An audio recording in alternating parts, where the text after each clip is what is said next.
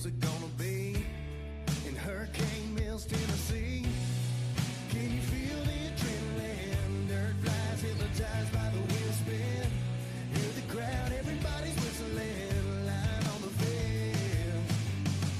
If you can put it all together 3 times, this 1 week of racing could change your life. Everybody knows this is where it all begins. Do what you gotta do for 20 plus 2 out at the ranch.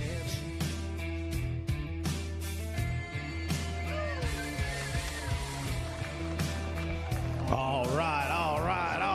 Let's go racing. Here we go. Race day number 2 here at Loretta Lynn's Ranch for the 42nd annual running of this Monster Energy Amateur National Motocross Championship here at Loretta Lynn's, presented by Amsoil. Moto number 1 this morning going to be that Super Mini 1, 12 to 15. Oh, setting the bar high this morning. High. Got some big heavy hitters in that one. Take a look at the rundown. Landon Gordon, Braden Johnson. By the way, want to welcome everybody at home and maybe at work. Hey, listen, I'm not going to narc on you. Maybe you're hiding in the cubicle.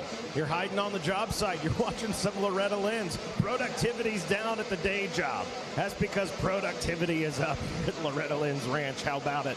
So, again,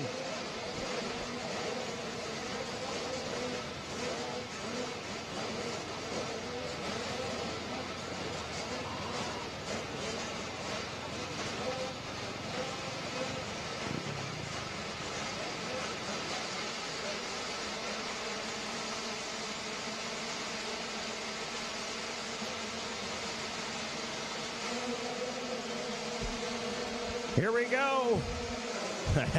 Let's go.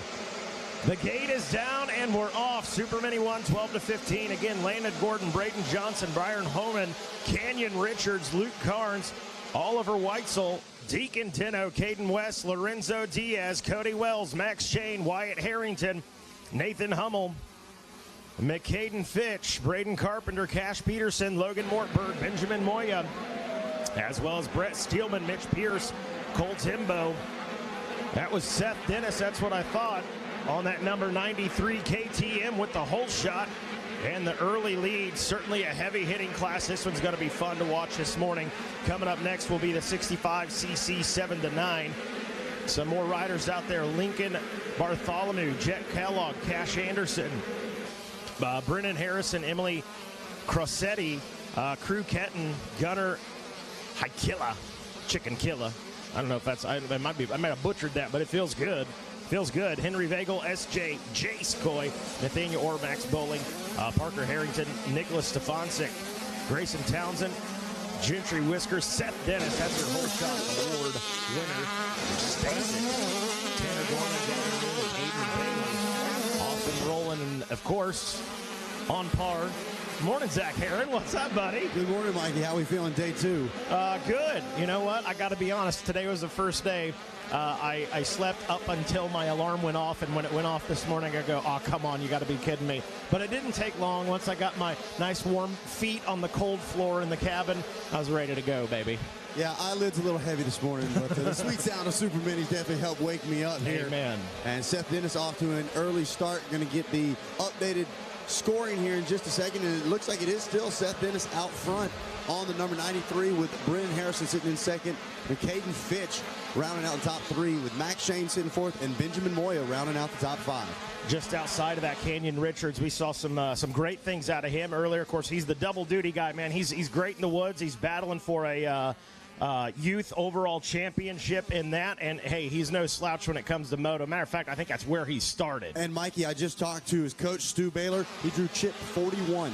So sitting inside the top 10 from a 41st pick. How about that? Pretty impressive for the number 16. You better believe it, Zach. Unreal. 41st chip, man. And he didn't even need the 10-second call to get him up there. That's Canyon Those Richards. live engine starts. That's it. Yeah, absolutely. For him, that meant nothing. That chip meant absolutely nothing.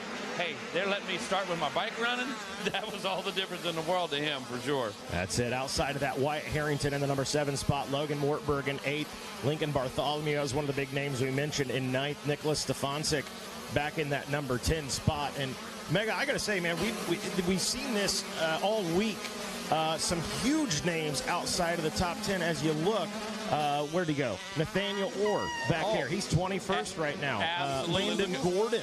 Yep, back Grayson here in 27. Townsend, Landon Gordon, Mitch Pierce back there as well. So these guys got some work to do early in this when you're absolutely not used to seeing names like that outside of the top 25. These guys normally very focused, know how important the start is, but that tells you how difficult it is to get a start here at Loretta's. As we see your two leaders on screen, sending the full triple here into the sand section this morning. No problems right now as this track is super smooth as they make their way around that Thor sand sweeper. And there we go, another lap in the books. Seth Dennis checks it in once again with a 153.3 this morning. They are rolling here in Super Mini 1. Wow, look at that. Now that's first lap, so we'll take a look at lap number 2. These guys going to be in that sub 2-minute times this morning.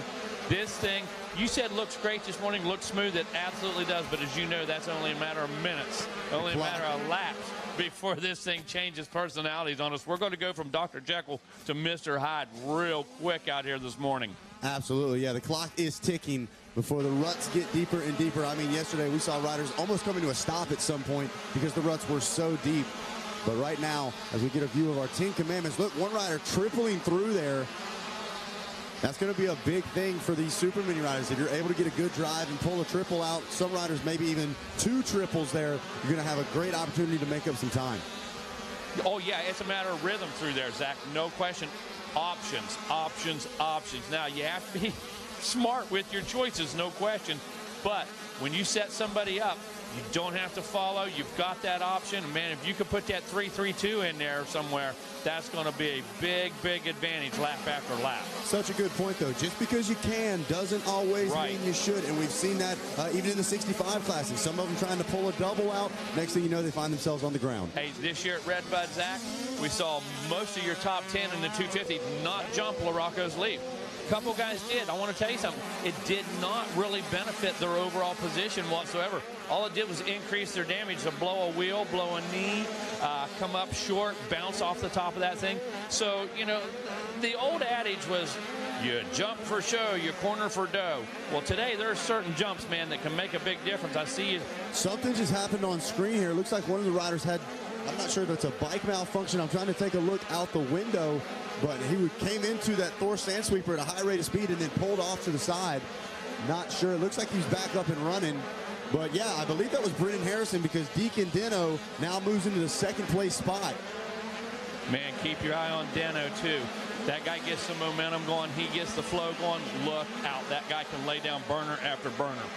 So there we saw the 56. Brendan Harrison is back up and running. Not sure if that was who I saw up there with the issues in the sand corner, but that sand been treacherous all day yesterday, but that's what makes it one of our favorite parts here at Loretta's. You have the deep ruts. You have that beach sand is what I always called it, and the riding techniques have to adjust depending on where you are on this track. You're absolutely right. That's a sugar sand. That's a beach sand out there that you're familiar with. This stuff will not pack. It will not form. It's just going to scatter lap after lap after lap. What it will do, though, Zach, is get deeper and deeper for sure.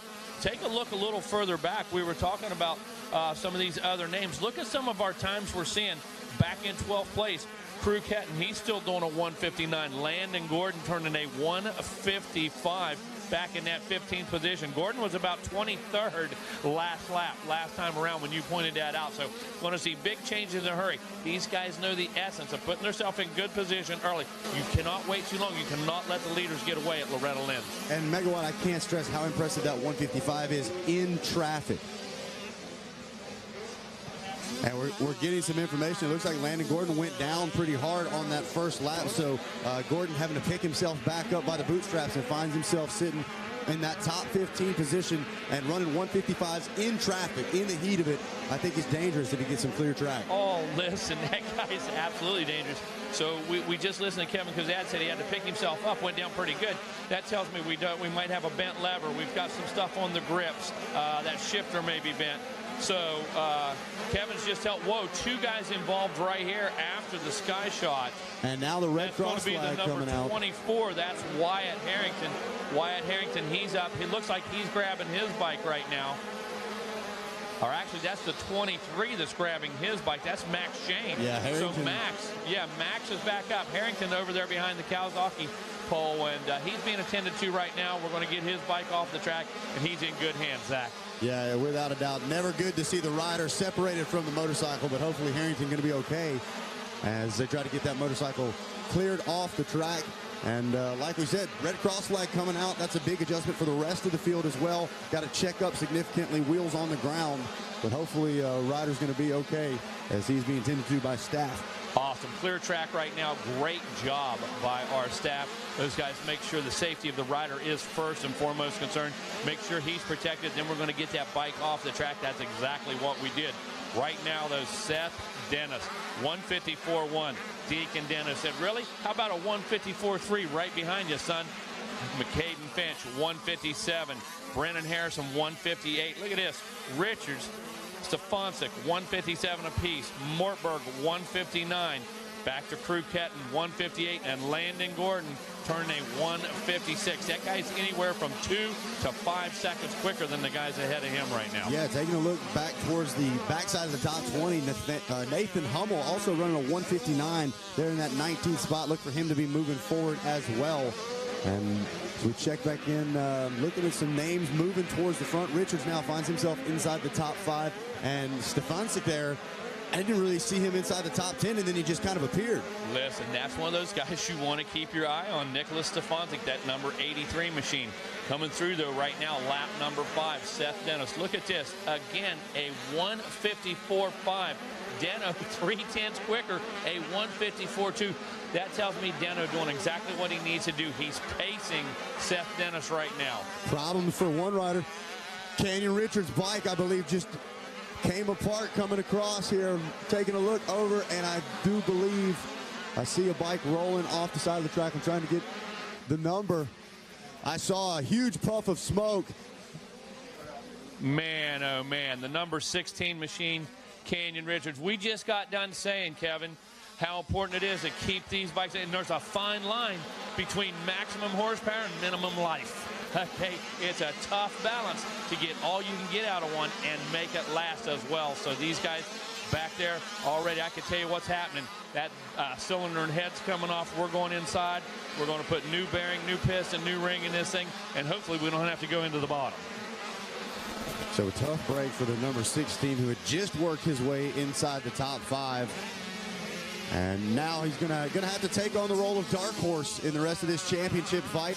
I know he still has the speed, but gonna have to regroup and come back for Moto 2. Now taking a look back on screen, there is the 93 of Dennis.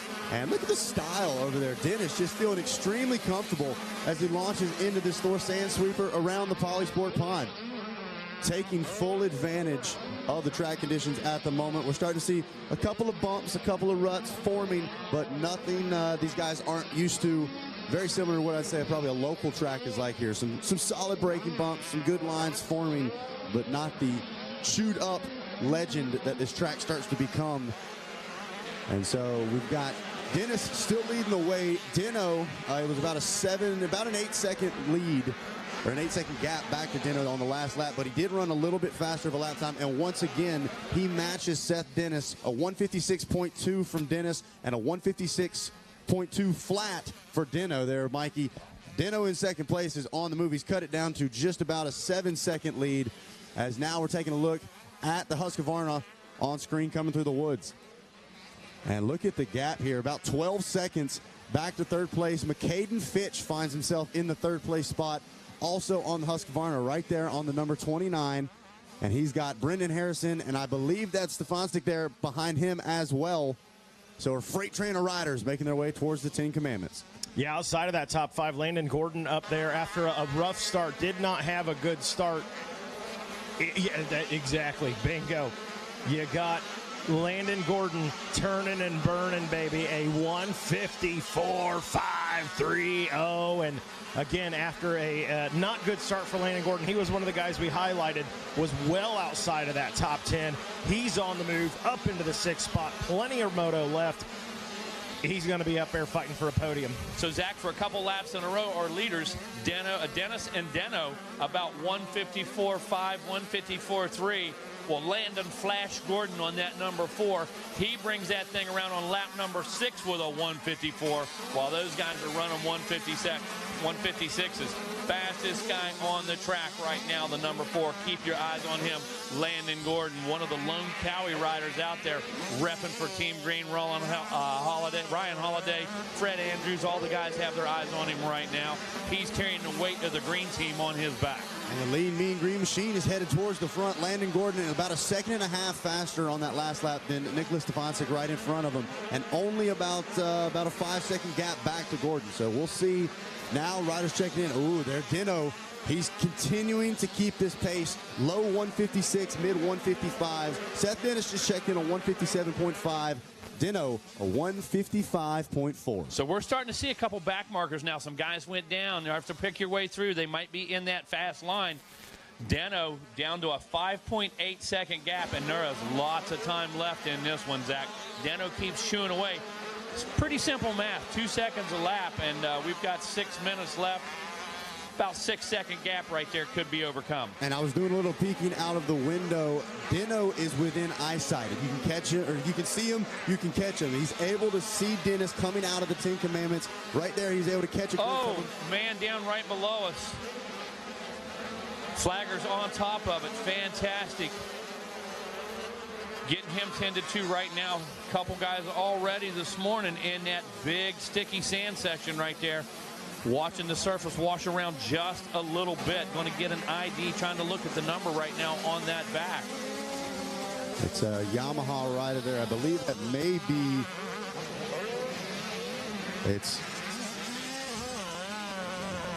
that might be Nathaniel Orr. Yeah, that's Nathaniel Orr is exactly who that is, and they're getting him fixed up right now. They've got him calmed down. He's in good hands. Going to get Nathaniel moved offside. Nathaniel wants off of that track bad. Yeah, absolutely, and great job by the staff there, immediately getting out to him, making sure he's taken care of and covered up there. And so we will get, make sure he gets off the track clean there. Taking a look back on screen, your leaders.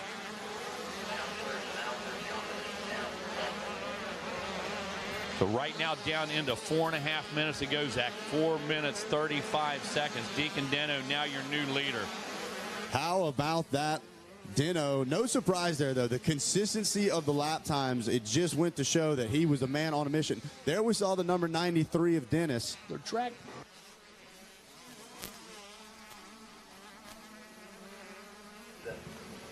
Right now, making sure we have our guy taken care of. That's the number 80. Making sure he is in good hands, and his safety is our first concern right now.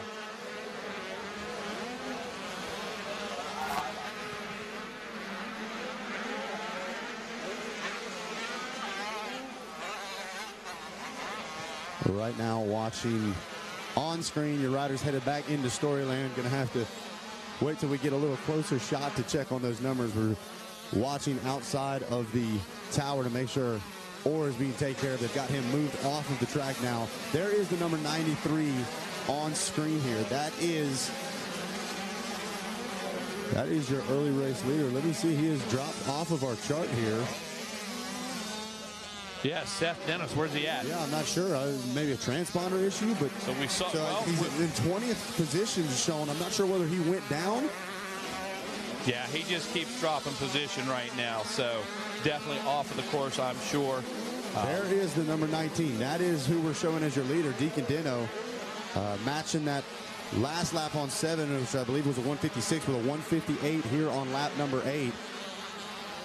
And look who's still rolling. Landon Gordon, 156.6. Still 4 seconds quicker than the guys ahead of him. Now, right now, Gordon puts himself in the number 4 spot, fighting for that ever-position podium.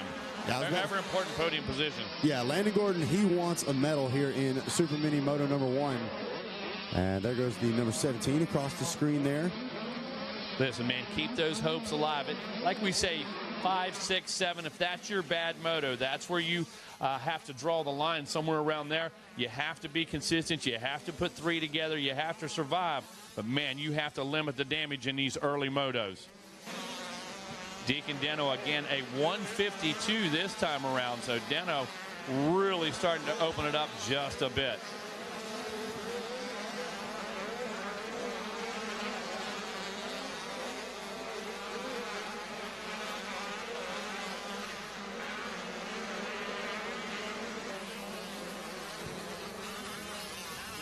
So Deacon Deno last time around a 152. Landon Gordon 157, worked his way through some traffic. So Gordon not only on the podium last time around, he picked up 2 positions on that last lap. So he went from 4th to 2nd. So he jumps up to the 2nd step on that podium. Zach getting ready to make his way down to the podium. We're going to hear exactly how this thing played out. Going to hear Seth Dennis' side of the story here maybe in about another minute and 30 seconds as this thing winds down.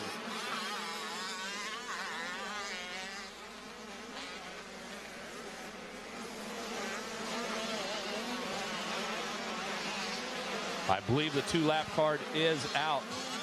A little bit of condensation on the windy here, but I believe we're looking at the card. Can confirm 2-lap card Nice. out. And it got the white flag in the back pocket ready, locked and loaded. So, and there it is on cue. Thank you, Kevin Kozad, with the call. White flags out. Deacon Deno, Landon Gordon having it out.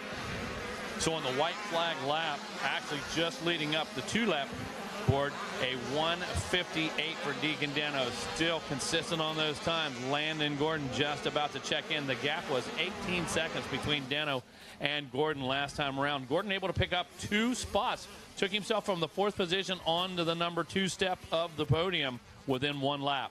Impressive stuff. Yeah, looking at, there he is right there. I got to thank Megawatt now. White flag out. Hey, 16.9 seconds back. He's going to settle into that second. And we're not pushing. No sense in making a mistake at this point.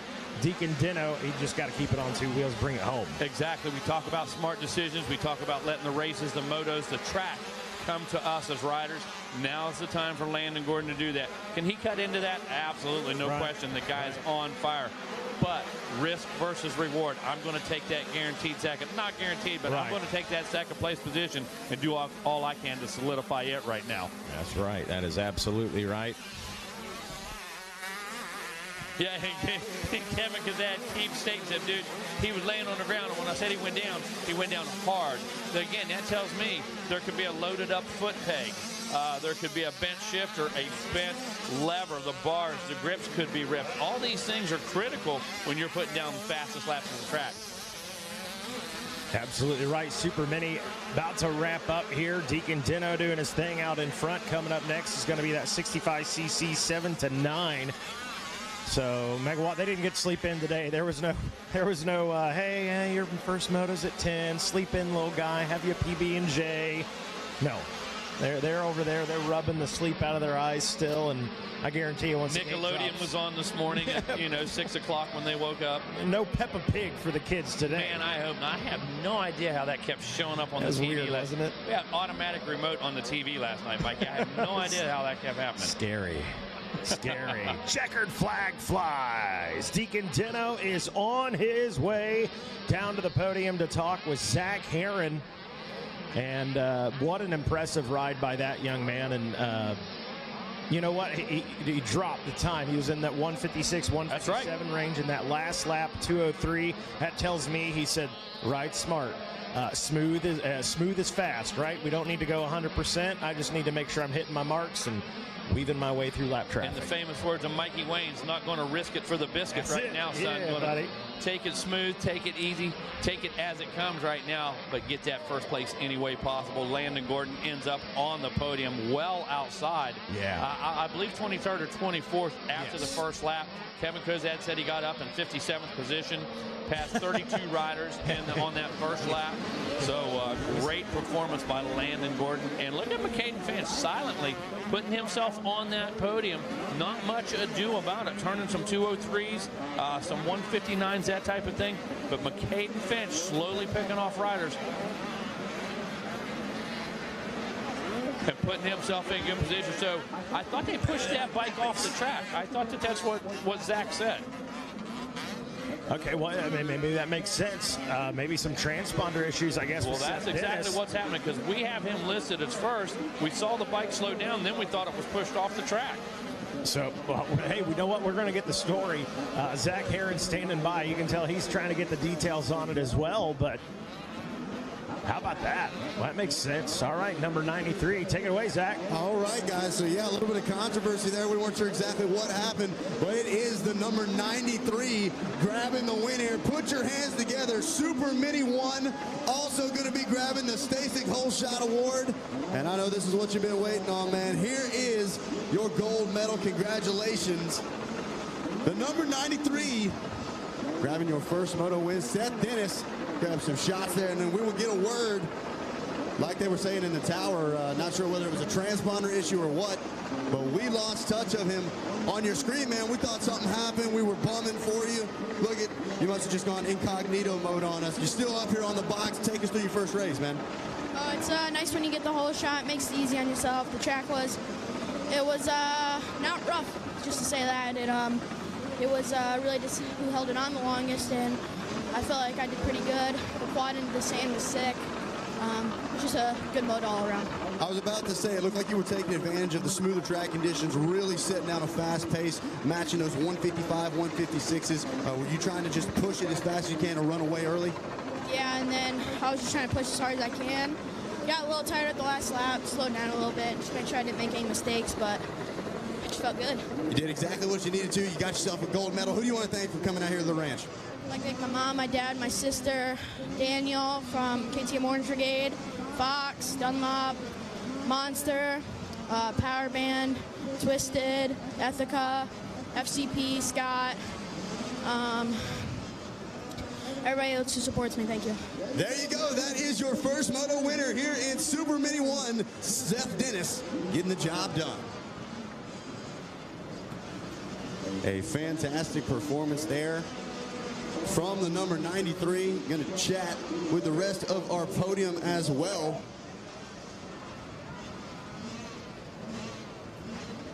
And so now we're going to get second place up here whenever they're ready.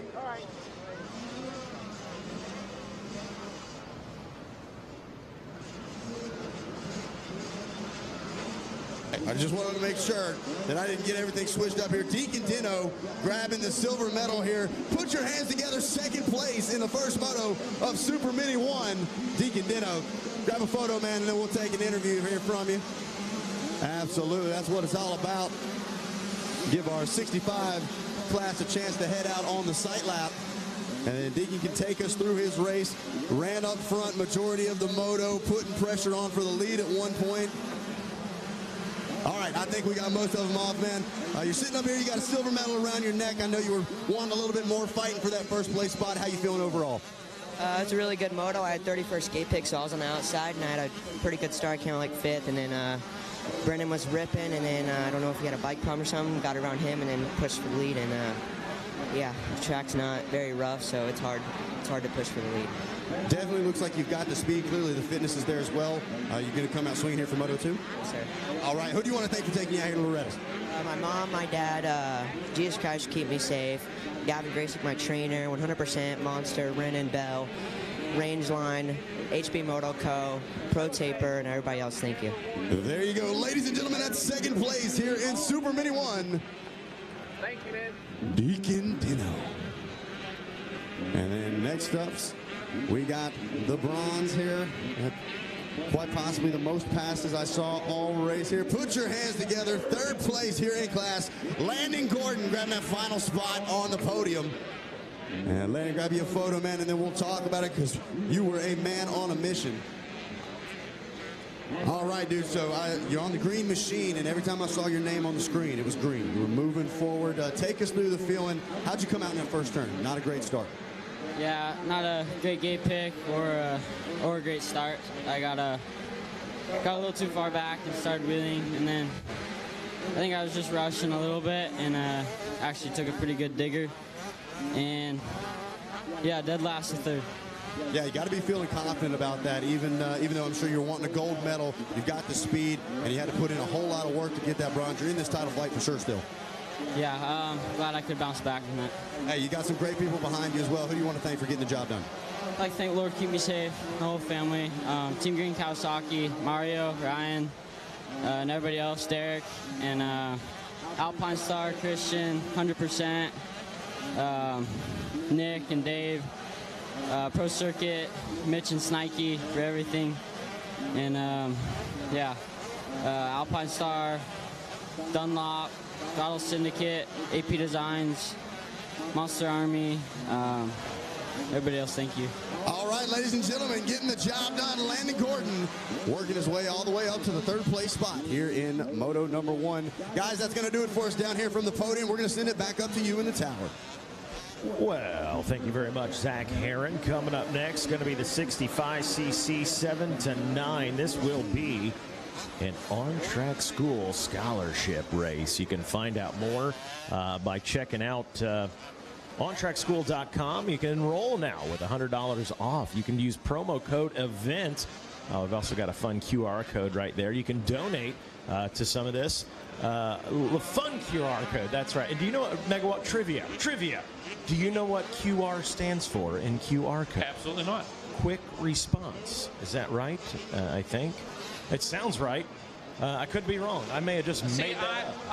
Now I tend to question when I see Kellen put both hands up like that. Now I tend to question you. I looked at the younger guys because I expect Kellen to know that one right away. So now I'm going to question you. Okay, Kellen's our guy.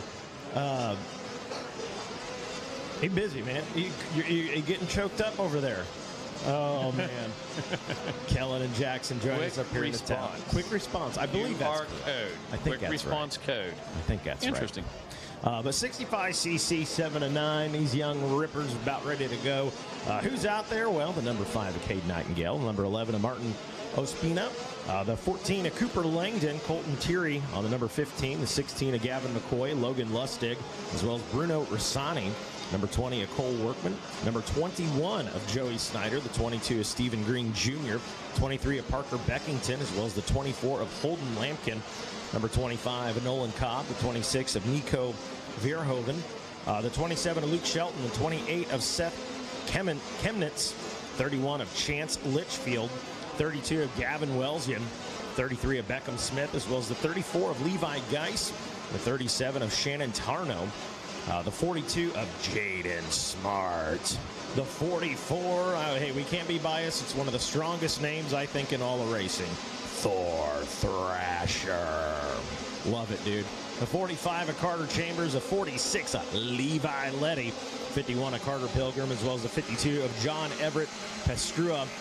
The 55 of Cannon Zabajink. 60 of Jace Sonnenberg. The 61 of Mateo Spatilia Galagios. The 66 of Eli Herrick, 67 of Jacob Mariner, 68 of Riker Beal, 71 of Grayson Porco, the 72 of Weston Otto, Anderson Waddell, Drew Bunetta, Mason Sperry, Owen Solomon, Forrest McPherson, Easton Luttrell, Jax Baker, and who got the whole shot? Who else? The number 42 Cobra Moto machine of Jaden Smart. Yeah, Jaden Smart had some real good line choices there. We're bar to bar with these guys as he went through the first couple turns, but as he made his way through that third turn, that right-hander into the 10 Commandments, he had established dominance right there, has a clear lead, does the number 42. One of my favorite, Jaden Smart, 10-year-old. The sponsors, Mega. Listen to this. This is grown man stuff right here. Big boy stuff. Cobra Moto, DRS suspension, Fox, and I love this one, the Gold Count Casino and Resort. Well, yeah, absolutely. Yeah, hey, they know a good risk. They know a good gamble. Okay, they know a winner when they see one. Who better to sponsor a 65 than a casino? That's it. Seriously. That's it. Odds are he'll be up front. It's a safe bet. How many more cliches can we throw out there?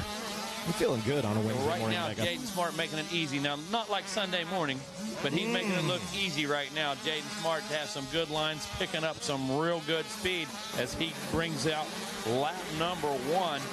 Crossing the tabletops into the beach right now comes your leader. And look at this, Mikey. Again, opening that gap right up. Yeah, the 26 back there, I believe that is Nico Verhoeven. That's a rider on the KTM on the SP Tools and Renthal backed ride, trying to keep pace. 33, Beckham Smith up in the mix, right out of Canyon, Texas. KTM Orange Brigade ride, Dunlop back ride. Our riders coming through with their first lap in the books here. Again, it's Smart out front, Gavin McCoy in the number 2 spot with Beckham Smith in 3rd. Nico Vierhoven in the number 4 spot with Jace Sonnenberg in 5th. Outside of that, you got Cade Nightingale in 6th, Cole Workman 7th, Anderson Waddell in the number 8 spot with Gavin Welsian in 9th, and Holden Lampkin rounding out the top 10 on that gas ride.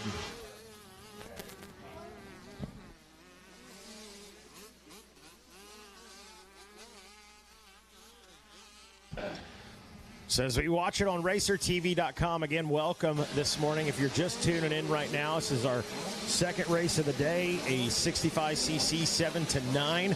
We're watching Jaden Smart out front, Megawatt doing his thing. Am I reading that lap time right? Well, lap one. But yes. But yes, nonetheless. you are. Yeah, okay, I know it. 1:57.4, Mikey. Lap 2, I just cannot wait to see what this time looks like, because I'm going to guess we're going to be somewhere around that 2:01 area somewhere. Yeah. That's exactly how fast those guys were running in the previous moto. These guys 7 to 9 years old on 65s. And there he is on RacerTV.com, the 42 out front of Jaden Smart, Gavin McCoy. He's saying, what have I got to do to link up with this guy out in front? And look at the names behind him. Oh, yeah. Levi Geis back here, Logan Lustig. But up here, Anderson Waddell 8th, Cole Workman 7th, Cade Nightingale in 6th, Nico Verhoeven in that number 4 spot. Beckham Smith rides in 3rd. This thing's going to heat up, Mikey. We're not even 2 laps in yet. Yeah, it's a beautiful thing. Right now, Beckham Smith under a little bit of fire. Nico, the number 26 KTM, going to work, doing a good job working the track, trying the outside line right there, testing some different parts of the track, looking for speed, refusing to play follow the leader. Love to see it. And Mikey, I don't know if they really get it or not, if they hear us talking about it, if the dads pre-show. These guys don't follow. No. These guys use every inch of the track, Mikey. That's it. I don't know if that's true racecraft, or if that's just youth saying, I'm going around. Yeah. You know, he's in front of me. I'm going over here. I'm going over here. I really don't even know how to explain that, Mikey. Because if this is by design, if this is racecraft, these guys are years ahead of that 7 to 9 year old age group. You're absolutely right. 2 laps in now, Jaden Smith, a 2:14.409. He's checked up a little bit. Gavin McCoy trying to chip away at it on that Cobra Moto machine. He's 4 seconds back. Beckham Smith in 3rd. Nico Vierhoven back in the 4th spot. And Jace Sonnenberg rounding out that top 5. So not quite down to that 2:04, 2:14. 10 seconds difference there. But I got to tell you, Smart and McCoy absolutely on fire. Look at Verhoeven. He's back there with a 2:15. Look a little deeper into the pack in the number 6 position. Anderson Waddell also a 2:15. After that, it kind of steadies out just a bit. So that tells me right now the guys doing work are 6th place and up. Yeah. You know, it's interesting. We talked a little bit about that off air. I think it was Kevin Kelly and I yesterday. This is it's kind of that age group where, you know, when you're young, you're on the PWs. It's an even playing field. You may have 1 or 2 guys that are out front, and it's almost that, like, raw genetic pure speed. You get into the 7-9 on 65s, that's where you start seeing some disparity between the riders as far as what we call racecraft or talent. Cream begins to rise to the top, and that's not taking anything away from these guys. You know, oh, absolutely not. Bottom line is they're some of the best in the country, and you hear some pro guys sometimes say, I wasn't the best youth rider. It wasn't until I got into my 20s or whatever that things started clicking for me. So I'm not taking anything away from anybody, but some of the young talent starts rising to the top at this age. And, you know, this validates a little bit of what we talk about. Take a look at Cole Workman, Holden Lampkin, Martin Ospina, 2:21.4, 2:21.6, 2:21.3. Hard to gain time. Hard to make passes when you're running the identical time. Now, this isn't your leaders, 2:21, 2:21. This is 8th, 9th, and 10th. Those guys separated by less than half a second. And these guys absolutely bringing the heat. Now, to his credit, we take a look just a little farther back. Carter Pilgrim. Carter Pilgrim turns a 2:20. So we got a 2:24, a 2:25, a 2:22, and 2:21's ahead of Carter Pilgrim. He is definitely on a quicker pace right now. Yeah, for sure. Picked up, 5 positions that last time around. Now 3 laps in the books. Jaden Smart still leading this thing. Gavin McCoy in the 2 spot, 6 seconds back. Beckham Smith third. Nico Vierhoven in the 4 spot. Anderson Waddell, the big winner in lap number 3, picks up a position. He's picked up 3 total, trying to work his way through the pack. So 12 and a half minutes to go, Mikey. Lots of time left in this one. Only 3 laps in. Jaden Smart has about a 6-second gap over Gavin McCoy. Gavin McCoy another 1.5 back to Beckham Smith. Look at Beckham Smith, though. Last time around, basically a full second quicker than McCoy, eating into that gap each and every lap. Yeah, trying to chip away at it back there. And oh no, the 26 and Nico Vierhoven going down. Does he get past? What the man? Heads up. What? There you go. Anderson Waddell brings it. He does. He took advantage of it. We just talked about how quick he was running compared to the guys around him. So Waddell sees an opening, and that's the racecraft. That's putting yourself in good position. Not following, Mikey. We preach about it. We harp around. We sound like a broken record. Had Waddell been right behind him, guess what? Both guys are held up. That's Bingo. the bottom line. Nobody's progressing. 2 guys probably losing spots at that point. Right.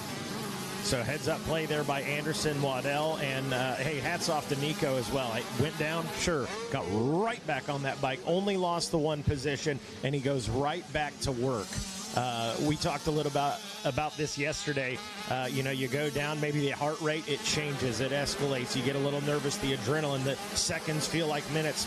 On the flip of that, I use the boxing analogy. It's kind of like that first time you're nervous, first time you get punched in the jaw, you're like, okay, I'm awake now, let's go. You just woke me up, fool. That's it. Right on.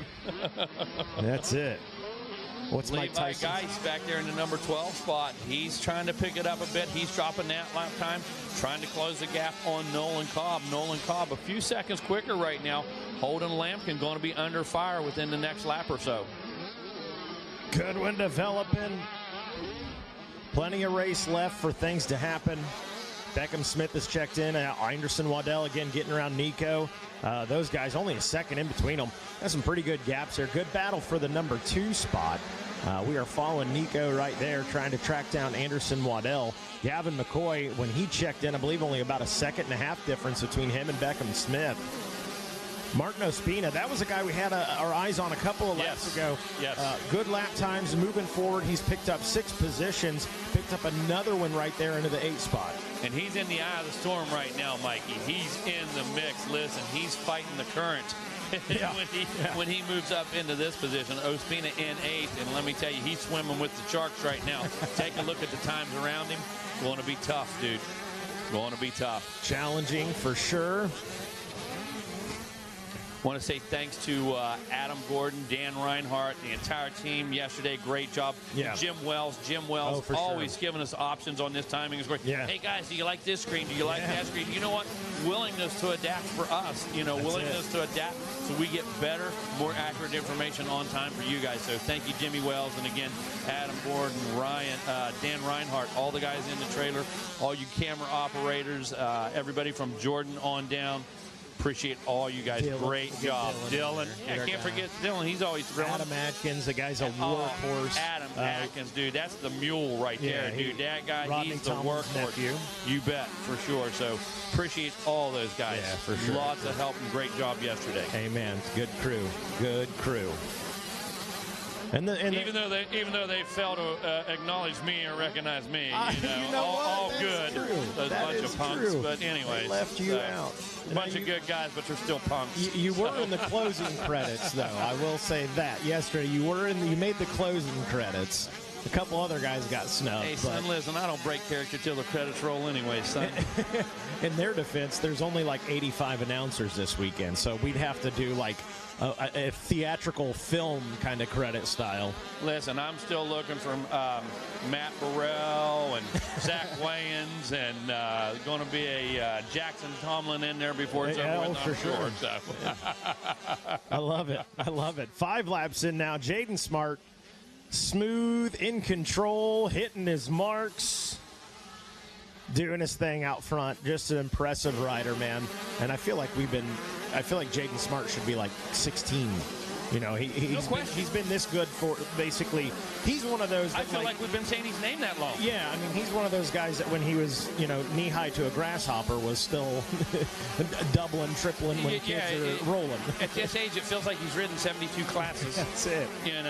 He's just one of those guys that's always there. He's going to ride as many classes as he can. He's going to put the effort in, and that's one of those guys that, you know what, he is relevant and is going to remain relevant for years to come, man. For sure. Got a bright future, no doubt about that. I was pumped to see Fred Andrews out on the deck this morning. He's one of the original moto mercenaries, one of the original bad dudes. Him, Tom Carson, Larry Brooks. I can go on down the list of Mega's moto mercenaries. There you go. Those guys are certified bad guys. Certified, let's put it this way, certified bad dudes. They're good guys, but they're bad dudes, man.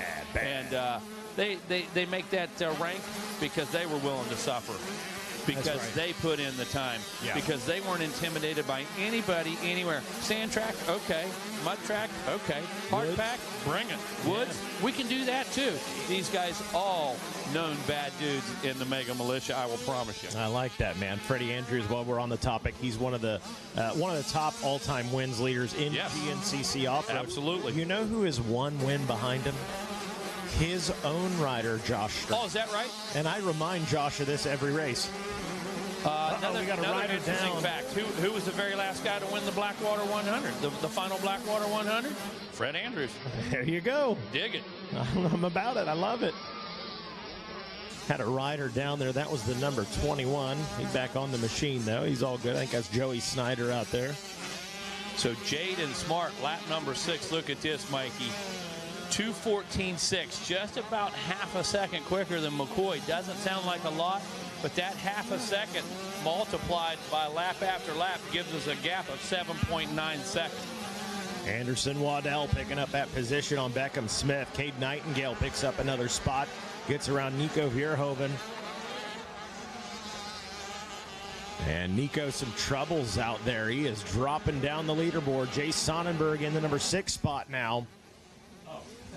Mikey, our fans and spectators out there may notice a lot of youngsters running around in yellow shirts that say apprentice on them. That's it.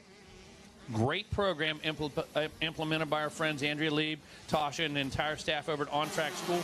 These guys have different disciplines that they'll be following and shadowing this week as far as media, track crew, race operation, announcing, that type of thing. So I encourage everybody, apply next year. For sure. Find something you're good at. Find something you're interested in. Try to apply for that apprentice program. We have a graduate with us, Jackson Burrell, in the booth. You know, Jackson was an apprentice last year. And let me tell you something about Jackson. We wondered about Jackson early in the week. No lie. He's here. And he will tell you, he wondered about himself at the beginning of the week. Jackson's confidence grew. Jackson identified exactly what his soft spots were and his shortcomings were. And then Jackson worked on them every night last year. Jackson stayed in the tower till the last moto was won. The bottom line was, Jackson, you took full advantage of that apprentice program. Like I said, we had doubts about you on Monday and Tuesday. You had doubts about yourself. Oh, no doubt. You kept saying, Meg, I don't know. Mikey, what are we doing? What can I do to improve? And that was the thing. You focused on it. You had that desire, and it resulted in a full-time job at GNCC for you. You're back here this year as a full-time announcer for the Loretta Lynn's Amateur National Motocross Championships. And the future's wide open for you, and you can say the same about our apprentices this year. Yeah, no doubt about it. And the future's looking bright for the apprentices. They've been wanting to get in here just as I was. They've been to 50 classes so far as I was, so I'm proud of them stepping up and doing the path that we've chosen to do. And yeah, like you were saying, Megawati, I can't believe it. I still doubt myself now, but I've been showing up week in and week out and doing my best. Absolutely, and great job you've done. You've developed as a young man, you've developed as an announcer, and it's been fantastic to watch that. And I look forward to seeing that out of our next group of apprentices as well. Me too, Megawati. Me too. I appreciate it. Well, Mikey, yeah, all kinds of action all over the track right now. Again, one of our riders down. Don't want to be quick to speculate over there.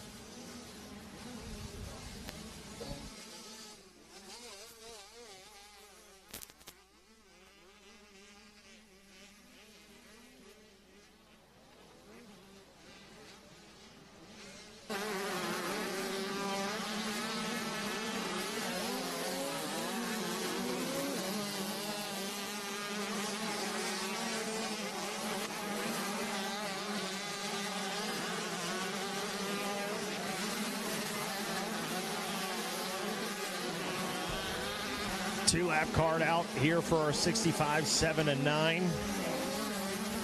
Gavin McCoy in that number 2 spot. Anderson Waddell in 3rd. Beckham Smith 4th. And Cade Nightingale in the number 5 spot. As we get down into the nitty-gritty, still got some good battles out there. A little bit of separation from your front runners. But Cade Nightingale all over Beckham Smith. See if he can't maybe hop up into that number 4 spot. And that is what we're watching on Racer TV. Beckham Smith, good job, boys, finding the battles out there. That is Cade Nightingale, the number 5 behind him, trying to go to work, trying to make something happen late. And yesterday, Mikey, Cade Nightingale made it up onto the podium. Like you're saying, trying to do it once again here in the 65cc 7 and 9-year-old class.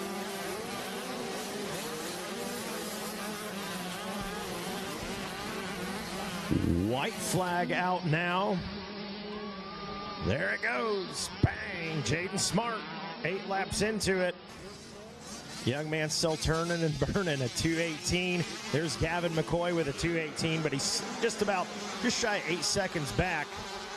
What do you do in this situation, Jackson? If you're Gavin McCoy, do you push? Do you try to make a push for that 1, or do you settle in and say, let's bring it home and just try to keep this second? I would try to bring it on home at this point. Yeah, I'm with you. Get in there for Moto 2 and 3, see what you can do. He clearly has the speed, so he just needs to get that start put together, get out there, get up front, and see how he can hang with the boys. That's it, man. We don't do it once, not twice, but thrice. We do it here at Loretta Lynn's. And watching Jaden Smart on Racer TV, that young man just sensational. And I think he has been since he was 2. That kid is just stellar. No doubt about it. Jaden Smart, a champion here last year at the ranch. Fun to watch him, man, for sure. It's amazing the racecraft that they have. As you and Megawatt were talking earlier, sometimes you wonder if they're doing it on purpose. It's so good. Right. I mean, you can tell him some of the lines he takes as he courses his way through lap traffic. You can almost tell, hey, that's not the line I necessarily wanted, but the lapper's in the line I need. I can adjust. I'm 7, 8, 9 years old. I can adjust. And again, Jackson, these guys emulate the older brother or the hero, the neighbor. Landon Gordon could be your neighbor. So you're going to do what he does. Or you could live near Casey Cochran and idolize that guy, so you watch every one of Casey. So just by instinct, you're going to try to imitate and do the same things as those riders. So that's where you're going to pick up that kind of technique. And we do wonder, man, was that by chance? Was that instinct? Is that natural talent from these guys? Or are they just, shooting from the hip? Right. These guys understand the game. And the big thing to me, the setup, the not following, the different line choices. Just absolutely incredible at 9 years old. Yeah, almost on cue as you were saying that. There was a situation. Jaden Smart was on an inside line.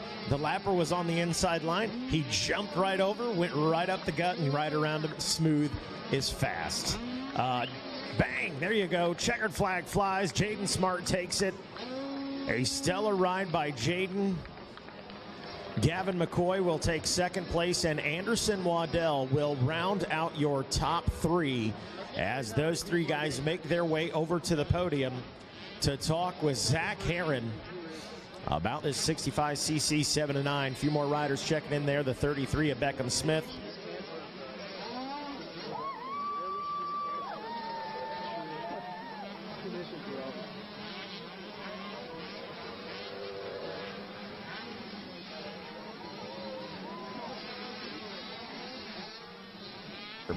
Forgive me, that's what a mute button's for. Had a little sneezing fit there. Cade Nightingale rounding out that top 5. There you go. There's your top 10 on RacerTV.com. Jay Sonnenberg, Martin Ospina, he had a solid ride. Not the best start, able to recover and work his way up. Holden Lampkin, Carter Pilgrim, and Gavin Welsian rounding out your top 10. The top 3 are headed down for the podium. Probably down there getting themselves rehydrated. They got their Monster Energy juice boxes ready, locked and loaded, And they'll be chatting it up with Zach. That's it. All right, guys, I'm going to jump in from down here on the podium. Jaden, he's chilling, taking a little sip of water. He's not out of breath or anything. I was like, are you good? You ready to go? He's like, yeah, man, hand me my medal. So, ladies and gentlemen, put your hands together. The 65-79 first moto winner, Jaden Smart, getting the job done. Look at that. Takes a little sip there. Just another day out here for Mr. Smart. So we're going to catch a word with him here. The number 42 machine. Man, what a race you had. First of all, how you feeling? Sum it up in a word. How you feeling right now? Hot. Hot, really? Man, you know it's going to get a lot warmer today. Yeah. It's just getting started, though. You got to be feeling hot on the track, too, man. You are on fire out there. What's the secret, man? What's the secret? I don't know, just hold the throttle wide open. I never figured that part out, man. That's where I went wrong. You clearly have got that summed up, and you got some good people hanging out and helping you out. Who do you want to thank for coming out here? My mom, my dad, Fox, Cobra Motorcycles, DRS Suspension, Tyson Engines, TRX Throttles, Go Country Casino, Skyline Steel, Justin Costello from Safe Farm, CP Racing, and everybody else. There you go, guys. That is your gold medal recipient here in Moto number 1, Jaden Smart. Getting the job done. Let me get out of the shot here. Holding that big number 1 up in the shiny, shiny gold. And then coming up next, we're going to chat with second place. A very hard-fought battle there for that silver medal. Anytime you can get one of these medals, you're in that championship fight. So a huge congratulations to the number 42. We're going to call up second place. Put your hands together. Gavin McCoy. Little knuckle bump there from competitors. There you go, man. That is all yours. Grab you a photo, and then we will get an interview here in just a second. A great job there. All right, Gavin, so you're up here, you're on the podium, man. You got the silver medal. How was your start? How did things start out for you here in Moto 1? Good. Got up to a really good jump. Just try to protect the inside. Got a third place start, so yeah, it's pretty good. Now, what'd you think about the track out here? It's still early in the morning, not too rough. Did you feel like you were able to really attack it out there? Yeah. Well, you clearly got something figured out, man. You got one of those medals. Who do you want to thank for racing out here at Loretta's? My mom, my dad, my grandma, grandpa, McCoy Auto Group, VP, Dunlop, FX Racing, Bell Helmets, and everyone else I forgot. Thank you. There you go, guys. Put your hands together one more time. Your silver medal recipient, Gavin McCoy. And we're going to let this next class go off before we call up our bronze medal recipient here. Got a Stasic Holeshot Award to give us away as well. I should have looked at the check first. I'm going to have to call Jaden back up here. He's got a Stasic Award waiting on him. So we got big bikes taking the track next here.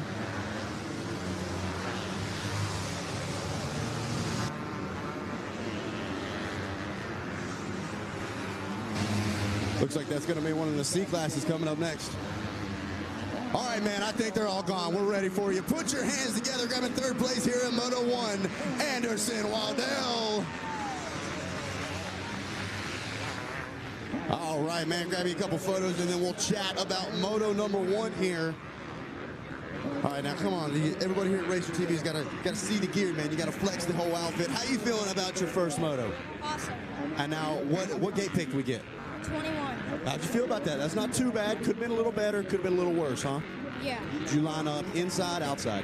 Third gate from the inside. There you go. How'd you come out? Pretty good? Not that good. Not that good. Well, it's not always about how you start, but it is always about how you finish, man. You still managed to get one of those medals. What was the secret? You just got to ride hard the whole race. Ride hard and never give up, man. A great job. I know you got some awesome people helping you out. Who do you want to thank? My mom, my dad, Orange Brigade, KTM, A1 Racing, Fly, Dunlop, Scott, and everyone else. Thank you. There you go. That is your bronze medal recipient, Anderson Waldell. And, man, that was a fun one there. And I'm not sure if Jaden is still hanging out. Jaden, I should have read the check, man. I'm sorry. You got a Stasic Holeshot Award coming your way. This one's yours, too, buddy. Come up and get it. That's my bad. All right, that's what happens when you're that fast, man. First round, first turn. Let's grab another photo. Hold that thing up high. He brought it into the first turn first, and he brought it home first.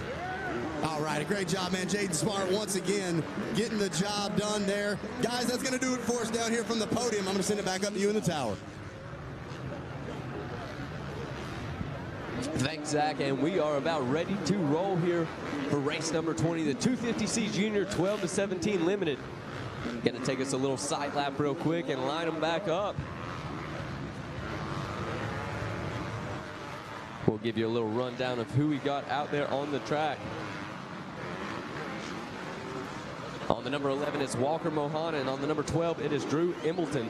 On the 15 is William Barrett. On the 16 it's Robert Wise. On the 17 is Logan Hell. On the number 18 machine it is Caleb Bates. On the number 19 it is Kyle Pelialagos. On the number 20 it is Cooper Ford. 21 is going to be Kane Wood. Ethan Webb is going to be on the number 22 machine. On the 23 we have Gavin Thurgood. On the number 25 is Anthony Polowaski. On the number 27, it is Chase Elegowitz. On the 29, it is Cole Loop. On the 30, it is Braxton Kragenbring. On the 31, it is Connor Sumner. On the 32 is Jeffrey Wrinkle. Cole Culvert on the 33 machine. And then on the 34, we're going to have Devin Cook. Dagan Strickland on the 36, Walker Alfano on the 37, and Trent Salisbury gonna be on that 39 machine. On the number 40, we got Evan Terlicki. On the 42 is Dawson Baker. Jackson Bisco on the 43 machine. On the number 44, we have Ethan Burns. Marco Cruzadell on the 52. Ryder Rodriguez on the 55, and then on the 57, we got Cole Coker. Carson Hall on the 59. On the 60, we got Trayton Badillo. On the 67 machine, we got Kerry Owings. On the 68 is Logan Hecker. 69 is going to be Colton Austin.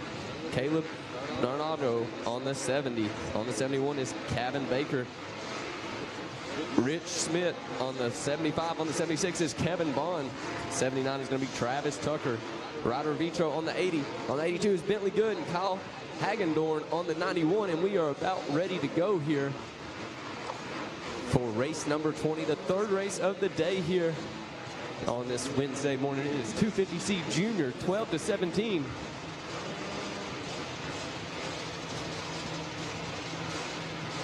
All right. As you see the mechanics leaving the area, the revs are up.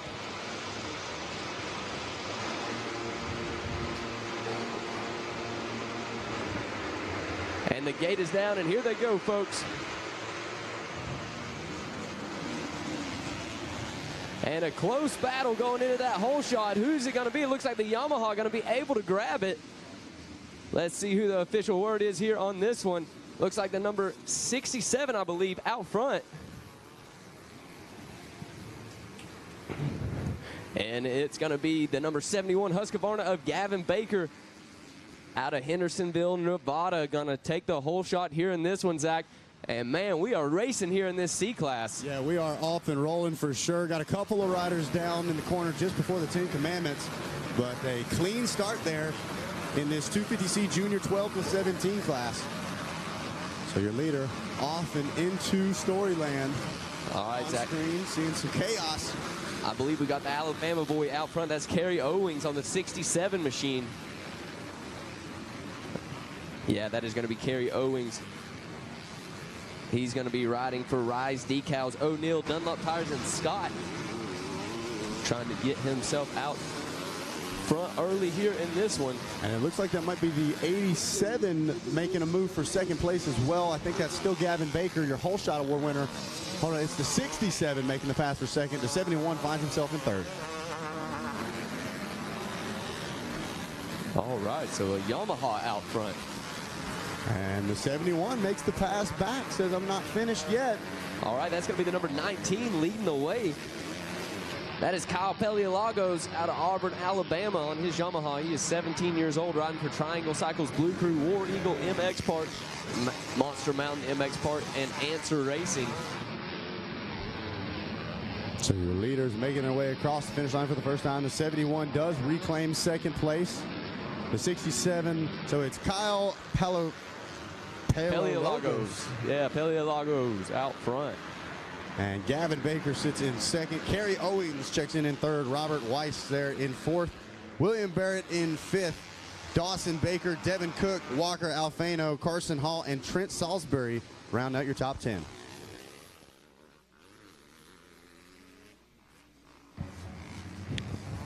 And it looks like things are tightening up there for that second place position. I believe we have a pass going on.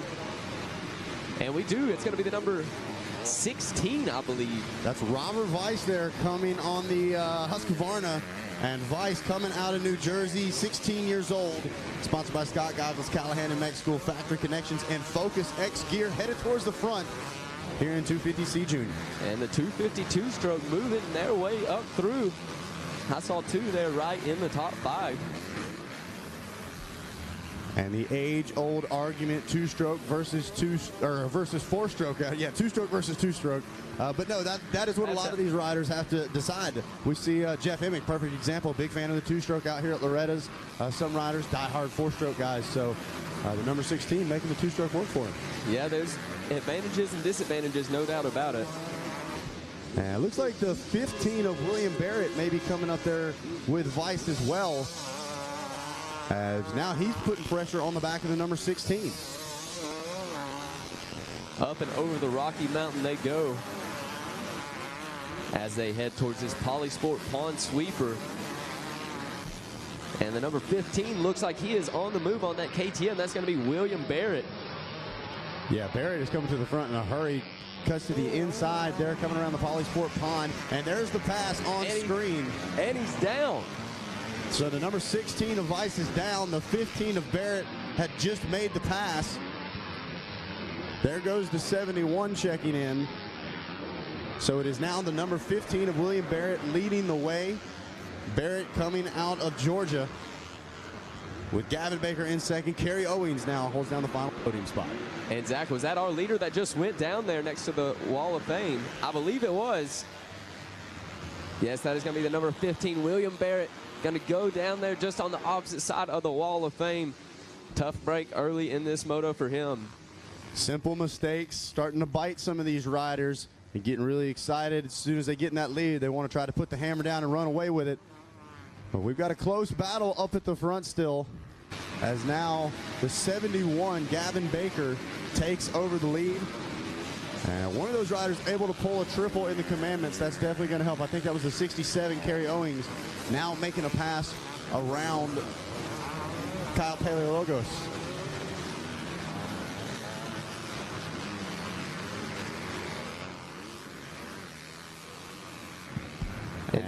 So the number 15 didn't lose too much time there. William Barrett able to get it up and going in that 5th spot. So Zach, he still might be in contention for this one. Yeah, without a doubt, these riders have still got a little bit of time before they're going to be seeing the 2-lap card. So I think he's going to try to recover. Didn't fall out of that front battle. He's able to keep them in sight. As there we see the 67 jumping in to the sand section.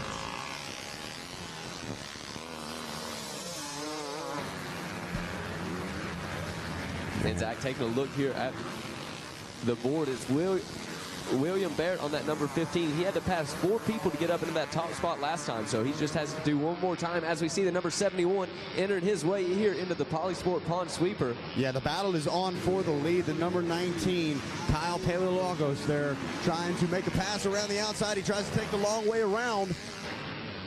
And he's got a little more momentum coming towards the finish line. We'll see whether or not Baker's able to pinch him off. And no, we've got a pass. Kyle Paleologos reclaims the lead over the number 71 of Gavin Baker.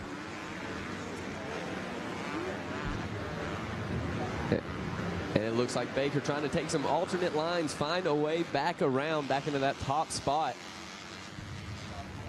Yeah, Baker going to try to figure out exactly where the number 19 is faster than him.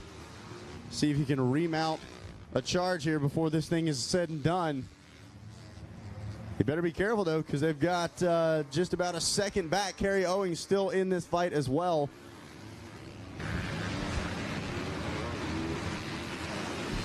Oh, the number 71 gets he's going loose. for a ride. Oh, a big hit there for the number 71. He got off rhythm there. We saw the feet come off the pegs, and at that point, he was just hanging on. A tough break there for the number 71 of Baker, having such a good race before that. Hopefully he'll be able to get up and remount, come back out here from Moto 2 and 3. So, looking back on the screen, there's the number 19 of Kyle Paleologos coming around. And we talk about that. We've seen throughout the day yesterday and even so far this morning, some of our favorites in these classes not having the first moto, whether it's bike malfunctions, whether it's a crash. And one of the things we haven't talked about is how that shapes them throughout the week. They kind of become the dark horse. They're obviously still fast. As long as they're healthy, they're able to get the bike fixed.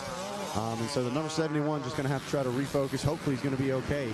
That was definitely a tough one to watch there. As now we are watching the number 16 and the 67 go at it. I feel like these two have been locked into a battle pretty much this entire race. Weiss there trying to get around Owings. He goes to the outside around the Polysport pond.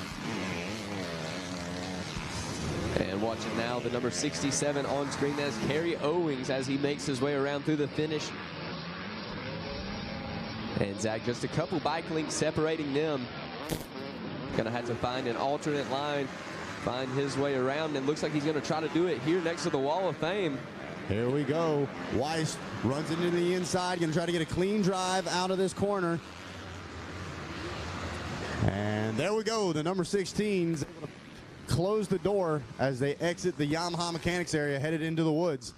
And Weiss makes the pass, finds himself in second place, but don't count out Kerry Owings yet.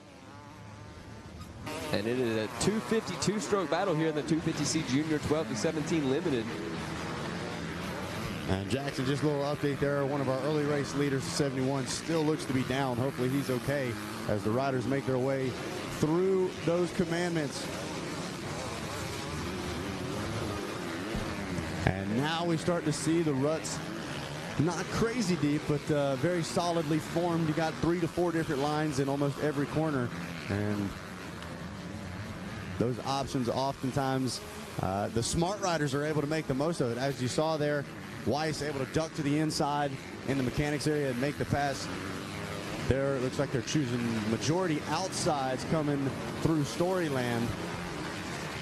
And one of the things we don't talk about a ton, Jackson, is just how long the ruts are. You can see in this shot right here, even exiting the corner, these guys, the front tire kind of starts to pick up out of the rut. But even headed out into the straightaway, they're still digging.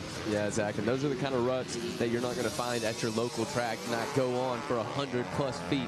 And as you've been seeing them in Storyland, especially where they take that right-hand corner over the roller, really starting to get treacherous. Even this early in the morning, we can already see probably about 12 to 20 lines made right there. Absolutely. And one of the names we haven't mentioned so far is the number 37, Walker Alfano there, and he is getting into the mix as well, hot on the heels of the number 67. And so Alfano there trying to make a charge in this last little bit here, the first Moto 250C Junior. And I think he's going to be able to make a pass around the 67. This is where we saw the pass be made last time around. A little different strategy this time, guarding the inside as our camera goes back to our leader, the number 19 of Kyle Pelialagos. We'll see who comes out of here first. There is your second place. That is Robert Wise on the number 16 Husqvarna. And the number 15 is locked into a dogfight right now. I'm sure he can hear. He probably thinks it's the 67, and now he's seeing it is not. It is the 37, getting a great drive. And the number 15 is going to retaliate. That's William Barrett. He's not going to give it to him easy, Zach. Yep, and these riders going the smart route, just doubling, and then singling out of the 10 Commandments. Nobody wants to make a silly mistake. That was something Megawatt mentioned earlier. You know, just because these guys can uncork a triple doesn't always mean they need to, because sometimes things go wrong. And there is a time when it goes right, as we see the number 37 of Walker Alfano leaping his way into the lead. And Jackson, just looking by the body language of Barrett, looks like he might be starting to get a little winded too. These are long motos out here at the ranch. No doubt about it. The 2 card is out, so this moto is winding down. A 20-minute moto for these guys, I do believe. And Jackson, that means I'm going to probably start to make my way down towards the podium, but I'll be listening to see how this thing turns out. All right, so Kellen's going to come join me now here in the booth as his 250C Junior 12 to 17 limited class comes to an end. They should be getting the white flag this time around. The number 37 making some moves this last time around, Kellen. Able to get 2 riders just in that 1 lap within about 4 turns. Yeah, Walker Alfano there on the 37, like you said, trying to move his way up and get into this mix here. Looks like he was able to get all the way to third in this one single lap. So getting on the podium late in this moto, a good way to start off your week. And that just shows how fit he is here this week at Loretta Lynn's, to be able to charge at the end of the moto when everybody else is kind of just trying to make it to the finish line. He's still pushing, he's still going up to the front. So that's just an attest to his fitness here at Loretta Lynn's. The 19 of Kyle Paleologos, though, pulling away out front still to the tune of that 7 seconds here on this last lap as he goes into the commandments one more time. Just making it look easy, doubling his way through, not doing anything too crazy to start the day off here. Track's still pretty good condition as well. A lot of nice, smooth, long ruts, but it's going to get rough today. Yeah, no doubt about it. We saw it yesterday, dried out and rough, beat up. And these guys are laying down the lines that we'll be seeing all day here at Loretta Lynn's.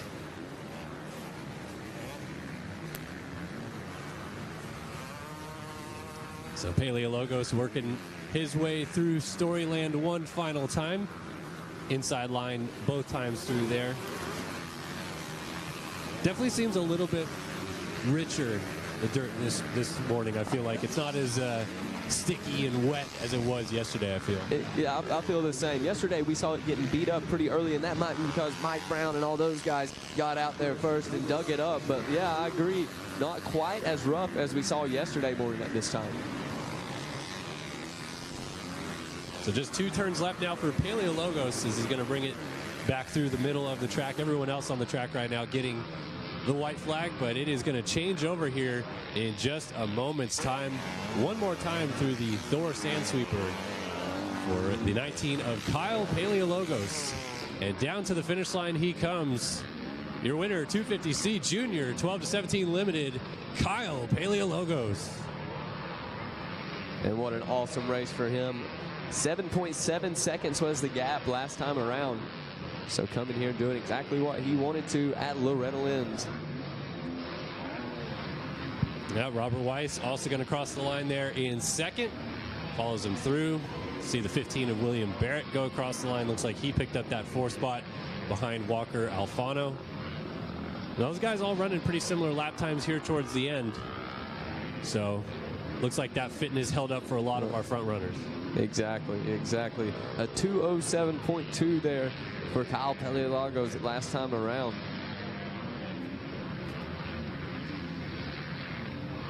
All right, so there is your top 10. Paleologos from Weiss, Alfano, Barrett, Trent Salisbury crossing in 5th ahead of Ryder Rodriguez. 7th for Anthony Polakowski. 8th for Kerry Owings. 9th was Cole Tucker.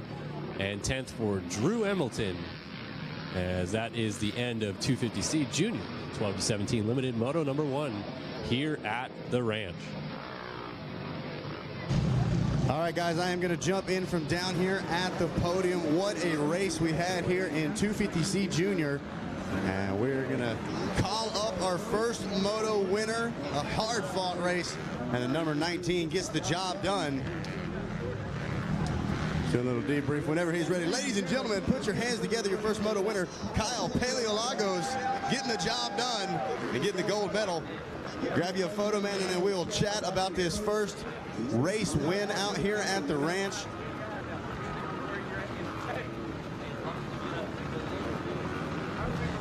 All right, nobody wants to smile for a picture when nobody's cheering. Make a little noise one more time. Thank you. That's what I'm talking about.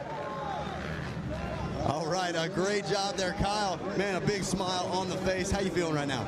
I'm feeling pretty good. I got a good start, surprisingly. I came out of the corner in probably like 20th, but I just railed outside in the next straight and got up to first pretty quick. Went down, going into the Storyland, and then made my way back up and then just rode it out. Now talk about the mindset, man. When you hit the ground, you knew you were going to have to fight to get this thing back, but it looked like the fitness is there. You didn't look like you were struggling or laboring, really. You felt strong all the way through? I felt pretty good. Once I went down, I of course got shaky because I was nervous, but whenever I got back up, only 3 people had gone by me, so I knew it wouldn't be too hard.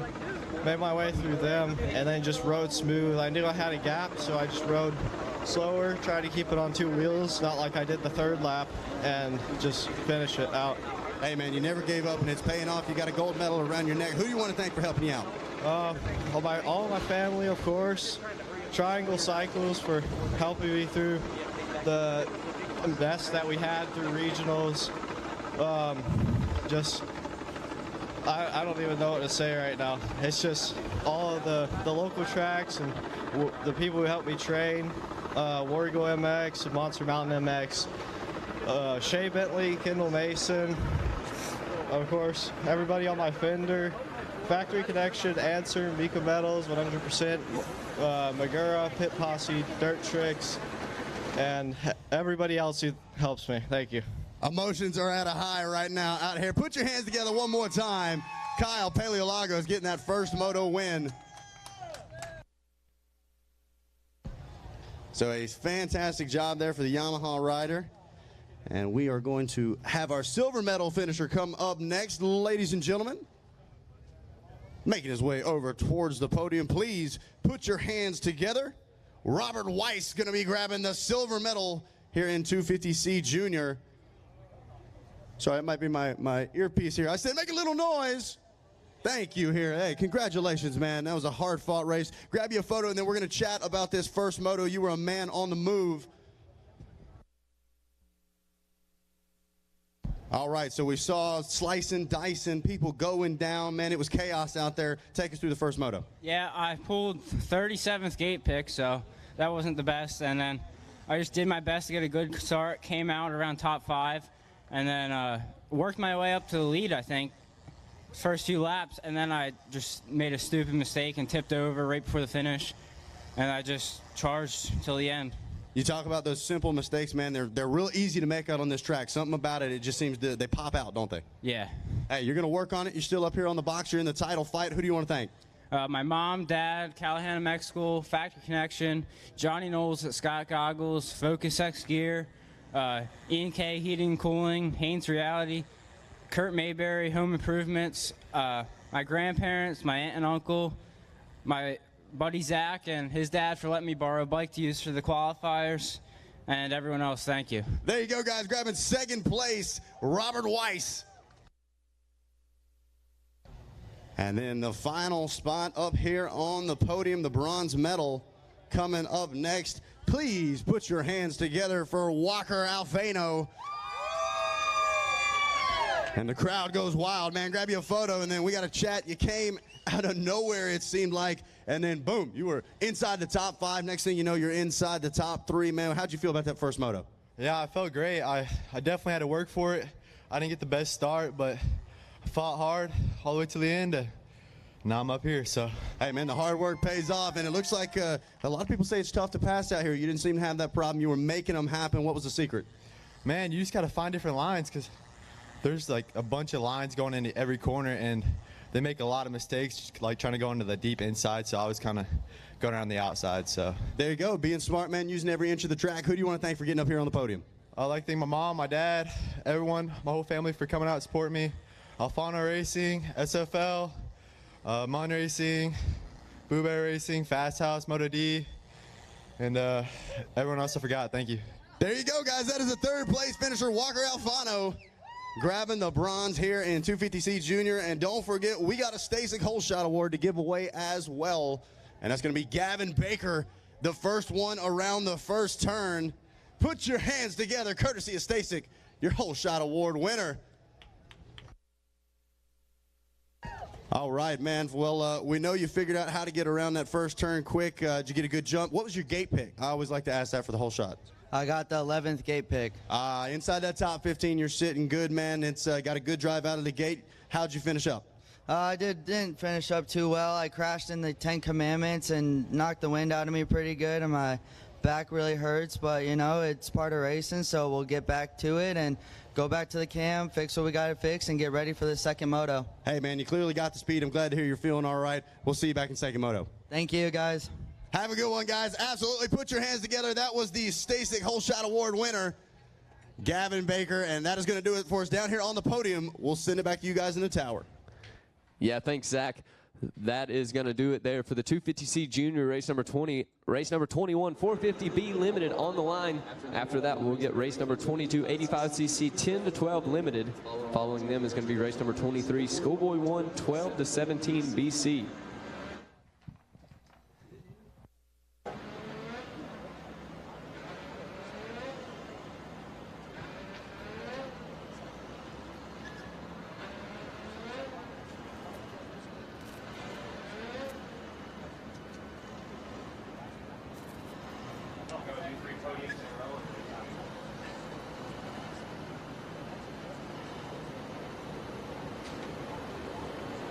All right, so we're going to put a little bit of water on the track. We'll give you a rundown here of who we have in this 450B class. Absolutely. All right, 450B Limited, like we said, going to the line. The 9 is Jaden Cooper. The 11 is Josh Clark. The 12 is Logan Edwards. 13 is Bradley Williams. 14 for Zayden Mason. 16 for Brandon Ma. 17 is Dakota Aldridge. 18, Grayson Fair. The 21 is Devin Ruth. 22 of Mason Nettleton. 23 is Logan Riggins. The 27 is Madison Booth. 29 is Brett Hydorn. 32 of Liam Aloff. 33 is Micah Grubbs. The 34 is Reese Wheaton. 36 is JJ Concannon. 37 for Ronald Johnson. The 38 of Wyatt McGrath. 42 of Jaden Searles. 43 of Will Campbell. The 44 is Ryder Bell. And the 45 is Reese Clayson. And then on the number 47 machine, we got Robbie Huss. On the 48 is Brandon Espestein. On the 51 is Grayson Watkins. On the 56 is Tommy Callow. On the 58 is Bo Engelstrom. On the 61, we got Caden Marple. Dylan Howard is going to be on the 69 machine. Aaron Cape on the 71. Seth Creddy on the 72. And then the number 75 is going to be Jeremy Papani. On the 80 is Michael Corrican. On the 83 is Colin Burns. On the 84 is Wyatt Cretan. On the 87 is Cade Bradley. On the 91 is Ryder Malinsky. On the 93 we got Holland Russell. Alvin Hillen on the 94. On the 95 is Evan Stewart. And then rounding out our class is going to be the number 96 of Connor Mowry.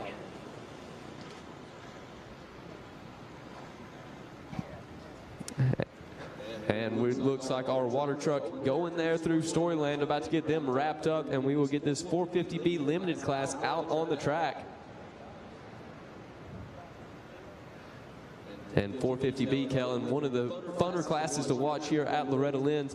You know, a lot of times at Loretta's, we have saw the B class turn the fastest lap time of the week. Yeah, absolutely. We got a lot of these guys in here that showed pretty well yesterday, so they've already got a little bit of experience, even though this is the first moto for this particular class.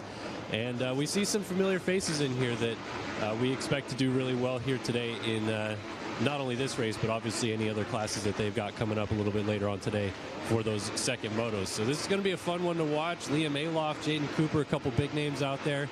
I think we're finally getting our parade lap started now. But definitely going to be a good race in this 450B Limited class. So guys, I'll give you a little rundown of our classes here for everybody on Racer TV as well here at the ranch. We have 450B Limited hitting the track now. That is race 21. Race 22 is 85cc 10 to 12 Limited. Race number 23 is Schoolboy 1, 12 to 17 BC. Following that is going to be the Senior 45 Plus. Then race number 25 is going to be 250C Limited. And then at 11:30, we are going to turn the Pro Sport class loose, 250 style. And then we'll have the Schoolboy 2 and girls classes following that. So we have a full day of racing here.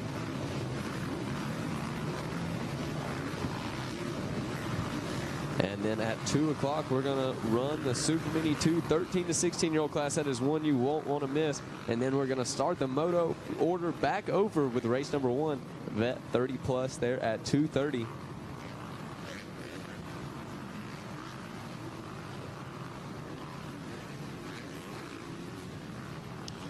All right, so there was a little bit of track work done, as we can finally see some of the back section. Storyland got flattened out a little bit here, so you can see even the outside coming out of Storyland is also a little bit flat. So we were right, a little bit of track work, not just the water went down.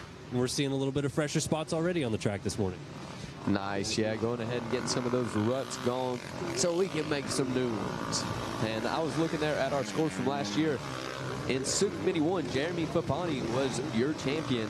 And then in Super Mini 2, he was 4th overall with a 2nd in his first moto, a 3rd in his 2nd, and a 4th there in Super Mini 2 last year. So he went 1-1-2 there in Super Mini 1, 12 to 15-year-old class last year. So Jeremy Fapani, one to keep your eyes on here. We'll see what he's able to do here in the B class on the big bike.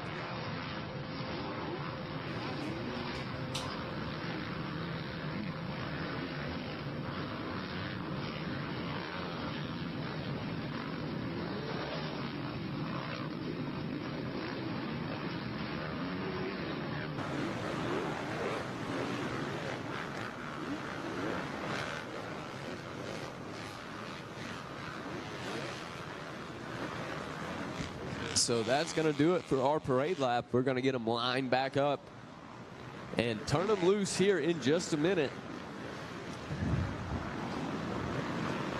And of course, guys, this is the 42nd annual Monster Energy AMA Amateur National Motocross Championships here at beautiful Loretta Lynn's. It's going to be presented by AMSOIL this year, and we can't thank AMSOIL enough. If you're needing any kind of lubrication, anything AMSOIL has to offer, they are just over there located between the Fox Tower and the VP. So go and check them out.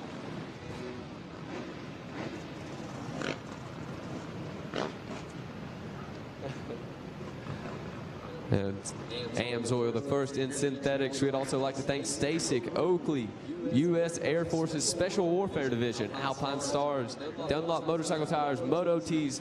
Guys, Moto Tees has the freshest shirts you can get here at the ranch. Make sure to go stop by, get your official event t-shirt here for the 42nd annual running of Loretta Lynn's. And then, of course, RacerTV.com, RacerX, VP Racing, Stay Frosty, Coolant, Arma, MX versus ATV Legends, where you can get on there and play this Loretta Lynn's track yourself.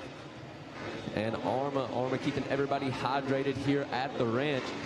Polysport Performance Parts, FMF, Cometic Gaskets, Wise Coast Performance Products on hand here with us this week. Parts Unlimited, Thor, and then, of course, all the manufacturers.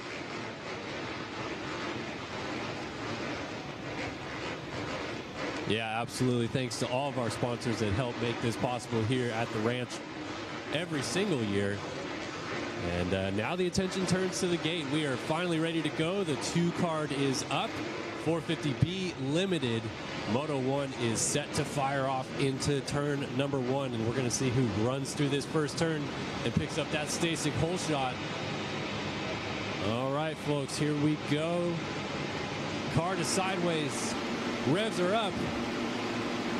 And the gate is down. We're firing into turn number 1. Through the middle, it looks like I saw an orange fender poke out there. Is it going to be? Yes. 38, I believe that is. Trying to get through the first corner first right there, or the, no, it's a 36, excuse me, of JJ Concannon.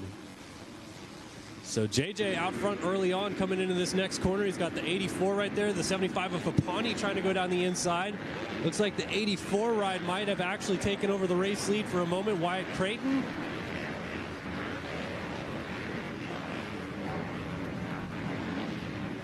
And it looks like it's going to be a sea of KTMs leading this one here, at least for our top 3.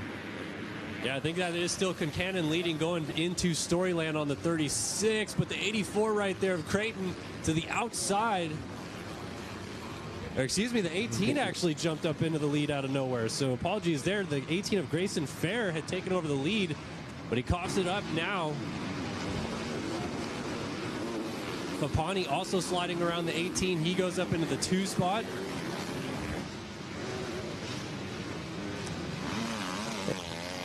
See the Yamaha ride right there, trying to pick up the number.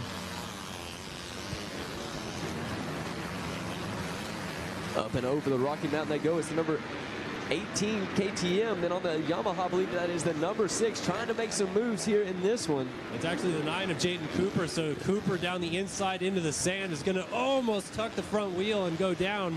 But it looks like he is going to make that pass on the 18 ride there of Grayson Fair. So coming down to complete lap number 1, it looks like we maybe just had a change for the lead. We sure did. That is Jeremy Papani in the lead now. Yeah, Papani got around Creighton, so Creighton not able to lead that first lap, but Papani does. So it's Papani now from Creighton, Jaden Cooper in 3rd, Grayson Fair 4th, Alvin Hillen rounding out our top 5, and then yesterday's 250B Limited Moto winner, Liam Aloff in 6th.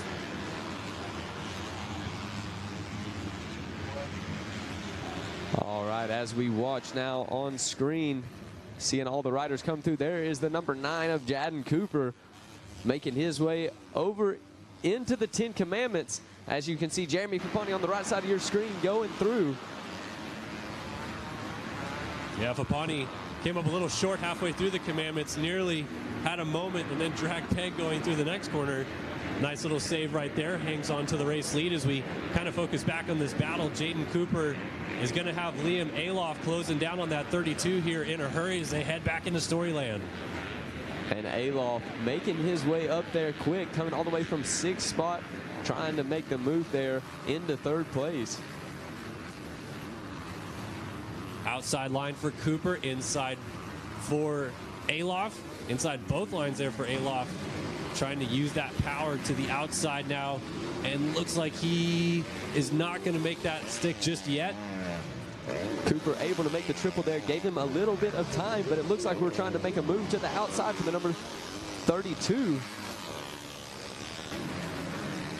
Yeah, Aloff is definitely all over him, trying to figure out a spot to make this pass. Inside here, outside in the corner before, as Papani's starting to stretch out the lead just ever so slightly over Creighton. And then here comes that battle for 3rd with Cooper into the sand to the outside. Looks like Aloff's got a line up the inside. Going to try to shut the door into the corner before the finish line, and he will get it. Into 3rd place goes to 32 of Liam Aloff. Wow, Aloff just shifted another gear there, made his way past in that sand.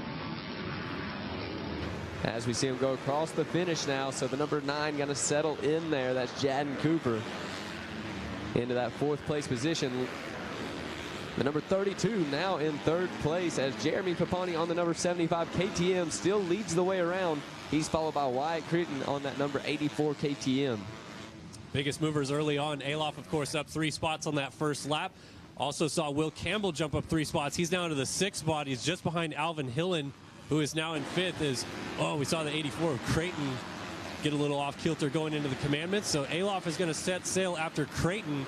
We already have 7 seconds between Papani and Aloff. That was the reverse order yesterday in 250B Limited. It was actually Aloff who beat Papani, but Papani had to come from the back. Aloff is having to do it this time to try to charge his way forward. There on lap number 2, Papani with the fastest lap time with a 156.2. Wyatt Creighton had a 2-minute flat that last time around, which is going to give Jeremy Papani about a 4-second lead.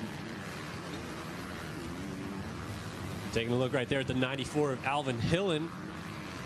See, rails the outside back in Storyland. He's trying to keep tabs on Jaden Cooper ahead of him and not fall back into the clutches perhaps of Will Campbell, who we said was moving earlier in this moto. Got 3 spots on that last lap.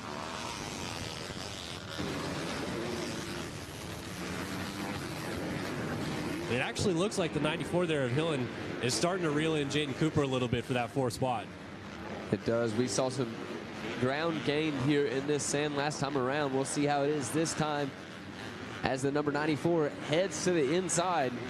Ooh, we just saw a pass. That was actually Aloff getting around Creighton for the 2 spot just in the final corner. Gave him a little nudge and bump and run as he pushed him out and moves into 2nd. So lap time check, Aloff jumps up into 2nd, goes 157.1. But Papani in the lead, still going 156 up there, has now got a 9-second lead. Wow, so Papani turning on the afterburners here in this one. And there is that pass right there up the inside. Hillen goes by Cooper as they come past the Wall of Fame out of the mechanics area. So coming into our announcer screen here, this is Aloff coming into the Commandments. with Creighton now in third, and then see the 94 of Hillen, who just got around Jaden Cooper. He's going to try to go after Creighton and try to get up into that third position. As you see him going through the 10 commandments now on screen. The number 94 sitting in fourth place now. Already looks like some of these guys are really searching around to find that optimal line. You saw Hillen go all the way to the outside after the commandments and then funnel back into what seems to be the main line in that next turn. So we're seeing these ruts develop. It's definitely turning into a little bit of a rough racetrack here in just our, I believe, our 5th moto of the day. 4th moto. And this is kind of more of what we were expecting yesterday. We saw the track really get beat up, and now that we have turned this 450B limited on it, we are seeing this track start to really shape up. The braking bumps now starting to form, the ruts getting deeper and deeper as the laps go on, like you were saying, trying to just search for that good line, that fast line. And that is a challenge here on that Loretta, on this treacherous Loretta Lynn's course. So far, we've only had 3 riders go sub 2 minutes, and that is, of course, our 2 leaders, Fapani and Alof, and then Hillen, who really is on the move. He got around Cooper. He is trying to run down Creighton. And as I say that, Liam Alof lights up the timing sheets. He goes to a 1:55.9, has got the gap to 7 seconds now behind Jeremy Fapani. So keep an eye out on that 32 Yamaha. He's going to try to go to work and close that gap down on the 75. Yeah, we still have just under 12 minutes left to go here in this one, so plenty of racing left here for moto number 1 of the 450B limited class. As we take a look back on screen at the number 84 of Creighton.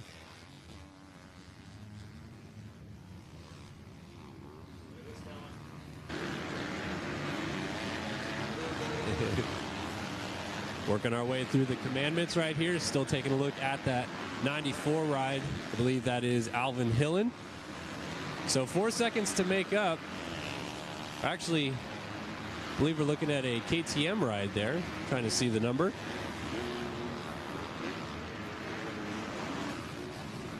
There's Hillen. Okay, so we're looking at Creighton, excuse me. And there is Hillen. So Hillen is actually eating the gap down ever so slightly to Creighton in third. The 94 catching the 84. And you can see right there, Hillen's seat bouncing the triple, grinding through those ruts. He has got his chin up and he is focused forward. He is trying to close this gap down on third place, and you can tell the aggression is really shining through right now. Yeah, no doubt about it. He is really doing good around here through this course. Megawatt's been talking about all week how you need to keep that momentum up, keep yourself forward on the bike, and keep it going. And that is exactly what he is doing here this morning.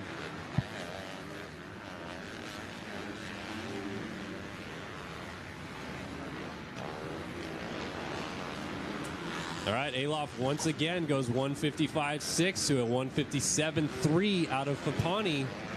So our lead battle is coming down a little bit.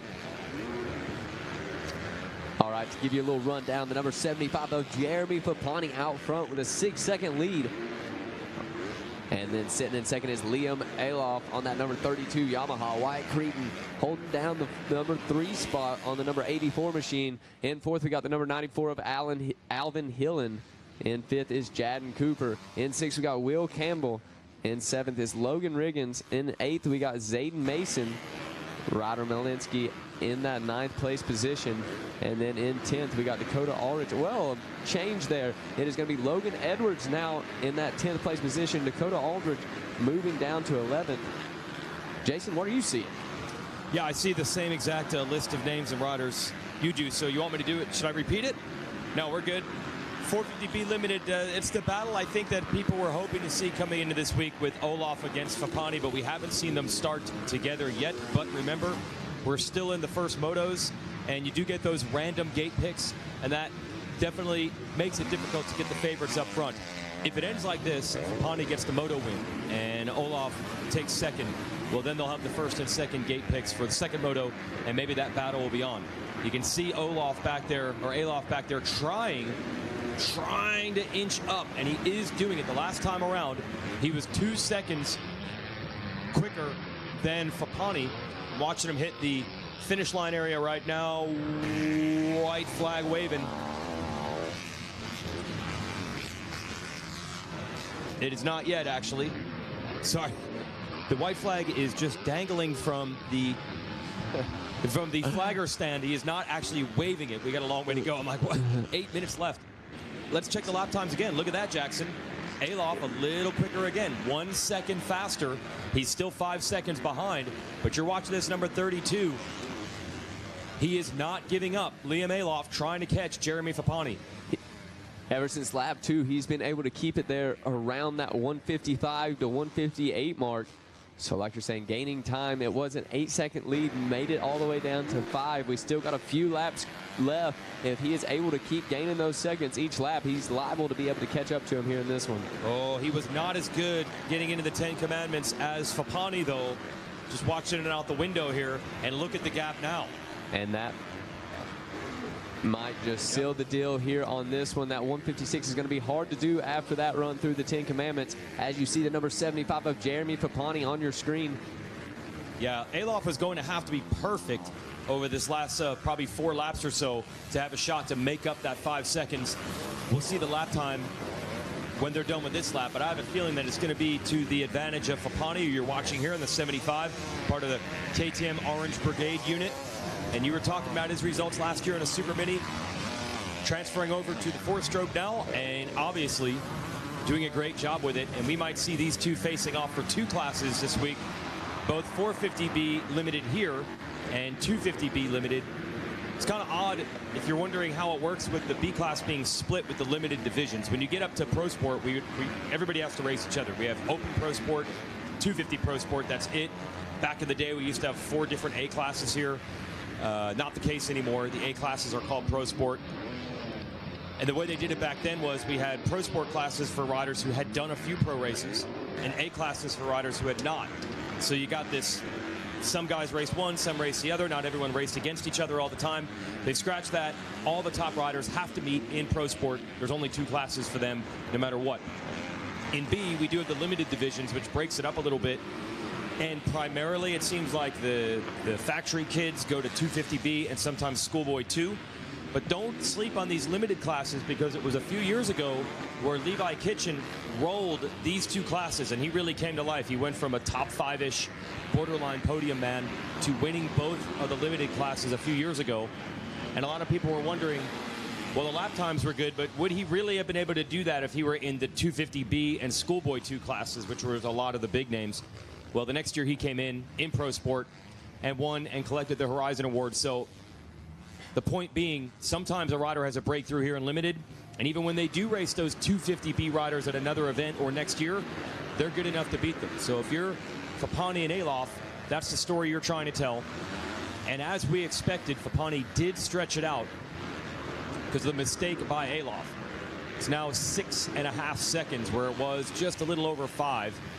And it was about 1.5 seconds quicker for Fapani over Alof last time around. So the leader pulling away. You're watching Wyatt Creighton on the 84. He is in 3rd. Alvin Hillen is 4th. And Jadon Cooper in 5th. That was a really cool story. We got him on the podium in the first moto of the 250B limited class yesterday. He is in 5th, rider out of Texas. Will Campbell is 6th. Rider Malinowski 7th, Logan Riggins, Zayden Mason, and Logan Edwards. That's your top 10. And we're down to 4 minutes, so we're going to keep an eye out for the 2 laps to go sign, and it might be all about Jeremy Fapani right now. So looking on screen now, that is going to be your 3rd and 4th place rider, I believe. No, that is your 4th place rider right there. That is going to be the number 80. That's your 3rd place of Wyatt Creighton, actually, on that KTM machine. And then on the Honda, we got the number 94 of Alan Hillen. Yeah, Moto medals on the line here. If Hillen can close in, let's see the lap times between Creighton in 3rd. Oh, Hillen is going quicker. He was 3 seconds faster last time around, Jackson. So I'm going to do some math here. He's 3 seconds behind, and he was 3 seconds quicker. We might have a podium battle. We will. I believe we will have a battle on our hands here if he's able to make another clean lap. And Jason, earlier you talked about the limited. If anybody at home is wondering what limited means, that just means they are limited on what all they are allowed to upgrade on this bike, having to keep it more on the stock side of things, where in the normal 450B class, it is unlimited. You can do what you need to do to that bike to improve it and make it faster. Yeah, and back in the day, I used to have to man the phone lines at the MX Sports office. They used to call the class stock, and then everyone's definition of stock was different. People would call and scream and yell and say, stock is stock. It just should be right off the showroom floor. Other people would say, well, that's not fair. If your kid's 6'2", can't you put taller bars on the bike? So then it would be the stock class, but you could change bars and grips, and you could add grip tape into your graphics, and then all these tiny rules which are supposed to be based around ergonomics. So after a while, they're like, you know what?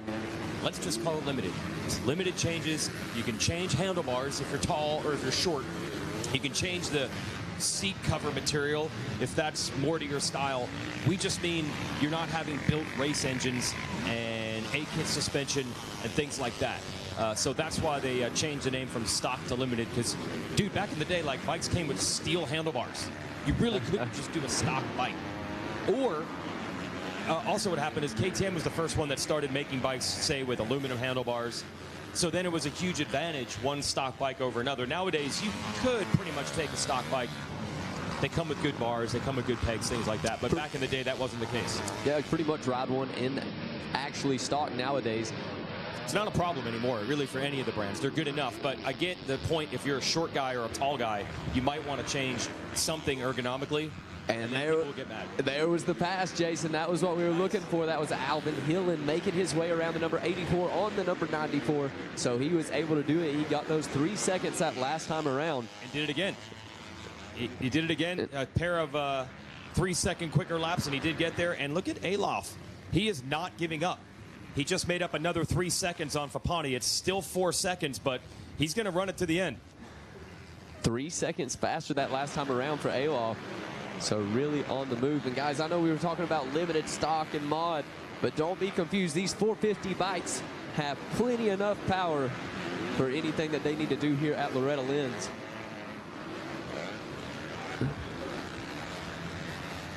And now we're looking on screen at the number 94 and the 84. Number 84 trying to retaliate. That is Wyatt Cretan on his KTM as they go tripling into Storyland. Now they're going to make their way around through the waterworks.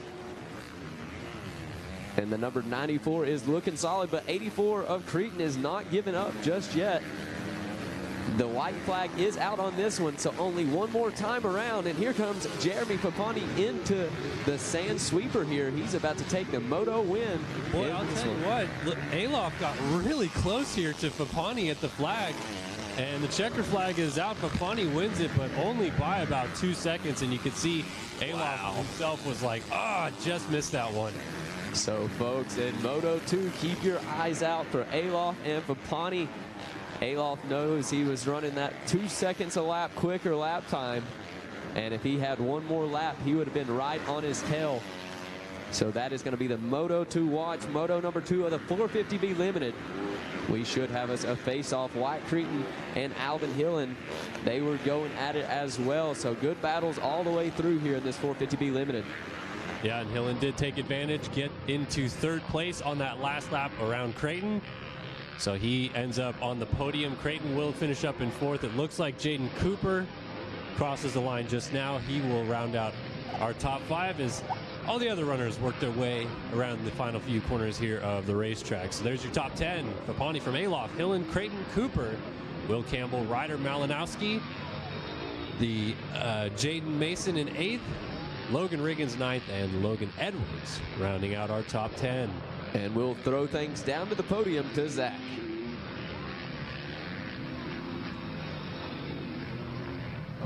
I should say. Jason heading down to the podium, gonna get our podium celebration took care of here in the 450B Limited. I'll show you what we got coming up next. That was race number 21. Up next is the race number 22, 85cc 10 to 12 Limited, and then Schoolboy 1, 12 to 17.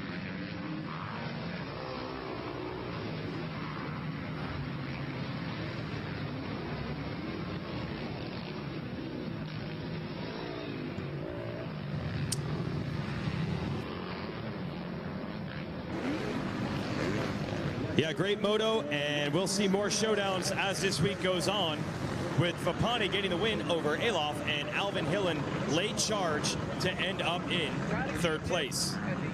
We'll get Jeremy Fapani up here on the podium. Got the bike ready. And again, I'll tell you what, the weather's not too bad down here, so these riders aren't quite as smoked as they normally would be. It's good to race on a Wednesday morning. Let's bring them on up.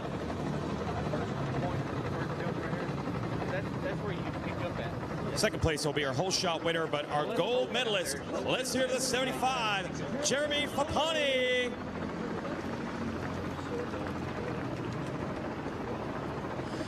Awesome job there, and just take me through how you got that early lead and you were able to control it from there.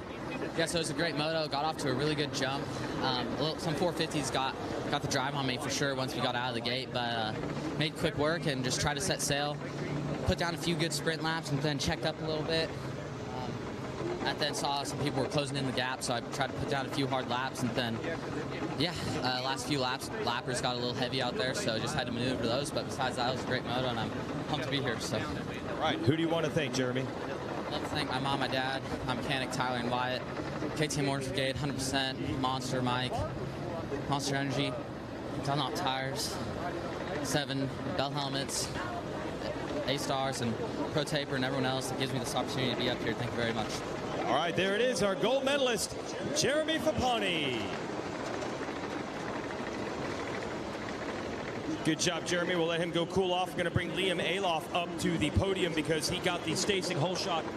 But most importantly, he finished second in this race, so he gets a silver medal, and that'll set up a nice championship fight in 2 classes between Fapani and Alof, who have swapped moto wins now in the limited division so far this week. And here comes Liam. And shout out to Alvin Hillen with a late charge to end up in third, and we'll give him the bronze in just a moment. So the record says the Stasic Hole Shot Award went to this man. Come on out front, and come on out front here. And I'll give you the silver medal as well. Let's hear it for Liam Alof.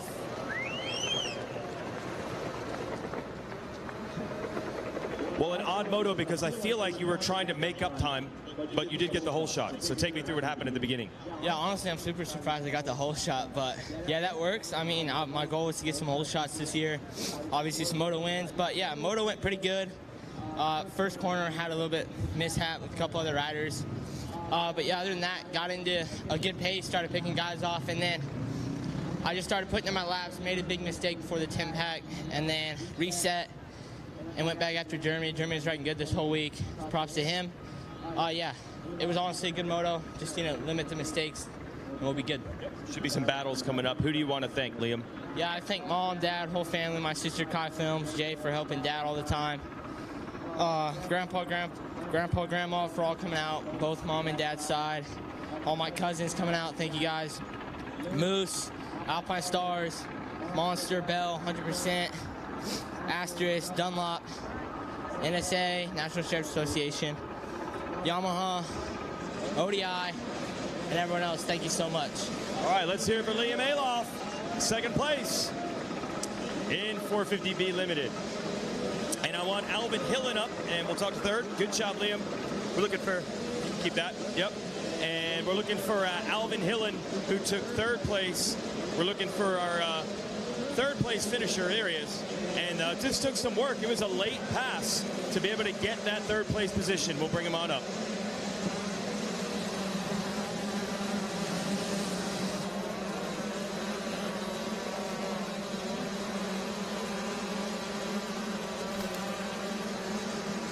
All right, we let the minis take off, and let's crown a bronze medal to Alvin Hillen.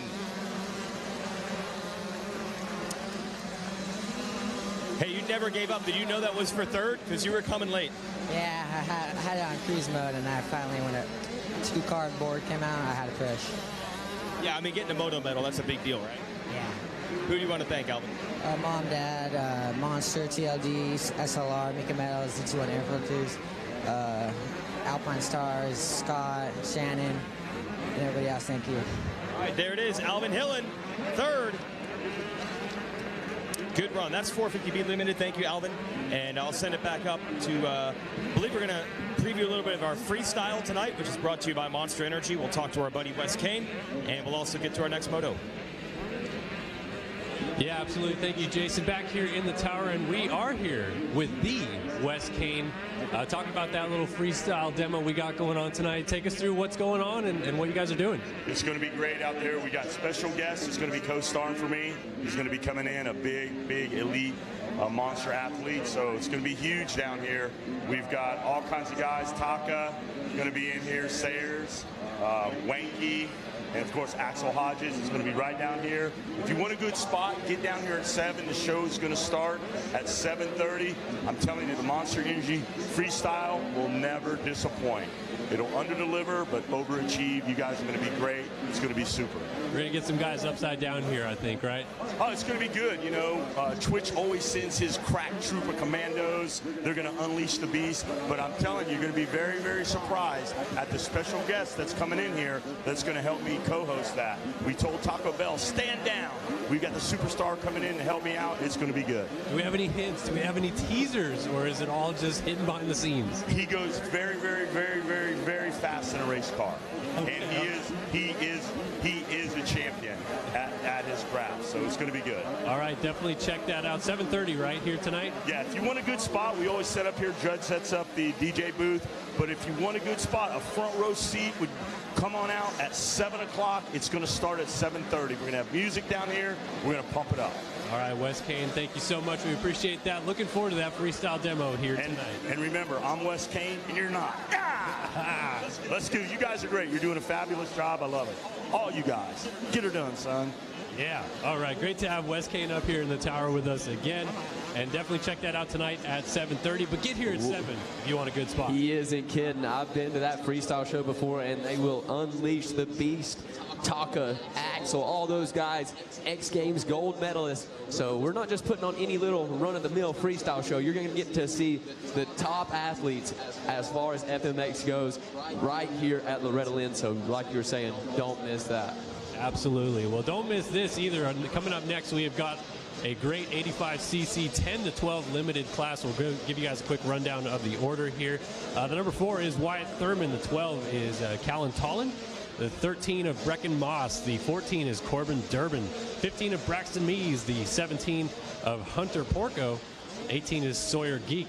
The 19 of Gage Brown. The 21 of Marcus Trujillo. The 22 is Alex Campigli. 23 of Christian Humphrey. 24 of Briar Stasik. 25 is Jackson McCarty. 26 of Mason Grooms. 27 of Ryder Wren. 40 is Cooper Johnson. And 42 of Trey Jarvis. 44 of Nolan Ford. 45 is Uriah Wood. The 47 of Colt Martin. The 50 of Maddox Temmerman. The 51 is Gage Dunham. And then on the 53 machine, we got Elliot Bowser. On the 54 is Forrest Zinghetti. And the 55, it is Justin Schuff. And the 57 machine, it is Colt Betts. Darren Pine, he's going to be riding on that 58 machine. On the 61, we got Colt Lackey. Nolan Murphy on the 64. On the 65 machine, we got Colin Gardalo. On the 67, we got Jeffrey Drysdale. On the 72, we got Chase Mullaney. And then the 77 is Mason Houghton. On the 81, we got Tace Morgan. Caleb Luttrell going to hold down the 82 machine. 83 is Luke Daniels. Caden Kirby on the 87. The 91 is Austin Meade. The 95 of Kaki DePino. And then on the 96 is Chase Dashel, Maverick Gish, and Wyatt Duff on the 97 and 99. And here they go. Fired into turn number 1. It looks like it may have been the 58 of Darren Pine, I think, that got to the corner first. He did. He gets that Stasik hole shot, but then is immediately off the outside in turn number 2 and number 3. So not sure what's going on there. He's looking down. He'll jump back on in about the 10 spot. And that was how you do it. Yeah, the 44 ride right there is going to take over the race lead. That is Nolan Ford out of Fairfield, California, that moves up into our race lead. All right, as they make their way into Storyland, we'll try to get our eyes on our leader here in just a second. Tripling in. Oh, we got somebody down there. That is the number 19. Yeah, Gage Brown down there after the commandments. Picks it up. Looks like he's all okay there. I saw the number 4 up in the mix, but there we go. I believe that was our leader passing by.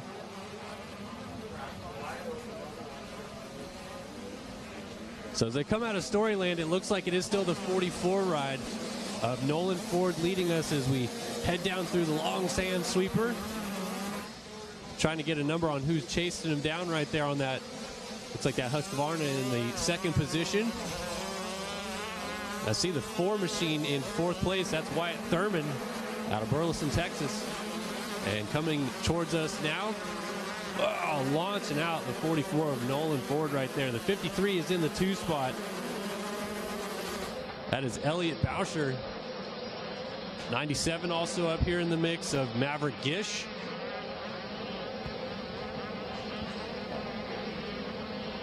All right, so the green flags are out as they make their way around here to the finish line for lap number 1. And you can see the 4 machine is making quick work. Thurman has already made it into 3rd place, and he is trying to run down into our 2 spot, Elliot Boucher. So Gish shuffled back to 4th right there at the tail end of the first lap. It is still Nolan Ford on the 44 leading. But you can tell Wyatt Thurman, man, he is fired up early in this moto. He is trying to get to the lead in a hurry. No doubt about it. They are on the move here this morning as we see the number 44, 53, and 4 there on the screen. Give you a little rundown. The number 44 is Nolan Ford. That is your leader. Elliot Boucher in 2nd. Wyatt Thurman holding down 3rd. In 4th, we got Maverick Gish. In 5th is Wyatt Dove. Tace Morgan in the 6th place position. In 7th, we got Braxton Mees. In the 8th, we got Christian Humphrey. Sawyer Geek holding down 9th place. And in 10th is Ryder Wren. It's our whole shot man, Darren Pine. So I thought when he went off the track down that second straightaway that it looked like it was more of an issue than just going off the track. And now he is not showing up on our timing screens. He's at the very bottom. So unfortunately, it seems like issues there for Darren Pine, who was really solid yesterday morning. Unfortunate there for the 58. Yeah, very unfortunate there. Our whole shot winner. I saw him pull over. I saw him looking down at the bike, possibly a bike malfunction, as we see Thurman all over the back of Boucher there on the screen, trying to make a move here in the 2nd place position as they make their way around through the sand at the Rocky Mountain. They're going to head up and over, and it is still going to be the number 44 in the lead, but the 53 of Elliot Boucher and Wyatt Thurman behind him are on the move. Just a few bike links separating our 1st through 3rd, really our 1st through about 6th. Yeah, this is still a good little tight group of our lead pack right here as Thurman looking to the outside of the 53 of Boucher into the final turn. I think he's going to use that middle rut to make that pass stick, and he will, bring us down to the finish line to complete lap number 2. Oh, Boucher fought back, but Thurman able to triple around the outside, and he will jump over the tunnel into 2nd place. And that made all the difference. Now the number 4 of Wyatt Thurman has his sights set on Nolan Ford. But here comes Bowser once again, going to take him to the outside. Who's it going to be? The number 4 going to be able to hold him off there in this one. The number 53 is not backing down, though. He is coming on around. He's going to try to dive to the inside, takes it back to the outside. He is going to settle in for now as they head towards the 10 Commandments. As the number 4 hits the outside, 44 going to the end.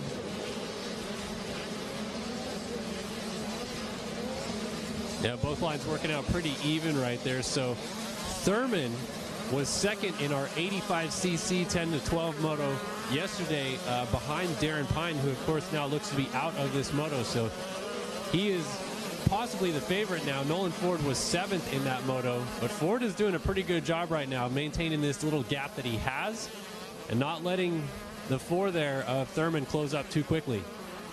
And Kellen, as we see him going through Storyland, just hucking that big triple. Racer TV does not do it justice. That is a huge triple that these guys are blasting over, just landing right on top of the knuckle, powering through. These 85cc 10 to 12-year-olds really on the move here this morning. You can see them all launching that table/triple jump into the sand section. Thurman looking inside as we go over the Rocky Mountain, but not quite able to just get in there to make a pass yet. You can see he's searching for different lines, going to the far outside, right here as they cut across, and then both of them launching out. Neither of them are going to launch all the way into the sand, but man, he is right on him going into this Thor sand sweeper. The number 4 is going to head to the outside, the 44 to the end, the 4 on the outside. That is Wyatt Thurman. Thurman is going to be able to get him here on this one. So we got a new leader headed into the checkered flag. That is going to be, to the finish line. That is going to be the number 4 of Wyatt Thurman. Yeah, so now we can see here if Ford is able to kind of follow in behind him and learn from some of the lines that Thurman was using to catch and pass him in the first place. It seems like he's doing a pretty good job of just getting right on his rear tire and not letting him get away here. But also keep an eye on Elliott Boucher in the background, man. He is all over the 44, and really this whole top 5 group is still pretty close together. You got Maverick Gish on the 97, Wyatt Duff rounding out our top 5. They are not that far behind, and really all throughout the order, man, these guys are still really close together after a few laps. Yeah, no more than 2 seconds separating our top 7 there. So give you another rundown. It's Wyatt Thurman now with the lead on the number 4. On the 44, though, is Nolan Ford there in second place. In third is Elliott Boucher. Maverick Gish sitting in 4th. In 5th is Wyatt Duff. In 6th is Braxton Mees. In 7th is Sawyer Guy. In 8th is Maddox Timmerman. And in 9th is Christian Humphrey, followed by Gage Dunham there in that 10th spot. Well, just as quickly as Boucher was maybe closing up onto Ford for second, he's now under attack. Maverick Gish is all over him, as is Wyatt Duff as they go into Storyland. You see the 53 right there shining through in 3rd place, but Gish on the 97 right behind him, and now actually Gish might be under attack. The 99 of Duff up the inside. Boy, these kids are all over the place trying to find a way to pass. No room for mistakes here in this one because somebody will be right there to check up with you. As we see the number 4 now getting a little bit of a lead over the number 44. We'll see what the time is this time around. Boucher looking outside as we work our way back to the double table section here. They're launching out to that landing knuckle. So the 53 is caught back up to Ford. He felt that pressure from behind. The 97 of Gish was all over him. And instead he's like, no, not today. I am going to go forward, catch up to the 44 again, and try to find a way through. Nose to tail across the line again. Like you said, the 4 of Thurman has opened up just a small advantage now to the tune of 3 seconds, but it is nose to tail, a freight train 2nd to 5th here in this great battle. So 3.4 seconds separating our 1st and 2nd place rider. And it looks like Wyatt Thurman is going to be the fastest man on the track with a 2:09. So Wyatt Thurman on the move here in this one.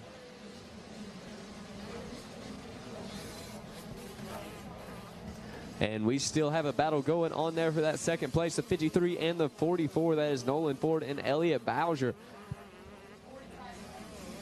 And the number 53 going to dive to the inside here in the 10 Commandments. We'll see if he is able to make anything happen here in this next corner. And it looks like the 44 going to get a good run through the 10 Commandments, be able to hold him off. Man, this is a great battle, though. And honestly, it seems like just little mistakes are what's going to be the difference in any of these battles that we're seeing through the top 5 mix. These kids kind of dragging their foot pegs. Honestly, I'm also seeing the 18 of Sawyer Geek is kind of closing up on this battle as well from 6. So we might have a 5-rider battle 2nd through 6 before long, as Nolan Ford is dealing with all kinds of heat. Elliott Boucher is right on his tail. And this is a great battle from this 2 spot on the racetrack. The number 44 has been holding strong to all this pressure. He's been getting showed wheels all moto long. Able to make the triple, but the 53 is going to head up to the inside. We'll see if this is where it's going to happen at. And no, the 44 able to still hold him off. 53 still trying to get around him. We'll see what they're able to do in this one as the 53 cuts to the inside. Almost side by side coming into your living room right here. But the 44 maintains. Well, as they're battling each other, they're certainly allowing the 4 of Wyatt Thurman to stretch out that lead. Remember, Thurman did run the fastest lap of the race last time by, and now it looks like that gap's even out maybe 6-7 seconds because they continue to battle each other, and they're slowing each other down a little bit, which is honestly probably helping the rest of the group behind them catch up to them as well. Exactly. Not only is Wyatt Thurman pulling off, but Wyatt Duff catching up to them, so they are going to have a lot on their hands here before this one is over with. Looks like the 44 able to gain a little bit of time on him. You can see Boucher right there trying to use the far outside line by our wall of fame. That might have cost him just a little bit of time, because you can see that Wyatt Duff has closed right up behind him again.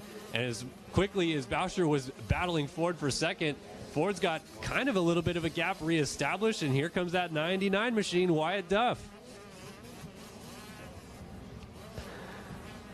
Duff to the outside here in the Cometic corner before the Commandments, trying to figure out which of these two lines works better on these 85cc machines.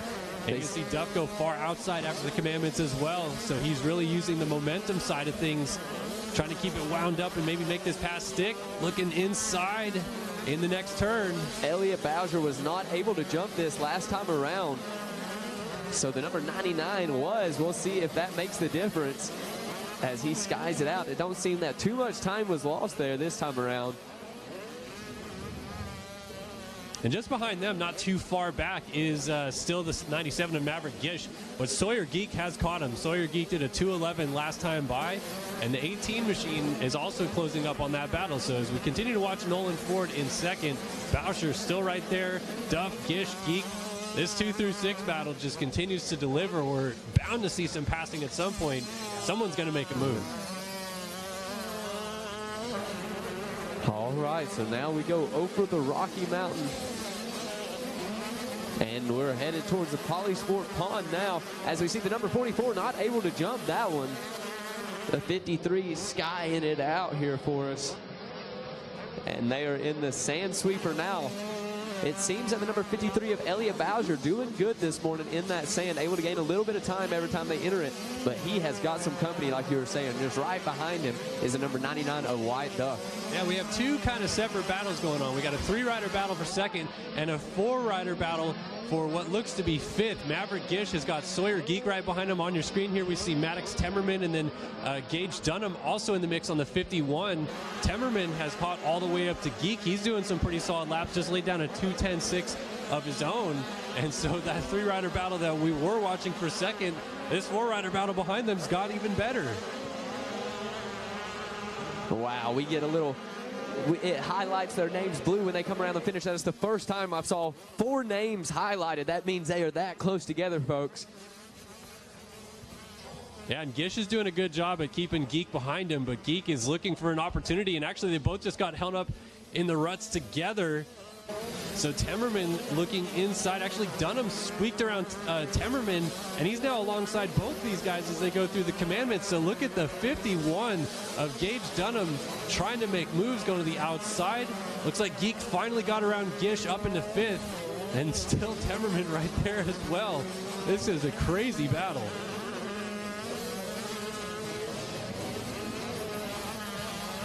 Skying out that triple as they come across there.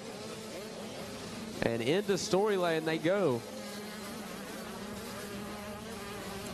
So as they work their way back out of Storyland, you can see 4 riders essentially still in just, you could throw a blanket over them and definitely have some wiggle room still there beyond, because they are nose to tail as they jump into the beach sand sweeper. And they're trying to catch up to that little battle that we still see going on for second. It looks like finally Nolan Ford has broken from Elliott Boucher, but this battle continues to rage on. 18 and 51 of Geek and Dunham going at it right now. See Dunham trying to get to the inside. Just can't get that power down as he drags through that rut a little bit. And Geek is going to stay ahead. So Geek is now 5th and Dunham has gotten to 6th. They both, looks like they pushed Gish backwards just a little bit. And we'll see what the running order is as they check in this time by. So now we got our eyes set there on that 53 Husqvarna of Elliott Bowser as we see him go across that triple there at the finish line. Up and over the tunnel he goes. Yeah, and actually it looks like they also got around, Temmerman also got around Gish as well on the 50, and he is trying to keep tabs on this little battle just in front of him as they continue to cross back over. And it looks like finally the 51 of Dunham has found his way around Sawyer Geek. So Dunham all the way up into 5th spot on the 51 ride. And we'll see now if with a little bit of clean air, he might be able to try to close that gap down to the battle still raging just ahead of them. Oh, man. 3 different lines being used coming into the commandments. As you can see, Sawyer Geek swing to the outside. Maddox Temmerman on the 50 went inside. He passed him, and Temmerman, swapped after the commandments, almost went down. And a Geek on the outside looks like he got back around him. Oh, man, this battle just continues to deliver. And we still have 3.5 minutes left. Plenty of racing still here to go as Wyatt Duff makes his way ahead of Elliott Bowser. Duff has his hands full, though, as Bowser is not wanting to give it up easy. And I have to say, nobody is following any lines here. They are all trying to figure out, even when they're 4 wide, everybody in a different line, trying to make something happen here in this first moto of the 85cc 10-12 limited. There's a 53 of Bowser, so he looks like he was not able to keep their tabs there on Nolan Ford. Ford actually stretched it out a good little bit there to the tune of about 3.5 seconds now. So it is Thurman still leading, and Thurman is going to come down and take the white flag this time by. The 2-lap card was out, but I see the white flag in hand. We are coming down to 1 lap to go, and I was still being had around the sand corner here. I saw somebody following Wyatt Thurman there. That is going to be Darren Pine. He's a few laps behind, but he must have been able to get that motorcycle up and running, or whatever his problem was, I should say, up and going. So he is back on the track. He's going to be a few laps behind, so he is not in contention here for this one. But it's good to see him back out there, and I'm sure he'll be charging forward there in Moto2. Well, it shows heart that he went back out there, but it also is a good idea to get a little bit more track time and see how this track is shaping up. So when you get on that 85cc class later on today, maybe you get a little idea what the track's looking like. Not only that, he is getting a front seat there for our leader, Wyatt Thurman. And Thurman looking silky smooth here in this one, a 9-second lead that last time around. He ran a 2:11.4. But Gage Dunham, he ran a 2:11.3. That is going to be the fastest man on the track last time around, sitting in 5th on that number 51 machine. And man, what a great race this 10-12 85cc limited class has been. Now, I wonder if you're Thurman here, you see the 58 of Pine behind you. This was our battle in 85cc 10-12 yesterday. I wonder if he realizes that Pine is not in the battle, and he's maybe got the pit board a few times to know that, hey, settle it down. You got a 9-second lead. You don't need to worry about that 58. Yeah, that's a great question. That is the question. Does Wyatt Thurman know, or is he still pushing to try to stay ahead of Darren Pine there? Maybe Jason Wygant can figure that out this next time around on the podium, see if he is aware of the situation. But either way, he knows what he is wanting to do, and that is stay up front there on that number 4 KTM, and that is exactly what he has done just about all moto. Let's see here. He is riding for the KTM Orange Brigade, making them proud out here. He also rides for Moose, Parts Unlimited, 100% Alpine Stars, JM Racing, and Game Moto. Final 2 turns here for your race leader, Wyatt Thurman, through that Thor sand corner one more time. Yeah, Pine was on him for the last few laps here, definitely putting in the work and giving him the business, but obviously a few laps down, I should say. So here it is. Checkered flag is coming out. Wyatt Thurman on the Ford takes the win in 85cc 10-12 limited. He is your winner and takes home about a 10-second advantage in the end. Looks like Nolan Ford will cross the line in second, just barely though. Wyatt Duff got really close to him on the 99 there at the flag. So 44, 99, 1, 2, 3 in this one. And man, I am blew away by this 85cc 10-12 limited class. I hope we can do it again, guys, for Moto 2 and 3. This was one of the most exciting motos I've saw so far here at Loretta's, and of course, we're in this 85cc 10-12 limited, so keep your eyes out for Moto 2 and 3 for them. All right, there is your top 10 rundown. Wyatt Thurman takes the win from Nolan Ford. Wyatt Duff, Elliott Bowser, Maddox Temmerman gets up into 5th. Tace Morgan, Colt Martin, Maverick Gish, Sawyer Geek, and Gage Dunham. That is your rundown for 85cc 10-12 limited. And we're going to get ready here in just a moment to throw it down to the podium where they are waiting to speak with Jason Wygant.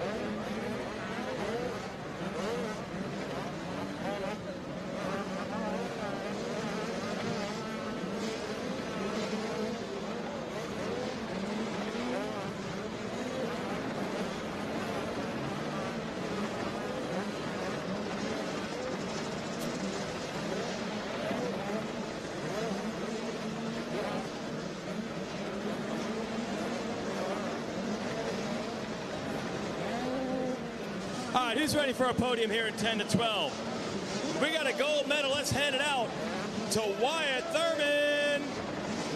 Put that around, and then we'll let you hold it up. There we go. Yeah, Wyatt. Hey, we always say at Loretta's, if you're in an age class and you got a single digit, that means you did good last year as one of the young guys. So you got to focus, I'm sure, to try to win it this year, right? Oh, yeah, for sure. How'd that moto go? It was a good battle. Yeah, it was good. I picked a really bad chip, and I was very inside gate. I didn't get the best start, but made my moves in the first couple laps and didn't stress it too hard and just rode my race. Right. Who do you want to thank, Wyatt? Mom, Dad, KTM Orange Brigade, Game Moto, JM Racing, 100%, and everyone that supports me. Thank you. All right, let's hear it for him. Wyatt Thurman, everybody. Great job, Wyatt, taking the gold. We're going to look for Nolan Ford, who ended up second. That was some great racing in that class. So we'll wait for Nolan Ford. There he is. And we'll give him the silver.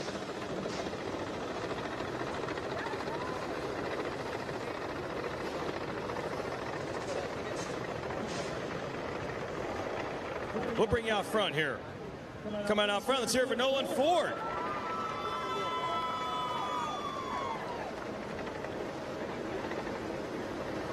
That is awesome. Man, you were in a battle. You guys were going at it. Was that fun? Yeah, pretty fun. Is it hard to stay focused and keep the pressure off, though, when you guys are dueling like that? Very. How's the track right now? It's really good. A lot of braking bumps, pretty rough, long ruts. But other than that, it's pretty good. Who do you want to thank for that? My mom, my dad, just everybody from home that's watching right now. The Hinsons, 100%, 7, Laced Belt, MX Clinic, CP Racing Team, Craig Corn Motorsports, my mechanic TJ, 707 Suspension, Only Creations, Lace Belt, and everybody else that helps me. Thank you. All right, let's hear for Nolan Ford, second place. Good job. Wyatt Duff ended up third in that one, and Darren Pine grabbed your whole shot.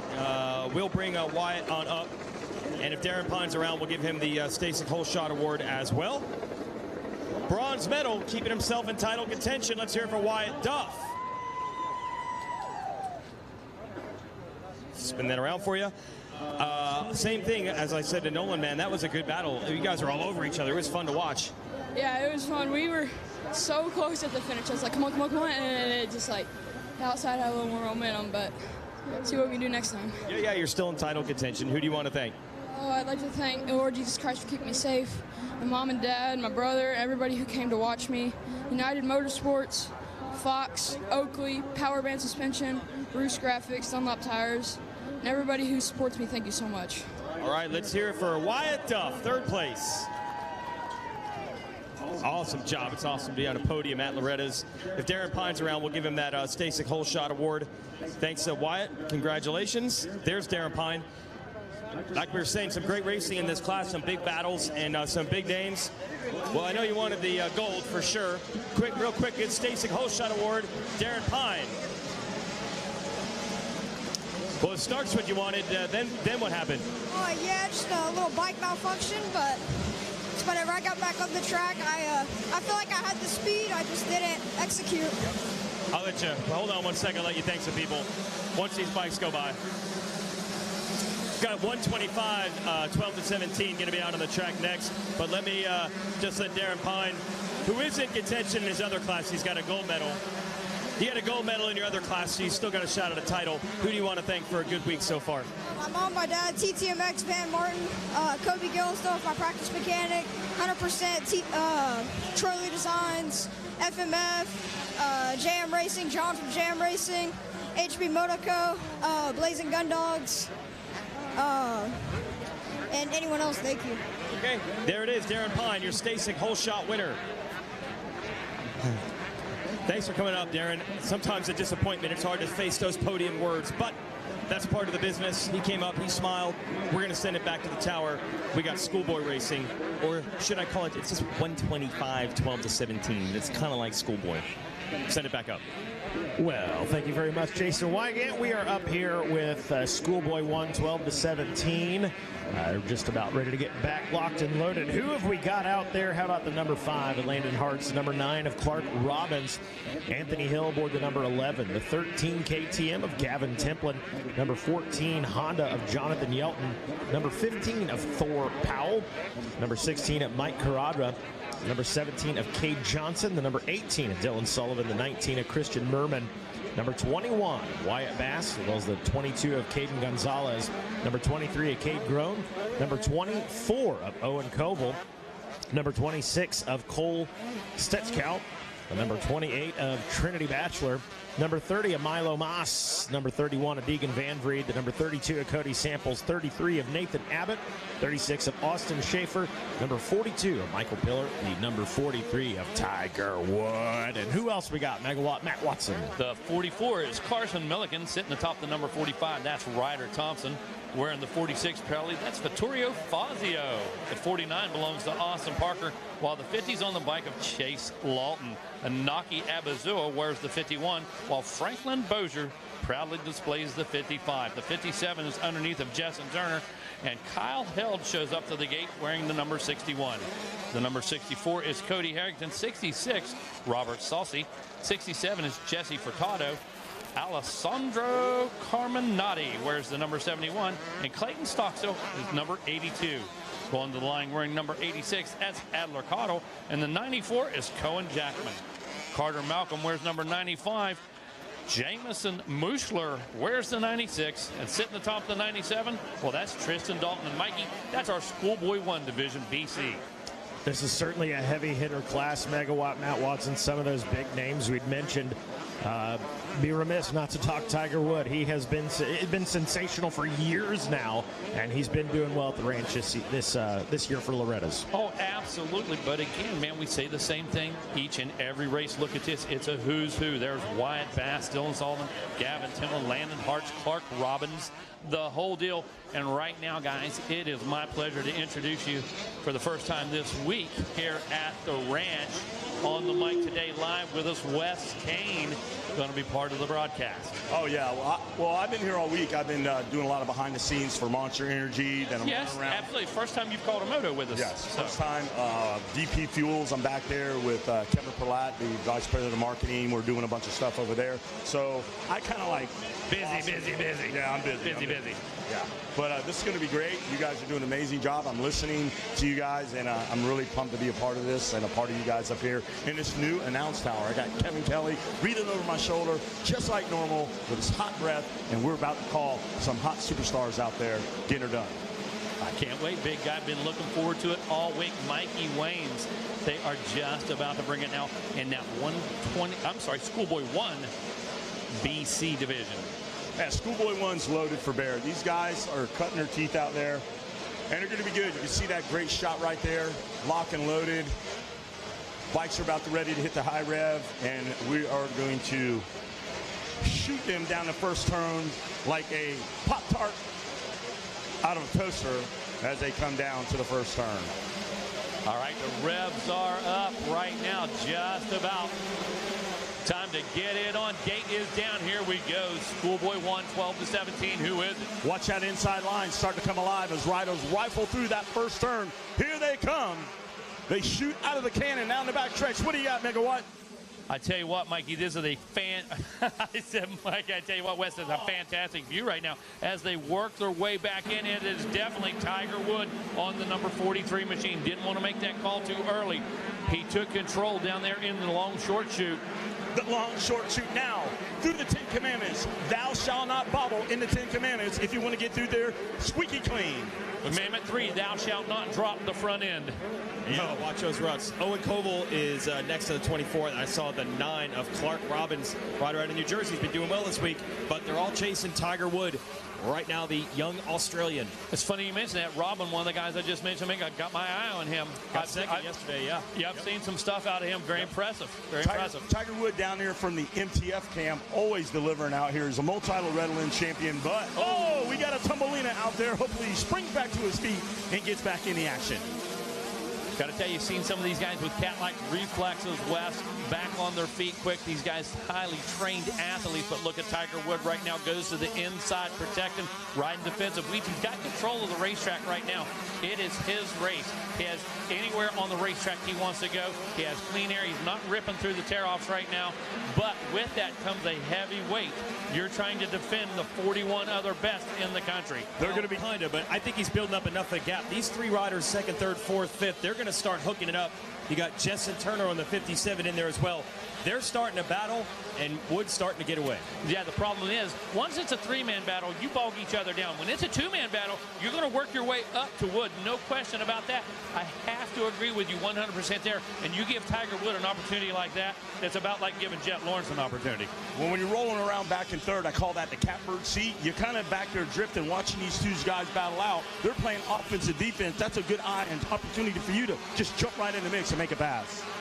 Oh, Nathan Abbott. Kay Johnson, he had a couple of issues yesterday, finishing 10th. He told me this morning, I'm going to rebound. So keep an eye on Kay Johnson on NSA Yamaha. Let's see what he can do, but Chance Lawton, too, in the mix. Man, 14th for Johnson on lap 1. That's a problem right there. So watch the Yamaha, man, see if he can come through. This battle is really starting to rage for fourth on back. Look at this in the 10 Commandments. I tell you, one of our guys with all the heart, Anaki Abazur, clear back in the 20th position. Now, that's not going to deter him. You'll see Heart of a Champion coming out of Anaki on the number 51 machine, but wow, deep in the pack right now. The 95 ride of Carter Malcolm out there out of the WMI camp. Willie Manning prepared machine, rolling pretty good in there. He's from Colorado, but spends a lot of time down in Florida. Robbins got it done. He made the pass going into Storyland on Koval. So the number 9 is up to second place. And then Koval, a little mistake in Storyland. And now Robbins is on his own here on this number 9 to try to run with Tiger Wood. Yeah, that's the deal now. That's his focus. He's not trying to make a move. Now he has to do one thing. First, we have to get to the fender. That's mission 1. Okay, then we'll worry about mission 2, making the pass. Then 18th is Aller Cowler back there. Aller Cowler looking pretty good. Caudell now trying to make something happen. He's got Head, Sullivan, Thompson, Johnson trying to make a move out there and get them bikes in the top 10. And look at Thor Powell. Thor Powell getting a pretty good start this time inside the top 10, running in that 8th position last time around. Thor, as we know, does double duty. The guy's always a contender for championships in the GNCC. One thing you're not going to do, you're not going to make the number 15 tired. I can tell you that. And you just look at that kid. He is in shape. He is. I hate to say it. He's a little stud. Yeah, he is. Yep, yeah, for he sure. lives up to the name Thor Powell. Absolutely. Well, you can see right there, Kay Johnson's going to be clicking in right now, but Tiger Wood punches the ticket. One more lap complete. It's Wood, Robbins, Colville, Turner, Malcolm, Hartz, Schaefer, Bass, Powell, and Bachelor all up in the top 10 here up in the booth. Powell must have had a problem. Yeah. We got him outside the top 10 now, so he must have had a bad lap. What has happened to Thor Powell? He had moved up to around 8th. Kay Johnson, though, he's moving up 11th place. He's moving on up like George Jefferson. He's headed up to the penthouse suite. Shout out to Koval here from 3rd. He got past a lap ago, and it looked like Clark Robbins going to get away, but Koval is stuck with him. So 3rd is right there with the number 2 position rider, and that's still close as they're out of Storyland, or out of the 10 Commandments into Storyland. Look at this battle. And Koval's going for the pass. Whoa, look out. Here they come, side by side. It's a battle royale. A Pier 6 brawl starting to erupt here in the Schoolboy 1, 12-17 BC. That's Robbins and Koval fighting for 2nd and 3rd. And Justin Turner has been there the whole time, outside looking in. Let me tell you, it'll be no easy task for Koval. It'll be about as hard as 10th grade trigonometry, I can promise you, getting around Robbins. You ever pass that? With a C+. Thank you. Let me in. With a C+, thank you. And here goes Tiger Woods, slippery as an eel as he plays a quick game of hide and seek with the rest of the field. Man, oh man, he's trying to make a break for it right now. As we take a look out there, he's got me laughing right now. As we roll it down through there, though, look at Robbins. Robbins trying to respond right now, knows what he has to do. We've talked him up. It's go time right now, Weege. Yeah, he's going to have to because Koval got close, and then something for Robbins works better. I don't know if it's better lines, but somewhere in Storyland he gets away. Last time Koval was able to close back up. That's what you're watching. Yeah. First rider in that shot is Robbins in second, and look at that chase pack. Yeah, and you know, like we just said, Robbins was able to respond because a minute ago it was a lot closer than that, man. There was a pack starting to develop, and look at Tiger Wood right now on your screen. The guy's up over the bar, the elbows are up. We're 3 laps in right now. He's still down at that 2-minute mark. Okay, he's 3 seconds quicker than the rest of the pack. Landon Hart's turning at 1:59, but that was for 1 lap. Megawatt, keep an eye on Koval and Robbins. Koval is on Robbins like a Harry Krishner on a tourist in a crowded airport. Be ready. Ooh, misfired. Misfired. Misfire because you bubbled. Keep it on him. But I am deaf nonetheless. You had him so keyed up, man. He was sitting there for about 90 seconds ready to unleash that one. Thinking about it. Ice the kicker is like you call it. All right, he's all over him like Russian radiation. There you go. well executed. Koval, look at this battle. Koval got close to Robbins again. Now we've got Landon Hartz.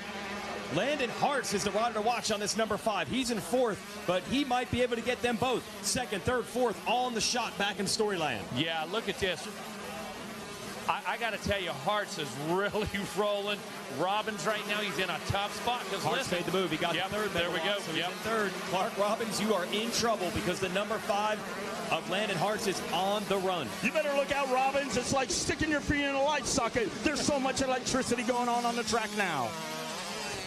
Well, somebody's going to get charged up. I can promise you that. They're about to get shocked by the number 5 as he pulls the trigger.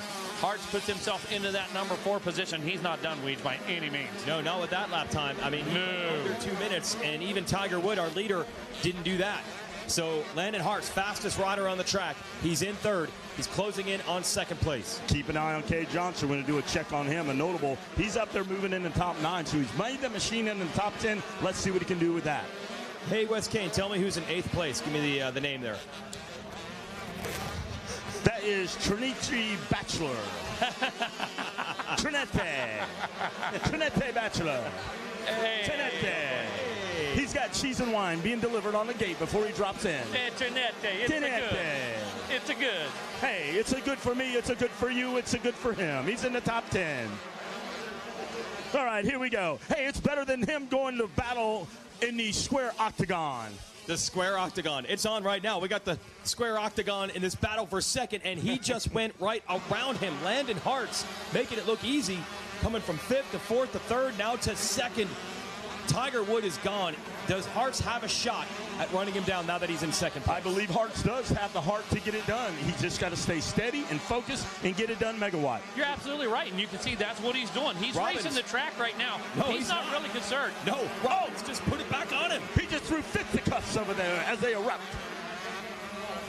I did not see that coming. Right. I mean, Hartz went right around the outside, and usually when you do that, you're moving and pulling away, but Clark Robbins responds. Here comes Hartz again. Oh, look out, to the outside, with a slide move, side by side, inside, outside, who's it going to be? Man, Hart's having a tough time now. He come rolling through there. Did he get a little spent? Was he a little gassed? You know, does he have to hit the reset button now? Knock on the door. Who's coming in? It's Hartz. Kicking the door open and trying to make the move. Well, he did now. And now he's got a couple bike lengths on Robbins. And we're starting to pull away now. So let's see if Hartz can make a run for the leader, Tiger Wood, who has an 8-second lead. But he's got some speed for sure. Well, he's going to have to go down 20 miles of bad road rather smoothly if he's going to drop the hammer and catch up our leader. But you know what catch up's for? Hammers and hot dogs, and not for Loretta Lynn's motocross. Well, the good news for Tiger Wood is he got on the green and won. Okay, the hard work's done for him right now. He has to maintain, just make smart putts. Tap, tap, tap it in. That's all he needs to do right now, bringing home for the win. Kay Johnson now moves up a spot. We're checking through the ticker now as it comes through. So our live timing here. Wood out front, Hartz, Robbins, Turner, Koval, Carter Malcolm, and keep an eye on Austin Schaefer coming out of the south of the border camp. Yeah, Schaefer, he's got some good laps going on right now. Needs to find a little speed somewhere. Needs to get up there. Look at this. Trinity Bachelor picks up a spot. Ryder Thompson also picks one up that time around. Bachelor looks over. Battle for 3rd right there. It looks like Jessen Turner is going to get Robbins on the long short shoot, and we got a new 3rd place rider. Well, there he is right there. Watch Bachelor now. He hands Cade Johnson the rose and said, will you accept? He said, negative. I'm going to the front. Well, Justin Turner absolutely on fire right now. And I have to wonder, Weege, is Robbins a little spent? I know he's in great shape, but it took a lot of effort to get up there, put himself in that position. Did it cost him a little much? Did he use a little too much to get there? Yeah, I mean, he was running second and now back to fourth, and he has the endurance. He got on the podium yesterday. Right. But not in this one. Yeah, I think the sprint or the battle or the pressure might have got to him. Maybe some arm pump. So on the Hunter Racing Machine, the rider out of New Jersey, he's going to have to fight back if he wants a shot at the podium here, because Justin Turner, there he is on that red gas 57, is now in third place. Yeah, in his defense, it looks like he's really stiffened up just a bit. He doesn't have that flow right now, so maybe just a bit out of sync. Maybe made a bobble somewhere. Might have been an adjustment on the bike. Who knows? But Robbins just not putting in the same laps he was earlier. Hartz has kind of broke away from that pack. Kevin Kelly over here pointing out. Hartz is kind of by himself now. The battle ensuing is Robbins, Turner, Koval, Malcolm, and Johnson. That's like a nest right there. You want to throw a net over them, you could get all of them in the shot. And listen, talk about getting everybody in a shot. Look at Robbins right now. He's just buried. He's just embattled right now. He's got to fight forward, but he's under attack from behind. Yeah, Carter Malcolm is the next rider on the red gas, the back of this group, the 95. He's looking to move forward as well. Hartz, Turner, Robbins, Koval, Malcolm, that's your duel. And then Cade Johnson looking to get in on that in 7th. If you got a camera, use it, because Koval, Malcolm, and Johnson are all in the same picture frame. Yeah, no question. That makes a center fold at any time. Carson Wood right now, 8 seconds out. Just about 7 minutes left in this thing. Go into management mode right now, Wes Kane? I believe so. Absolutely. Yeah, well, a couple of things happen. When you see the cross flags, it's, a sense of urgency for some, but some are kind of like, okay, I saw the board, I know where I'm at. I don't want to throw it away. Let's just maintain. But most of these guys out here, they're ready to go to war. We're 6 laps in. The gap right now is 8 seconds. So he pulls a couple 201s off right now. I believe he's safe with only 6 minutes to go. That's for sure. Yeah, Tiger Woods no stranger to the game up here. He knows get out, check out. 10 items or less. He hit the express lane, and he's going to the front. Hey, look at this. Thor Powell fighting his way back in. Thor Powell now back up to the 13th position, so not sure exactly what happened. Did he run off the track? Did he have a tip over, that kind of thing? But he was dropping like an anchor there for a bit. He's back up to the number 13 position. I believe that was Thor Powell that had that little tumble early on. There we go. Yeah, great job. Everybody else kind of stayed saying he dropped in, but he's starting to, hey, don't drop out, drop in. Just like on track school, he's back on track. Thor swinging the hammer right now, bringing it 203.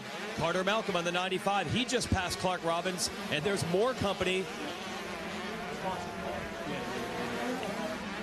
Is that Trinity Bachelor right there? I'm trying to figure out which number that is. So Carter Malcolm on the 95 makes the move. That should put him up to 4th. Back on track. And right behind him is Robbins on that number 9. And 5 minutes to go in this one. Tiger Woods lead. Landon Hartz went a little quicker last time around, but the gap is still 8 seconds. Let's reset the order. It's Wood, Hartz, Turner. Should be Malcolm. Carter Malcolm jumps up. Yeah. Jason? He made the move on Robbins just before they got to that sweeper turn. And Koval got back around Robbins. These two have battled the whole way. Wow. Holy cow. Listen, if there's some hard Charger awards to be handed out, man, these guys are in consideration right now because the effort has been there. I was questioning Robbins there just a little bit ago, but listen, hanging tough, and Carter Malcolm not making it easy on anybody. Now, take a look at that 202 by Tiger last time around. Still an 8-second gap, man. We're down to 5. He can run those 202s, 201s right now. It doesn't matter. Here's the Yamaha man, Cade Johnson. You're watching him in the 10 Commandments, and he has now caught Clark Robbins as well. I'm going to guess some arm pump here for Robbins because he was riding so well the first couple laps. And then once the battles came, he tightened up.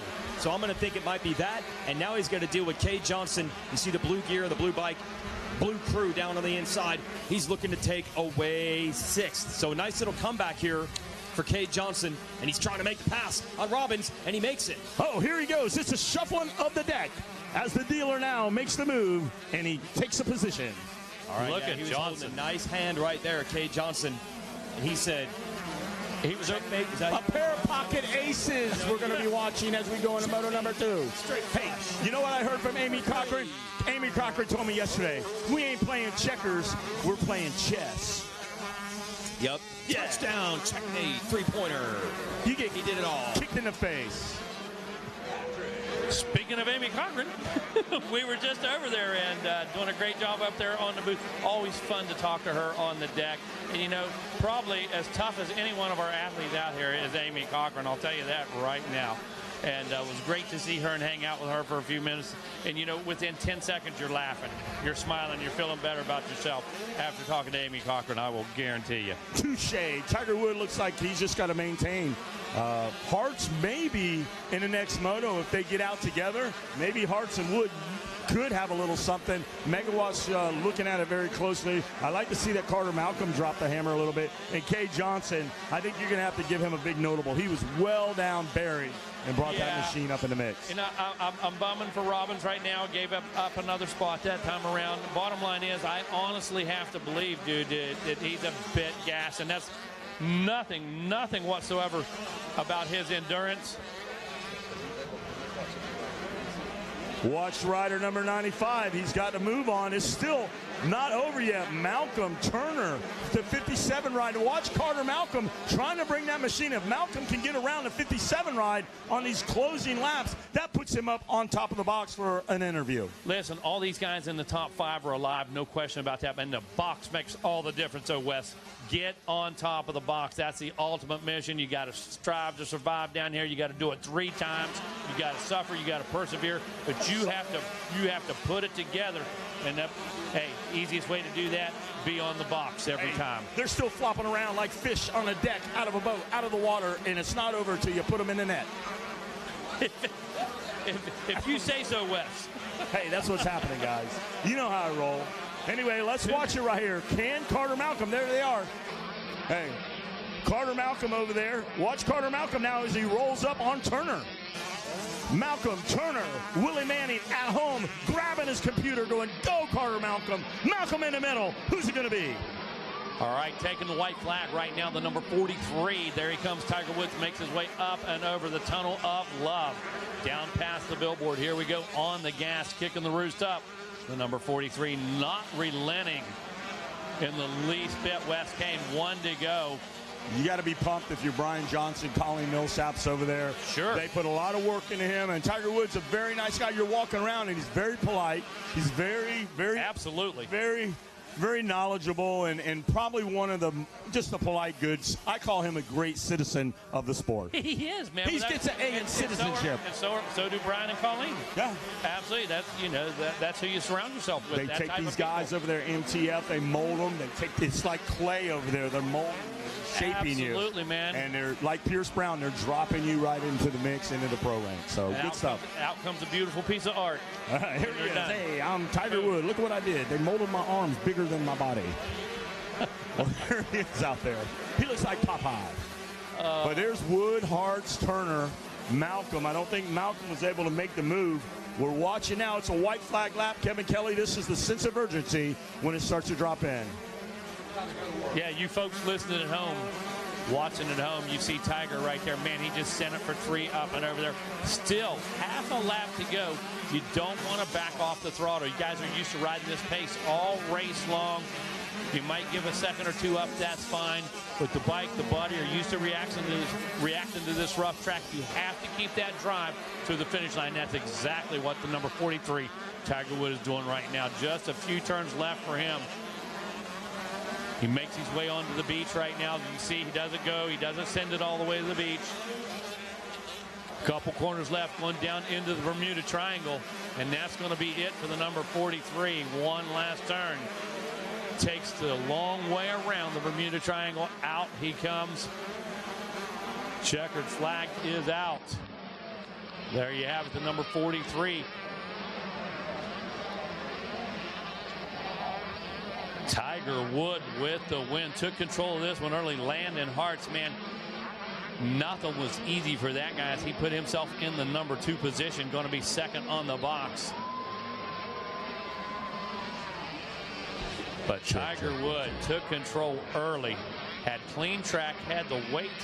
Great job, of the entire. This is one of those classes all week long. Our schoolboy classes are always just fantastic. Tiger Wooden, he's won both of them. He's a bad man. Absolutely, no question about that. Hey, Thor Powell able to respond. Mini Watt 5 just come in right now, points that out. Thor was up inside the top 10, went down, but hey, man, who fought back? Those guys though? Kate Johnson was way buried. He was buried. They had the tombstone already ready to go, had it placed on top of him, and he comes all the way back for a top 5 finish. Heck yeah. That's how they finished on your screen, the top 10. Shout out Fonzie, your boy finishes 4th, number 57, Justin Turner, our Fast House kid. Nice work. Cody Samples picked up 14. Good Lord. Yeah, Cody Samples did work. Hey, I want to tell you something. Be proud of that 13th, because when you add 14 to that, that's called 27. Furtado picked up 18 positions. There's some other ones with some negatives by those. That would have been me. Speaking of a negative, I think he's down there on the podium, Jason Wygant. Take it away, Jason.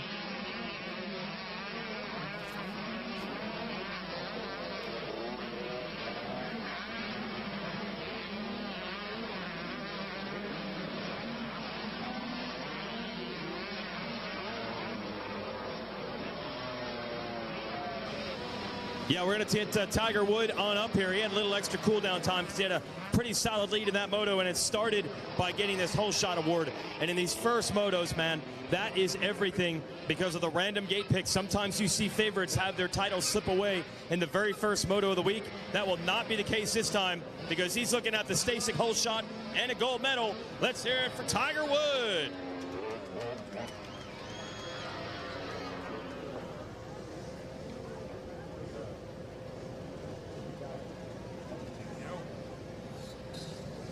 He's familiar with the drill. He knows what it's all about. Coming out of MTF by way of Australia. How was that moto, man? It was probably the way exactly you drew it up.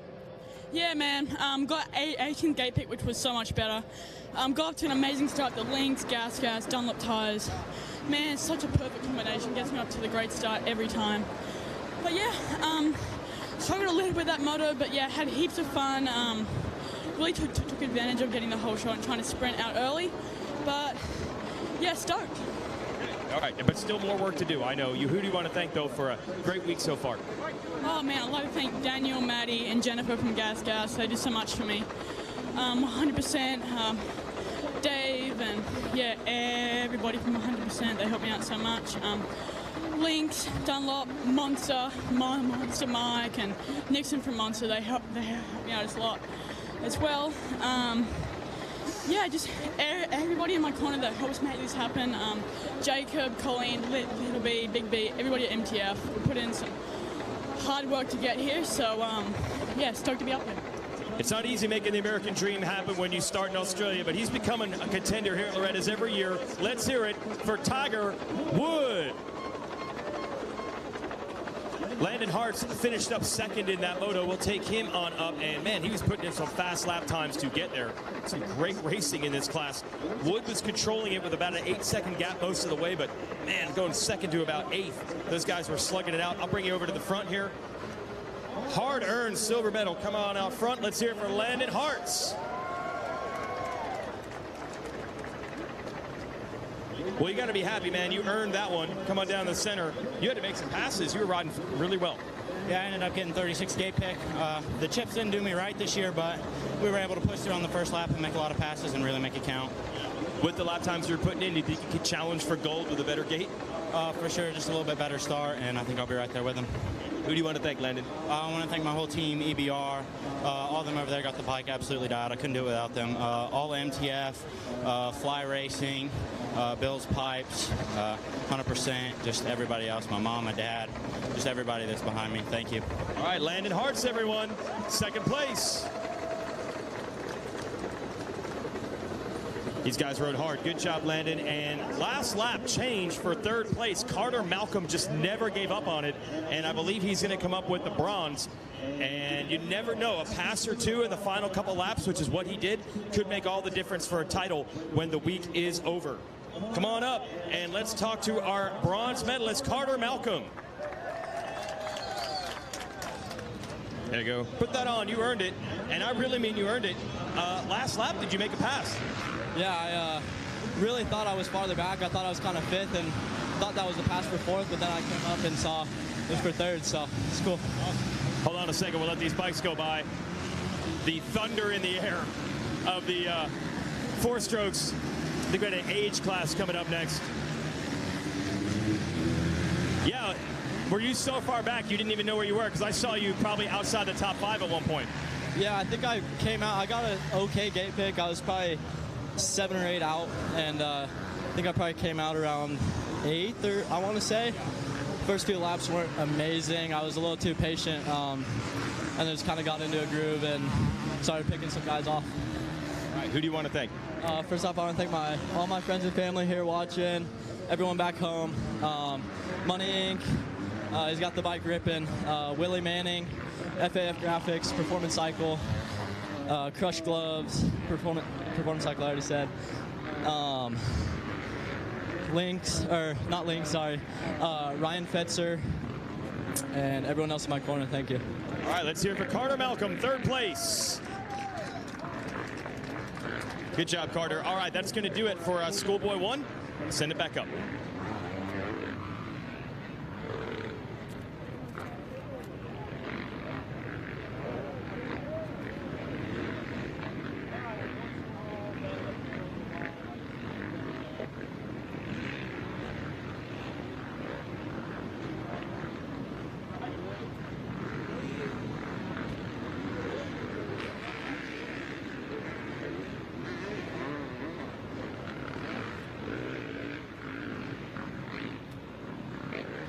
All right, sight lap here. Race number 24, senior, plus 45. Let's run down the list. Number 2 is going to be Gregory Paymart. The number 7 is Jeremy Tiffany. Number 8, Tommy Boyd. Number 11, Jeffrey Pape. Number 13, Mike Loma. Number 14, Michael Bear. Number 15 is Jeremy Barone. Scott Rockwell, number 17. And Tom Perrone. Not Barone and Perrone, but they're close. They could be related, but they're not. On the number 20 machine. Michael Keating, I loved you. Yeah, it's Batman. You're my favorite Batman. The number 21. Calvin Andelovic, number 23. Gary Benton, number 26. Gabriel Gardado, number 31. Michael Gage, 32. David Jones, 35. Mark Otenad, there you go, 36. Carlobi Valiz Soto, number 37. Jason Matthews, number 40. Brent White, number 42. Frank Koenig, number 43. Edgar Fodish, number 45. Chris Weisbrod, number 50. James Max, 51. Ronnie Renner, number 53. Brooke Fluker on his KX500, folks, the number 57 machine. Number 59, Sean Schultz. Welcome back to the ranch, Sean. Number 60 is Joe Buskirk. Number 63, Alan Alford. 65 is Adrian Spiker. 67, it's Tim Zebro. Tim Tebow? No, it's Tim Zebro. 68 is David Nichols. 72 is Keith Goyette. 73 is Jax Farvell. 77 is Kenneth Mash. 78, Jeremy Parsons. 81, Wayne Powers. John McLemore, number 88. Christopher McMillan, number 89. Aaron Cook, number 90. James Nagy, 92. Christian Robinson, 95. 97 is Christopher Oppliger. Close to Oppenheimer, but not quite. We've got him just about on the gate. Plus 45 class. About ready to do it, man. You're not too far away from the 45 class, are you? I got a few years yet. Come on now. I'll be 38 this year. Oh, wow. So, well, plus 45 class, we transition. We go right from the schoolboy, the wild and woolly. These kids, there's no tomorrow for that class. Well, guess what? There's a Monday morning for these kids right here. That's it. They're like, hey, there's a gentleman's agreement here. We all good. We're not going to park each other. We all have to work. Right. There you go.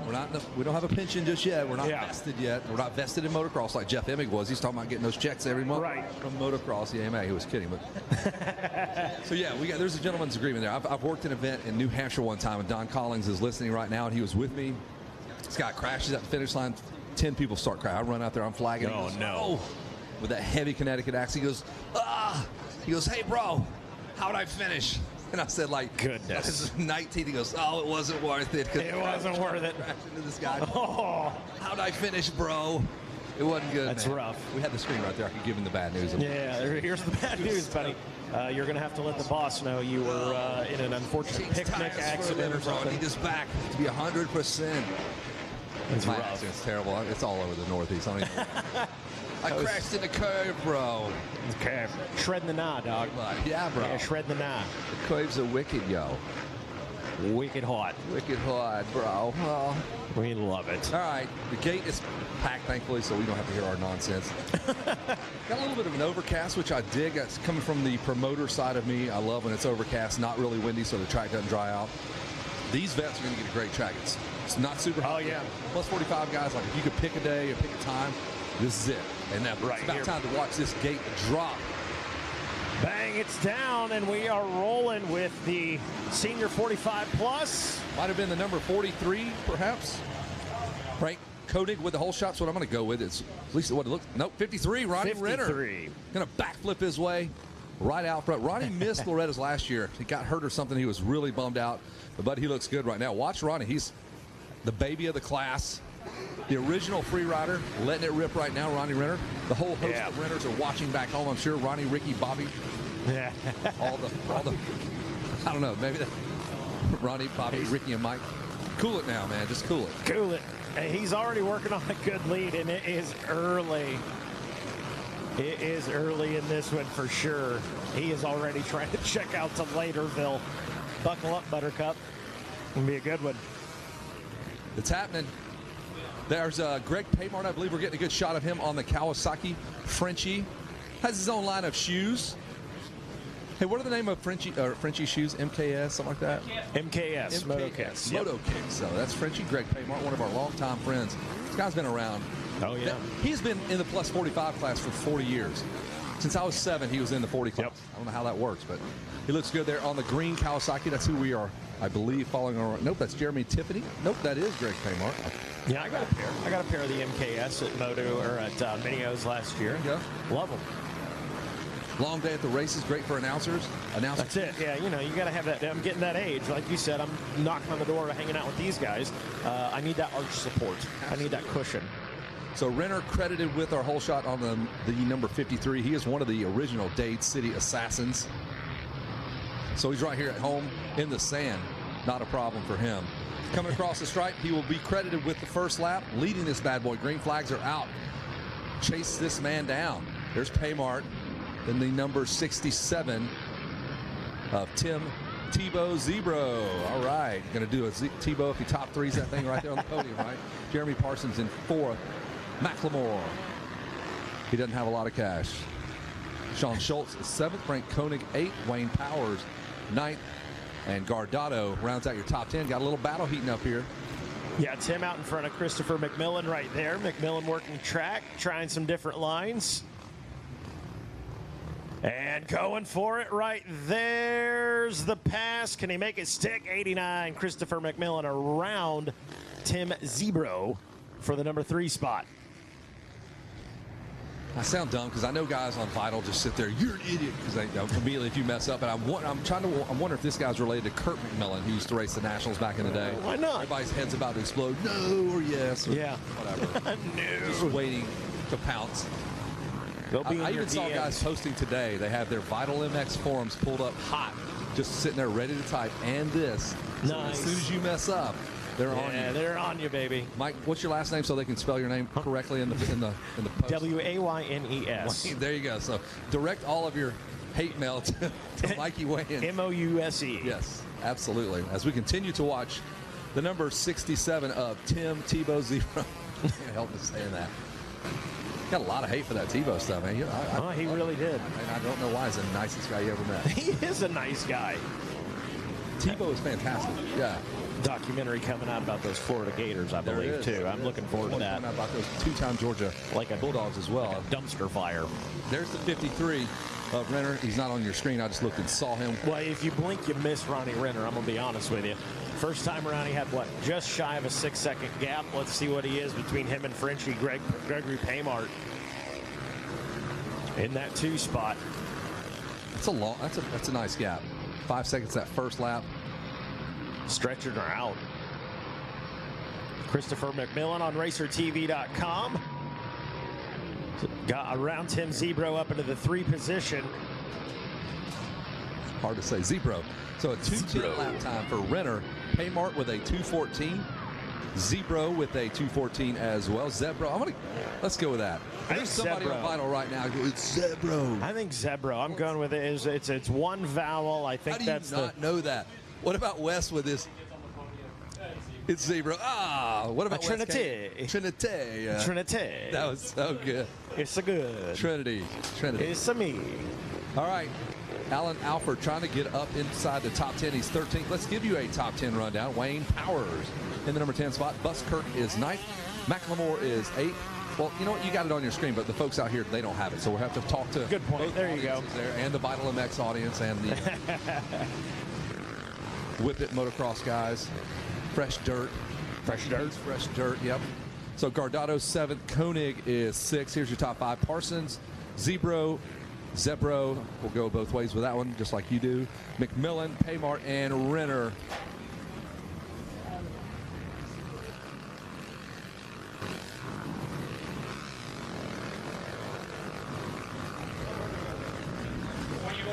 Yeah, got him. I don't know. So 3 positions picked up by Guardado in the number 7 spot. Positions picked up by Buskirk.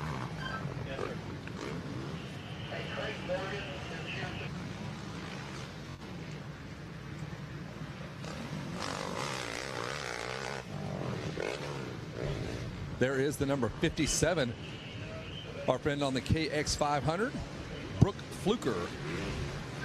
30 years ago, he was here on that KX500, back at the ranch. Look at that. They got the flags waving over there at the Monster Energy tent. We see you over there. Hyping up their countrymen. There is the number 60 Suzuki ride of Joe Buskirk, and they are paddling through that rut there as Macklemore just in front of Buskirk on the Suzuki, and they're coming right past us here in the announcer's tower into that nice, smooth, sweeping turn.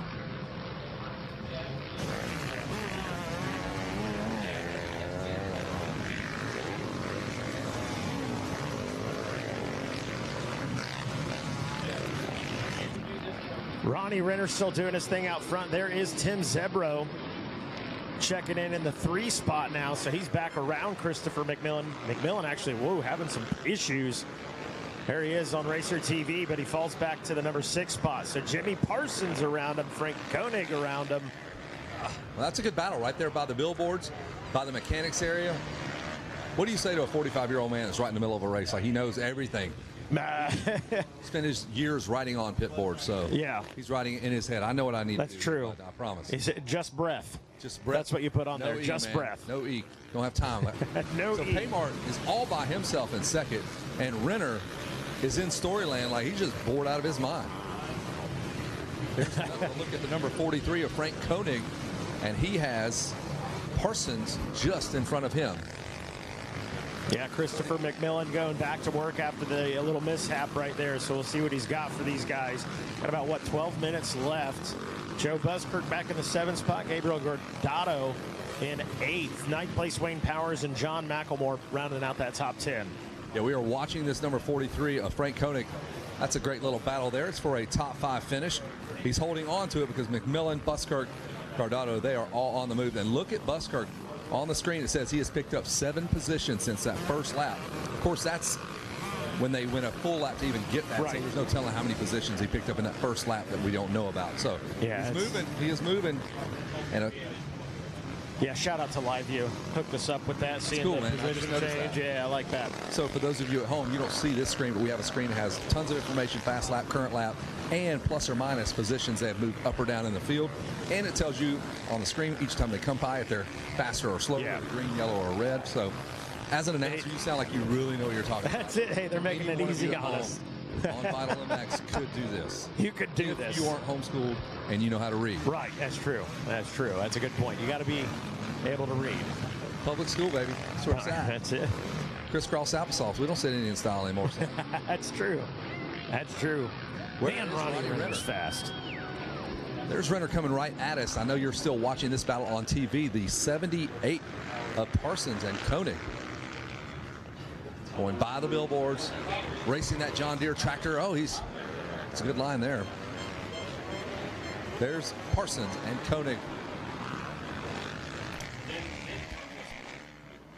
So that is the battle we continue to watch. Parsons and Koenig.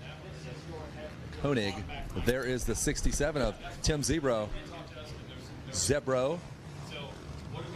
these guys really aren't stretching out from about 3rd through about 8th.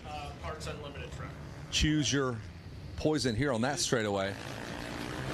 And I saw some chatter. You guys on Vital MX, man, you cracked me up.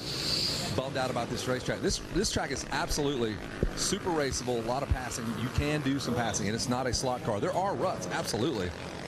But they address this stuff all day long.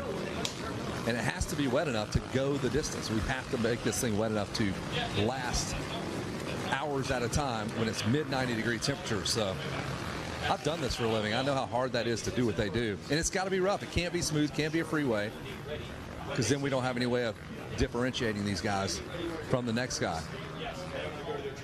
Here's Renner. He's differentiated himself for sure. A 2:12 lap time last time around puts him out to about a 12-second lead over Gregory Paymart on the green Kawasaki, the big number 2. The returning second-place finisher from last year, Frenchie, a fixture on the amateur scene. Did some nationals back in the day. He's got a fun little story, Greg Paymart does. Everybody, I've been reading on Vital Weech. These guys have their screens up. They have Vital MX so they can just start typing, just destroying the announcers like Mikey Waynes. I told him, spell your... Oh, my goodness. Kevin Kelly. Kelley, right? They got both. I'm teasing. Let's get it right. Heck yeah. Let's get it right. Spell it. Yeah, there you go. You know what I always say, There's though? 6 of us here, so... No, like 6 plus 10, so 16. Rodney, come on. No matter what you say about the announcers in the comments section, just know I guarantee you we're harder on each other. No doubt. Yeah, if I mess up, I'm like, oh, that was yeah, and then we're just ridiculed. Dylan Black, and I know that probably destroyed your day. The best part of the day was making 90 seconds of Wes Payne, like getting ready for the climb. He was so hyped up. Yes. Drop the pitch. Yes. Missed the gear, but the one he blew. He totally missed the gear, almost endoed, kept it up, pinned it out, and went it out, gas it out. He was able to power through. He is. You remember he got hurt last year right before Loretta's, and he was ready to go. Yeah, now, and he's super stoked to be back. And this has been a great battle the whole time, man. I think that's Parsons Koenig, and look at that, Tim Zebro. Is it Zebro or Zebro? It's got to be. I went with Zebro. Put that Italian flair. I'm like, he's going to Zebro on the podium over there when he wins it. Zebro. There we go. Great battle. Well, you can see the motivation here. Zebro is in 3rd, and that's a big difference. They want those moto medals. Yeah, give yourself a shot. Thank some sponsors on the box. Why not? It's just that easy. Just that easy. For sure. And by the way, we have 2 sets of age groups. This is what we call a sportsman class. This is for riders who did not score points as professionals. So I don't know if there's actually a vital thread, Matt, and any of the announcers doing about it. Oh, there you go. Yes, there is. Why is Mike Brown there is. Here? That's there. I don't know if those people realize that half the classes they are not eligible Yes. Is it the classes that end in 5s or something like that? And I think it's age or whatever like that. Oh, so, okay. Yeah, 35 and 45 are for the sportsmen, again, who didn't score points, that kind of thing. So Renner's got X Games gold, though. Didn't get points, though. There you go. Step up translates to great finishes here at Loretta Lynn's. Yeah, all the step up. Yeah, we're going to set that bar. He's literally going to set the bar for everybody else, and he will jump over that bar. He's doing the anti-scrub. There you go. So this class is not for the NX and Browns of the world. I don't know if people realize that. It's not like Brown's winning 5 classes out here. Right. In fact, he has to win 40 plus at 52 years old. Because He's spot with one wheel. Maybe. Yeah. My goodness. Yeah, we interviewed Jeff Hemming last night for Radio Fox. It was pretty funny. He said he got to Brown and he's like, oh no, is he just getting up for the crash and he's just going to blow harass me? I'm good. And then, tongue-in-cheek, he goes, yeah, I got him. I caught him. I dropped him. I got him. I dropped him. It was so funny that he went that route. That was cool. And that is on what? Radio Fox, right? Radio Fox, Verb Moto. Just check those guys out. Look at this battle. We're going handlebar. Oh, there we go. Of Parsons and Frank Koenig on the 43. And look at Buskirk just behind him on the Suzuki. He might sneak in there right here on the inside. They're 3 wide in the 10 Commandments. There it is. Buskirk might have stuck it. He's going to race to the inside on that yellow Suzuki. No, he had to chop the throttle. He's going to take over fourth. Yep. Not long. He's going to end up being fifth. And somehow Frank Koenig's got it done. Made the pass. Koenig's in fourth. Team Zebro way up ahead. They got to do some work. Oh, look at that. Buskirk going back after him. And whoa! Wow. Easiest time to pass, right? As soon as he passes you, go get him back. Zebro 202 throws that thing out there and reels in the competition. That's a Wes Kane there, the Papil pocket fisherman. Run Papil. Set it and forget it. Set it and forget it. It's like your radio dial here on 88.9. 13 seconds. Renner, he immediately jumped out. 5 seconds in the first lap, and that was all she wrote. We've kind of checked in with him a couple of times, but these guys are slugging it out. Yeah, Ronnie looks like he's kind of settled into that pace. You're right. Sitting that lead at 13 seconds.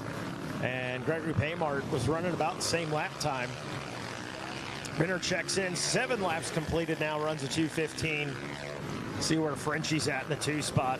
And then that big battle there. Zebro in the 3rd spot. The big battle between Frank Koenig, Jeremy Parsons, and Joe Buskirk.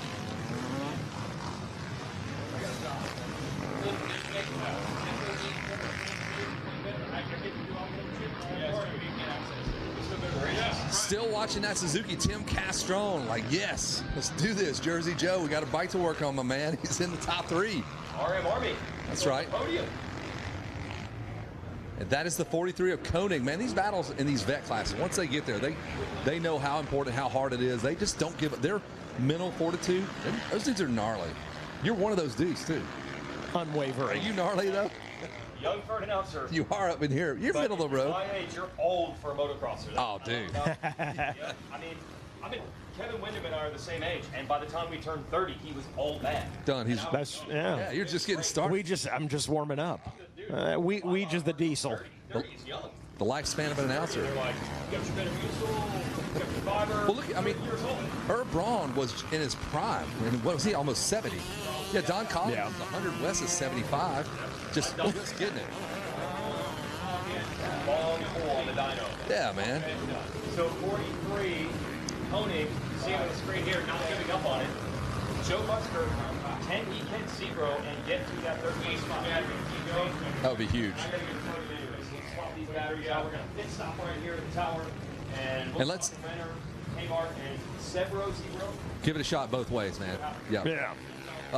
The 43 takes his hand off. I feel you, my man. He's like, man, there's no blood in my hands right now. Feel for those guys. Frank Koenig.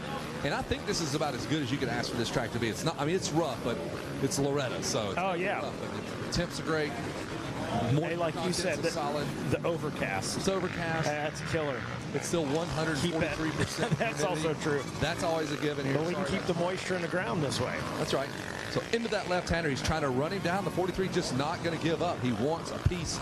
He wants to take some of those Suzuki contingents. They have a pile of it. They haven't given it to many guys this week, so he wants to take some of that money back from Tim Castrone. Go get it. Bump that guy back to 4th. All right. A great battle there. I believe our 2 card coming out, or 2 card is out, I should say.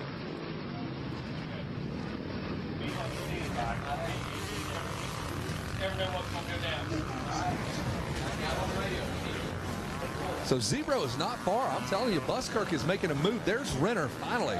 The FXR KTM Dade City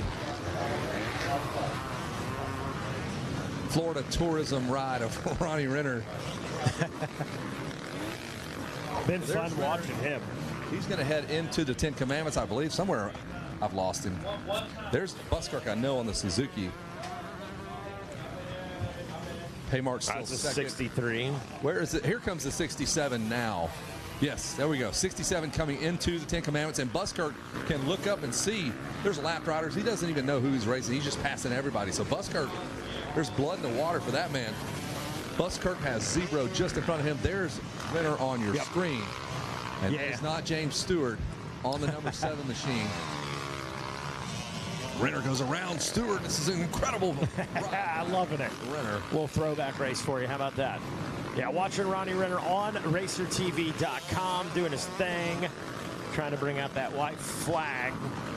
And I will put Ronnie Renner up against anybody on the microphone. That guy is all-time hilarious.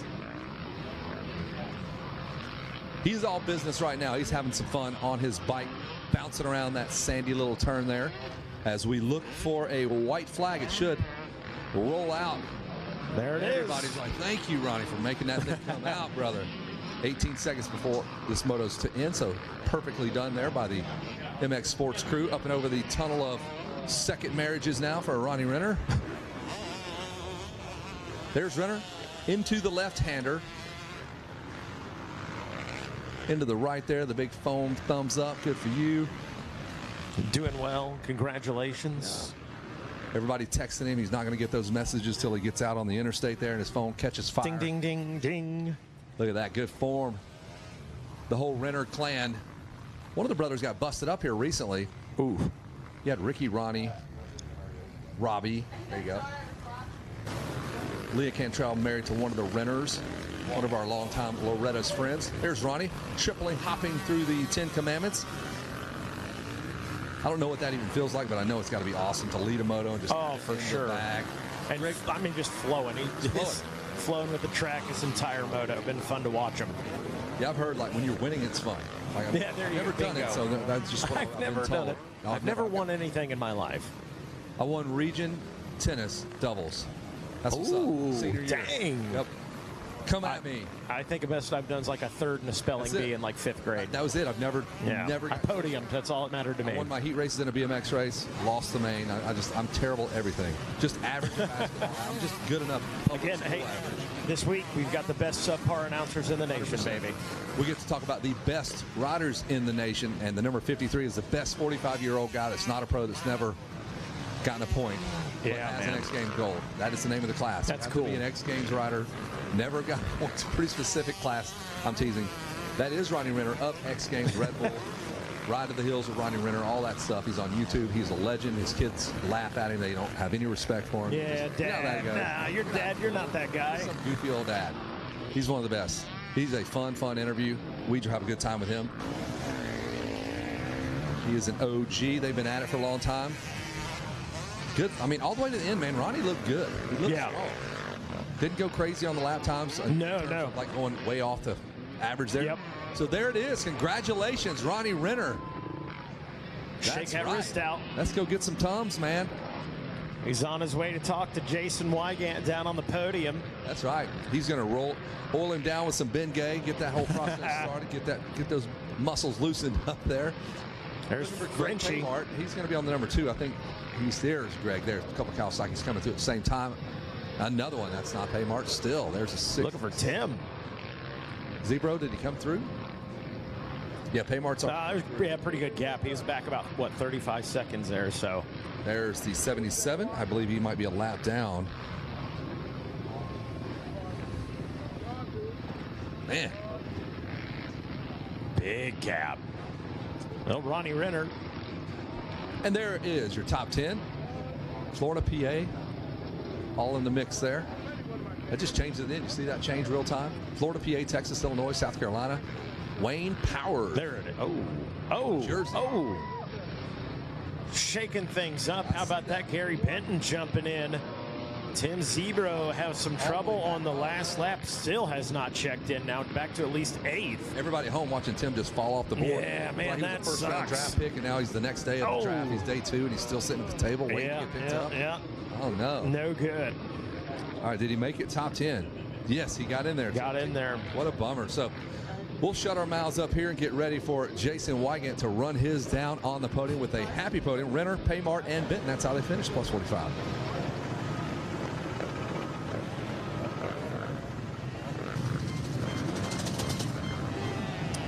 Oh, yeah. Oh, this is going to be good, baby. Well, I'd say this one might have been a year in the making. 3 years in the making. 3 years of bad luck of this not working out. I'm telling you, my gosh, man. All right, so we got quite a story to tell here on the podium. It starts with a whole shot award. It ends with a gold medal, and we'll tell you about everything in between. There's the whole shot, and here is the gold. Ronnie Renner wins 45 plus. Yeah. Your arms are so pumped. Can't even put the medal on. So first, tell me the story of just getting here. It was 2 years in a row where right before Loretta's, it came undone? Yeah, literally the week before in 21. Got the Rona really bad, and, you know, I'm an idiot, so I'm trying to like load up on Dayquil and everything, and the last day just body slammed me. I watched it from the couch. That wasn't any fun. And then last year, had like cramps all summer, still training my butt off, and realized I had these stomach cramps caused by diverticulitis. And they had to cut my guts in half and everything, and I didn't get repaired until January, so still a little behind the 8 ball on training. And I know you got to come here prepared, and I came as prepared as I can be, but there's just no replacement for racing seat time on the track, and those arms pumped up like Popeye the Sailor Man. So it looked good on the outside, but it's still tough when you're out there. Oh yeah, when you know you got Frenchie back there, the big number 2 staring at you, and he's a workhorse, and he's just going to keep eating at you. Kind of like Barry Karsten, you know. I'm glad Barry got some points back in the day, because he would have for sure ran me down. But yeah, there's still 2 more to go, so I don't want to get too excited. Definitely got to get this arm pump situation dealt with. Maybe the first one's getting it out of the way, but track came around a lot since practice. I was like really nervous after practice. Getting the 2:30 practice, being cold for like 5 days was brutal. So yeah, man, I know I better thank my sponsors while I can. Northern Tool and Equipment for getting me here. Maxxis Tires, FXR, of course, 6D helmets, Alpine Stars, Mobius knee braces, GoPro for sure, GT Bicycles, Risk Racing. CF Moto has been the biggest addition to my program this year. Furman Power Equipment. List goes on. A bunch of my Vortex sprockets. I used to work there in 1998, so got to give them a shout out, yeah. Hey, this is awesome to have him finally getting back to the ranch. Let's hear it for your gold medalist, Ronnie Renner. Yeah, go ahead. Let me also thank my lovely lady over here for being with me, and mechanic and JB Ballard. My little brother Robbie, which a lot of you know, has had a rough year, but he's a bad dude and definitely inspiring to me, so give him a shout out. And this one goes out to all the single dads out there making it happen against opposition. You knew you'd get something good there. Thanks, Ronnie Renner. Let's bring up Frenchie. Let's bring up Greg Paymart on that number 2, who ends up second. And that sets up a nice championship battle between these guys all week long.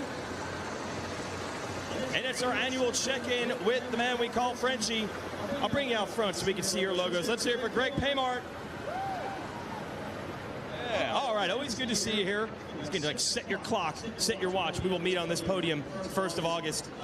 But they keep bringing in new guys for you to have to race every time. It's fun, you know, it's such a long wait, you know. You in the winter, you got to survive Minios. I got to survive this. I got to train. I broke my back in December. And my goal is not to get hurt in 2022, the last day of the year.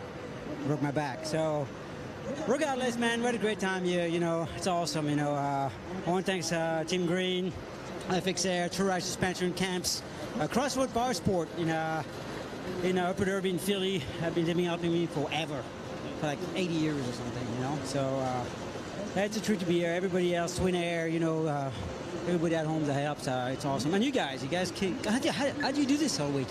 You're the one riding the darn motorcycle at 45 plus, bro, so you're good. 15 minutes, you know. I've been training, I thought it was 20 minutes the entire time. I've been training 25 minutes. Now I'm going too slow for 15. I'm gonna have to pick it up. Sprint speed. We gotta work on sprint speed. Yeah.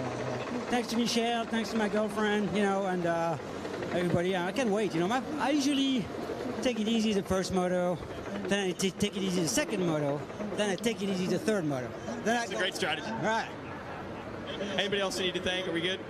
Yeah, I think I got everybody. Yeah, thanks everybody at home and all my friends and all that. So, yeah, thank you. Love it. Let's hear it for Greg Paymart, second place in 45 plus. And I believe in the last lap we had a pass, and this guy came out of nowhere to end up with the bronze. Come out to the middle. I mean, outside top 5, and all of a sudden he's third in the last lap. Let's hear it for Gary Benton.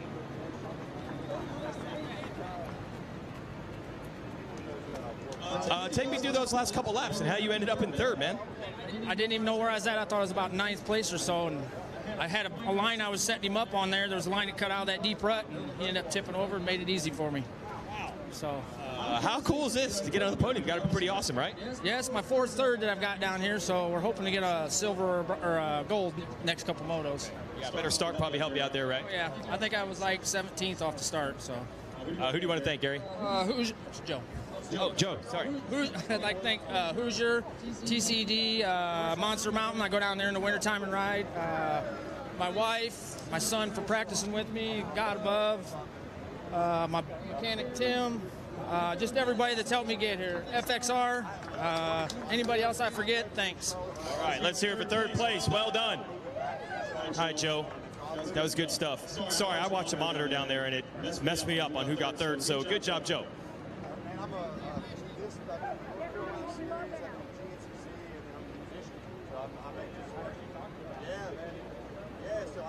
I wrote a song called Out at the Ranch. It's what they bring the racing TV show in with, but it's about racing out here. So I got to open up for Scotty McCreary last year with it. So yeah, it was cool, man. So I've done race, play music, and then now doing this. So hey, man, it's asphalt trade. It's going for it. So no, man, it's been cool. So just trying to get show or two during the week. For a while, I was just a teacher. I worked in the airport.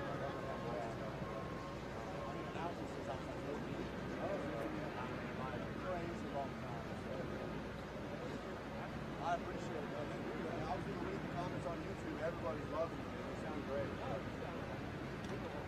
Thank you. I've been enjoying the hell out of it. I was checking this ambulance, man. My grandma was walking. I'm like, called my dad last night. He's like,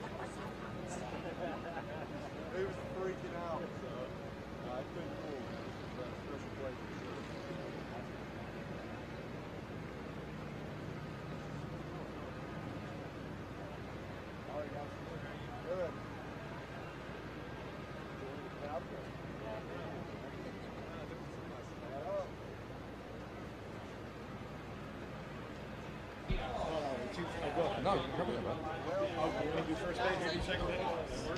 Hey, coming up next, race number 25, 250C Limited. Mikey Waynes, who is on deck?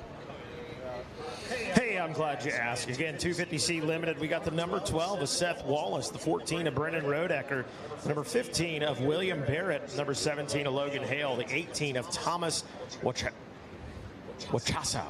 Did I get it right? You think? I'm going with it. Kyle Paleolagos, the number 19, the number 21 of Kane Wood, 22 of Damian Holmes, the number 24 of Brendan Campbell, number 25 of Anthony Polakowski, number 27 of Chase Eilowitz, number 30 of Sawyer Sumner, number 31 of Tanner Johnson, 33 of Slater Pearson, the number 35 of Brady Karlovitz, the number 36 of Braden Davis, the 38 of Jack Doughty, 39 of Trent Salisbury, the number 40 of Evan Terlecki, number 41 of Emmerich Perrin, and the number 44 of Ethan Burns. Kevin Kelly, who else we got? Number 45 is going to be Brevin Wilson. Tyler Lynch on the 51 machine. Cameron Arthur. I'll go ahead and throw their hometown. They're in Ohio is where Cameron calls home on the 57. Maryland native is going to be the number 59. Carson Hall. North Carolina brings you the 69 of Colton Austin. California rider Caleb Naranjo, number 70. Gavin Baker is a Nevada native. Maddox Brown out of Colorado on the 73 machine. Connecticut rider Eric Kinsley on the 74. Kevin Bond out of Maryland, number 76. Wyatt Larson is a Minnesota native. 78 is on the plate. Arizona rider is going to be 79 of Chase Haynes. Number 81 is David Canfield on a New York-backed KTM. 82 is Bentley Good out of Ohio. Colorado Springs, Colorado brings you the 86 of Riders Simon. 88 is Noah Swanson out of Pace, Florida. 91, Colton McKnight, Greensboro, Pennsylvania native. Versailles, Kentucky rider, number 93, Chase Simpson. Number 96, Brett Berry out of New Alexandria, Pennsylvania. Granville, Massachusetts brings you the number 97 of Samuel DeGrange. And the number 99 is Erica Compton out of Rio Linda, California. That is the crew here in 250C Limited. Putting a little water down. They're going to give them a sight lap. Let them take a look at this track. Take your time, boys, when you're on this sight lap. I will say this. It might have been the C-Class yesterday. Guy's trying to figure something out that he hasn't done. Oh, yeah. I think you're right. Yeah. He crashes into the 10 Commandments, almost knocked himself out of the race. So yeah, take a look at the track. Go slow. Just evaluate. And note where this water truck is. If I'm on the gate and I'm one of you dudes down there, my dad and me, we are checking this out. I'm saying, all right, this water truck went here, here, here, just to have an idea. And then when you're out there on this sight lap, don't go blind rage trying to rip a fast lap. look at this racetrack. Can't win the sight lap. No, you can't. Right? You can lose it. Can lose it. Absolutely. That's for sure. Can lose a sight lap because we saw it. And I just want you guys to get your best opportunity. That's just the worst, to have that happen on sight lap and set you back. So let's get these dudes on this sight lap, get it done safely, get them back to the starting line, and see what these 250C limited riders can get done here. I mean, again, the weather was about halfway through the day yesterday pretty decent. It wasn't like scalding, smoking hot. So, and again today, we're blessed with another awesome day. It's overcast, not much wind, a little bit of a breeze, but not like a blowing wind that will dry our racetrack out. So, yeah, I think Tim Cotter messaged us this morning. He said, I think we may have some weather in the forecast. I'm not going to say the word about putting that out there in the universe, but just maybe be cognizant of your surroundings. That's what I'm getting at. Dude, and be these prepared. Parents, you families know, because you're on the road all the time. If you're a new RV owner and you're just out dancing around whenever the wind starts blowing, well, you're easy up, and your $3,000 canopy just went somewhere it didn't need to go. So strap that bad boy down. It went in the air and ended up on someone's 1987 Winnebago. Yeah, and they're not pumped. They got a knife. No, they're not pumped. Killed their 19-year-old dog. Yeah, that's it. Oh, Lord, help. No, we're making that up. No, that didn't happen. Tie that stuff down. Most of you guys are old pros, man. Look around at your neighbor, see how he's got his deal set up. Yeah. Everybody here, it's so cool, though. Everybody here will help you. Yeah, I think you have that experience where you're at the track and you lose that one pop-up. That's all it takes. Hopefully it's that one $15 pop-up, and then you learn your lesson. No, those things are expensive. Some of those big ones are. Yeah. And then you don't strap them down, and it'll hurt folks. So I would. Oh, yeah, for sure. Check your canopy, make sure they're all tight. We're not saying that there's any weather, but you guys have probably already done that. Yeah. You're prepared. We believe in you. Take a good look at this racetrack. These guys are doing a good job just kind of scoping it out. Can't win the sight lap. Dad's back there packing that gate, just like, oh, this is our first time in Loretta's, because you can't have raced here before. So you might have been here, you might have seen it on TV, but it's your first time actually doing it. Have a ball, give your kid a hug, man. And everything you're saying to him on the starting gate, he ain't listening. He can't hear you. Well, yeah, it's all adrenaline. Just, give him a big hug and love on him and have an awesome time. I got 2 kids, and that's all I care about. Just get through this safe, have an awesome time, create some amazing memories. And, hey, if you win this thing, there's a $1,000 bill. Not to add any pressure, if I'm going to. There you go. Not to add any pressure. Whoa. Holy smokes. Never had that here. I came with some friends that won titles. I always thought that was cool to kind of be in their pit when they won titles. I always dug that. Our buddy Shea Bentley back home, I can look straight out this window and I know where he was, where we were. We were pitted next to each other in '93 when he won his first of many titles here. So I know what that feels like from afar, but not like what it feels like as a direct heck yeah, that's family cool. member, man. It's cool. We had Pete Fox on last night on the Radio Fox TV show thing that Verb Moto is doing at the base of the Fox Tower. We've had Drew Adams, Joe Shimoda, Pete Fox, Davey Coombs been on a couple times, and Gypsy Tales. Chase is here with us, hanging out with the Verb Moto guys, and he was on. So it was cool to get Pete Fox articulated. I couldn't have put it into any better words. The guy, everything he touches is poetic and is artistic. He touched on why this race is, I think, in the depth chart of awesomeness behind marriage, kids, even more important than his first family home. He goes, this thing meant that much to him. And the way he laid it out, it was beautifully written. We called him and checked in because it was 30 years ago that we did Radio Fox here. I listened as a 18, 19-year-old kid at night after my brother raced. I've never heard this kind of stuff. So they're just kind of circling back on Radio Fox and doing it this year, paying homage to Pete and what they meant to this event. And as you might imagine, Kevin, I have one of those original Fox Radio signs. Of course you do. Of course you do. In my garage, but that's how cool and important it was, bro. They've got the tapes. There's a bunch of stuff I left hanging on the fences down here. There's a bunch of stuff, but not that, bro. No. Got one in pristine condition. You're one of the few. Yeah, we've got the tapes were delivered from that original broadcast. The tapes 30 years ago. It's Ricky Carmichael calling the hotel of where Jeremy McGrath was staying. He goes, hey, can you find Jeremy McGrath? They're like, yeah, whatever. And they ring him up, and it happens.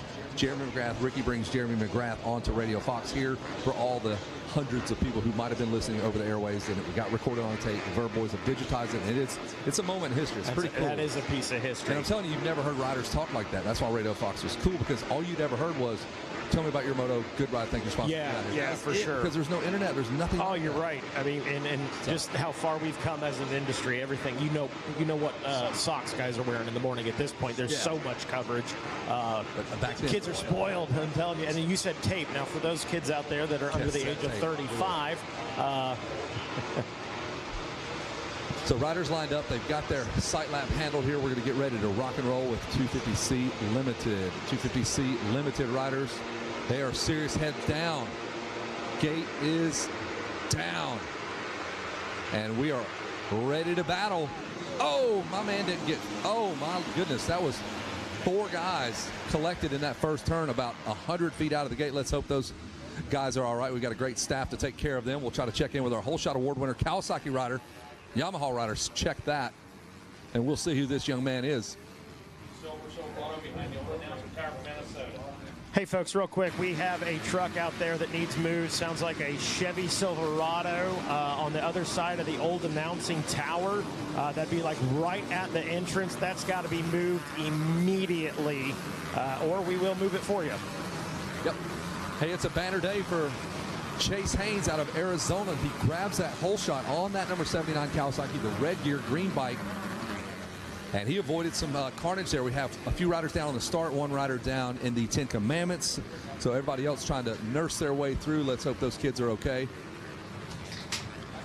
And he's still handling it, man. The red gear, green bike, 79 on the plates. Chase Haynes out front. He's got the 41 right behind him, and that would be Emmerich Perrin out of Minnesota.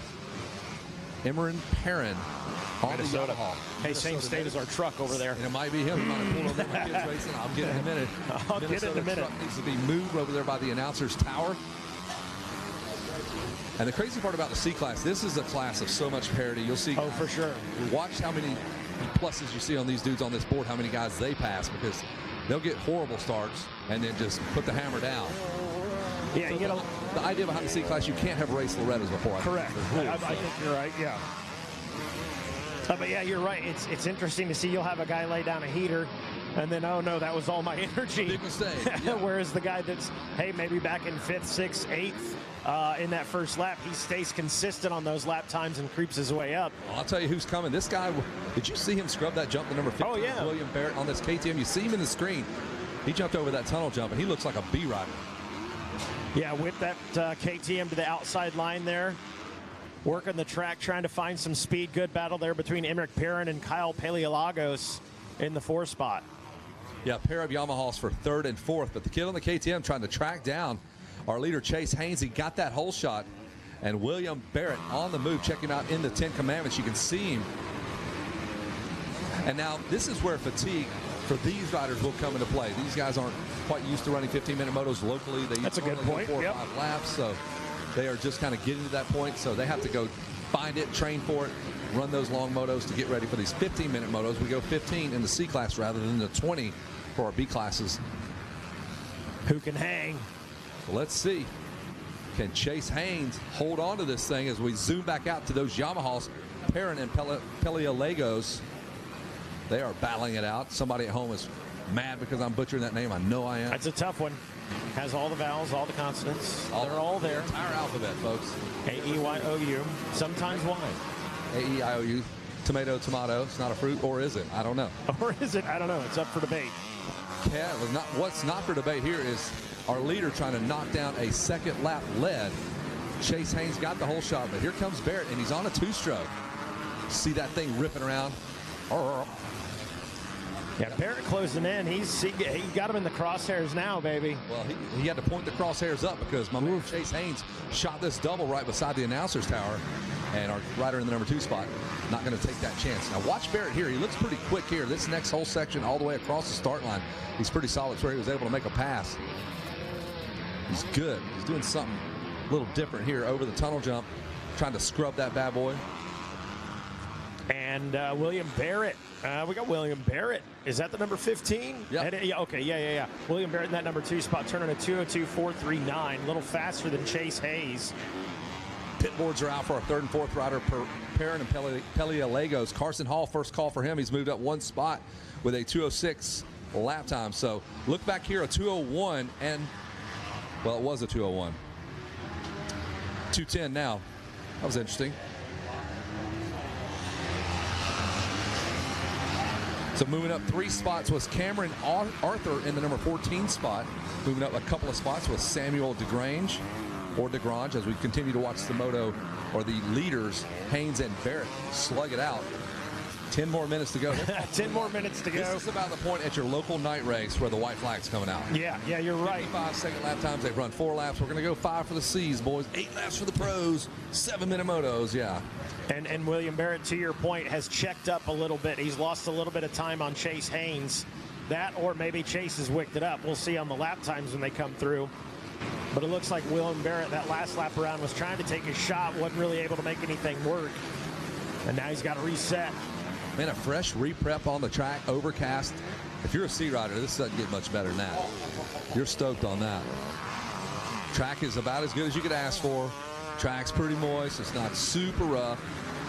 And Barrett on that 2-stroke, the 250F being piloted by Chase Haynes, as Megawatt continues to scrub these floors, literally swabbing the deck here. Oh, yeah, Megawatt Matt Watson up here. He's on his hands and knees. He's got the washcloth. We're kidding. He's literally an announcer's floor. Never had this happen before. We take care of our tower. We're very appreciative. We are very proud of it, for sure. Yeah, amen. Not kidding. All right, another lap led. We're working on lap number 3 for the number 79, and he's pulling it out. Chase Haynes, you got something cooking, man. A 2:04 for Chase that time around. And the gap continues to grow. Excellent line choice there. He's going to set it in that deep rut. Leads him right to the mechanics area. Didn't even look over, didn't flinch. Different line there for William Barrett, outside in, trying to avoid some of those bumps. Barrett going to try to remount a charge. What does that even feel like? You know he's stoked. Haynes coming around, and Barrett trying to make something happen wide in that turn. Nice little wheelie there. See where they go. Inside for Haynes. Barrett follows double-double. Can triple out. Nope. Oh, there you go. I think that's where Haynes is getting some time on him right there in that 10 Commandments. Let's check in on a lap time. A 2:04 for Haynes, 2:06 for Barrett, and Perrone, a 2:08 for Paleologos. There we go. Carson Hall with a 2:07, 2:10 for Tanner Johnson. Trent Salisbury Stake with a 2:05. Now that's solid. A 2:08 for Evan Terlecki. Evan creeping up to where his dad was. I've talked about this. His dad is Ryan Terlecki, former pro rider. And Ryan was in the C class 30 years ago to the day, just like his son, Evan Terlecki. Probably similar to Kiefer and his son and their little father-son duo they're having. So that's awesome to see. Terlecki, they're out of the Pacific Northwest. Washougal's where they call home. Colton McKnight and Tyler Lynch rounds out your top 10. 3 laps into it, 250C limited. Barrett will just not go away. Oh, no. Yeah, just as soon as you think Haynes is going to pull away, puts a little bit of a time gap, Barrett comes crawling back. Just hasn't been able. I feel like he's exerting a lot of energy to try and get up on that rear wheel. And then it's, whew, I got nothing left. He's going to have to commit and make something happen. Got to dig deep.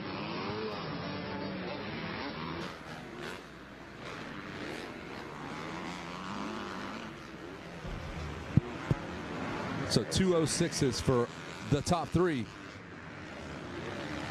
So dead even. Haynes, Barrett, and Perrone all turning top 3s as we hit the mechanics area again. And Perrone looks like he might be on the march. They've kind of pulled away from Paleologos and Carson Hall in the number 5 spot. Evan Terlecki jumps from 8th to 6th. Go get it, buddy. On the move. Yeah, picked up 3. How about that for Tyler Lynch? Another rider. He's picked up 3. 5 total positions, so not the best start for the 51 KTM, but making hay while the sun shines, baby. That's right. Wyatt Larson's picked up 9 spots. He's only up to 24th. Anthony Polakowski has picked up 8 spots in the number 23 spot. 13 spots for Damian What's Up Holmes in 14th. So that dude went from 27th to 14th. Trying to get inside that top 10. If you can get into that magic number, there's some, yeah. Then your gate pick gets better. Everything gets a little better. Increase. Hey, what do we say? We create opportunities. That's what that's about right there. Yeah, I go back to my buddy in the 65 class, Max Tannenbaum. I think he had a total combined score of like 26. And the class was so crazy that his last moto was a 10th place finish, and it was good enough to get him the win. Cooper Webb was in that class, 20-some-odd points. So don't give up. No, yeah, you see, it happens for sure. With a first and a third, but his wasn't even that good. It was like a 4, a 6, and a 10, and he got like 20-some-odd points. And the class was so wacky. There's your example. Once we get to the late in the week, there are some scenarios where a guy, hey, I'm out, I'm leaving, load up the RV and go. But what you just mentioned, that's the reason you just keep the RV here. You never know what's going to happen out there. You just got to keep going. There's the 41 of Perrin. He's not going to let go. He is latched on to Barrett.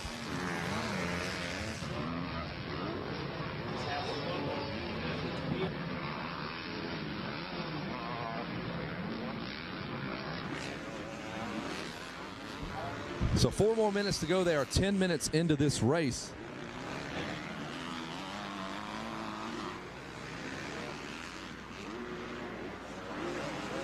And we've got 4 minutes, 25 seconds to go. There's a look at your leaders on the board there. Hayes, Barrett, Perrin, Paleologos, Hall, Taralecki up to 6, Lynch, McKnight, Johnson, Salisbury. The best of the TV dinners. I'll throw that out there. Don't come at me. Not the Salisbury steak. Salisbury steak. Serpents of the Sun, hot. And there's Barrett on that number 15. Keeping the 2-stroke dream alive. And all the while, Chase Haynes has opened it up to a 5-second lead here. And this is where you see the guys that have really put in the work those last couple of laps. Yeah, and Barrett with a little look over the shoulder right there, looking for Emmerich Perrin, the number 41 Yamaha, because he is not far behind him. Perrin, hey, he can see him, right? So what does that do for the confidence right there? Yeah, and when he checked in last time, 2.4 seconds back. There he is, the number 41 Yamaha rolling through.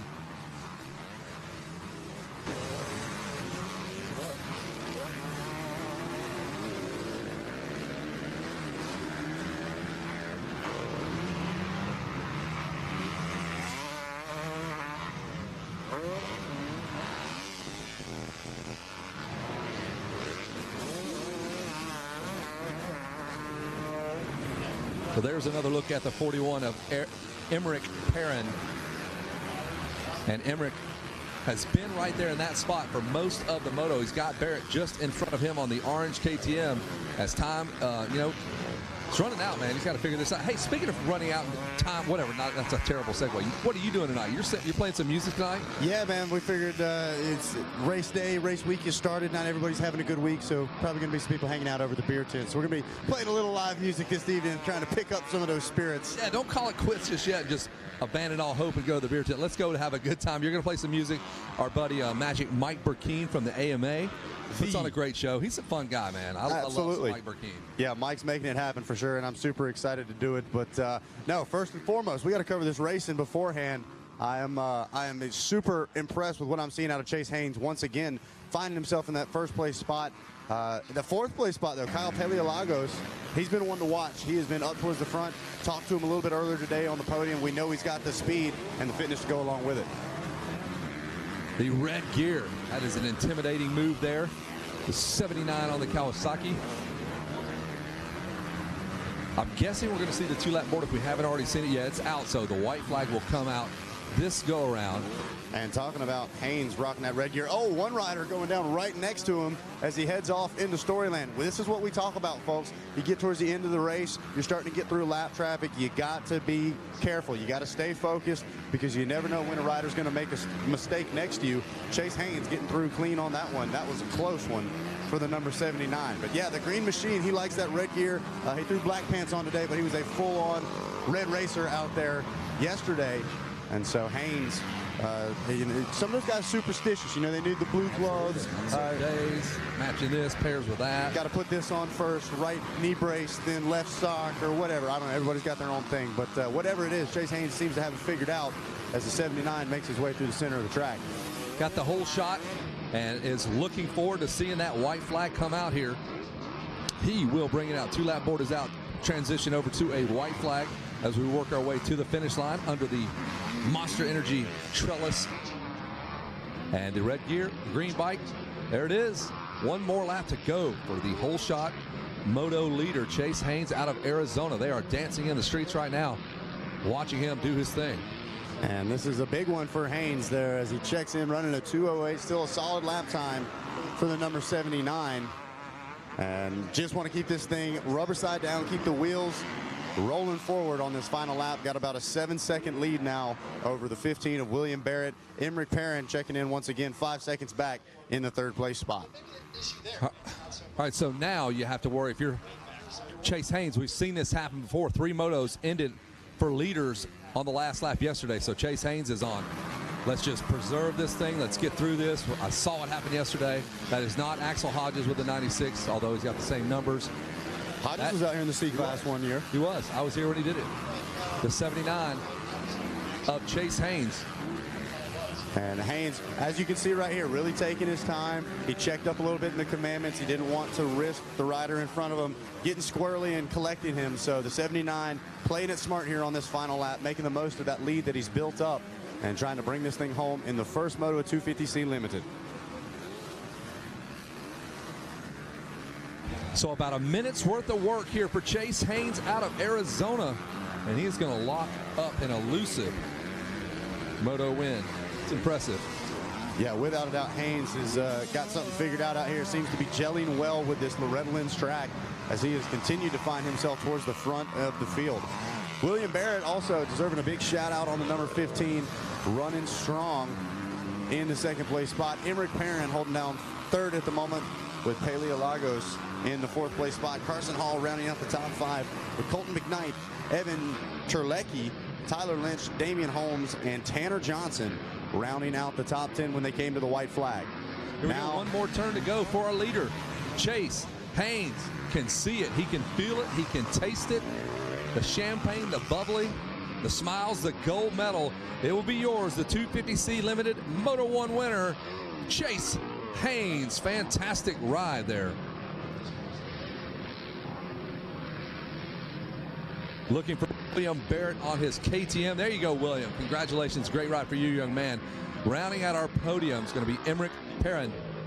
Top 3, man. That's a fantastic accomplishment. Yeah, absolutely. Those guys, if you're holding on to a medal, no matter the color, you are in this championship fight. Emmerich Perrin coming across the line only 4 seconds back from William Barrett, so he was pulling strong towards the end of that moto. That's going to be one to watch here in the next race. I'll tell you one to watch. He's going to finish up probably better than 9th, but Damian Holmes passed 18 riders en route to a top 10 finish. So Damian Holmes probably raced himself into a championship picture. Can he throw down some 1s and 2s going forward? So Damian Holmes, shout out to you. Great ride. Yeah, without a doubt. Looks like some tough luck there for the number 44 of Ethan Burns. He's waiting across the line there. But here in these C classes, especially, like you just said, Kevin, a 5th place, a 6th place, those aren't necessarily out of title contention. Not quite the same level of consistency in the C classes. And so sometimes we see that 8-1-1 or a 5-2-1 bringing home a title. Well, and we're going to beat this dead horse, but the first moto you're put on the gate just randomly by spoon choice or whatever it is they use down there. So you may get a 41. So you got to battle through a terrible start, and then you get an 8th, and then guess what? Your next moto you're going on the gate 8th. So that definitely helps, and you will see the cream rise to the top a little bit easier as we get ready to go with our 250 Pro Sport. I'll put the old spectacles on, but we're not ready for that just yet. Jason Wygant, I know Chase Haynes is stoked to talk about his whole shot, his moto win, and we will toss it down to you. Bring that thing in, look it into the hands. Jason Wygant, take it away down there on the podium.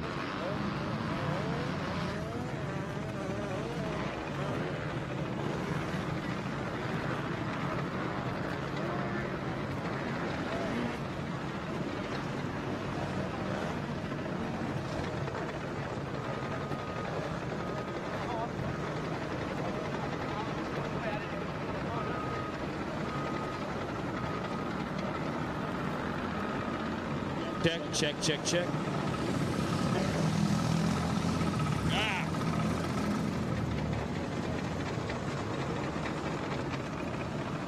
Don't look behind the curtain. We're a mess back here. Check. All right, now we're back. All right, just couldn't get the microphone going, but it makes it easy when the whole shot And the gold medal go to the same person. Let's send a big congrats out to Chase Haynes. Rocking it out there, Chase. Hold that up, too. We'll let you take some photos. Well done here in the C division to get a gold medal. Way to start the week off right in this class. First, it starts with that start. How'd you get that? No idea. I was really inside gate and just, held her wide, just hoping for the whole shot. How was the rest of the moto? It was good. Just got up front, tried to get a gap and pace myself. Who do you want to thank? My mom, my dad, Dunlap, ASV, Maxima, Realty Providers, Team Green, Fly, everybody else. Thank you. All right, Chase Haynes, everybody, your gold medalist. Let's hear it for Chase. Good job, Chase. See you go the rest of the week. You can go chill out. I'm going to talk second and third. We're looking for William Barrett, second place.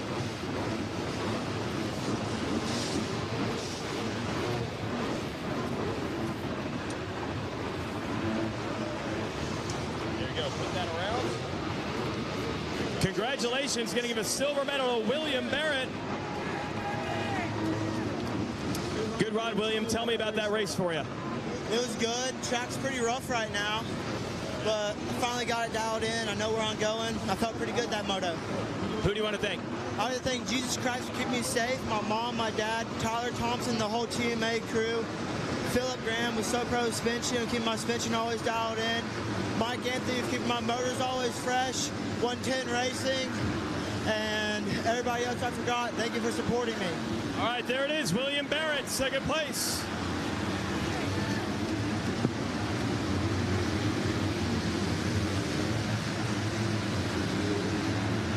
Let these bikes go by. It's Emmerich Perrin who ended up third. Emmerich Perrin. There you go. Thanks, Emmerich. And we got a bronze. Let's hear it for Emmerich Perrin. Dude, good job. All right, tell me about your moto. Well, I had a good start. I was like top 3 in the first lap, and then I just rode my race, and then I was second at one point, got past, and just stayed consistent and just finished the race. That was good. Dude, you got the podium. You got to be pumped. Hell yeah. Who do you want to thank? My mom, my dad, Team Motorsports for giving me this opportunity, and then the Freeland and Hegmans for helping me while I'm down here. FXR for sure, and then Android Seats, and then everybody else. All right, Emmerich Perrin, third place. Let's hear it for him. All right. All right, thanks, boys. That was great racing in the C class. We thank you, and we send it back up to the tower.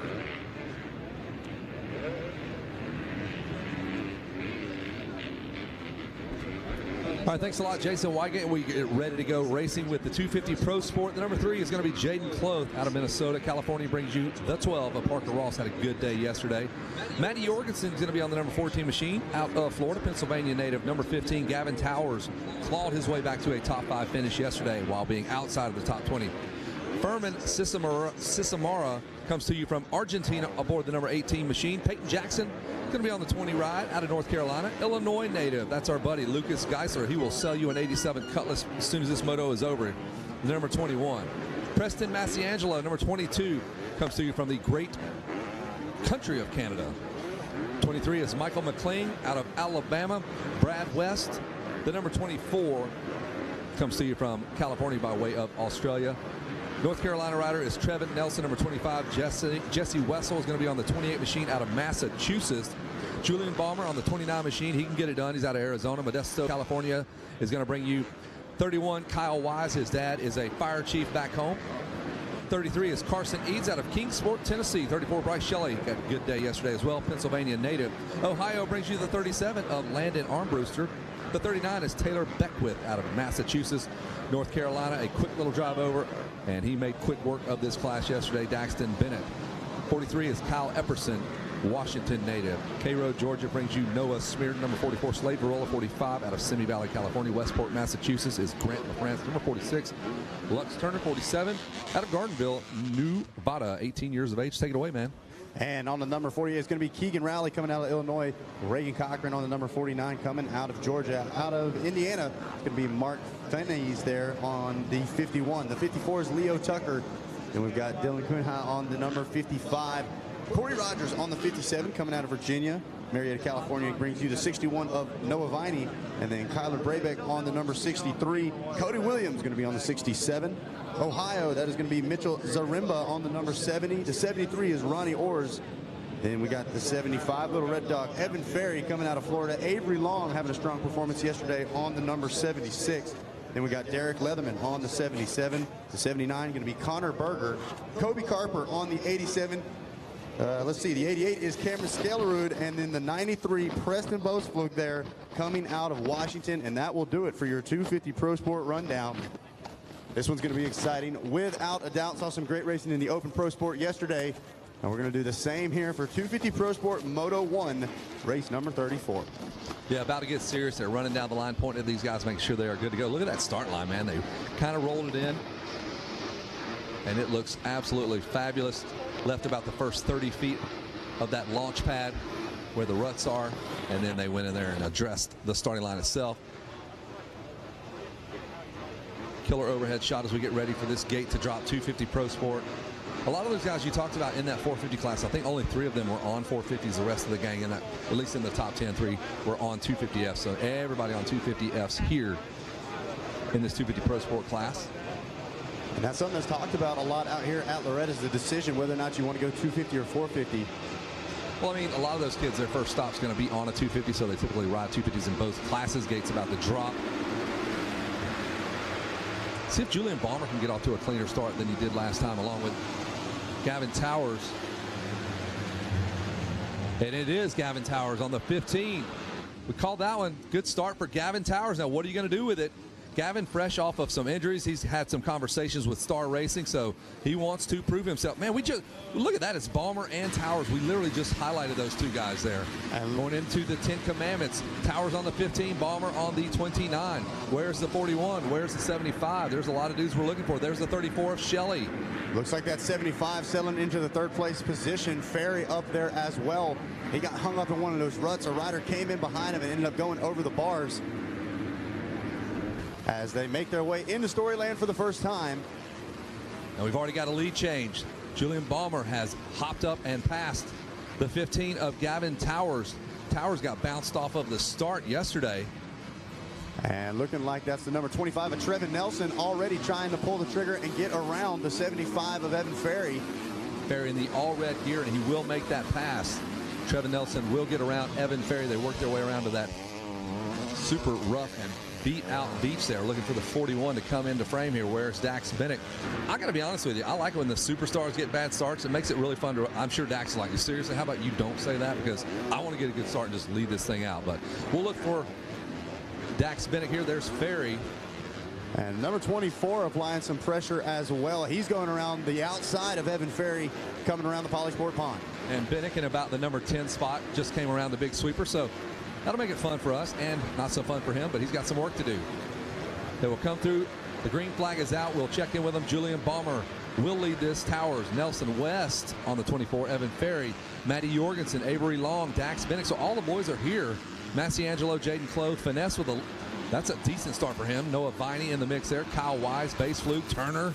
So all the boys are up front. Dylan Cunha, your dad is not crashing his head against a brick wall just yet. You're inside the top 17. Good ride. Parker Ross in 18th.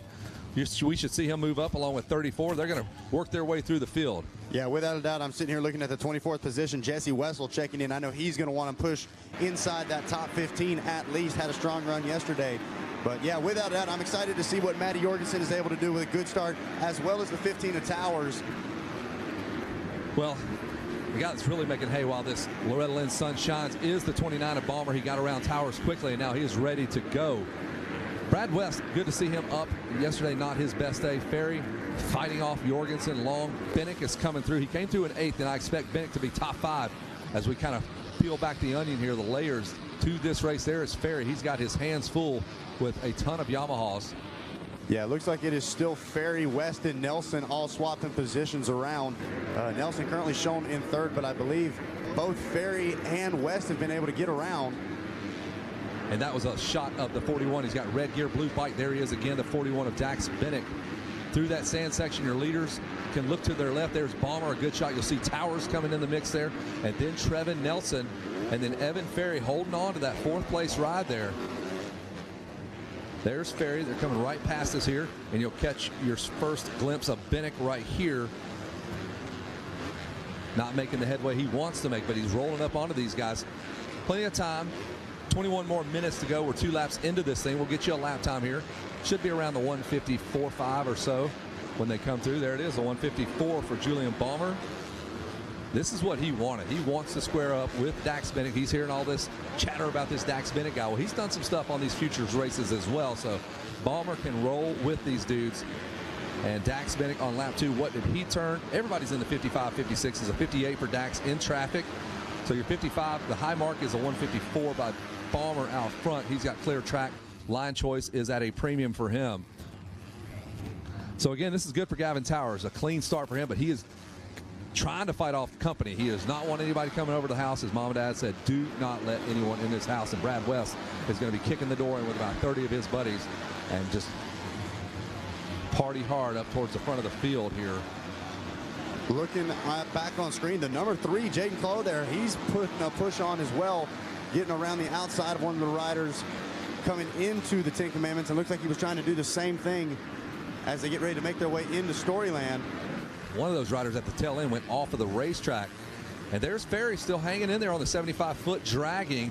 That is Evan Ferry in 4th, and not anymore. The 25 of Nelson will slip past, and look out because here comes the 76 of Avery Long, and then Jorgensen, Clove, Bennick, Finesse. That's a good group of dudes right there. Bennick, Finesse, and Viney. That is going to be a push right there. And if you're behind Dax Bennick, just tuck in behind him like he's a fullback and let him clear a path for you. Yeah, and these guys have been locked into a battle for pretty much the entire race so far. Red Dog's heart rate's got to be through the roof. He cannot catch a break. And here he is. He looks in the rear view mirror. He sees the number 3 of Jaden Clow. He's not going anywhere. Doesn't get any easier. So Ferry's got the 75, 76 of Long right behind him.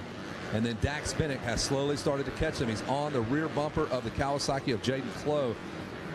And that's Finesse challenging Bennick there around the outside. He hopes he gets hung up, and Finesse will perhaps get around Bennick's up.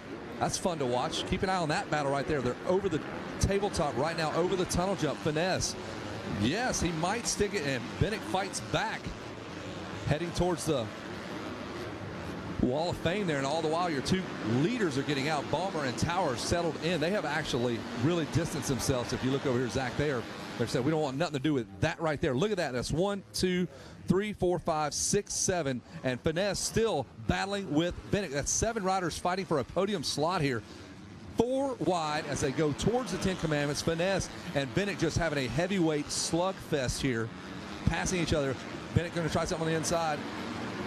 Finesse able to triple out. Does not clean him out, but he goes in front of Clow. Bennick follows him, gets around Clow as well. Good Lord. Unbelievable battle here. 3 wide again. Ferry, good Lord, look behind Ferry. His rear view mirror is just full of riders. And as they make their way back into Storyland, Bennick being very careful. He knows he's got the speed. He knows he's got the bike under him that can get the job done. Yep. He's waiting for the pass to come to him. There we see Trevin Nelson reaching up, trying to grab a tear off, get some clean vision. But that's something that rarely happens. Bennick rarely gets past and then puts a rider in between. Finesse has passed him, and Bennick's kind of got held up or got hung up wherever he's at in between Clow and him. So he's trying to make something happen.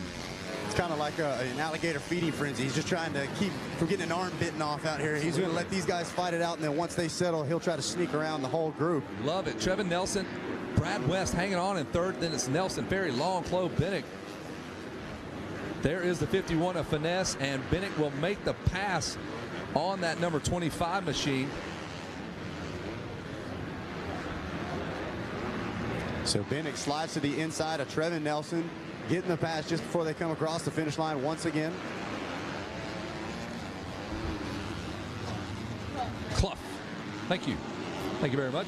So moving forward there, Ferry hanging tough in 4th, Long, Finesse, Nelson, Clough, and Dax Bennick has made that pass, but good Lord, right past the mechanics area. It's just, there's so many guys all mixing it up. Heart rate just at max output here. Got to try to stay calm. Don't get pumped up. Don't get caught up in the moment. You know you've got 16 more minutes to go. If your guy on the pit board is smart, he's telling them that. Just stay in the fight. Some of these guys will start trending backwards as we go into the 10 Commandments. There's Ferry battling out with the number 76 of Avery Long. He's got Clough there.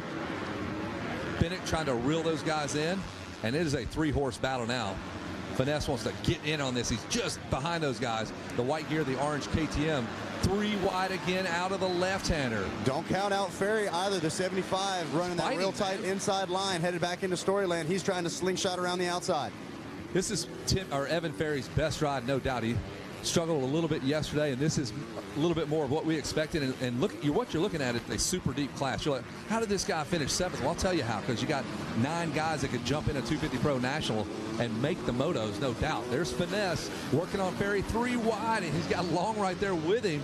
How did that shake down? Finesse is going to work his way and try to get around Evan Ferry. No, and they just lay it into that left-hander. That was a thing of beauty there. That came down to who stayed off the brakes the longest. Ferry getting the weight a little off balance there and managed to pull it off side by side. He gets around West, so Evan Ferry launches himself into 3rd, and a podium spot. Finesse going to try to sneak underneath West. He wants it. He knows he can pin it right here to this left-hander and try to chop off Brad West. West on the inside, fights back, foot drags, no can do. 4th place for Mark Finesse. Breakout rides for Ferry and Finesse, and Bennett can only watch those guys slug it out. A couple of spots behind him, you can see Dax Bennett in the red gear just over that tunnel jump, seeing all this action in front of him. These guys really exerting themselves. Finesse and Ferry, and Finesse wasting no time. He goes right after Ferry in the mechanics area. And Bennett in a tough spot. He's having to play a little bit of defense as well. He's got Pluff still on the back of him, so if he leaves an inside open trying a new line, he's liable to see a green fender make a move on him as well. Finesse does it. He gets around Ferry. I'll give you this. Finesse wastes no time when he's behind riders. This guy moves. He's moved up 7 spots into the number 3 spot now. That's going to show 8 when they come back around next time.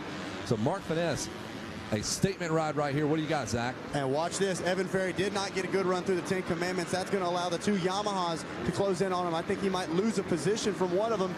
And there we go. That was, I believe, the 26. No, that was West on the 24.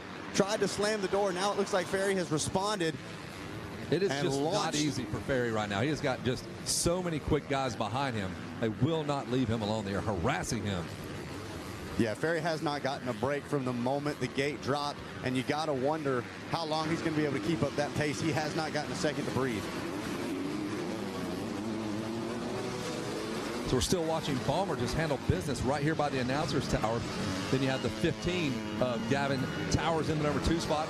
And Malcolm Stewart not on the racetrack, in the booth with us. Malcolm, you enjoying this moto?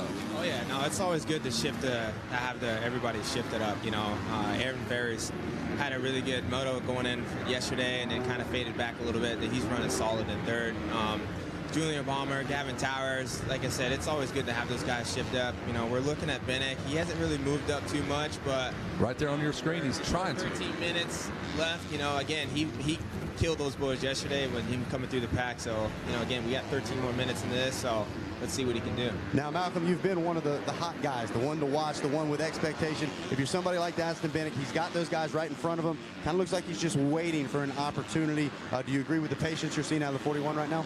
Yeah, but, you know, again, you know, Balmer's, you know, still running really good lap time. So if he's trying to have a fight for the 1st place, it's going to be a little bit tough. But, you know, again, he's a really talented rider. He's really good at his line choices and things like that. He's got an actual outdoor national race under his belt. So this track is definitely starting to get really ate up. So if anything, I feel like he has a little bit of edge on some of the other cats out here. But again, it's going to be tough for him. But, you know, he's been doing his training. I'm sure he can run an easy 20+2.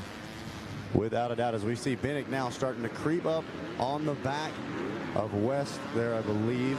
Or maybe that was Long, actually. Yeah, he's already made it past. Ferry's gotten shuffled around as well as they get ready to launch back into Storyland. And really surprising, that is peg dragging ruts all the way on that single headed into Storyland, and they are sending it off of that. Yeah, he's been the fastest man on the racetrack for about 5 laps. Finesse, and you can look to the right of his name. He's passed 8 riders to get up to 3rd. He went past Bennett and immediately distanced himself. So Bennett's having to do some extra work and clear his way through the riders that Finesse has already went through a couple laps ago. Talking about making a lot of passes as well. Got to give a shout out to the 67. Cody Williams passing 18 riders so far here. Definitely didn't start this race out the way he's wanting, but he is working to get back inside that top 15, maybe a top 10. And there is our 4th place rider, the 76 of Avery Long. just behind him, you'll pick up Bennett and those guys. Bennett working on Clough now on the number 3 Kawasaki. And we are halfway home, thereabouts, 11 minutes and 32 seconds. Ryan Sipes hopping in here. We're doing a hot mic swipe going from Malcolm Stewart to Ryan Sipes. Ryan's like, he's jacked up on Red Bull. He's ready for this moto. I can see it. Rock and roll. What are you seeing out here, man? This is just it's good, man. Another day at the office. It's a lot of fun to watch these guys, and you can tell, like Bennett trying to come through. He can't take the lines he wants to take right now. He's taking the lines he has to take to try to get around these guys, and you can see him kind of surge forward, kind of go back a little bit. But it's a lot of fun to watch these guys, and Ballmer's just gone now. He's smoking everybody.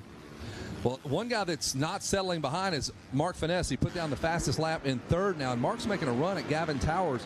5 seconds. I guarantee it's a little less than that now. And there's Bennett trying to fight off Ferry as he goes past us in the 10 Commandments. They go away into Storyland. That's where you'll find Finesse. And that's the battle with Ferry and Bennett. Clough on the Kawasaki just in front of Bennett with a feet out. And Ferry's going to fight back on the inside. Just pinched off by the 41 of Dax Bennett. And I was just about to say, the last time we checked in, I don't believe Clough was in front of Bennett. So the Kawasaki rider making some moves as well on that last lap. Into Storyland. Look at those ruts. That looks like a whole lot of fun there, huh, Ryan Sipes? Yeah, if you call that fun.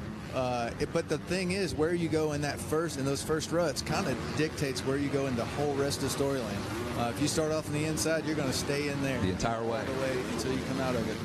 And you're right, Zach. I mean, new life for Clough, man, on the number 3 Kawasaki. He's fighting. Got Dax Bennett behind him. And if you're Dax Bennett, you know everybody's got a target on you. Oh, dude, he's the big guy. He's already been at the Nationals, blah, blah, blah. And these guys would love nothing more than to beat him and pass him. And Finesse literally did that. He came from 2 spots behind, passed him, and is all the way into 3rd. Imagine if Finesse got a start. Because he hasn't done one of those yet. Right now. And always interesting to hear those front runners that work their way towards the top, where that chip was. Where did you start? How did you come out of that first turn? Because in the second moto, he's not going to have to worry about that, have a little better gate pick and be able to drop it down. Is once again dropping a lap time 2 to 3 seconds faster than the riders in front of him. A 156.4 for Finesse on that last lap. Yeah, Finesse continues to churn out fast laps deep in the moto, passing the best of the best. There's Ballmer in through the 10 Commandments. We're looking for the 15. There is Towers, and yes, he's got 3 bike lengths separating Towers and Finesse as they go in the 10 Commandments. Who goes outside? Towers goes outside. Finesse follows him. We've got a good one cooking here for the number 2 spot.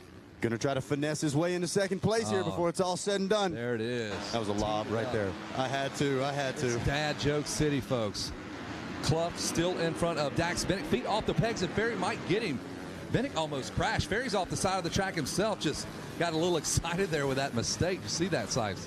Yeah, something looks off with Bennett right now. He doesn't look like he did yesterday for sure. Whether he, tweaked a knee or did something, maybe the bike's messed up, but he's not riding near like he was yesterday. I would agree. The lap times show that. But the fastest man on the track is Finesse. That's a fantastic battle. We are watching Finesse as he is trying to get around. There's Towers into the sand turn. Finesse is going to bonsai it right here. Towers holds on to that inside line. Finesse carves it up, open over the Rocky Mountain. They're going to head down the middle, the midway of the racetrack. Finesse bombs it again on the inside, and he will stick the pass. Little elbow grease there. No, Towers fights back. Finesse going to huck it again, go right beside the announcer's tower. Towers knows he wants that inside line into the sand section, Zach. Feet off the pegs. Finesse was able to run the tight line. He's going to make the pass around the Polysport Pond, hugging that inside, and Finesse has cemented himself into the second place spot. That is how you make it happen right there. That was no finesse at all. That was pure will, and I'm not being sarcastic. That was all will. He wanted that for 2 straight passes.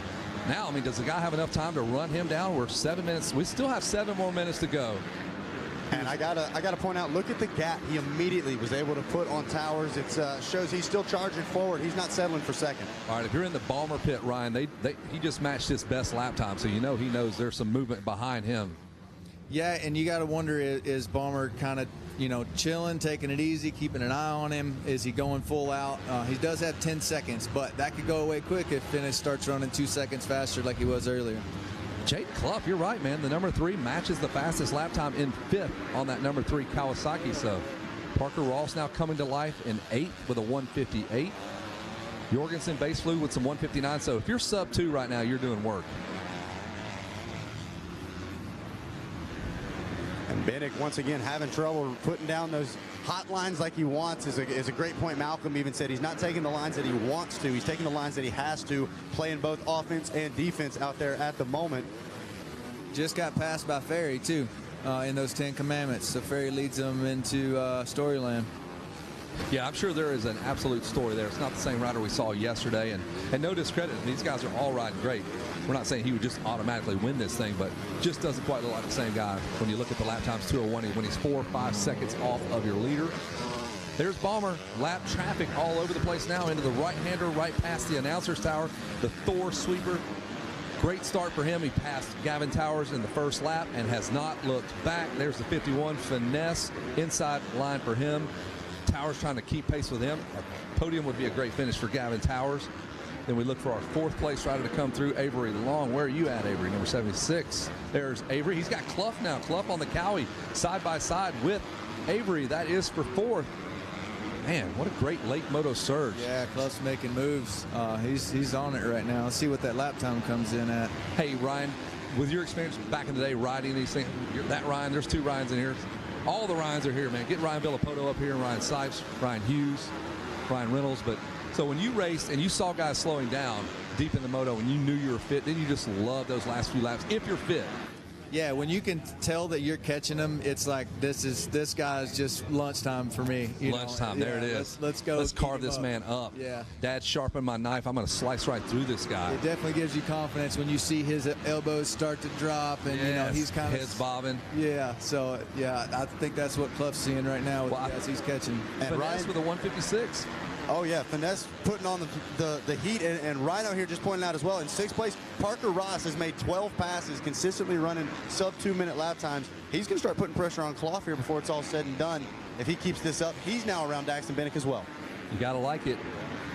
Bennick has Ferry still behind him. That battle just will not go away. So we will keep an eye on Parker Ross. He kind of did this yesterday. One of our leaders goes down, one of our riders down, going away from us. Not sure who that was, but we continue to watch on screen. That is not Balmer. 73. 73 would be Ronnie Orrs back in 38. We'll pick back up with Julian Balmer eventually. Balmer making his way around that Polysport pond, trying to see. They've got the 2-lap card in hand. Let me see if he puts it out here when your leader comes by. And here we go. 2-lap card is coming out. 2 to go for the number 29. He was 2 seconds. Finesse was 2 seconds a lap faster that time around. So is this the last little charge there? See if he can make a run at our leader. Balmer with some lap traffic, maybe a little assistance. And Balmer, a big shout out there, consistently just 158, 157, 158. He is not budging at all. Finesse now running a 159.2. Finesse might have kind of spent a lot of energy passing everybody and charging like he was, and he's fallen off a little bit, or it could have been a mistake. You never know. That's cool to see Balmer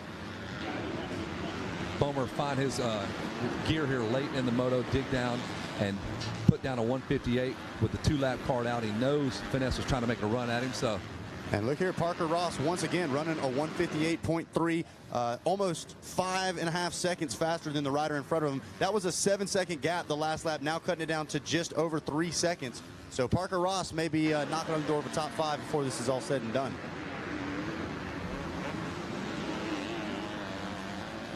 As we work our way towards a white flag, Balmer, Finesse, Towers, Long, and Clough. Ryan Sipes has got 2.5 more minutes announcing. I think you've got the will to hang in here with us. I've been training, so I'm good. Yeah, you're getting ready for Red Bull Imagination. You're going to join us up there in the booth, me and David Iser. We've got the word that you're going to hop in there with us. Some OG freestyle guys, right? When you think of freestyle, if you don't think of me, I don't know. Exactly. And Ryan Sipes, man, what are you talking about? That's a gnarly event, dude. I don't even like looking at it sometimes. It trips me out. What's crazy, if you think it looks gnarly on TV, it's frightening. It's frightening. Yeah, it's frightening. But it's super fun. The way it's the whole vibe is just really fun to ride with some of the best dudes and watch their greatness, because they are great at what they do. But try to fit in there, and it'll be fun to try to help you guys now. Looking forward to it. That'll be later on out in Kansas as we continue to watch what's going on. This ain't Kansas anymore right here for this young man. The white flag, Beaumare. is going to nail down this win here in just a moment. Aiden Bailey to the MX Sports Trailer, please. Aiden Bailey, if you can hear us, they need to see you at the MX Sports Trailer, please. There is Beaumare, I believe that's how you say it. Gears perfect, bite is dialed in. He has beat the best of the best here in this 250 Pro Sport. The white flag does fly. Ryan, what was your best finish in the Pro Sport? You get you one of these titles in this class? I did. In what was called 125 Pro Sport. Then in well, back in my day, it was a 125 class. That's right. We rode 250Fs, but it was still called 125. Oh, really? They weren't sure if that whole four-stroke thing was going to take off. We didn't know what to call it. Lights, 125, MX2. Like, what are we doing, man? We're pretty good now. This guy's pretty good. Julian Beaumare, I believe. Beaumare. There's the 51. Heck of a ride for Finesse. He was about 3 seconds 3 seconds faster that last lap, but I think Beaumare's just he's cruising her in right now. He's being smart. Smart, managing, working his way through some lap traffic, going into Storyland, writing his own story. Gavin Towers, a solid hole shot, slips back to third. Admirable ride there. He's trying to figure out his next move. What kind of pressure is that coming into Loretta Lynn's? There's some talking like, hey, if you do meet our expectations, this is what can happen. Like, is that got to be tough? Yeah, I mean, that's why it's the biggest race. This is the focus for a lot of people. The tricky thing is, does that pressure make you better or make you worse? Right. And I think when I was younger, it definitely made me worse. And as I got older, I started to figure out a way to let it kind of drive me to be better and rise to the occasion. So, right. And that's what you see here: which guys are going to rise and which guys are going to, kind of cower away. And do you remember leaving the ranch going, I will never get beat down like that again? Wherever those long ride homes, we were like, that won't happen again. Yeah, and this place is really good about that. Yes, sir. It'll humble you. You come here and you never ride a track like this all year. Nope. And it's so rough and it's hot and it's everything else that beats you up. So there he is, taking the win, Julian Beaumare. Congratulations, Moto winner here in the 250 Pro Sport. Julian Beaumare will take the win. A hard-fought second will go to the 51. We see you out there, my man. Mark Finesse with a fantastic ride. Gavin Towers should come across in third here momentarily. 13 laps in.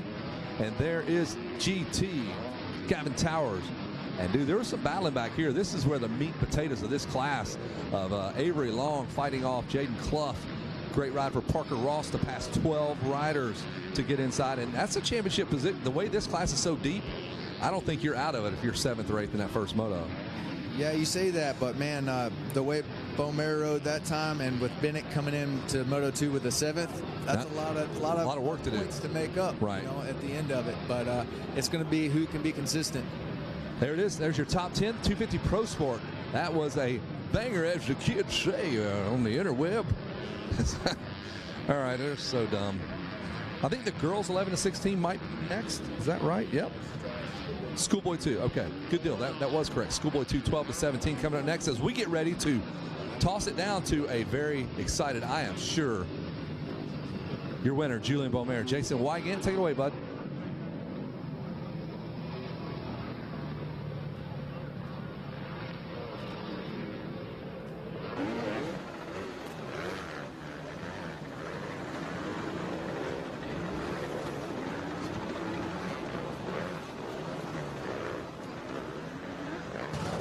Well, a much better run here in 250 Pro Sport for the number 29, who didn't get the start that he wanted and probably not the finish he wanted in Open yesterday. But now he's going to start it with a gold. We'll bring him on up to the stage.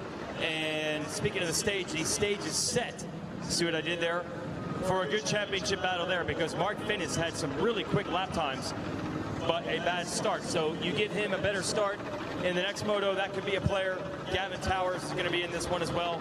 We didn't see the performance we expected from Bennett after the moto win yesterday. We'll see if he can bounce back.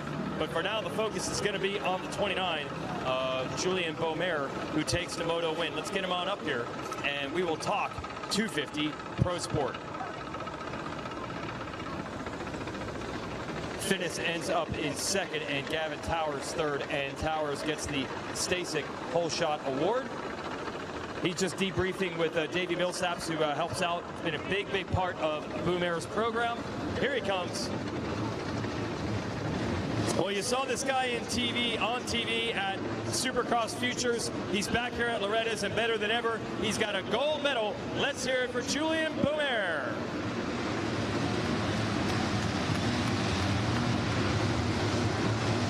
That's how you do it. It's got to feel a lot better. Yesterday you didn't have the start you wanted, I think. Yeah, I just didn't get the start I wanted and rushed it too much. That one I focused really hard on my start and just tried to ride my own laps.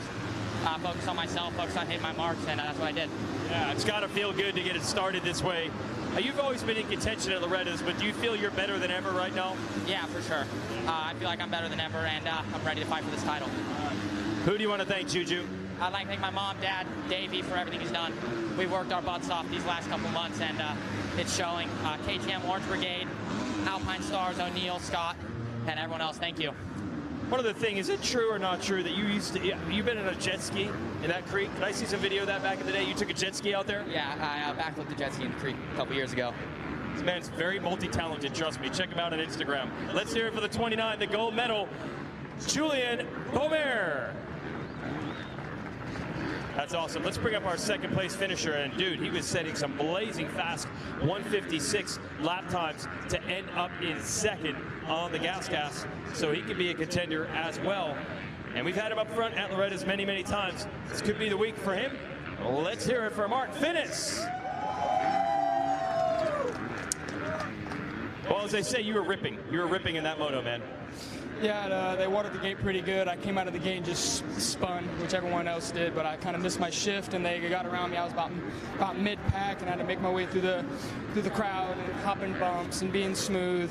Made a few mistakes and just kind of ran out of time with Juju. But you know, when it comes to the pros, we're gonna have 30+2, so I'm gonna be charging. And I've been putting myself through hell like clubs, so it makes this stuff seem easy. There you go. So you're good to go for the next day. They're pumped. You're ready to fight for this title. That's what you want to see. Who do you want to thank? My mom, my dad, KTM Gas, Daniel Blair, Club MX, Brandon Haas from Club MX, Ben, Hayden, Ross from Club, Fly Racing, Scott Goggles, Dunlop, Twisted Motors, and everyone else that backs me up, and the boys that came from home to see me race. Mark Finnis, everybody. Second place, and he was flying in the mid and late stages of that moto. That's going to be fun, moto number 3. Let's get our third place finisher up here, who's still a contender as well on the Yamaha, and not only for the bronze, but also for the Stasic Hole Shot Award. All right, here's GT. Let's hear it for our bronze medalist, Gavin Towers. And again, got the whole shot as well. So starts this week in 250 Pro Sport with a third. You're right in contention. Take me through that moto, Gavin. Oh yeah, it's definitely a step in the right direction from yesterday. A lot better of a gate pick, 14th versus 37th. And we used it in that one wisely, got off to a good start, Dunlop tires, and that just awesome. Like, I was super pumped out through clean air. Juju got, around me a little early. And I just try to be consistent. Just wish I had a little bit more at the end. Just not gonna make any excuses, but I just need a little bit more at the end, and it's pissing me off a little bit, but we'll get through it, we'll build, and we'll get better throughout the week. Who do you want to thank, Gavin? I like to thank my mom, my dad, my sister Cindy, the whole NSA, Yamaha team, Danny, everybody over there, Ed, Jake. They've supported me through numerous injuries, and I can't thank them enough. It's awesome. They didn't have to do that, and I'm glad to at least get him up on the box this moto and hopefully keep charging throughout the week. Monster Mike, can't thank him enough for everything he's done. And he does for me. Wes Kane, just Parts Unlimited, Moose, Alpine Stars, Christian over at Alpine Star, Dave, Nick, those guys are 100% keeping that vision clear. I didn't even run out of tear off, so that's pretty awesome. But I also wasn't going forward, so we gotta be better with that. Swanee, he's been putting me to work. Him and Jeannie down there, they are two tough trainers. You can't really ever satisfy them, but it keeps you on your toes, keeps you pushing forward. Bell helmets, just everybody. It takes a village, and I'm stoked to at least put up on the box for them versus that 5th place, and we're going to keep getting better. All right, there it is. Gavin Towers in third. We got one more for you. I almost forgot, but he's pretty much the most important. My mechanic, Carter, he's had numerous people come up to him and try to steal him from me, but he has always stayed true to me, and I can't thank him enough. That's awesome. Good job, Carter. Good job, Gavin Towers. We got another awesome moto on the gate next. Let's take it away.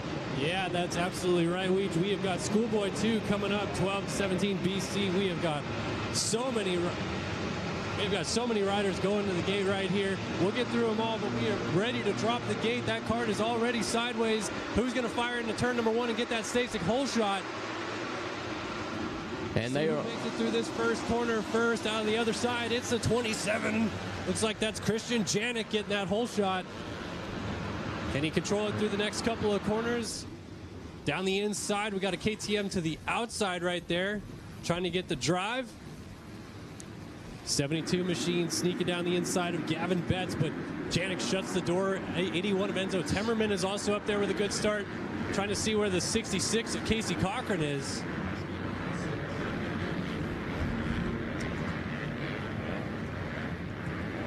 All right, so as they head into Storyland, it is still going to be the 27 of Christian Janik.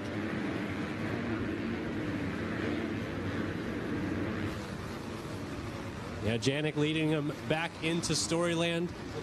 Temmerman, like we said, up there in third.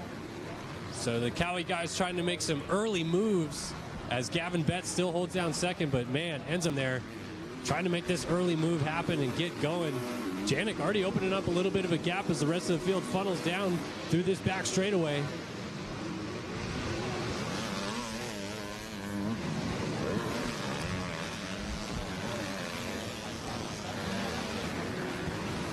And up and over the Rocky Mountain, Christian Janik still controlling this one. Open track for him as he has put a couple bike links on the number 72 in second. He's going to be followed by number 81, the number 26, the 43 behind him, and then the 20 on the Kawasaki. He's going to be chased down by the 17, and then there's the 66 of Casey Cochran on his Husqvarna. And they are going into the finish line now. Yeah, that 26 ride of Logan Best, remember, he went down in the second turn of that 250B moto yesterday, so a much better start this time around. Up front, battling it out. We got Aiden Kiefer also in the mix. He's in fifth. And then Casey Cochran, who you mentioned, he won that 250B moto yesterday, and not as good of a start, I should say, that he had in that moto yesterday. So we got the Cowie boys 1-2 trying to pull away from the rest of the field. Yeah, Casey Cochran, he's going to have to get up a few spots to get himself up into that podium contention. But the number 27 of Janik, this one so far, able to hit that triple there in the 10 Commandments. He missed that last time around, but that number 26 of Logan Best looking solid as he moves up into that third place position, and he is on the hunt for Enzo Timmerman. Yeah, they're kind of shuffling Gavin Betts backwards a little bit here. Aiden Kiefer also got by him. He is now into the 4 ride. So Betts is going to start dealing with a little bit more pressure now from the 17 machine coming up behind him. That's Jordan Renfro on the KTM as they head into Storyland. It is still Janik from Temmerman.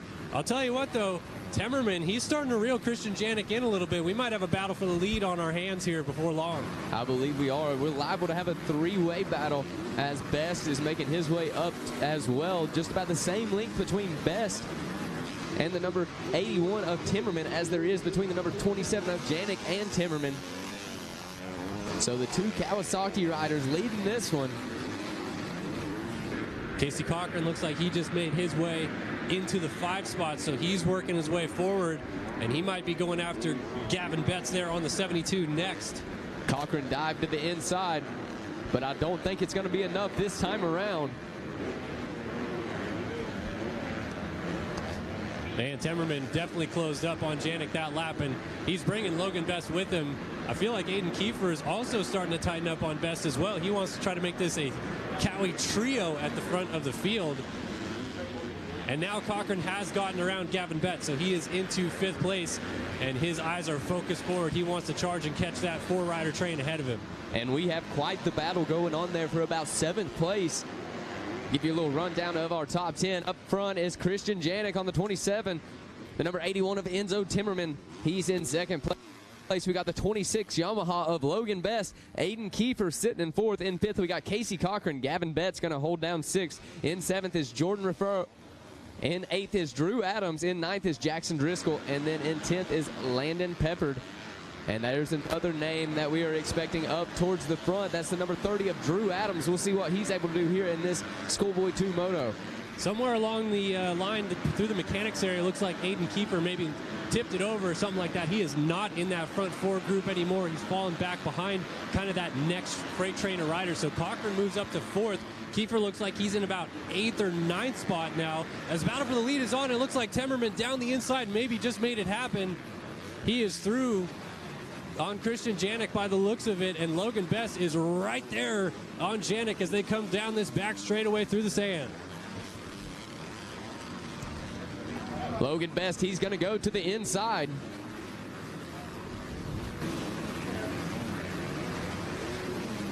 All right. And it looks like Logan Best is going to secure that second place position. He does.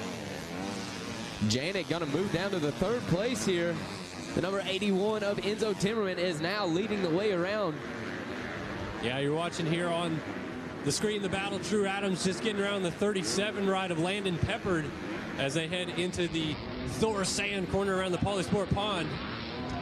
And now on screen we see the number 81. Once again, that is your leader. That is going to be Timmerman. He's followed by Best and Janik.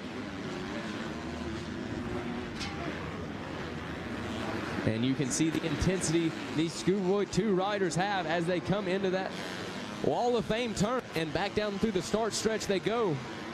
Janik had an inside line there on Best, trying to get back into second place. He is giving him fits there.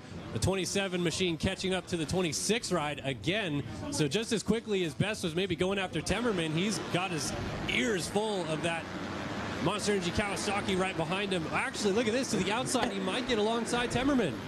And Kellen, he is going to do it. He's going to get side by side with him. We'll see what he's able to do here in this one as we head towards Storyland. And Logan Best has that inside line. Janik cuts him off. And Best putting the power to the ground as they head across that triple there in Storyland. Just a second. With a special gift. Give him 1 second.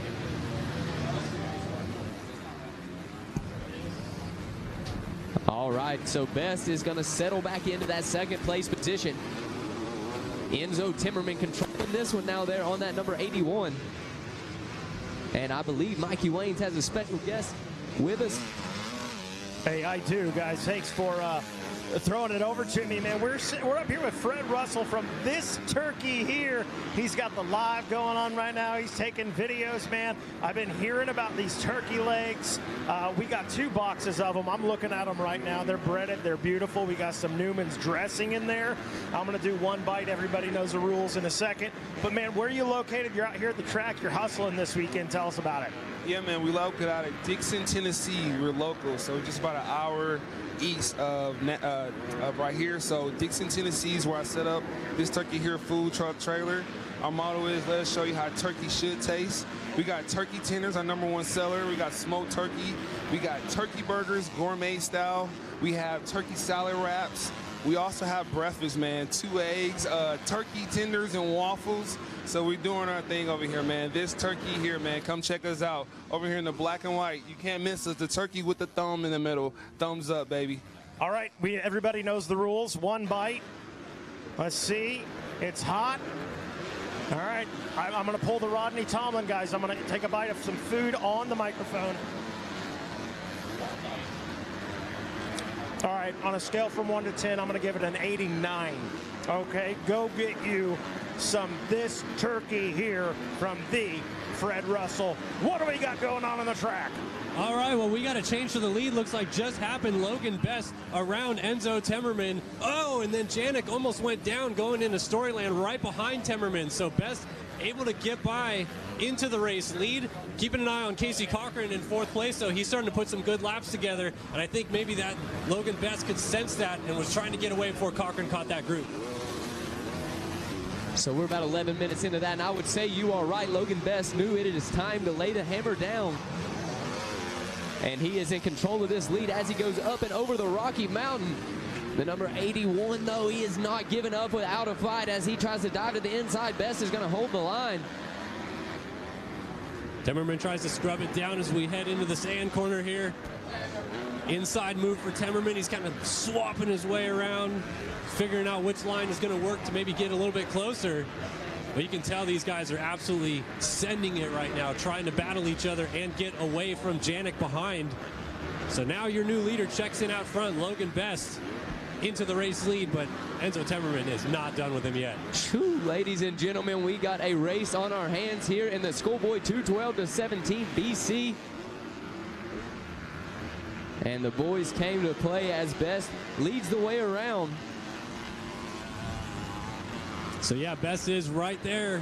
So we go into first couple sections of the racetrack. Casey Cochran just laid in the new fastest lap at a 1:56.7, just 1/10 better than what Best did when he passed Temmerman that lap. So you can see Cochran is coming. And Kellen, look how close he has got, just right outside of your Racer TV screen. He is there, so Cochran on the move as well as Best hits that right hand. And he is doing his best to stay in the lead here in this one. Temmerman just made a couple of bobbles going through the commandments, and then in the corner after it even took a peek back to see how close Janik still was to him. He's got a little bit of breathing room as they weave through some of this lap traffic. Janik going to the far inside right there, going to make another move on a lapped rider.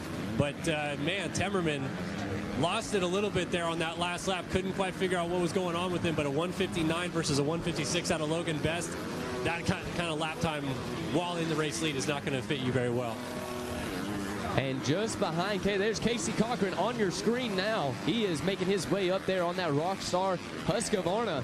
And just behind him is going to be the number 30 of Drew Adams. And following him is Aiden Kiefer. So 2 Kawasaki's behind Casey Cochran, 2 Kawasaki's in front. We'll see if he has to deal with any of this one here in this race. Working through the sand corner, Temmerman is starting to creep back up on Logan Best for the race lead, so it is not done just yet, as Cochran is certainly eyeing up the opportunity to get onto Christian Janik for the 3 spot. We'll get another look at the lap times as they check in this time by, but man, Temmerman, every time it seems like he makes those couple little mistakes and allows Logan Best to get some breathing room. Not sure if it's Best making the mistakes, but Temmerman, man, he's right back on him, and he's going to go to the race lead down the inside in the mechanics area. So another lead change, and this time it's going to go in Temmerman's favor. We'll see if Best can retaliate. A little wheelie from him and into the inside. Is it going to be enough? And it is. Yeah, Temmerman actually dabbed his foot and kind of stood it up, almost rodeoed the bike a little bit. So Best able to get back into the race lead. Janik is still right there, and Cochran is suddenly knocking on the door of opportunity. He is right behind Christian Janik. We have got 4 riders just about nose to tail for this race lead.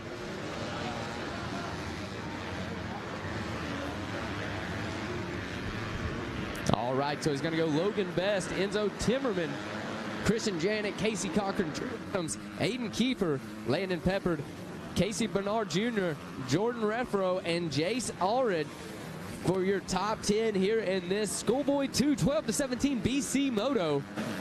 Casey Cochran on the move now, and it looks like he's going to make it past Janik, and he does as he goes to the outside, feet flying in the air. The outside turns to the inside as they go through those sand rollers, and he is now right onto Temmerman already. So Cochran took a few laps to really get the ball rolling here, but it is fully rolling at this point. He is closing up on our 2 leaders in a hurry. I think Temmerman's now sensing a little bit of pressure from behind as he scrubs down the tabletop in the center and retakes the race lead away from Logan Best into the sand. And Best is going to hit that inside line as Temmerman heads to the outside. And Temmerman's going to be able to secure that lead, so he is back in the lead on that number 81 Kawasaki here for lap number 7. 4 riders nose to tail on your screen. It is Temmerman from Best, Cochran, and Janik. Temmerman a little bit blocked there by lap traffic, trying to move aside, get out of the way, and let these guys continue their battle. A fierce battle it is, and now Casey Cochran is right there on Logan Best as we come back through the mechanics area. And Janik is still right there in case these guys get together. He might pounce again. And Best still in the fight as well as he tries to head to the inside, and he's going to do it once again. Second lap in a row, he's going to be able to overtake the lead going into the 12 commandments. And Cochran took advantage as well. He got Temmerman. He's into second place, so Temmerman gets 2 spots lost at the same exact time. Cochran pouncing on the opportunity, and he is still right on Logan Best, but instead of a battle for second, it is now the battle for the lead. And Cochran has been turning a 1:56 time after time again. That is going to be almost 4 seconds faster than anybody else. So Logan Best is going to have to get on the move if he's going to want to hold Casey Cochran on that number 66 Husqvarna back. Janik now peeking up behind his teammate there. Temmerman is, Cochran gets unseated a little bit through that sweeping corner in the back of Storyland. You can definitely tell Cochran is really pushing the envelope here to try to take the lead on Best. Best makes a mistake on the inside. He scrubs down the inside, and Cochran takes over the lead as they go over that jump and into the sand section again. Casey Cochran, your new leader. How about that? Casey Cochran going to gain 5 positions to get himself up into the lead on that number 66 machine as they head into the Polysport Pond. So Cochran got Janik 1 lap and then immediately gets around not only Temmerman, but then Logan Best to take the lead. Janik is back around Enzo Temmerman into the 3 spot, and he is right there behind Logan Best in this battle for second place.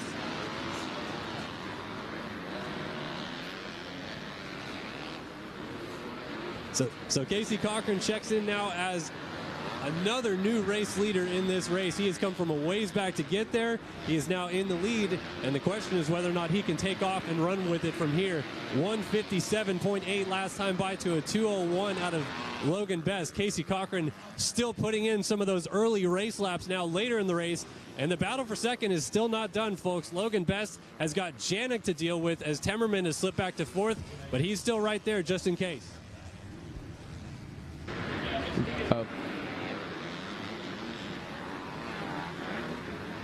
Into the 10 commandments we go, and Best actually jumps off the track.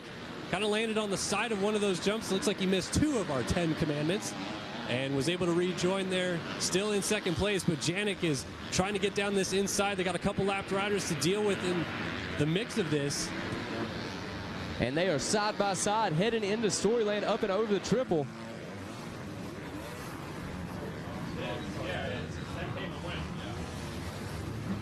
Yeah, Janik looks like he has made his way up that inside. Still hasn't made the pass stick just yet. They're seriously rubbing number plates through the corners at this point. Best inside. Janik now cuts across, goes to the inside, but not quite close enough just yet. Rips a tear off that jump. Now he's going to swing the long way around in the sand. Does he go to the far outside here? No, he tucks in behind Best. Best maintains that inside positioning and still holding on to the 2 spot.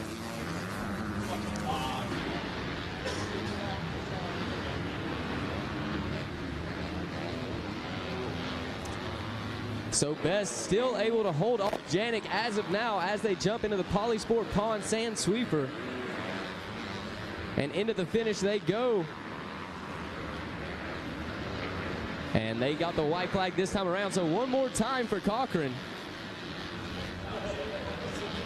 And there is Logan Best still right in front of Janik. Looks like Enzo Temmerman has got his second wind in the late stages of this one with that white flag waving. It looks like the eyes have gone fully open as the door of opportunity has swung wide open again to try to get onto Best and Janik on this final lap. They come through the mechanics area. Best defending the inside, now goes to the outside. Janik is looking inside.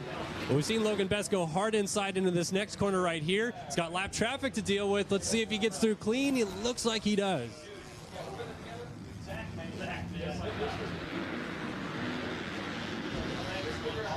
And on the screen we're watching Logan Best there on that number 26 Yamaha making his way through the 10 commandments. Not too sure what happened to Temmerman, but he's lost it a little bit. He's not on Janik anymore, and that I don't think it was a lap traffic. I think he made a little bobble on his own. So it really boils down in this last lap here to this battle, I believe, between Best and Janik. Can Janik close it back down and maybe get this second spot away from the 26 ride? That is the question. They got about half a track or so to go.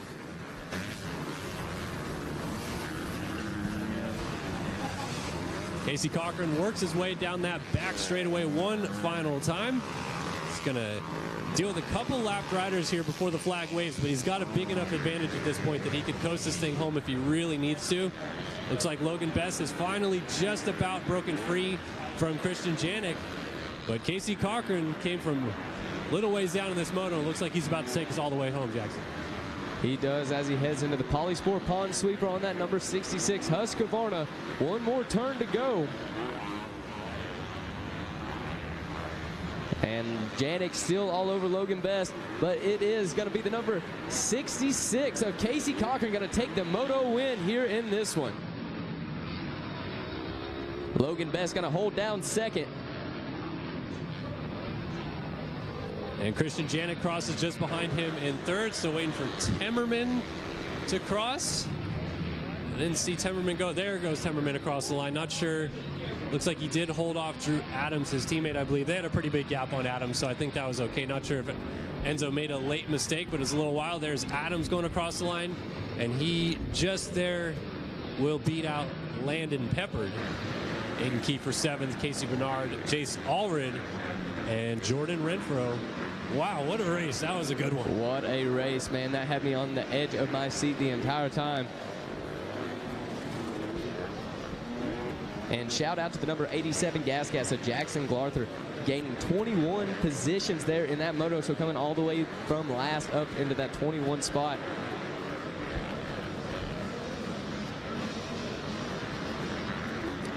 All right, our racers down in the area after the checkered flag is waved, getting their drinks, refreshing a little bit because that moto was intense, and they're definitely going to need to refuel and rehydrate. And once they have done so, they'll be down there and ready to talk to our Jason Wygate.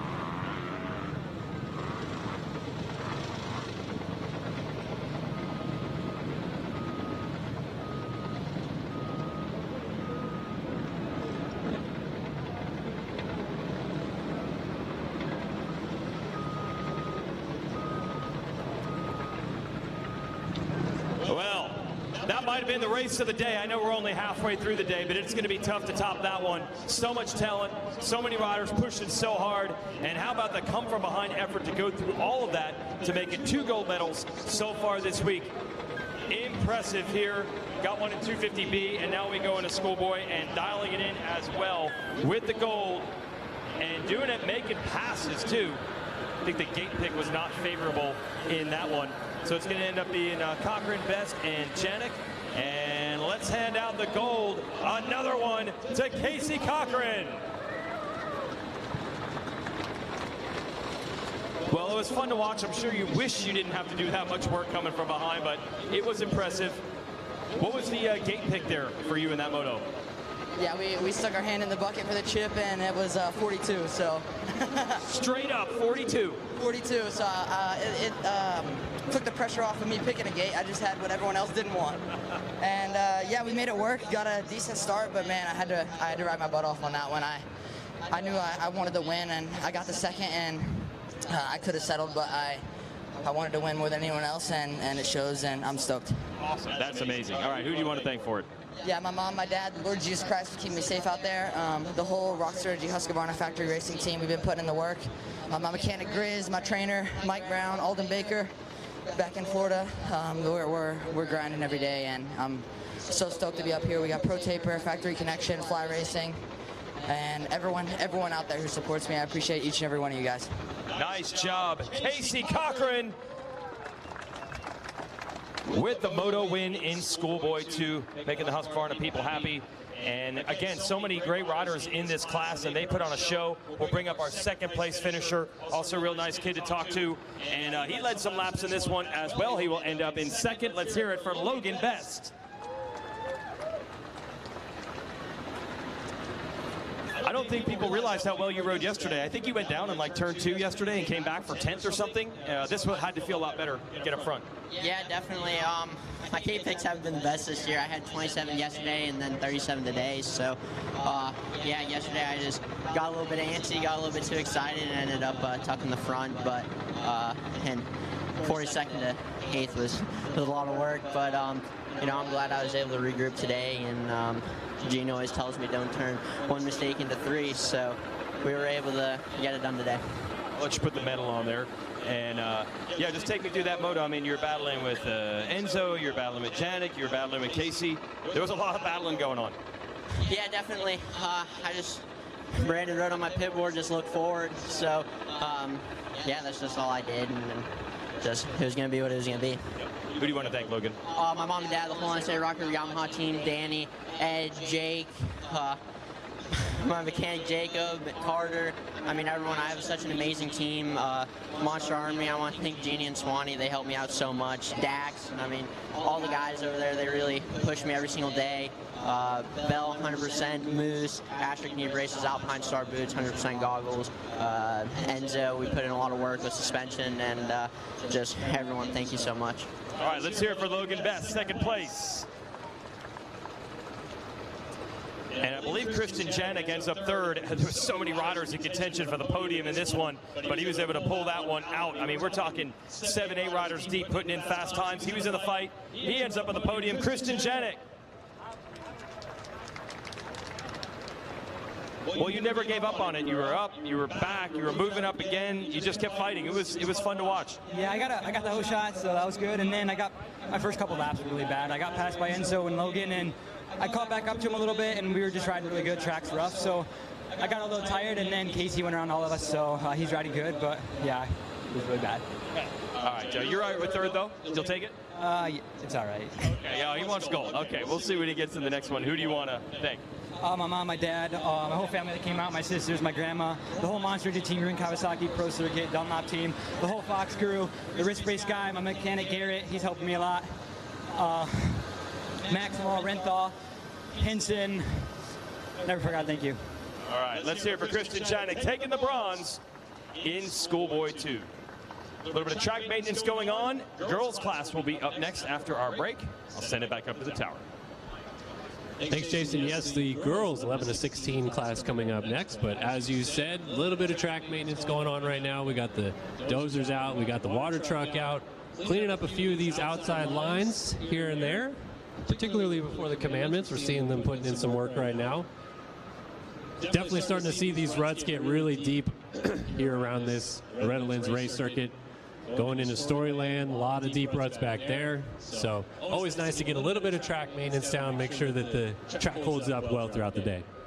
Yeah, no doubt about it, Kellen. We like it rough here at Loretta Lynn's, but it can only be so rough. We need to do a little bit of track prep and, of course, put some water on it to make it sure it don't dry out on you guys. But that gives us a perfect opportunity to tell you about all the events we have going on this evening. We got a full day planned for you here at Loretta Lynn's Ranch.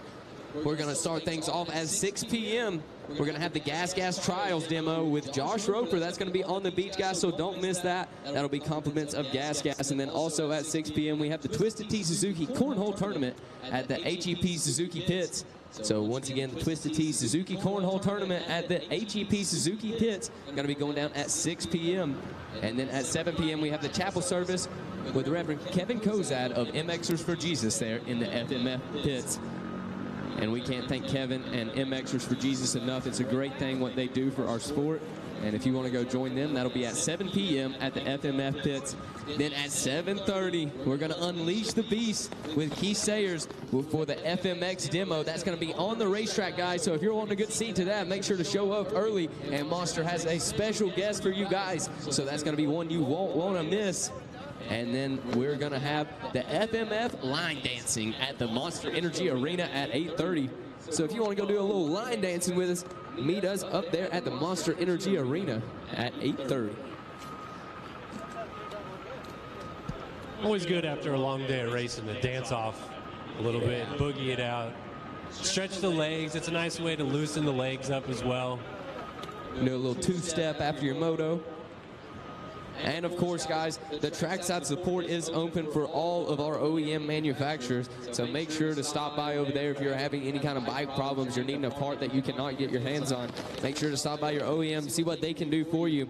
And how you're out there, stop by Moto Tees. You can get your official event t-shirt here for the 42nd annual Monster Energy AMA Amateur National Motocross Championship here at Loretta Lynn's, brought to you by Amsoil.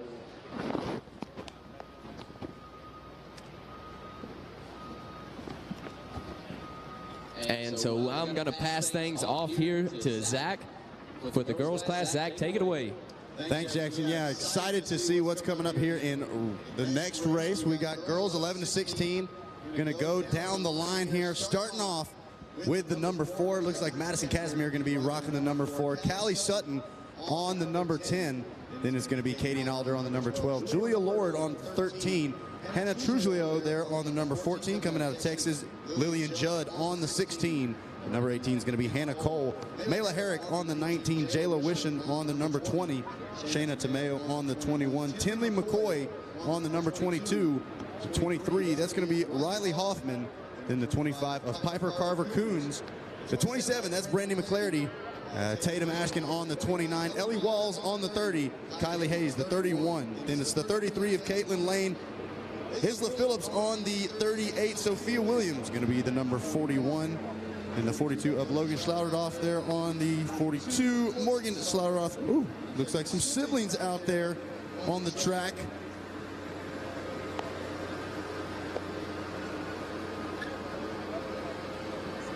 We're trying to figure out exactly what the relation is, but they're both coming out of Barnesville, Minnesota, so I'm going to assume, bold assumption there, that they are related. That's quite a last name to have that's not related as well. So the 42 and 45 out there together. The 50 going to be Kinsley Jackman, and the 52, Shay Sayre. What are we seeing on the back half of this? No, I think I'm going to pass this one off to Taylor. We got to get her used to this kind of stuff. Okay, 54 we have Macy King, 57 Hannah Jamison, 61 Reagan Davis, 63 Zoe Moore, 65 Aria Hawkins, 67 Piper Bell, 68 Josie Schuff, 69 Taylor Harold, 70 Adrienne Spiker, 73 Kelsey Harris, 76 Lillianne Pettis, 77 Lexi Wee, 81 Brooklyn Burns, 83 Mila Baltic, I don't know how to pronounce that, but we're going to go with that one. 90 Elena Falk, 92 Sage Tangler, 94 Kiana Kurtz, and 99 Lachlan Turner. So that is going to do it for the rundown on the girls 11 to 16 class. Now we're up here in the tower getting ready. Looks like maybe doing a little bit of track maintenance here before this next group goes off, throwing a little bit of water down. It's also for those of you at home watching it on Racer TV, you see those umbrellas. Those are not just for shade here, trying to make up its mind whether or not it wants to rain or not. And Jordan, you've spent many races out here. Talk about feeling they're sitting on the line. They're not sure whether they're about to have a rain race or whether it's going to hold off. I mean, thankfully, if it did rain, it wouldn't be too bad because they're the first moto it would be raining on. If it was the next moto or the moto after it, it would be pretty slick. But right now, I think the biggest concern is whether or not they brought roll-offs and whether they should be using them. That's exactly what I was about to say. The vision going to be the big question here. If you sat there with tear-offs, didn't think the rain was coming, and then you start seeing those droplets piling up on the goggle lens, going to be wishing you had the roll-offs for sure. Absolutely. It's been really hard to tell. Like you said, it's been sprinkling for like an hour at this point. So no one really knew what was going on. No one knew if it was going to rain or not. I checked the forecast the other day, and there was supposed to be no rain this week. So a little surprise to everyone, but hey, you never know. It might be good. They might be cooling them off. Yeah, absolutely. The weather, as far as heat goes, not a problem at all at the moment. It actually feels fantastic here right now. And so a great time to be racing if you're sitting on the line. But yeah, George Jarvis there making a great point. It can't seem just rains enough for you to know that there's water falling from the sky, but not enough to really shake things up at the moment. As it looks like they are wrapping up the track prep here. Just smoothing out a couple of spots, throwing down a tick of water actually as well. Definitely rolling some spots. I wouldn't say smooth. I mean, we're looking over here at the beach corner. That's still pretty rough. It doesn't look very smooth. But making the track awesome for the girls class out here. Hopefully we have another battle like we did in the women's class. That women's class yesterday, we had, I'm going to make a guess, probably 10 plus passes for the lead in the beginning of the race, and then we had an awesome battle at the end. So hopefully we get that same thing with the girls class coming up here shortly. We didn't just have a lot of battles, we saw a lot of aggression out there, which apparently is no new thing in the women's and girls classes. No, absolutely. I told y'all yesterday, you can expect that from the women's class. You're going to expect good, serious, heartful racing. You don't get a lot of opportunities in this sport. So this race is probably bigger to the girls than to most of the guys because this is our one shot. Yeah, that's such an interesting point to bring up here. This really is the top step, the pinnacle here, and for the women competitors, really fast. Jordan, I know you grew up kind of around my area. Like I said, I got no shame in saying you blew my hair forward. Fast racers all across the country. You compete with the best, male and female. But when it comes to the WMX and to the women's and girls classes, this is the top step. Oh, absolutely. There's no race like this, obviously, for anybody, but more specifically the girls and the women's classes. We get one class. You know, you have 250B, you have 250B limited, 450B, you know, all that kind of stuff. They get multiple shots at winning a title. This is it for us. And unfortunately, it doesn't hold the same power that the boys' classes do, but we sure as heck make a show out of it, that's for sure. Absolutely. No, we have fun calling it, and even when I wasn't here announcing, I always enjoyed racing it just because of that passion you mentioned. Now, I've got to ask both of you with experience out here, what's the favorite and least favorite spots of the track out here?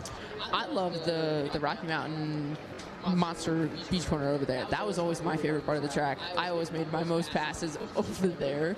I love the rough sand like that. I went right up the inside.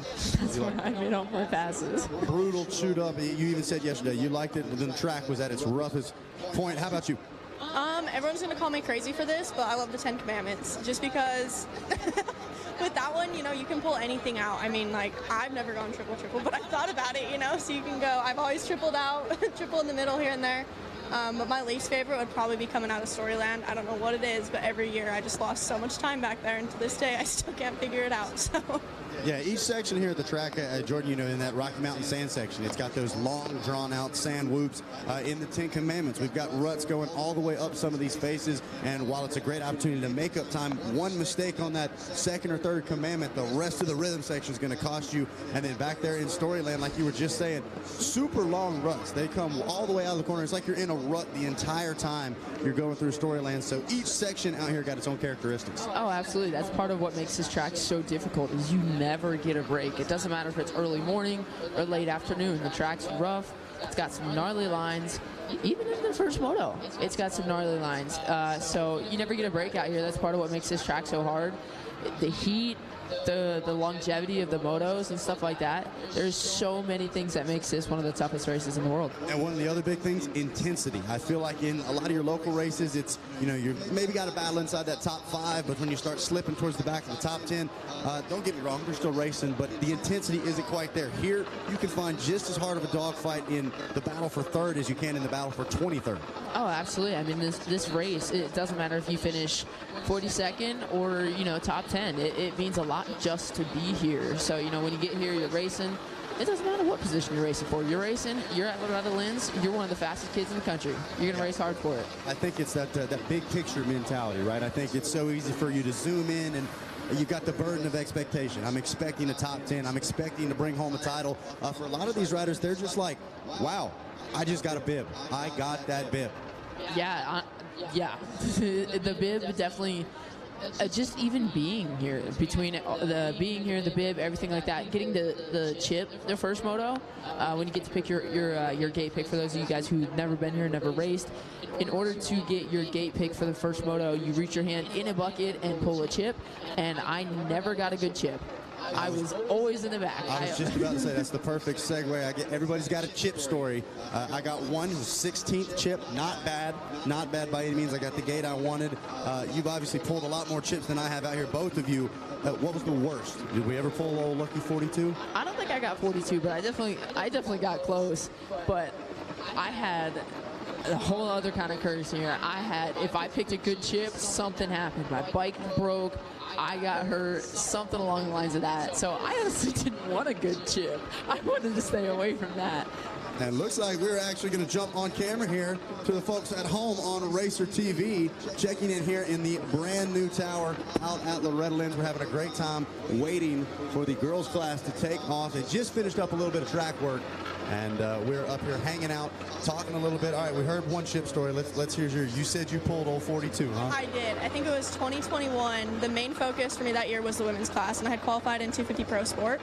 So I pulled 42 for the women's class, and then for the Pro Sport class, I picked chip number 2. So I was so mad. I was like, the one class that I need a good start in, we're not doing too well. So And that's one of those things where the mentality, the mental toughness has got to come into play. Obviously, I'm sure you were way on the outside, and it's like, all right, there's no easy way to do this. We just got to get it done. Yep, exactly. I think it was like, this was like the first year in 10 years I haven't raced here, so I was like, okay, we've hit the outside multiple times. Finally, I just checked up, and I was like, okay, we're just going to cut to the inside now and see how this goes. And I do feel like this is one of those first turns where you can line up in different spots. We've seen the whole shots from the inside. We've seen a lot of horsepower carried around the outside. So while it's not maybe the optimal spot, there is still always a little chance, at least here in this first turn at Loretta's. Oh, yeah. No, I agree. I mean, I think the problem with the outside is it's so far out that it's like you're not going to make anything of it, you know?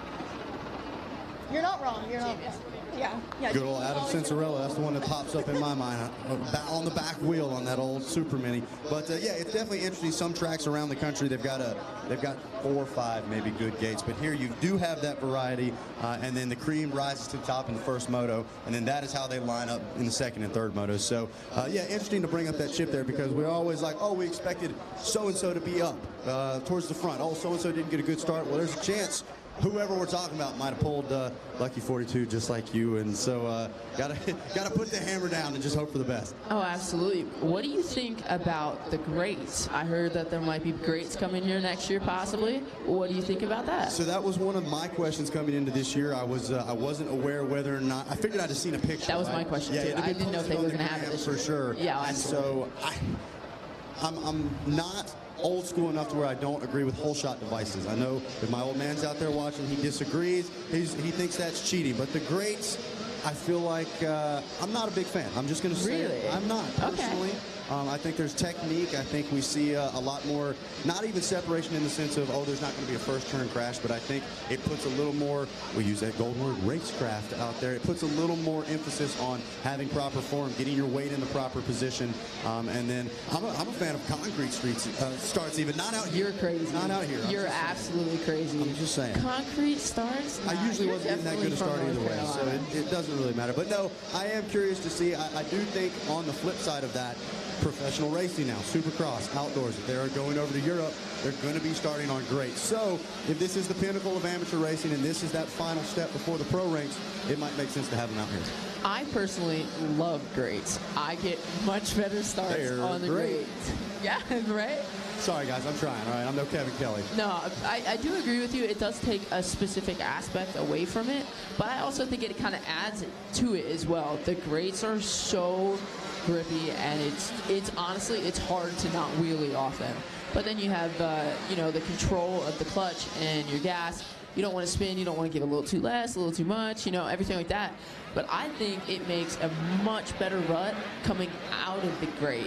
It's it's not as deep, it's not as choppy, it's a lot more control. Almost a more consistent drive out of the gate, so those ruts coming out are usually a little straight. That makes sense as well.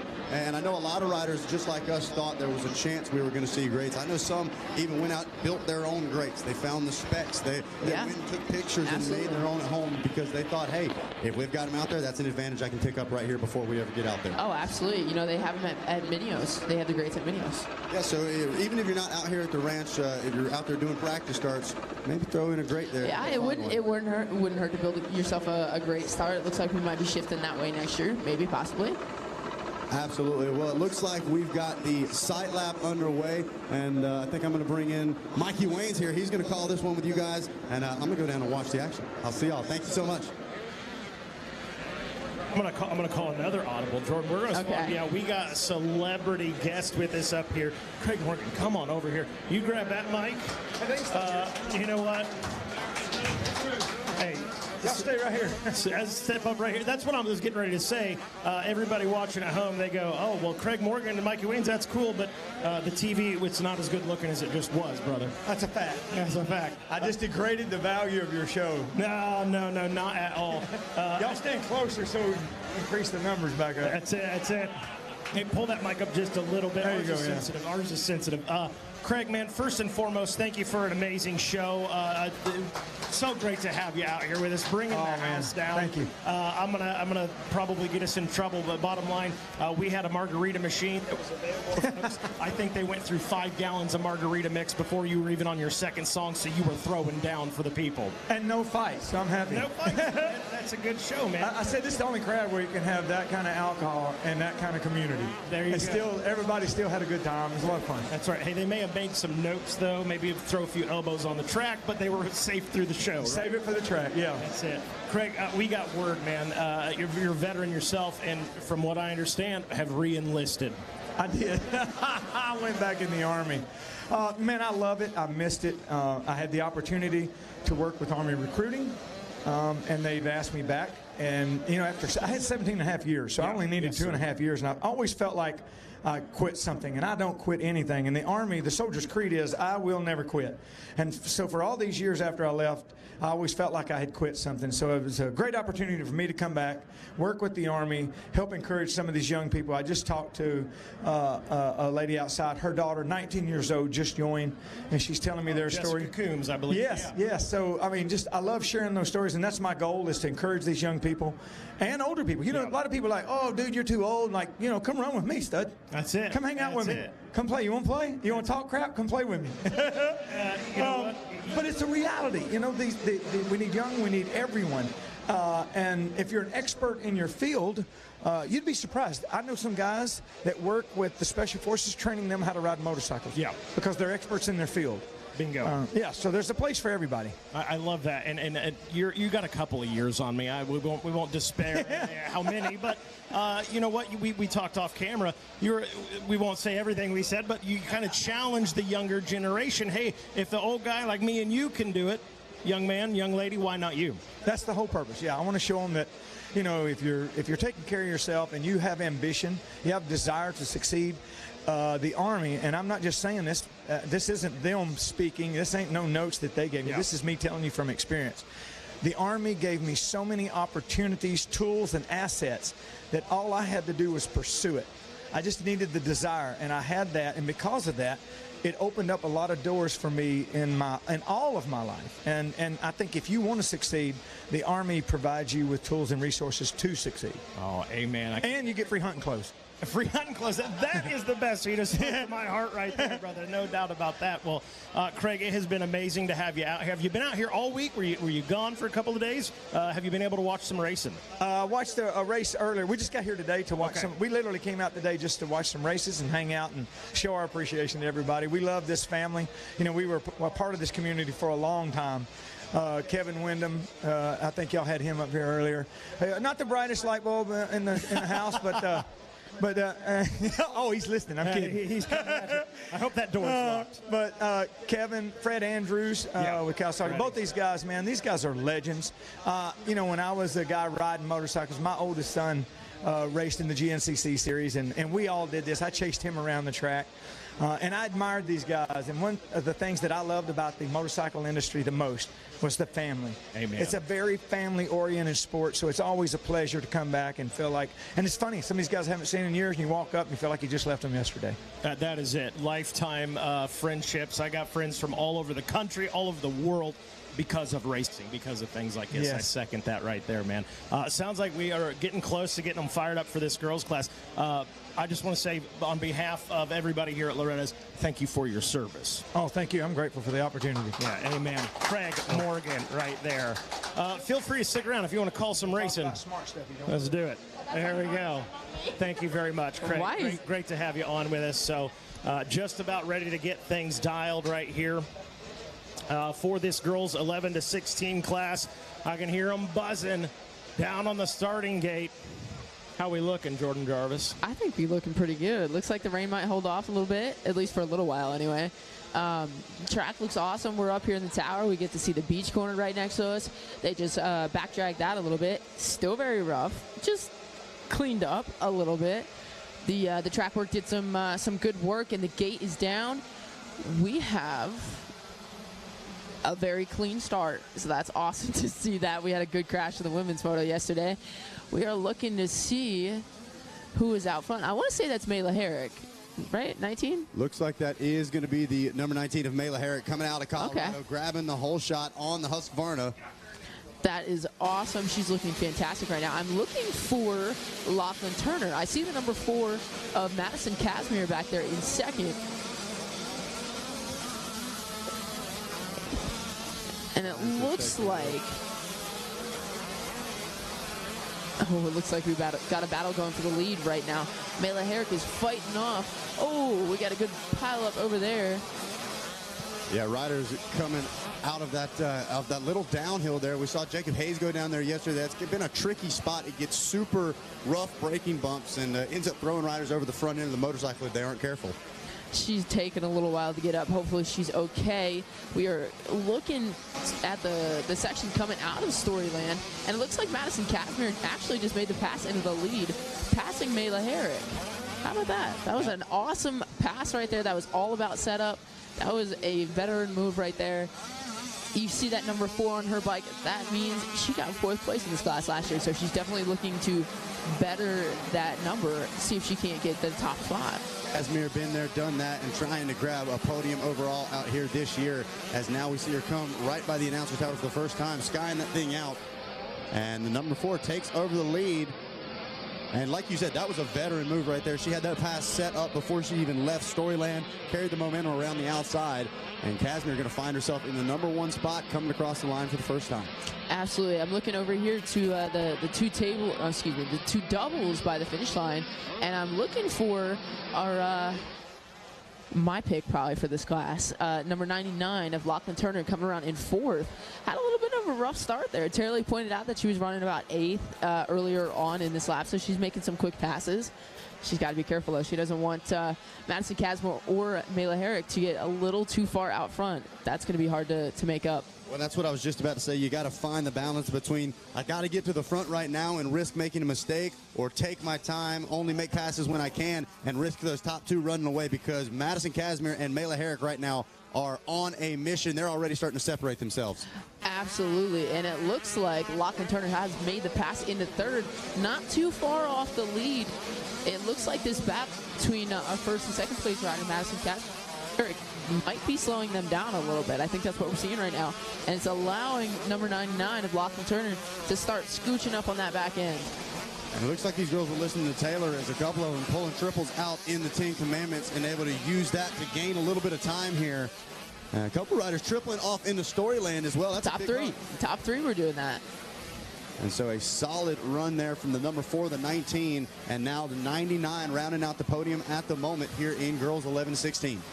It's funny, if you watch the live TV feed going on up here, we're getting to see a little bit of a different line choice. It looks like the number 4, our leader, is using a little more of the outsides where they just seem to have groomed. And the number 19 of Mela Herrick is kind of still staying in the inside. So we're seeing a little bit of a different race line choice right there. But it looks like Lachlan Turner's also using the outsides. So is that going to affect Mela Herrick coming around these next couple laps with Lachlan Turner coming up on the back end of her? I think not, because Mela Herrick is pushing for that lead right now. And I was about to say, Mela Herrick just slammed the door right there as they came through the middle section of the track. It looked like the number 19 was going to try to make a pass, but Casimir slamming the door there, Taylor. That was, she wasn't letting getting her by. Oh, not at all. I think right now Lachlan is in one of the best positions you can be at the beginning of the moto, because, you don't quite have pressure on you behind you, but you see the leaders and your mind's just there. Yeah, Lachlan, she's fighting for 3rd. Looks like we actually have a swap for the lead now. So there it was. Herrick pulls the trigger and gets around Casimir right as they come across the line, running about a 2 minute, 10-second lap time, just about 2 seconds faster than Casimir. But look at that. There is the pick, the number 99 of Lala Turner, running a 2:10.1. So the fastest of your top 3 at the moment. And Taylor, that is bad news if you're the number 4 and 19. Oh, I agree. I just watched Lachlan go down this straight right here. She's doubling those braking bumps, which I love to see, rather than, beating yourself up through the suspension.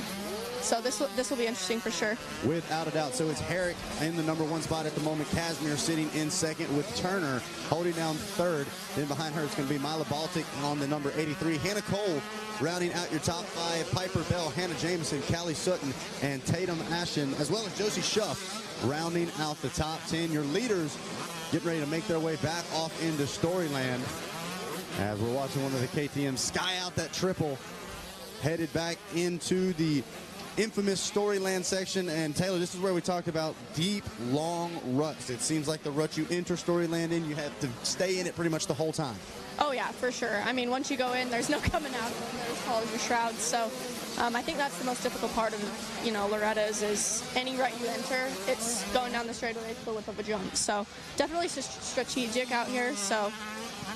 And look at that. I don't know whether that was strategy or just sending it as the number 99 on the back wheel, getting ready to come up and over the Rocky Mountain. Turner is on a mission, and I'm sure if you're the number 4, you can hear she's back there. Oh, absolutely. I definitely think Madison right now, she's definitely feeling that pressure, and she's going to give it all she can right now. This is definitely the make it or break it. I also think Lachlan Turner is starting to see the number 19 get smaller and smaller up in front of her because she is trying to make the most of it. Not even a second gap on that last lap, but we're going to check in as your leader goes under the finish line. I'm looking at about a maybe 1 to 2 second gap at least, as now Turner takes over the second place spot. So there we go. What wasn't even quite a 1 second gap is now a 5.5 second gap from Mela Herrick back to Lachlan Turner. And Jordan Jarvis, your pick has come to the front. Absolutely, she has. I've been, kind of watching while you and Taylor were announcing, kind of keeping an eye, looking at things. Lachlan Turner's making a couple mistakes. She's getting a little sketchy. I really thought she was going to go down a couple times that lap. So that's the urgency that we're seeing out of Lachlan Turner right now. She's looking at this gap and saying, uh-oh, that's going to be a hard gap to make up right now. Our leader, Mela Herrick, has a massive lead right now. She's got a clear track. She's good to go. Lachlan's looking at that back end, trying to get up there for it. But we're going to see if she can clean up this lap. Like I said, she made a couple mistakes last lap. I thought she was going down a couple times. I'm sure you heard me say, doing the oop and ah a little bit because it was close. Oh, no doubt about it. We even saw her on the Racer TV screen coming through that sand section on the back wheel, just hanging it wide open. And as we see on the lap times, a 2:08.4 for your leader, a 2:11 for Turner on that last lap, but it wasn't a clean lap. She had traffic in front of her, so hopefully she'll be able to drop a couple of seconds and close this gap up for the battle out front in your girls 11 to 16.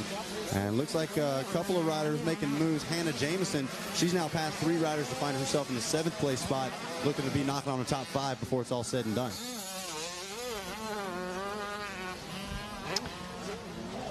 Going back to the Monster Energy Rocky Mountain corner over there, that was a corner yesterday in the women's class that Lachlan Turner was absolutely doing phenomenal, and she was making up a ton of time. And it looks like she's back to finding that way again today in an earlier moto. Coming around the finish line section, and it looks like we're waiting for the lap times to upload, but I want to say that gap probably opened up, if not stayed about the same. It didn't look like it closed up too much, but we're still waiting for Lachlan's lap time. All right, so it shortened a little bit. It went from about 8 second to 7 second. Lachlan did a 2:10 that lap versus a 2:11 last lap, but Mela Herrick's still doing 2:08s, identical to last lap. That's what I was just about to say. Regardless of Lachlan's 2:10, if Mela Herrick keeps turning 2:08, it's going to be too little too late, because right now she is continuing to grow this lead out. Turner going to try to hold her at bay right now. Maybe hope she gets slowed down when she starts catching lap traffic. Casimir now about 6 seconds behind Turner. She's still trying to stay into this fight for the podium spots as well. So up here in the tower right now, saying just about 5.5 minutes to go. Taking a look over to the finish line. And taking a look, Jordan, we talked about this Thor sand sweeper around the Polysport Pond. It was still whooped out, but it was smoothed over, and that is no more. No, not at all. It was backbladed a little bit, back dragged, just to kind of take the edge off of the bigger, I'll say, rollers going around that corner. No, it just because they touched it up a little bit does not mean it's smooth at all. I want to say our leader should be coming past us over here. She looks like she is finally hitting some of that lap traffic that we were just talking about.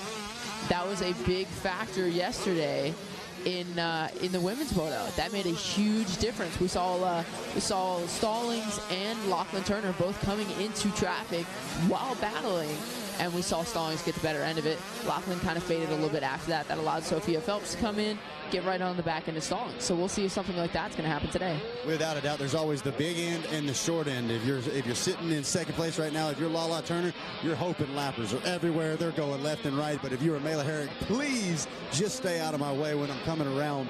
The lappers, just another obstacle racers having to deal with out here at the ranch. Absolutely. And, you talk to the other guys up here. The women and girls classes, we definitely have hard people to pass. It just tends to seem like we group up in battles and stuff like that. So when someone comes around to come lapping us, it's in a group of 3 or 4 people. So it makes it super complicated. This track is wide, but it's not that wide. Looking back at the lap times, it's looked like Lachlan Turner has flipped. She's now the one doing a 2:08. Mela Herrick's now doing a 2:11. So that gap went from 7 seconds down to 5. But we only have almost 4 minutes left of this race. So it's looking good right now. I'm not saying that. I'm not giving the announcer figures. I'm not doing that. But it's possible. That's what we're saying. It's possible. Yeah, it's possible. It's definitely possible. And I believe now within that 6 to 5 second range, she's going to be able to see her. As now we're taking a look out the window. On screen, you see your leader, Mela Herrick, as she's getting ready to make her way back into Storyland. And there is one of those lap riders right in front. Not sure if she was hitting that triple. No. She had to check up right there. She wanted to. She had to check up. Lachlan did not. So this is definitely going to be a fast lap for Lachlan. It's going to allow her to, kind of scooch up a little bit. We'll see. We'll see how it works out, because we can kind of see Lachlan starting to come in frame here, but there's still quite a few lappers in front of both of them, so it might end up helping Mela out this time and hurting Lachlan. We'll see how it happens. And Jordan, I think it was you that said yesterday, it's one thing to catch up to a rider, whole nother ball game getting around her. Absolutely. These girls out here, and everybody here is a phenomenal racer, but they're fighting for a championship right now, and the battle has closed up a little bit to the front. So I think we're going to see some different riding from both riders. We're going to see Mela change her lines up a little bit, probably ride a little bit more defensive, and I think we're going to see Lachlan turn a lot more aggressive. They're both in the same corner. Lachlan is able to see Herrick essentially just ahead of her. That gap, I'm going to guess, is probably down to about 3 seconds now.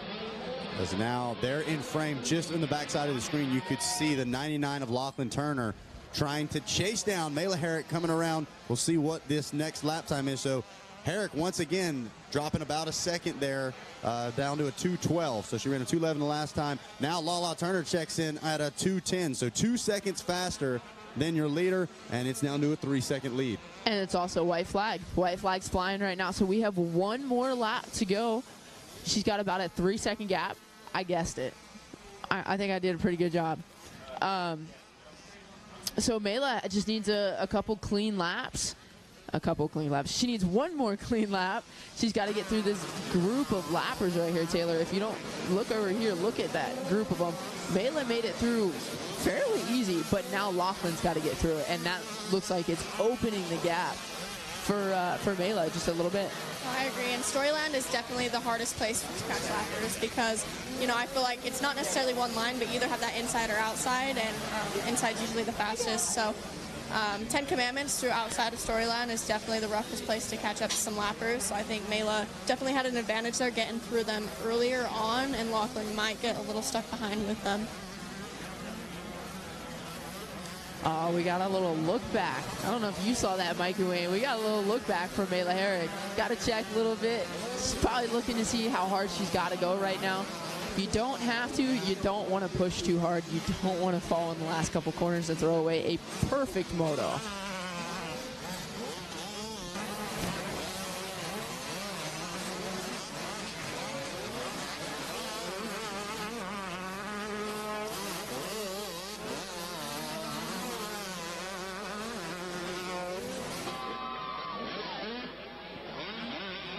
Looks like Mela has a pretty good gap to finish out this last lap. I don't see Lachlan on the screen right now.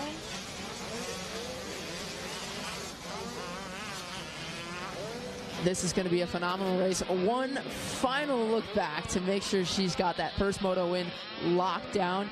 she's got to be coming into this next moto with some confidence right here. She started out front, led for all of it, I'm going to assume. Oh, I agree. I think. I definitely think winning, the first moto gives your self-confidence, but also gets in the other riders' head, like, oh, I wasn't expecting this. Absolutely. We saw a little bit of probably a little head games. I do believe that Mela didn't run a transponder for practice. Lachlan did. So they're both coming into this race, not really sure what Mela was doing for lap times. She wasn't, as far as I can remember, she wasn't up there battling with Lachlan in practice. So no one really had an idea of what she was doing, how fast she was going, everything like that. Playing a little head games coming into it. Definitely playing some more now. Mela's got some major confidence after that race. That was, the gap closed up a little bit, but then she opened it back up again. And I think Lachlan's definitely frustrated with that. She had the speed. She knows she does. She was catching her for a little bit. Unfortunately, just not a good start. And that's all about Loretta's. You got to get a start to go with the race. Exactly, and that's the thing about Loretta's. You can watch practice, you can watch lap times, but you don't know where your speed stands until that first moto, and then that's when you reevaluate things.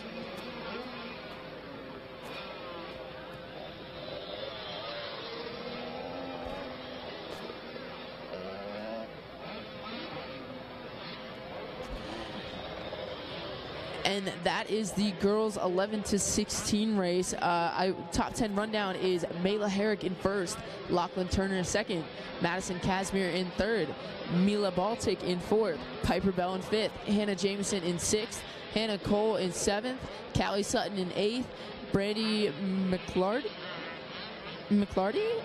Forgive me if I'm not pronouncing that right. Name's not my strong suit. That's why I ride dirt bikes, right? I think you're right. And 10th place rounds out the top 10 for the girls class is Josie Schuff. All right, thank you so much, Jordan Jarvis, Taylor Allred, and of course Mikey Wayne's up there calling the finale of that girls 11 to 16. I'm hanging out down here on the podium, and we are going to try to get a word with your winner here. Cooling off, taking a sip of water. Maybe a little Arma energy there, try to get recovered. And here she comes. Ladies and gentlemen, please put your hands together. Your first moto winner here in the girls 11 to 16. Mela Herrick getting the job done. And she is also, along with a gold medal, going to be taking home your Stasic Whole Shot Award. She was the first out of the start and the first to the finish, leading that thing front to back. I'm going to let you grab a photo, and then we will catch up with your winner.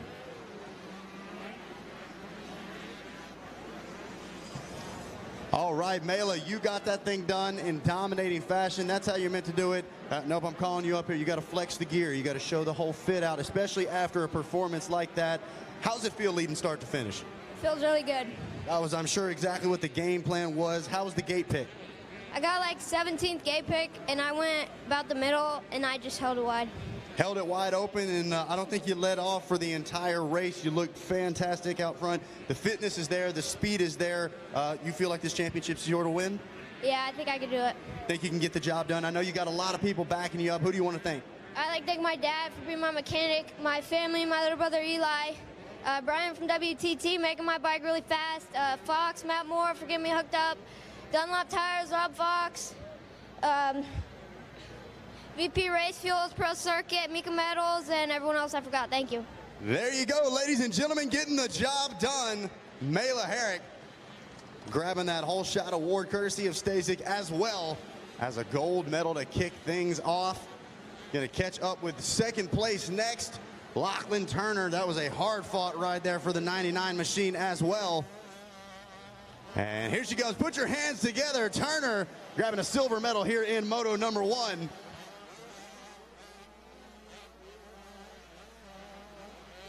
Got to throw on the bling, get the shots there, and then we will catch up with Lachlan. What a race that was out there. Take us through it. You got a smile on your face, but man, it had to be brutal. The weather's not too bad, but that doesn't mean it's easy out there by any means. Yeah, pick 40 gate picks, so all the way outside.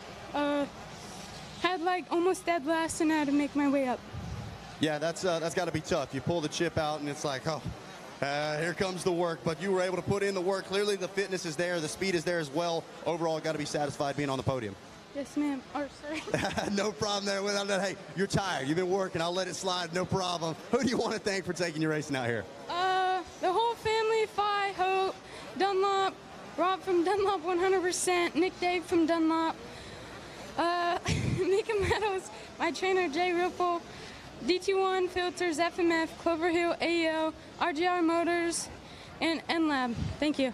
There you go. Put your hands together for the number 99, Lachlan Turner, grabbing second place in that girls 11 to 16 class.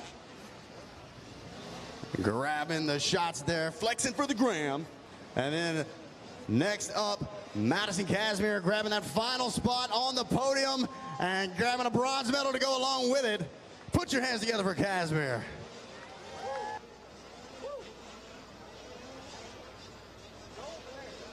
All right, Madison, feeling good. You're on the podium. You got one of those medals. What did you think about your first moto? I got a decent start and then got around everybody, led some laps, and not really sure what happened, but just got in my head and was making mistakes, still got third, but I'm hungry for more. Hey, you've shown you've got the speed, you've got what it takes to run up front, and you've got the consistency to bring it home. I think you're in this title fight for sure. Who do you want to thank for coming out here to the ranch? Lord for keeping me safe, my mom, my dad, Moto Sandbox, Fly, Factory Connection, Lynx, 100%, FMF, Asterisk, Wrist Brace Guy, UFO, Dunlop, MX Tire, ODI, Guts, Arma, and everybody else. Thank you so much. There you go. That is going to wrap it up for the girls 11 to 16 podium. Looks like we're about to go 65cc racing. I'm going to send it back to you guys up in the tower. Yes, indeed. 65cc 10 to 11 coming up next. Give you guys a quick rundown before these guys launch out of the gate. We have got the 11 of Chance Olberg, the 12 of Alexander Doak, 13 of Easton Crow, the 14 of Camden Scoggin, the 15 of Caven Earl, the 17 of Ryder Lane, the 18 of Parker Hatt, 19 is Jed Overstreet, 20 is Luke Roche, 21 Nolan Simmons, 22 is Samuel Hauk, 23 is Austin Keller, and we are off and running, so we'll get through the rest of this in a moment. Into turn one, who's going to get the station? Whole shot. Looks like it might be, I believe that's the 66 ride. Coming into that second turn. Oh, swapping out, swapping all the way down that straightaway. And he is going to lose the lead.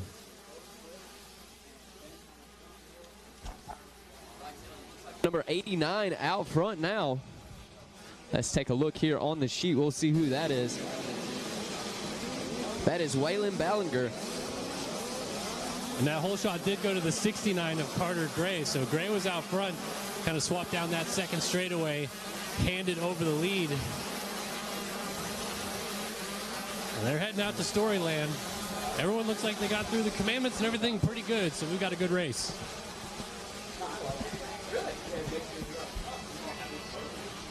All right, as we see them on screen now coming through Storyland.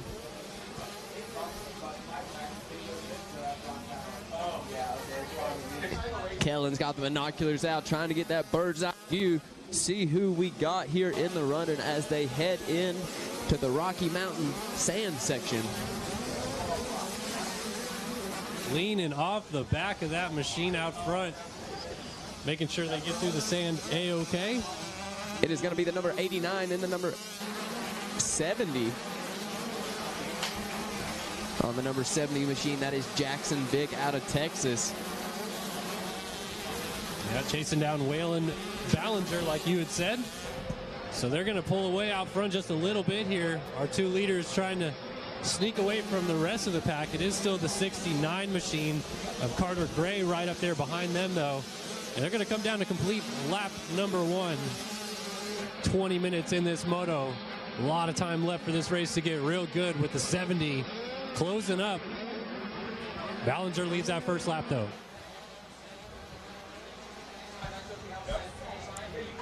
All right, give you a rundown of the top five. It is Waylon Ballinger. Then it's going to be Jackson Vick on KTM number 70. Carter Gray on the 69 Cobra. Then it's going to be Braxton Craiglow and Easton Graves rounding out our top five here in this 65cc 10 to 11 class. As we see our leaders on screen, it looks like Jackson Vick going to try to make a move to the inside, and he does. He is going to be your new leader as they head into the 10 Commandments. That outside line, though, still could work for Ballinger, staying out of all that deep inside rough that we're seeing from some of these bigger machines making. But it does seem as if the 70 of Jackson Vick has taken over the race lead. So now Ballinger's going to settle in behind him. And we work through the commandments here on lap two. Oh, the 89 of Ballinger nearly tucks that front end. The 69 of Gray dealing with some pressure from Easton Graves, who's already moved up into fourth and is trying to get into third. Easton Graves goes to the inside as they enter into Storyland.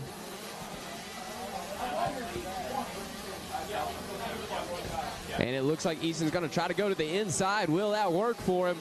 Lost a little bit of speed there. He's going to go to the inside again. This time it looks like he might have it. Side by side as they go. And he does. The number 31 of Easton Graves moves on up. Yeah, you saw Gray right there kind of get high centered in the rut, both legs off, paddled a little bit, but able to keep it on 2 wheels. And look at this, Easton Graves, he is caught right up to our second place rider, Ballinger there. He's trying to move up into second. Our leader is getting away a little bit right here. Jackson Vick on the second lap just took a little bit of a look over on the table out front, but the battle for second coming in right here to this sand turn. Still Ballinger, but Easton Graves has caught up to him quick. Easton Graves going to try to take that inside line through the Polysport Pond sweeper. And it looks like he is going to be able to make it stick as they head into the finish line here. So the number 31 of Easton Graves makes his way second place in 5th place last time around. So he is on the moves here, folks. And we can see Jackson Vick there in the distance. We'll see if Easton Graves is able to make up some of that time. There's about a 4-second gap this time around.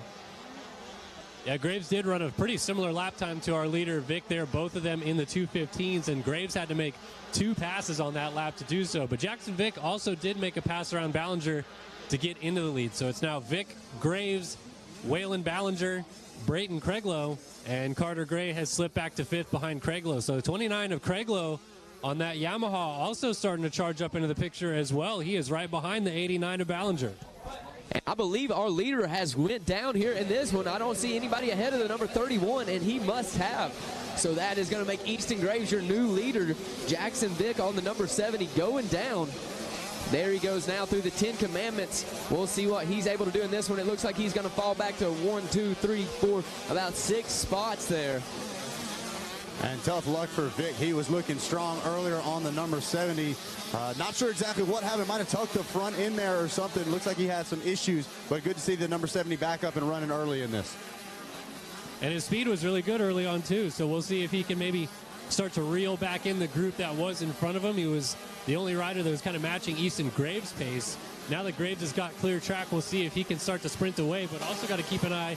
Craiglow, who's now up to 3rd on that Yamaha, he is starting to close that gap down on Ballinger on the gas just ahead of him as we work through the sand section down this back straightaway. We got a little bit of a battle for second brewing. We sure do. The number 29 of Craiglow choosing some good lines this time around, able to catch up a good bit of time.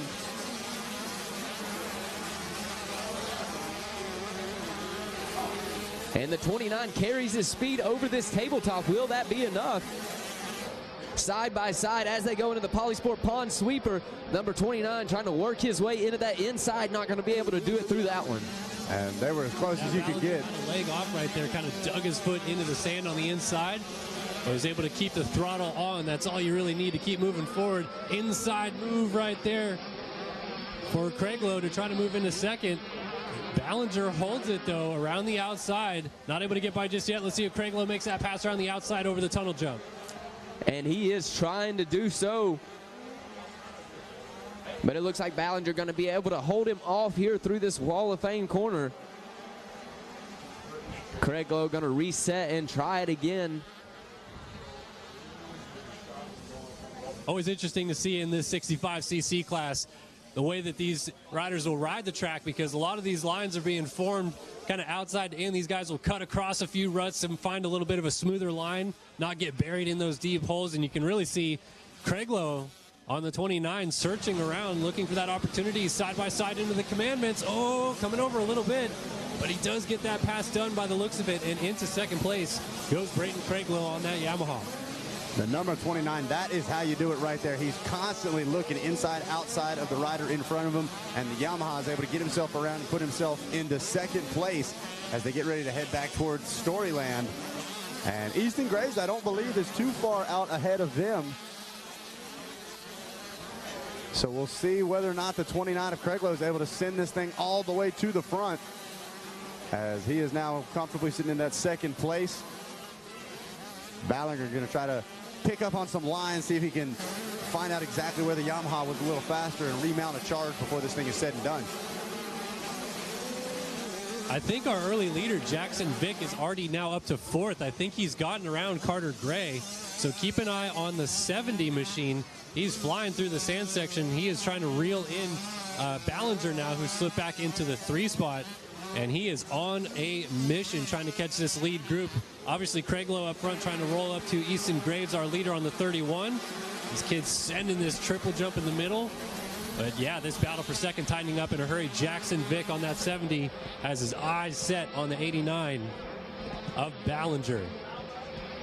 And there you can see the number 70 on your screen. He is catching up to that 89 quick. We'll see if he is able to do anything this time around. Like we said earlier, folks, he was in the lead here in this moto before he went down. Stretching those 65s out across that finish line triple there. And taking a look at the lap times as they come in, both first and second place, doing 2:18s. Oh! Down on the inside there. And he's got his leg, looks like, stuck under the bike. It's going to take him a little bit to get going. Another costly mistake for the 70 machine. So I made it all the way back to 4th. Looks like he's going to fall probably maybe just outside the top 10.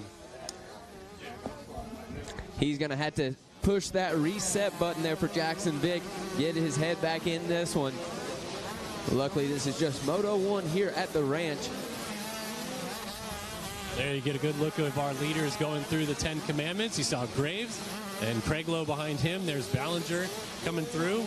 And then Carter Gray on the 69 now coming through the commandments. He's got the 67 of Landon Lee, who just moved up into the top 5 behind him.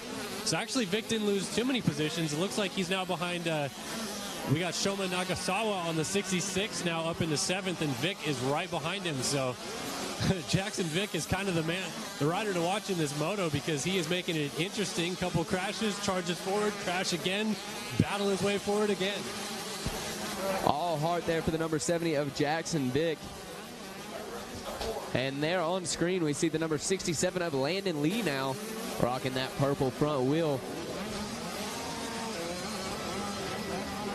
And now on screen, that is going to be Ballinger there on that number 89 machine, making his way into the Rocky Mountain. So Craig Lowe was closing on our leader Graves there for a little bit, but it seems like Graves has got it figured out. He's pulling back away. Ballinger there still in 3rd on the gas. Not too far back of Craig Lowe, who is in 2nd, so he's got his head down. He's trying to charge after him. Then we've got a pretty substantial gap now back from 3rd all the way to our 4th place rider, which is, of course, Carter Gray now coming through, 67 of Landon Lee. And then Jackson Vick has gotten around Nagasawa. There is our leader, Graves, again, checking in out front. Another 2:18 lap time for him. Consistency, and indeed, he did put 4 seconds on Craig that last lap alone. So consistency, a good balance for Graves out front, but also limiting the damage and the mistakes, which Craig Lowe is starting to fall into a little bit of a trap with.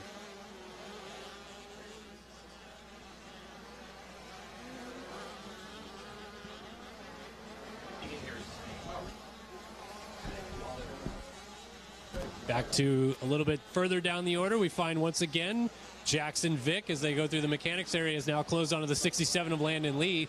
So Vick had fallen down to about 8th spot, picked it up. Now he's trying to knock on the door of opportunity to get back into the top 5. And he will just not give up this charge forward. Looking down the commandments again, there is our 3 leaders going by. 89 of Waylon Ballinger still in 3rd. And there is Vick. So he has already not only gotten around the 67, but he's on Carter Gray again for 4th place. Jackson Vick, no quit in this kid right here. He is absolutely going for it. He sure is, and there he goes, creeping up on the Cobra machine now, heading to the inside. So the number 70 of Jackson Vick on the move here once again. And now he is wheel to wheel. So he is closing in on Carter Gray, and he makes the pass.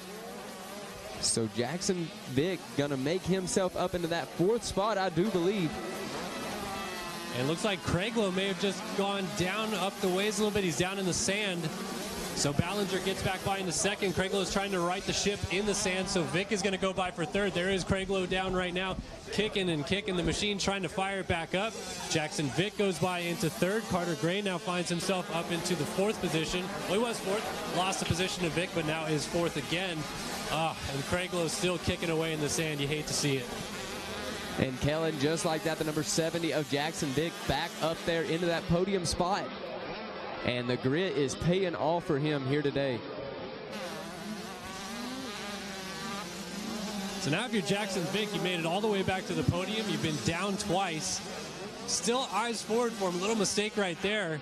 We've got 6 minutes left in this moto. Really curious to see what his lap time is compared to what Waylon Ballinger just put down at a 2:21.2, and see whether or not Vic, who just made up 4 positions that last lap to get in third. Look at that, 2:17.1. He's 7 seconds down, but he might have enough time to still get Ballinger for second. Jackson Vic is the fastest man on the track by about 3 seconds that last lap. Easton Graves turned to 2:20 that last time around. He is your leader there on that number 31 KTM. 11-second lead between him and Waylon Ballinger there on that number 89 Gas. And Jackson Vic about 7 seconds behind them. So our second place rider, Craiglow, who was down in the sand, finally has got the bike going. And he is on his way again a little ways down the order. We'll get a check on where he is officially. Just went by our announcer's tower here, so tough break to fall out a second like that, but at least he's up and going and not injured. All right, on screen we see the number 70 of Jackson Vic making his way into Storyland. Yeah, Vic getting caught up a little bit behind lap traffic right there. I believe that's the 12 of Alexander Doak that he's getting by.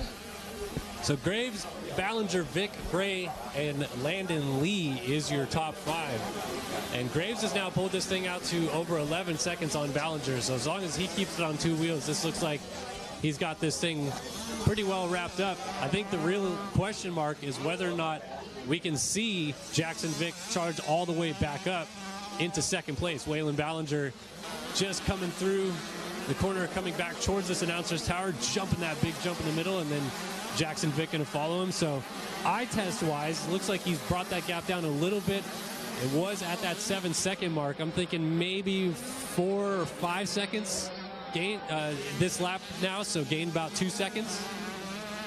We'll see when they come through that timing and scoring loop at our finish line one more time.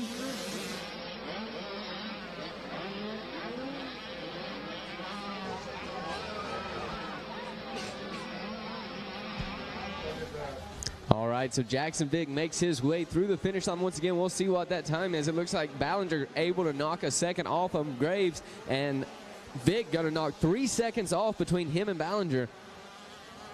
So Vic on the move here in this one. We still got 2 more laps to go as the 2 card is out. So that might just be what Jackson Vic needs to advance up to that second place position. Yeah, you're going to get a good look at them coming up to the Cometic corner, and then the 10 Commandments shortly after that. The 89 of Ballinger, he's riding his own race. He's just trying to hit his marks and not make too many mistakes, while Jackson Vic instead, he is sending it. He is throwing caution to the wind to try to close that gap down, and now you see it on your screen. It is not that big anymore. If you're Vic, you can start seeing him, start seeing where you're gaining on him, and maybe even think a lap ahead so you can try to set up a pass on that last lap of the race. Exactly, and I've been seeing Jackson Vic choosing some different lines. When we see him bobble in a line, he has not been taking that same line. So Jackson Vic on the move, trying to pick the smart lines here and get himself up farther into that podium contention. But I would say his main goal is to keep it on 2 wheels after those 2 crashes here in this moto.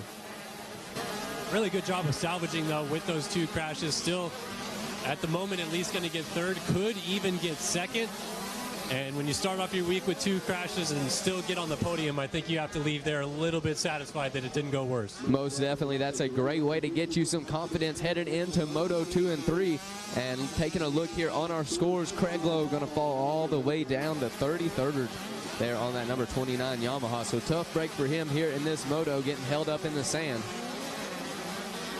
All right, coming down, it is not that 4-second gap anymore. It is much less than that, and Jackson Vick certainly peeking ahead, can see Ballinger just ahead of him as they start going through the Thor sand section. White flag is going to wave. In fact, I think it just waved right now for our leader, Easton Graves. And this is the battle for second right here coming into your screen. All right, so one more time around here for Ballinger and Vick. Vick just right on Ballinger now. That gap was 4 seconds last time around. And it looks like he is going to try to. He's headed out to the outside now, into the inside. Is that going to be enough? Not this time. Ballinger able to hold him off for at least one more corner. But Vick is headed to the inside.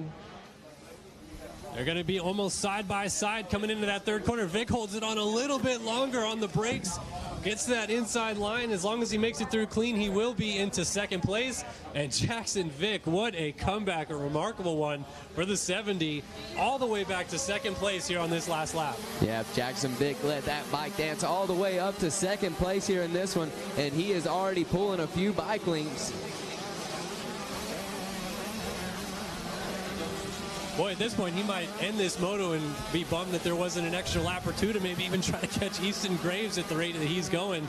Last time by, he was 5 seconds quicker than our leader, Easton Graves. Graves, of course, probably slowing it down, wants to cruise it in on this last lap. Maybe conserve a little bit of energy. But still, I mean, Jackson Vick absolutely flying in this moto. Yeah, no doubt about it. Those wrecks must have fired Jackson Vick up, because he has been on the move all moto long. Like you were saying, 5 seconds faster that last time around than our leader. And we see him turning those kind of laps on lap number 8. So that just shows the speed Jackson Vick is going out here on this Loretta Lynn's course. As we see the number 31 of Easton Graves on your screen. Great moto for Mr. Graves here in this one as he heads back into this Polysport pond one more time. Going to bring us down through that Thor sand sweeper one last time, using the outside line, standing up on the pegs. Great form, great technique all the way through that corner. And he used that form and technique all the way through this moto, and it's going to give him a moto victory. Final turn, bringing it home. The 31 of Easton Graves is going to win the first moto here and has a finger raised to the sky. Very excited about that. 65cc 10-11 Moto 1 winner, Easton Graves. And he was pumped about that one. We're going to see Jackson Vick coming across the line there in second on his KTM. He is going to be followed by Waylon Ballinger for third place there. He's on the number 89 Gas machine. Interesting to see the different emotions for our top three. Of course, Graves, the winner, very excited, fist pumping, and then Jackson Vick shaking his head, disappointed in himself. But Ballinger in third, he also was doing some fist pumping, and excited to see the emotions from these kids out here. Yeah, no doubt about it. Cool to see. Jackson Vick should be proud of that one. And Nagasawa getting that 5th place there. Gray getting 4th. Great moto there for our 65cc 10-11. Yep, behind Nagasawa, Landon Lee, Joseph Vicari, Chase Brennan, Easton Kirby, Camden Scoggin. That was your top 10 here in Moto 1 of 65cc 10-11. So those kids are getting off their machines. They're getting the high fives from mom and dad and taking a quick breather. It was a good moto. Those kids definitely put in hard charges throughout. Jackson Vick, a great recovery ride for him. Easton Graves picking up the big race victory, of course, and setting himself up for a great week here at the ranch with that moto victory.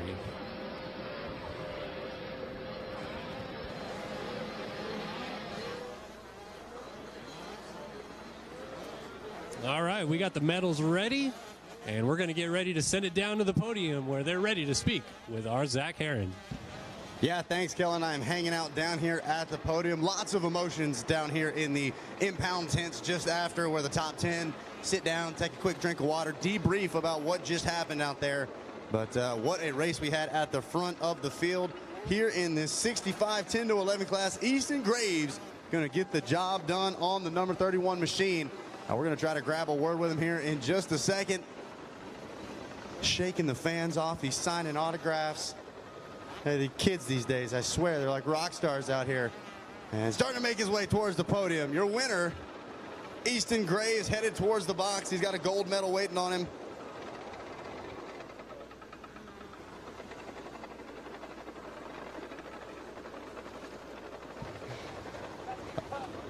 All right, Easton Gray headed towards the line. He's throwing the goggles on. And ladies and gentlemen, here he is, your winner, running up on stage, grabbing that gold medal. Easton Graves getting the win here in 65, 10-11. Graves holding that thing up high, the big number 1. And then Easton, we're gonna step in front, man. You gotta flex that gear. It looks too good to be hidden behind the bike. Man, you got the job done. You look good. Look at you kick back. You're feeling cool. How you feeling right now? I'm so happy. Feeling on cloud 9, I'm sure, man. You got the gold medal hanging around. It looks good. Does it feel good? Yep. Absolutely. Hey, what did it take to get this win out here? What did you feel like the hardest part was? Hardest part was probably the start. After that, I was like 6 hours buried.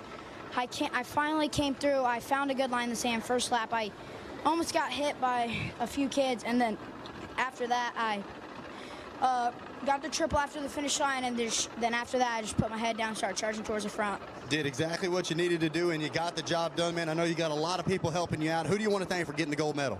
My mom, my dad, my brother, my sister, all my friends and family, Rocky Mountain ATV MC, 7, Alpine Star, Bees Moto Lab, Lynx Racing, Bell Helmet, Scott Goggles, Johnny over there for getting my vision clear, Dunlop Tires, and everyone else that helps me out. Thank you so much. And MTF and Moto Sandbox. Thank you so much. There you go, guys. That is your winner, the 31, Easton Graves, taking the win in 65, 10-11. Feeling good up there.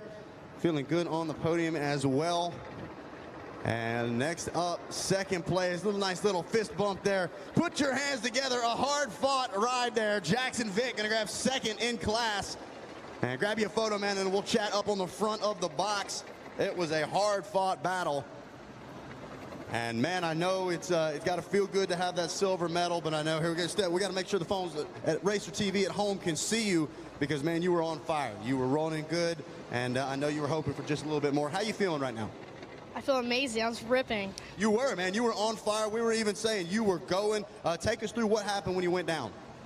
I tried to pop out of a rut, and my bike just like did 360s, and I flipped over, I guess. Next thing you know, you were on the ground, man. It didn't look like it shook you at all. You popped back up and immediately started ripping. Everything feel good? You're back 100%, right? Yeah, then I fell again, actually. What happened, man? Take us through it. You got to stay off the ground. I was making a pass and held her wide through a corner and bar dragged too hard. Oh, dragging bars too hard at home, folks. That was the problem. Hey, dude, 2 crashes and you're still getting a silver medal. That's a good sign. Who do you want to thank for getting up here on the podium? My mom, my dad, JK Cycles, Adventure Moto, Enzo, Huxon Brand, Answer Racing, MCT, Matt Cleave, my trainer, 100%. Everyone else, thank you so much. There you go. That is the number 70, Jackson Vick, fighting back after 2 crashes and grabbing a second place here in 65, 10-11. And we're going to bring up third place coming up next, headed towards the box. Grabbing the bronze medal, it's going to be none other than Waylon Bollinger there. Get the job done. Put your hands together for your bronze medal recipient. Get up there in the front, man. Hold that thing up high. Big smile on the face. That's what I'm talking about. That's what I like to see, man. You are pumped up. How you feeling right now? I'm feeling really good. Track was pretty gnarly in a couple spots. Had to find my rhythm and tempo after the first 2 laps and stayed on 2 wheels the whole time and had a good race. Absolutely, man. You're up here on the podium. You're feeling good. You're moving back and forth. You're looking good. I'm a fan of the purple. What do you think it's going to take to get back on the box in Moto 2? Good starts and stay on 2 wheels again, and yeah. Yeah, just do what you can do, ride your race, and keep it off the ground, and I think you got what it takes, man. Who do you want to thank for putting yourself on the podium? I would love to thank Colleen and Brian from Millsap Training Facility. They definitely been helping me a lot. I want to thank Jacob, my gym trainer. I want to thank Jacob, my gym trainer, for getting me nice and physical for this race. I would love to thank 110 Racing, and I would also love to thank Tony from MTF. He helped me a lot mentally. I would love to thank NLab, 60 helmets, I'm just so tired. Factory Connection and ODI. Thank you so much for this, guys. Great job, man. Running out of breath on the podium speech. He's that pumped up. That's how much it means to grab a podium finish out here at Loretta Lynn's. That is awesome to see. The 89, he's feeling good right now. We got one more rider to call up, grabbing the Stasek Whole Shot Award. Mr. Carter Gray, man. Carter, congratulations. Hang on one second, we're gonna jump you on the front. There we go. Hold that thing up high one more time. First around the first corner. Getting that Whole Shot Award courtesy of Stasek Racing. Man, take us through it. We say there's nothing quite like it. You come around that first turn, no tear-offs, no roll-offs, no nothing. Had to feel pretty good, right? Yeah. Take us through the rest of the race, though. You started up front. How did you feel the rest of the ride? I didn't do as good as I thought I would after, but I just managed and try to keep everyone behind me, but I just tried my best, and I'm so tired. Hey, that's all you can do, man. Trying your best, give 100%. You clearly know how to start out front, take some notes, recalculate. I'm sure you'll be back out there in Moto 2 swinging. Who do you want to thank for coming out here to Loretta's? I want to thank Cobra, Brett for getting me these bikes. I want to thank Tyson for helping me get out front on this whole shot. I want to thank Driven MX Training. I want to thank OG Gear. I want to thank X-Brand Goggles, VP Fuels, Dunlop, and T-Rex Throttles, and PR2 suspension. There you go, guys. That is Carter Gray grabbing that Stasek Whole Shot Award in your 65 10-11 class.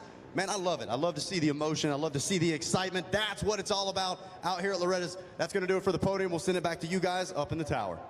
All right, thanks, Zach. Yeah, we're going to take a scheduled intermission here at the 42nd Annual Monster Energy AMA Amateur National Motocross Championship at Loretta Lynn's, presented by AMSOIL. We'll get a word in from our sponsors.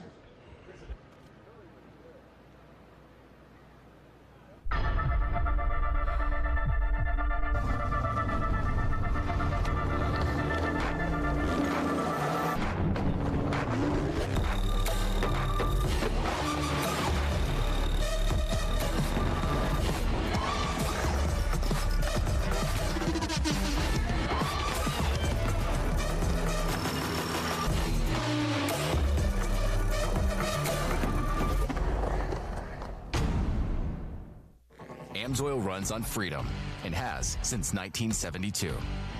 The rest of the market has been trying to follow our lead ever since. But a head start is a head start. Run with us.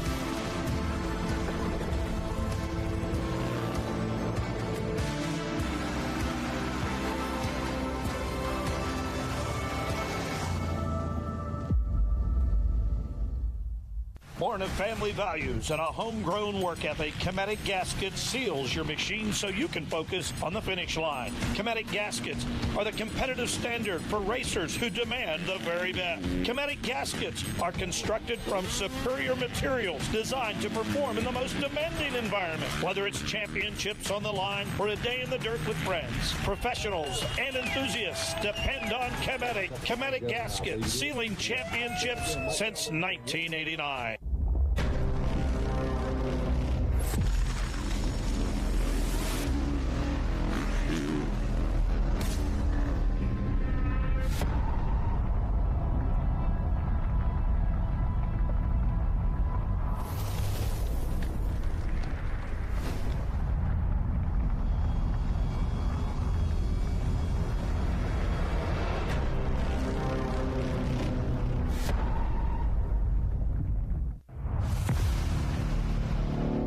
Driving force of amateur motocross.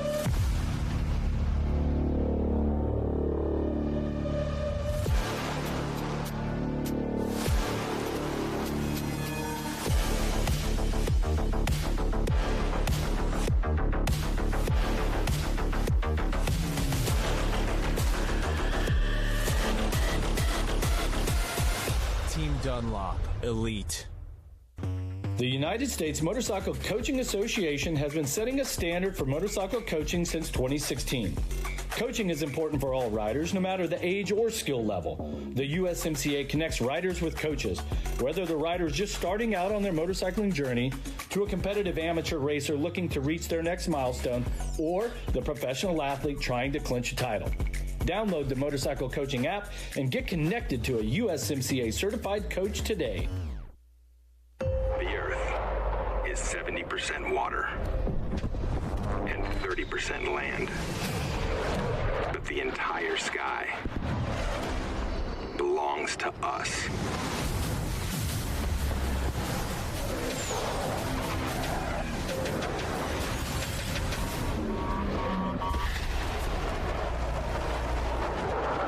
I just thought it seemed like more of a studio.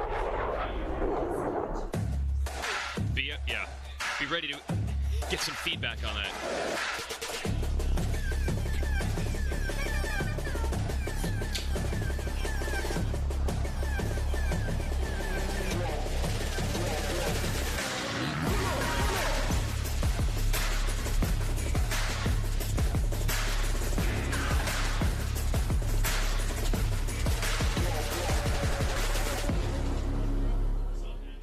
Medal I gotta hand out later on.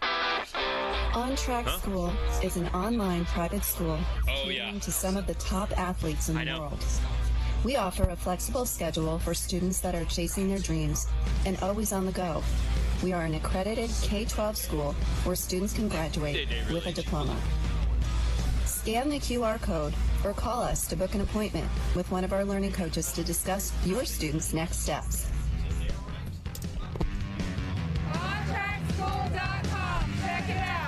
We're using a phone. The Super Motocross World Championship playoffs kick into high gear at C-Max Dragway in Charlotte.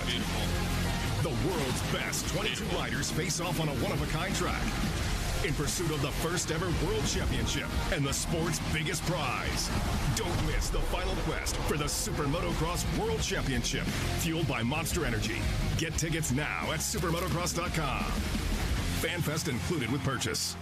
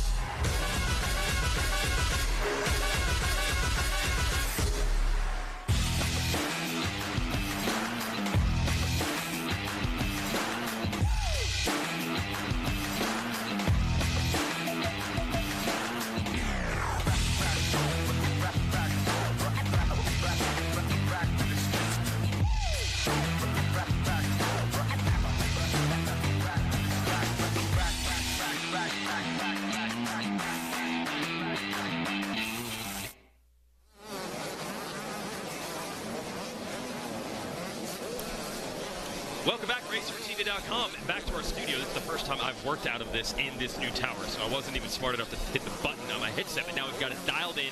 I'm learning things all the time. Are you ready for the transition, Kevin Kelly? I'm learning things all the time. And speaking of learning, we've got the good folks from On Track School with us.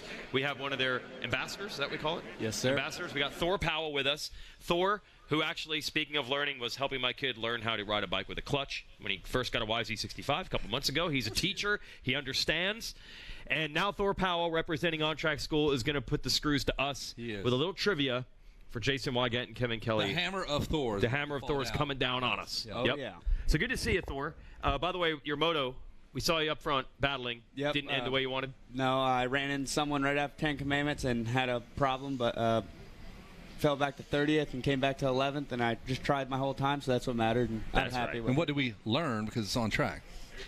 Don't follow. Ah, Don't nice. follow. Yeah, Nice. There you go. Don't there you follow. go. There you go. All right, we got some trivia, Thor. All right. Which Coombs family member entered the Hall of Fame this year? Rita Coombs. Correct. For 10 points. Kevin winning. Gosh.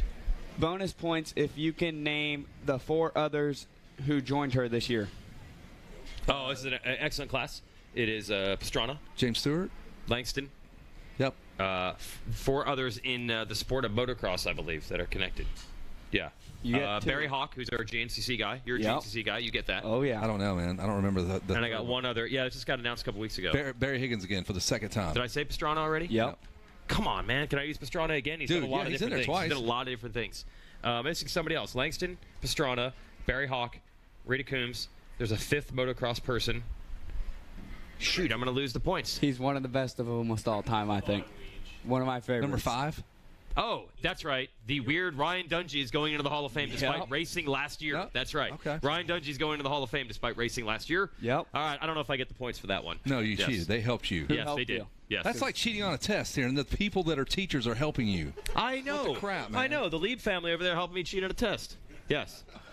All right, third one. Which current racer, TV, announcer? He's terrible. I mean, that's Kevin all the way. Could I get 10 points for that? Terrible. No, participated in, I don't know. Ricky Carmichael. No, it's Jackson Burrell. Oh, Apprentice Program. I thought you were talking about Apprentice Program. Yep, Jackson Yes. Burrell. Jackson. Jackie Legs. Jackie Legs, one of our announcers this week, was an apprentice last year. He made his way through. But you said Jackson first, didn't you? I did not. No, I said Ricky Carmichael. Yeah. I wish he was helping us on this show, like badly. Yes. Okay, no points for that. You're still ahead, Kevin. Jeremy McGrath, Axel Hodges, Chance Hymas have what in common at the ranch? C-class titles. C-class titles. Yep. Wow. That was good. That was good. Can I get half? That was only worth 5, so I got 10 just based on my numbering. That's what I'm going with. I can't get half for that Dungey answer? No. Nothing? Nothing. All right, so who's the winner? Me. I'm giving it to Kelly. Kevin Kelly with the win. Gosh. That's what's up. We will have Super Mini 2 coming up in just a minute. They've already done their sight lap. I'm going to swap you out. We're going to bring in Andrea Lieb. Good job, though, Thor. Oh, yeah. Nicely done, man. Thor Powell, representing On Track School, And one of their Yamaha, current Blue students. Crew's one of the Blue Crew riders. That's where I got to hang out with them. They had a Blue Crew camp at both Club MX and at Randy Hawkins' GNCC facility. Thanks, Thor. Andrea Lieb, welcome back. And we're talking about the scholarship race. This is a big deal. Oh, yeah, we're going to move that in. There we go. Learning all the time. Mm-hmm. We talked about this yesterday. There are certain classes designated with scholarship money, and not just on-track money, but they can use it for education anywhere. Yes. So there are 10 classes, and first through 10th place will win $350 down to $100. And those funds will go into a 529 account that the parent sets up for the child. But keep in mind that this money can be used for vocational school, college, private K-12 school, or, if you need school supplies, a tutor, anything that is, acceptable in your state for a 529 account. And if you've got any questions at all, the folks at On Track School at the booth can help you. We have a website, scholarshiprace.com, and we're just honored that MX Sports gave us the opportunity to have this event here so that our kids can continue their education, because you know what? That's an investment in their future. And that's 10 classes that you selected that would pretty much give everyone a shot at this money. Is that kind of how it works? So there's some little ones, middle ones, BCs, vet, that kind of thing? Well, we didn't go up to vet. They might need to go back to school. Wes Kane is out there, and we've proved that he can't spell, so he might need some of that money. We can all go back to school, right? There you go. Lifelong learners. But we do want to thank Boxo, KTM, Canvas MX, Racer X, Pro Motocross, Steel City Men's Clinic, Pro Circuit for making this possible, because without those donations, we wouldn't be able to fund this program. And there is a text to donate. When you see that come up on your race, like right now, 24 means 24 hours in a day, 365 days in a year. That's how I remember it. And then you can help us. Anything counts, because at the end of the year, we have an application that's available for any There it is, right there on the TV That's screen. it, 24365, or the QR code. Use that, Correct, and you can yes. donate. So you've raised $22,000 that goes to education. And again, it's not just an on-track scholarship. No. It's to be used in education in any way. Right. Because I think that's the first thing they think when you come on here. Oh, money to go to on-track. Nope, this is if you want to go to college, any college you want, you can apply that money. Right. Yeah. This is a labor of love for my husband and I, Mhm. and Tasha Renfro at On Track. She helps us do this. This is something that we got together with the AMA because we want motorcycle athletes to have an educational scholarship, just like football, baseball, soccer. Yeah. That's what it is. So, right. I love it. There's a lot of people trying to do the right thing for the sport. I guess we're going racing here in Super Mini. Scholarshiprace.com. Yes. Find out more about that. All right, good job. Yes, and Kevin, you win the trivia. I can't believe it. Yes. I just I am a needed winner. Ryan Dungey's darned name. And we are underway here in Super Mini 2. Time that one just about perfect. We're up here in the tower. Let's go. We wrapped it up with Easton Graves winning 65-10-11 a moment ago. Hey, and what a great comeback after his rough day yesterday. Remember, he's leading, falls in the last lap, and gets that's past right. several riders. So props to him for getting that moto win. He was Look upset at about that. it. There it is, the number 3 out front, and it was Max Shane, one of our fast house riders out of California. That's Landon Gordon on that 3. One of Kawasaki's guys. Wheelied his way across the braking bumps in the long short shoot. So Landon Gordon, Mark Mann, definitely one of the up-and-coming stars here. And in Super Mini, he's going to try to show everyone what's up. Can he get away now that he's got the lead? With Max Shane mentioned, he got that Stasic Whole Shot Award. But here is Landon Gordon to the races. And yes, I'm going to confuse Landon Gordon and also Landon Gibson quite a bit in the next couple years. His brother. Yeah, and Revin Gordon. Yep. And his dad. He races vet, and he pulls massive hole shots as well. We got 3 Gordons racing the dad, out here. Not up here, but like at Mammoth. All Really? the Gordons, the aunts, uncles, Grandma Gordon's in the mix there.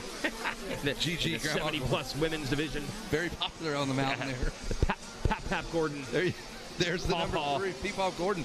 Handling business right now, the number 3 of Landon Gordon. Shane has dropped back to the number 3 spot. That's Cole Timbo there on the KTM, stalking him in second. I think Timbo's making up some ground here. Drinking some coffee. There he is in the middle of the track. Whoa, hucking it, going for it. Woo! That's a wheel breaker right there. Mike Brown proved that yesterday. Yeah, that's true. That's true. That was a hard landing. The number 3, Team Green Kawasaki, Ryan Holiday. Psyched to see this guy's got the whole squadron up here, all of his generals and lieutenants up here. Oh, watching. yeah. We got Fred Andrews and Joey Maurer of the Babbitt squad. That. Oh, who was that flipping over the tunnel? Our 4th-place rider. Was that Seth Dennis possibly that went down? I'm trying to figure out. That was Dennis. In a precarious spot. Look where he's at. You can turn around. No, and see Dennis is on the 93. He's good. He's still up and running. It could have been Canyon Richards. It was. What number is that kid? 23. It's number 23. That was Max Shane from 3rd place. No, down. Oh, over the tunnel. No love there. They almost. The flaggers are out, but man, that's. Oh, and now Cole Timbo goes down in the turn that you just saw, that left-hander, as we head to the long short shoot. There's Dennis, though. He is up, like you said. You remember we talked about him last night. I said I had not spoken a word about this morning. He blazes one out, and here he is again. So I'm going to not talk about Seth Dennis anymore. We're not going to talk about not talking about Seth Dennis, because we're sure talking about him now. We are. Send it, Seth. And this has really all worked to the advantage of Gordon. So we've had the 3rd-place rider go down, the 2nd-place rider go down. And Richards now goes up to 3rd. Yep. And did you, what Ryan Sipes said, when you hit whatever certain rut you hit, you're in that rut for about 4 turns, and if there's passing and you need to be somewhere else, you're stuck. Now you got to watch the 16. That is Richards. He is closing on Dennis for 2nd. Canyon Richards doing a little bit of everything now. He races GNCC. He's really fast in that series, kind of like our buddy Thor Powell, who we just had up here. So Canyon Richards both racing off-road and still fast here in motocross. Have you taking seen that Aaron Plessinger electric bicycles that he goes and jumps dude. massive doubles with like a hat on backwards? A bike definitely not designed for landings like that. Yep. He can make it work, though. So Canyon Richards moving up. Right? Yes, in New Jersey. Same area basically that where Jason Lawrence came from. But I think he does a lot of the training in previous years. His facility in New Jersey is awesome, but you got to get rut practice. The sand tracks there don't necessarily prepare you for this. Maybe the one turn they're in right now, but I think they'll go down to other places to get practice. Here, we're getting the ruts, and whatever he's doing, it's working. He is rolling up on Seth Dennis. And there was Landon Gordon putting another lap in the books. Still having a look at Max Shane. I think he's off the side of the track. He's up under his own power, so it's good to see that. That was the number 23 that went down. 1 lap into this thing. Look at Richards closing it. Oh, and our leaders crashed. And KTM gets excited now. All of them fly right past. Landon Gordon tucked it in that rut. He goes from 1st to 4th. And shout out to Timbo, who actually stayed close enough. He crashed in this upcoming turn a lap ago. Timbo on that 43. He's going back to the outside, and he stayed close enough to take advantage. So now it's going to be Gordon's turn. Blood in the water now.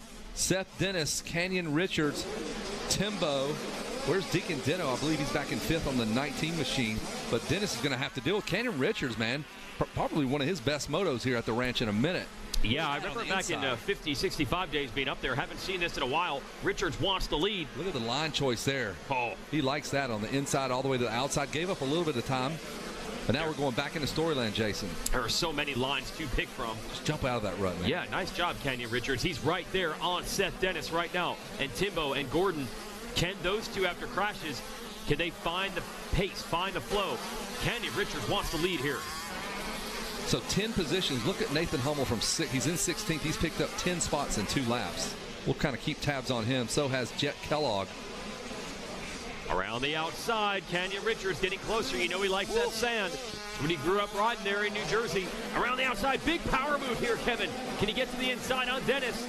Not quite. Not quite, but man, did it put some pressure on Seth Dennis. He knows he's there as he cross-ruts out of that right-hander, flies right past us now and trying to get in this fight. The number 3 of Gordon, who went down. He was leading this thing. Everything looked great. A 3-way KTM battle now. Yeah, with that Kawasaki on the outside looking in after the tip over. So a lap ago it was Landon Gordon in the lead. Now he's in 4th, and Seth Dennis has to hang on because here comes the cavalry. 3 riders going to be pushing him for the number 1 spot now. Up and over the tunnel jump there, heading towards the Wall of Fame. And just pick a line, man. Look at those guys. They kind of square up, go left, go right. Canyon goes inside. Now the bike's starting to smoke, Jason. Uh-oh. That's not regular old 2-stroke smoke. They don't really do that anymore when you're running them right. Oh, no, they're talking about Kenyon Richards had a bike problem this morning, so hopefully not again as we race down the straightaway heading into the 10 Commandments. Watch him on the outside. Can he slingshot? No, Richards dives back. And we are side by side. We got a good one going now, folks, in stereo, Jason. And Landon Gordon making the move on Timbo to take over 3rd at the same time. Richards looking to finish it off, and he does. Kenyon Richards into the lead. Kenyon Richards now. Dennis still running that inside line. He's got a shot at making the pass back. Note that was Richards, excuse me. And look at that. Gordon goes back almost into the number 2 spot. Man, unbelievable drive that Gordon got heading into Storyland. Picked the right line. Does he have 2nd? Oh, he's going way inside. Look at the work he did to keep the bike somewhat out of that rut. Man, that is so difficult what Landon Gordon just did to be able to run through that trench warfare on the inside, and he made it work. So he fell. He went back to 4th. He's up to 2nd again. It is a battle in the trenches. Mustard gas flying there, trying to figure his way through there. World War I style right there. Oh, my goodness, they are smashing. There is more smoke coming out of Kenyon Richards' motorcycle. That's your race leader. Seth Dennis does not like this. He's trying to come back on Landon Gordon. And Cole Timbo still in this fight. Those 4 kids in the big right-hand sweeper. Feet off the pegs for the number 3. Kept the gas on. I would have lost my lunch right there. Didn't even lose any time. In fact, now he's right there, and he can see also some of the smoke coming out of Kenyon Richards' bike. Meanwhile, you got Seth Dennis and Timbo battling it out behind them. Deacon Deno is 5th. This is your battle for the lead. He likes these inside lines. He's comfortable there. Yeah, but this cost him. This is where he fell 2 laps ago. This line right here. This time he gets it clean. That's mental toughness right there. Just go right back at it, get on that horse, go right back after Kenyon Richards, who Seth Dennis is getting it from Timbo. Man. Inside lines again. Feet just all over the place for the number 3. Look out. Better have those knee braces dialed in there. It's a couple of off-the-peg excursions for Landon Gordon. He's pretty darn tall for a super mini. I'm sure that doesn't help. Timbo has gotten around the 93. Seth Dennis now goes back to 4th, unable to really clean these 10 Commandments now. So Timbo wants to jump in there and have some fun. Richards on the inside, giving him the old smoke screen. Look out, here comes the 3, Jason Wygant. Does it? Can he make it happen? Oh, he loves the inside. We talked about this. Can he get the drive? He did it the previous lap to get to Dennis. Can he get Richards here? Not quite enough. Side by side, here comes Timbo. He goes, you guys slug it out. Here comes the 3 of Gordon again. Jason, another inside power move here. How does he get that inside run? You see he actually climbs the wall so the bike doesn't get hung up, and it might be enough to grab the lead from Kenyon Richards, and it is. So Gordon led, he crashed to 4th, he's back in the lead. Has to lift his feet up so high. Here comes Kenyon Richards with a great drive. Gordon looks over, looks him back over. Jeez, he knew he was coming right back at him. Smart racing here from Landon Gordon. That left-hander, those guys are never chopping the throttle. That is awesome to watch. Oh, man, Super Mini, that is where it's at here at Loretta's these days. So many great racers putting on great races, but Landon Gordon is going to try to get away. Cole Timbo is right there in the mix. Timbo finding some speeds, figuring out these lines, watching these guys go at it. Deacon Deno is 5th. Crew Ketton is 6th. Carson Milliken, Logan Mortberg, Brennan Harrison, and Braden Johnson. That rounds out your top 10. That's all brought to you by Thor and Parts Unlimited. 11th is Jaden Riley. Nathan Hummel, 12th. Jet Kellogg is 13th. Nicholas Stefancic is 14th, and Gavin Moon, 15th. Then it's Grayson Townsend. Look at the number of positions he's picked up. Jeez, oh man. 18. Grayson Townsend has made up 18 spots to get the 16th place. Mason Rayner, 17th. Grant McDonald, Chase Coy, and Byron Homan. That is your top 20. This guy ain't done, man. No. Kenyon Richards is right back at his old tricks. Still running the inside line. Look at Richards going to school now. He went inside with the number 3. Man, it works for him, so I'm going to see what he's got going on. That is so smart. Now we'll see if he can keep and fight off the 43 because he's right there beside him. Kenyon Richards. Nothing but love up here in this tower, I'll tell you what. We just saw a big hug between Wes Kane and Megawatt Matt Watson. We're getting pretty animated out here on this deck. Maybe just bench racing about Super Mini. Back in the day, they're so hyped up about it. Yeah, absolutely. Just bench racing about the class they're watching right now. Why wouldn't you? Ah, man, no doubt. I'll tell you what Timbo just went, he just kind of navigated that straightaway diagonally and avoided all the bumps on the left and the right. That was an interesting move. If you guys caught that, the aerial shot was perfect. And he's working on Kenyon Richards on the outside. Seth Dennis trying to do it as well. He might have it, Jason. Oh, it's coming unglued here for Richards. Couple mistakes. Here's Seth Dennis going to try to get him back. He jumps over the ruts. And Dennis has second, and this is really interesting because Richards caught and passed him earlier in this race, and Dennis has come back. It's the kind of thing you only see at Loretta's. The riders up their pace. I think that might have been Timbo. That's the 3, and then that might be the 43.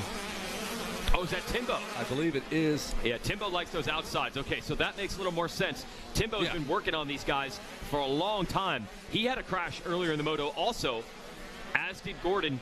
But now they're up to 1 and 2. And can Richards and Dennis answer? Man, this has been an up and down affair here.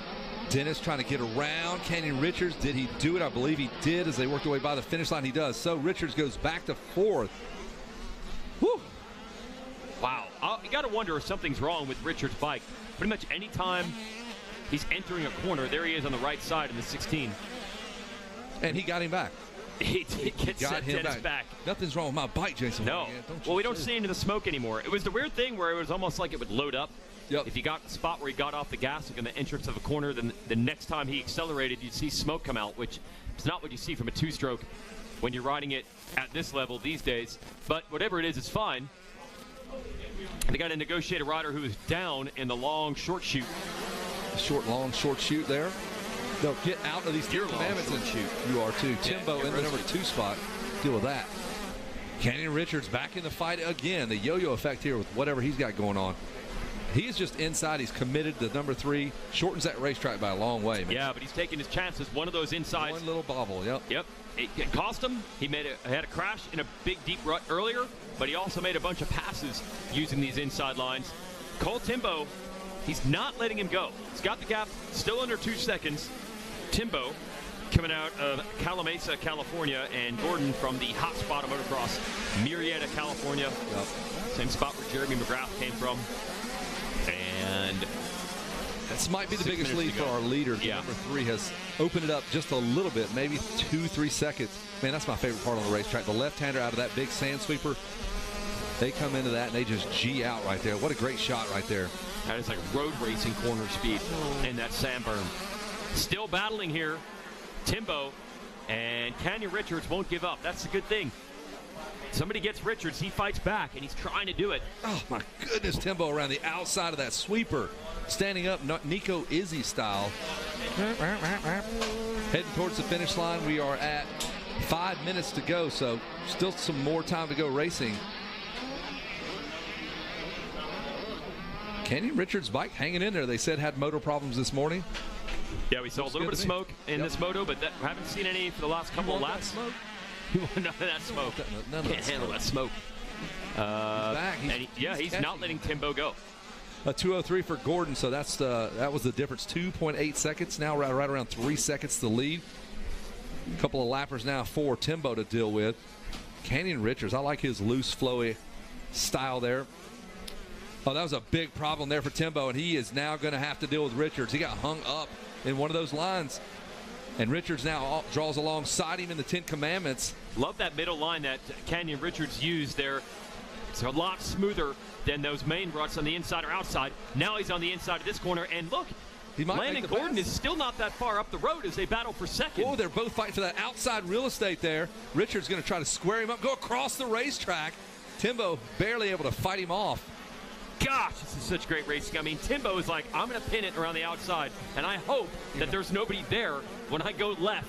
And it just happened to work out. Richards going to try again. He literally squared him up across ruts. I don't know how you even do that. And he might have this pass. Maybe. I don't think so. Timbo will jump out and have a little more momentum into the right-hander. And no one can triple here by this tree. Timbo is going to jump that half jump, and it's enough to hold Richards off for the moment. Physically watch this turn. There goes the 3 of Gordon. When they come through, it's just a thing of beauty. They're just laying that thing in there. So good. Yes. Corner speed. He's around the outside, but he has to. It's so much further around. Oh, there's lap traffic there. That's not what Richards wants. It's going to help out Cole Timbo. Timbo going to send it over this big double. Test the wheel builders. Look at that Mikey Waynes and the outside. boys at GNCC. You know Canyon Richards pretty darn well. A lot of podiums out of that kid in the woods these days, right? And that's what's cool to see in the versatility. Yeah, for sure. He's actually in the battle for a youth overall championship in GNCC woods racing. And, hey, the two disciplines translating right now. Hey, I remember one time seeing Aaron Plessinger get second in a moto here to Adam Cianciarulo, and I was like, hey, good for Aaron. He's probably more of a GNCC guy. He can always say he got one podium at Loretta's as a motocross, so that'll be cool. That'll be cool. I did not expect. I would love to say, I mean, I've known Aaron Plessinger since he's about 7 years old. I would love to say I saw this level coming. I did not. Yeah. So you never know. That versatility game, that definitely worked for him. And it's working for Canyon Richards right now. He's trying to get to the inside of Timbo in his battle for second. It's so fun to watch. Off the track goes Timbo, it looked like. Or had to, yeah, it was a big miscue or something. I couldn't see from that angle. Takes the line away. He's good at shutting down Canyon Richards. Richards might have a shot here on this inside again. Doubles up into the little braking bumps there. Long way around for Timbo. For the moment, Canyon Richards has the lead. Now Timbo will get it back for the moment. And like when you run track, when you're on that outside thing and they level things out, you run the 4x800 or something. Richards finally got it done. So he got passed by Timbo, went to school, went to work, learned the lines, kept charging. Let's see if Timbo can do the same. No, Richards is out of here. He's saying, bro, I race GNCC, I race for an hour. I can go. I can handle this long moto. 2 minutes to go. I guess I'm going to head to the podium. And Landon Gordon's got a story to tell. Remember, he led this thing, he fell, and he came back to get the lead. See if he can hang on, Landon Gordon, on that number 3 as we continue to watch the 16 of Canyon Richards. Finally goes inside, so he's not going to give those insides up. That is smart riding right there by Canyon Richards. He's been going outside on a lot of the racetrack, and he knows he has to protect those inside lines, so props to him. The 43 of Timbo. Look at that. Gordon swipes all the way across that big sweeper. If you're here watching this big sweeper, it is so cool to watch Gordon and Canyon Richards in particular go around that big sweeper on the outside, just pin on the back of the bike. White flag is out. One more to go for the number 3. What a story. What a ride here for Landon Gordon, the number 3 Team Green Kawasaki ride. Going to get it and put it on the box after hitting the deck. Unbelievable. Side by, ooh, that bike was swapping everywhere. He almost went down again. So take a breath, Landon Gordon. One more lap to go. It's almost the pace you have to go to keep these dudes off of you. He's got about a 4-second lead as he heads down the 10 Commandments. Go ahead. I was just going to comment. I got to spectate most of this one. This has been probably one of the best races we've had in the last couple of days. And Landon Gordon trying to bring it home. That battle between Richards and Timbo's, that was a fun one to watch, or has been a fun one to watch. Tons of passes there. Brendan Harrison has passed 15 riders en route to a 6th place running position. Looks like Nathan Hummel, 18 passes, 20 passes for Grayson Townsend as he approaches the top 10. So we like to note those guys when they charge through the field.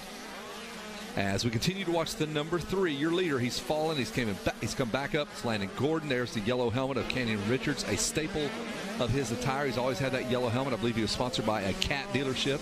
That's right, Caterpillar. All right, smooth it out here, folks. The number 3 working his way down the big sand sweeper. There's 2 of those on the racetrack right by the Monster Energy viewing station. Trying to keep this thing on 2 wheels, or 1 if he wants to wheelie around and do a little showboating. Into the right-hander, hand on the clutch, 1 on the brake. Been a good one getting down to the nitty-gritty here. White flag out for the next few seconds. Yeah, he's coming around the big sweeper. He's about to put this one to bed. One more time to watch Canyon Richards just murder this right-hander. Good Lord. Yeah, that cornering speed, So man. good. He's used to doing that around trees at a GNCC, so that's nothing to him. Checker flag, your winner, Moto number 1, Super Mini 213-216. How about it? Landon Gordon on his way to a potential championship. Fun to watch these kids go at it. There you go, Landon. All smiles. Canyon Richards will hang out in the number 2 spot. Timbo will finish up 3rd. Toss that bike up on the stand.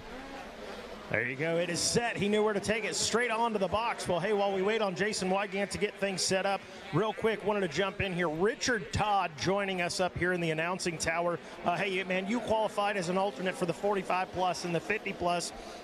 One, congratulations on that. That's awesome in itself.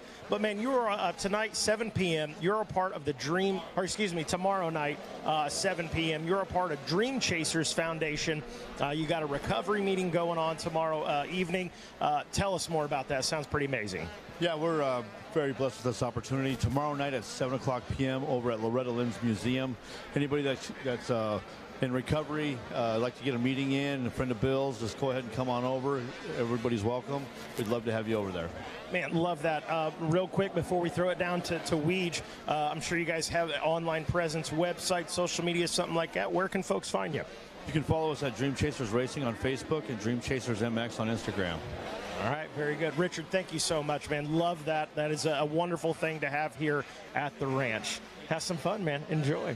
All right, I was Richard Todd, and we'll throw it down to Jason Wygant, who should be standing by with our winner, I believe. Landon Gordon, Canyon Richards second, and Cole Timbo taking the 3 spot.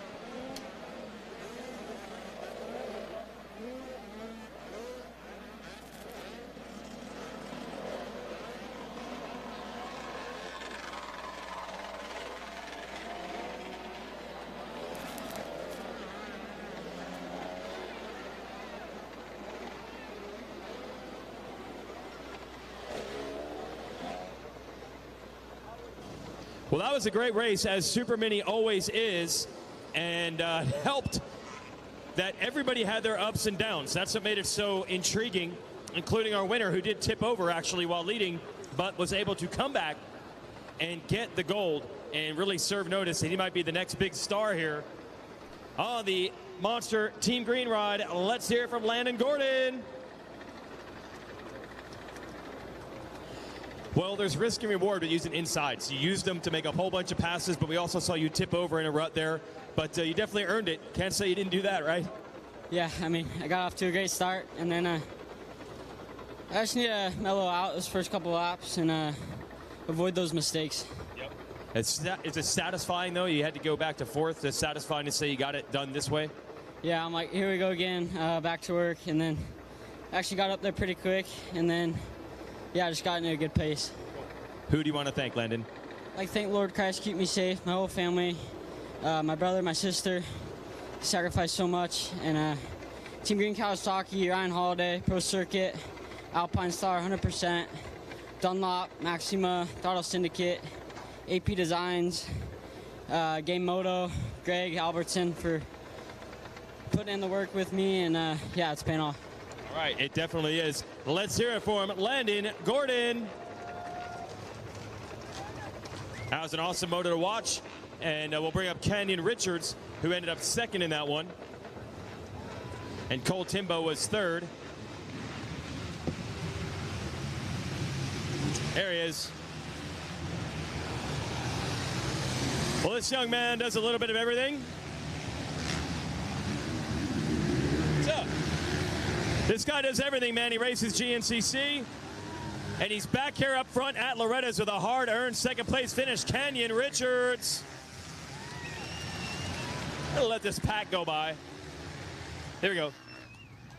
Well, dude, that was a battle. I can't even count how many guys you passed and went back and forth with. It was wild.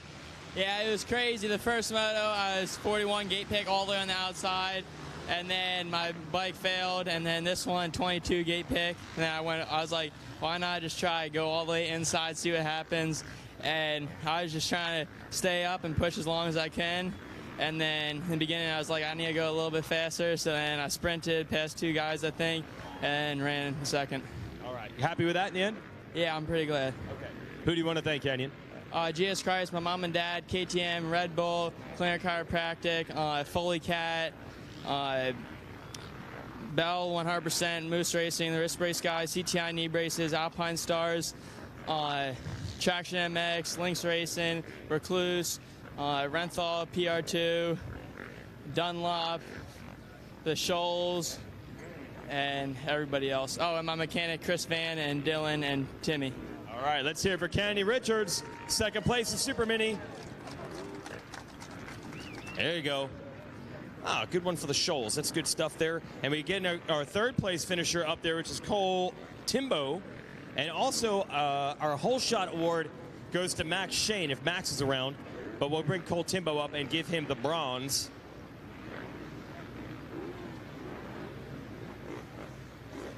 Where's our third place? There he is.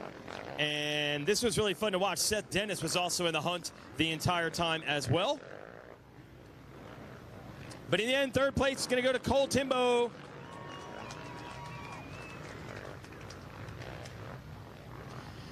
Dude, that was some great racing. I'm sure you don't care about that. You'd rather just win it. But take me through some of those battles. Oh, yeah, it was a good start. My Lynx racing bike got me off to a great start out there. I got in the second pretty quick, was behind Landon. Slid out in the second turn, and then just battling with Canyon and Landon the rest of the race. But it was a good race out there. Who do you want to thank, Cole? I'd like to thank my mom, my dad for getting me here, my grandma, grandpa, my sister, Paul at Toyota Redlands, Greg at Lynx, Buddy Antonez, Max and Troy, Max at Troy Lee, and Luke Hanlon, WP, get me suspension, Alpine Stars, Clover Hill, FMF, Joel, and everyone else. Thank you. All right, let's hear it for him. Cole Timbo, third place. Good job, Cole. And if Max Shane is here, I will give him the Stasic Whole Shot Award. Oh, we think he went down. All right, we'll make sure he gets this. I'm going to leave it at the table here. He gets $100. Congrats out to Max Shane, and thanks to everyone at Stasic. I'm going to send it back to the tower.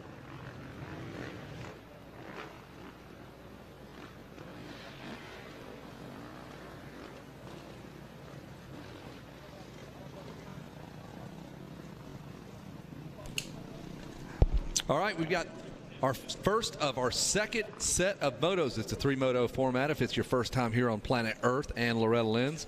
3-moto format. This will begin the second wave of motos. And now we can just highlight our top 10. We've already introduced you to every rider on the gate in the first set of motos. So we will check in and say hello to our 10th place finisher here in the plus 30 class out of North Carolina. It was Michael Mitchell finishing up 10th. Your 9th place finisher aboard the Husqvarna out of Frederick, Maryland, Chad Wages on the 45 machine. 8th place finisher on the gas out of Belleville, Texas, Tracy Cloy, rider number 37. 7th place finisher, 32 years of age, out of Collinsville, Illinois, Mason Eck on the number 17 machine. 6th place finisher in moto number 1 out of Parrish, Florida, gas rider, 34 years of age, Kenny Henry, number 5. Here is your top 5. 5th place finisher, 35 years of age, Yamaha rider out of Clarksville, Tennessee, Jeff Loop. 6'8", 6'7", ginormous human being on a dirt bike. Fantastic rider as well. Can play the post, can play the chutes, play the outside as well. 4th place finisher, Kawasaki rider, 30 years of age, Arlington, Texas, Brandon Glenn, number 33. Here is your podium. 3rd place finisher, 35 years of age, Okeechobee, Florida native, Dustin Jensen, rider number 58. Your 2nd place finisher, Kawasaki rider, Louisville, Ohio native, number 12, Jason McConnell. And your winner was Brock Peterson. The gate is down. Second set of motos underway. Vet plus 30. Let's get them through the front. First turn clean. And a blaze of riders fly through. Kevin Kelly, we made it, dude. Second motos. We're here. Yeah, man, we're getting there. 30-some-odd motos in. Got a ways to go. Suzuki rider out front like the number 20 of James Mitchell. Oh, and a couple of riders go down right there. And Megawatt shout from the back said, there's the number 4 of Jeff Loop now is your leader on that Yamaha. Jeff Loop has a solid first moto finish. He was a 5th place finisher, so in the championship hunt there for Jeff Loop. He was on our pro tour for a while. Yes, he is. He is. And if you're playing fantasy Loretta Lynn's basketball, you need to get him on there. He's your first pick. The 6'8" stud. Absolutely. Jason Wygant nowhere near anyone's fantasy anything. No. Terrible at basketball. I've seen it. It's awful. Well, he's a Knicks fan, first of all. He's a glutton for punishment, obviously. For that. I'm a Bulls fan. I'm just hanging on to the 90s. That's all I've got. Come on. Of course. All I'll ever have. Bulls fan. Yeah. Well, I mean, there's Jeff Luke. Speaking of basketball, he's probably Jordan size. I was at VMB Vintage Motorcycle Days last week. Oh, your second place rider takes a big digger there. That was the number 34, I believe. 33. 33, that would have been Brandon Glenn out of Texas. He finished 4th in our first moto.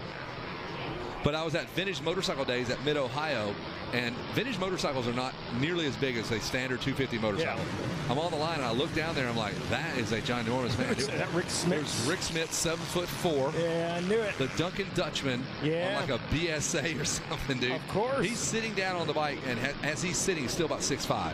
Oh, for sure. For sure. I think he's 7'4", if I'm not mistaken. He's absolutely 7'4". It was cool. He just blends in. He's a dirt bike rider. He absolutely. Played 12 years for the Indiana Pacers. Yeah. And I'll probably catch a little hell for that from Rick. We're buddies on Facebook, and he'll say, I heard you say you were a Bulls fan, unfriend. Sure, I'm a Hawks fan, so he's not going to like me either. But Dominic Wilkins back in the day. Yeah, they beat the brakes off of us. We were strong in the East. We never won a playoff series for about 20 years. But anyway, let's get back down to it. The number 4 of Jeff Loop. Obviously should be good in the rough stuff. Jason Wygant, you would think. Your favorite rider. Love it. Tall guys. Yep, you love the tall guys. You're immediately sending me photos of the Dunking Dutchman, Rick Smits, at the vet race, the AMA Vintage Days last week. As in 2 minutes, you're at the facility, and the very first thing is like, I got to get a photo of Rick Smits on a dirt bike. You love interviewing Jeff Loop, because you have to go the full arm extension to get the mic to him. Although there's a kid that's in a B class now, he's a pro rider out of California. I don't know his name. He is 7'1". He's a pro rider. He's been in a national. Man. Well, I showed that picture of someone racing New Jersey Supercross. It was unbelievable. I got to find the name. I sent you some photos. Yeah, standing and staging. Looked like he was surrounded by children. I interviewed him at Mammoth, and he's 6'6", sitting on the bike. I'm just arms with hot eyes. While sitting on the bike, yeah. So Loop in the lead. Brock Peterson got a moto win yesterday. There you go. First moto winner. There he is on the number 2. So is this it? This is our first moto number 2? This is it. First one. Where was Jeff Loop, though, in moto 1? I believe 4th or 5th. Okay, yeah. I knew he was not on the podium, so he's got some work to do. Yeah. Brock Peterson under fire. Tracy Cloy right there behind him, the number 37 machine on that casket. There's Jason McConnell on the Kawasaki trying to keep pace. Man, Luke just absorbs. He gets like an extra foot of suspension with his body, and his spine is soaking it all the way up. Yes. No, Peterson won the first moto. Brock Peterson, that's right. Yes. Yep. Jeff Loop now 2 laps completed, runs a 2:05, 6:63 on lap 2. Brock Peterson in that 2 spot. Tracy Cloy in 3rd. Jason McConnell in 4th. And is it going to be Dustin Jensen? Yeah, rounding out the top 5. And look at Andrew Matusak picking up some spots. One of our local boys out of Georgia, up to 7th. Had some time, spent some time on the GNCC tour back in the day. Was a huge prodigy on a Suzuki back in the day. Had a big head injury at one of the Texas races as a motocross rider, one of the up-and-comers. Then he came back, got into GNCCs. Now he's back as a vet rider, so it's cool to see Andrew and his family here. There's the 4 again of Jeff Loop. Brock Peterson trying to keep pace. And the track is radical, dude. They're jumping over lines and they're just not sticking in the same ruts. You got to be that creative. That's it. Jason Wygant diving into his 4th lunch of the day. Going to heat that thing up. I got to learn how a microwave works, though. May not even be plugged in. It is not. It's not plugged in. Electricity so he's trying to make helps, microwave. Jason Wygant. Jeremy Malott, you'll appreciate this. Wygant's trying to warm up his hot dog. No idea that the microwave's not even plugged in. It's not even lit up. The microwave. Just hitting buttons, man, hoping it works. There's Jeff Loop. Touches down on the ground. Just about pulled his ACL out of his body with that right-hand turn there. Look at this guy soaking it up. Oh, yeah. Rolling on the outside is Jeff Loop as Brock Peterson tries to keep pace. And there's Tracy Cloy, the number 37, trying to catch up with those guys. He's keeping pace for sure. Here comes Loop right at us. He's got Peterson right behind him. There's Loop. There's Peterson. Who has eaten the most roller dogs? I would say Wygant's probably in the mix for that. So we've got a roller dog contest. He's got about 48 linear inches of hot dog in him. That's 4 feet for the kids. 4 feet. They come in 6-inch segments. I'm trying to play my cards right here, and there won't be a need for dinner tonight if I can just have enough lunch in this tower, and I'll just be back in the morning.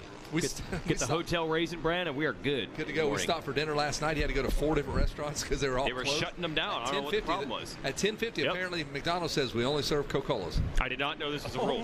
That's what they said. We finished Radio Fox. We go back, and about 10:30 they stopped serving food at He was McDonald's. in line behind me, and I heard them say, "I'm sorry, we only say," because I heard them, and I was getting my nuggets. And he's like, "That poor guy behind me, man." Sucks So for you were him. the last person they served food to? Come on, man. True story. 10:30 p.m. We are only served drinks. I didn't know there was a thing. No dollar menu. It's just iced teas and sodas. That's it. Brock Peterson, he's closing up on Luke here. And, I mean, the championship, the guy, Luke's got a 5th, Peterson's got a 1. So he can play his cards here cautiously. Don't need to go down trying to pass this guy. I mean, one leg kick from Luke will send you over to the bleachers. You know what I mean? You don't want to get kicked by this. I heard he does it out of the gate. He sticks the leg out, gets caught in the spokes. If he gets ahead of you, he can get those outriggers like a catamaran, and there's nobody for 5 spaces left to right of him. You cannot pass this guy. Peterson almost crashed in those ruts. Yeah, a lot of guys try to get the elbows out in front of you. Get those catamaran legs out. You get on a canoe with that guy, he just throws those little feet out there. He'll steady the canoe a little bit. You got a catamaran anytime you need. You got we actually used him. The Razor TV semi-truck, we pulled it up, parked it. Hill was a little not level. We just had Jeff Luke come over there for us and put his legs out, hold that in there, like the wood planks these guys put under their RVs. Use him to stabilize that RV over there, campground. Yep, he placed the screen monitor over there on that monster rig over there. He just kind of placed it up there like a flat screen TV. Oh, they didn't use a crane for that. No, Just Jeff Luke. Jeff Luke placed it over there, so you can thank him. The tall guy jokes, we get it. The Donnie Banks jokes, the Rick Smith's jokes. Fun stuff. Here's Luke Peterson, Cloy, McConnell, Badali in 5th. Dustin Jensen 6th. Adair is 7th. Kenny Henry is 8th. Joey Olsen 9th. Chad Wages rounds out your top 10. 48, Carlos Badalla. About a second back behind. No, up into the 2 spot. That's what I thought. Okay, so he's up into 2. Jace, come here. Trying to chase down Jeff Loop.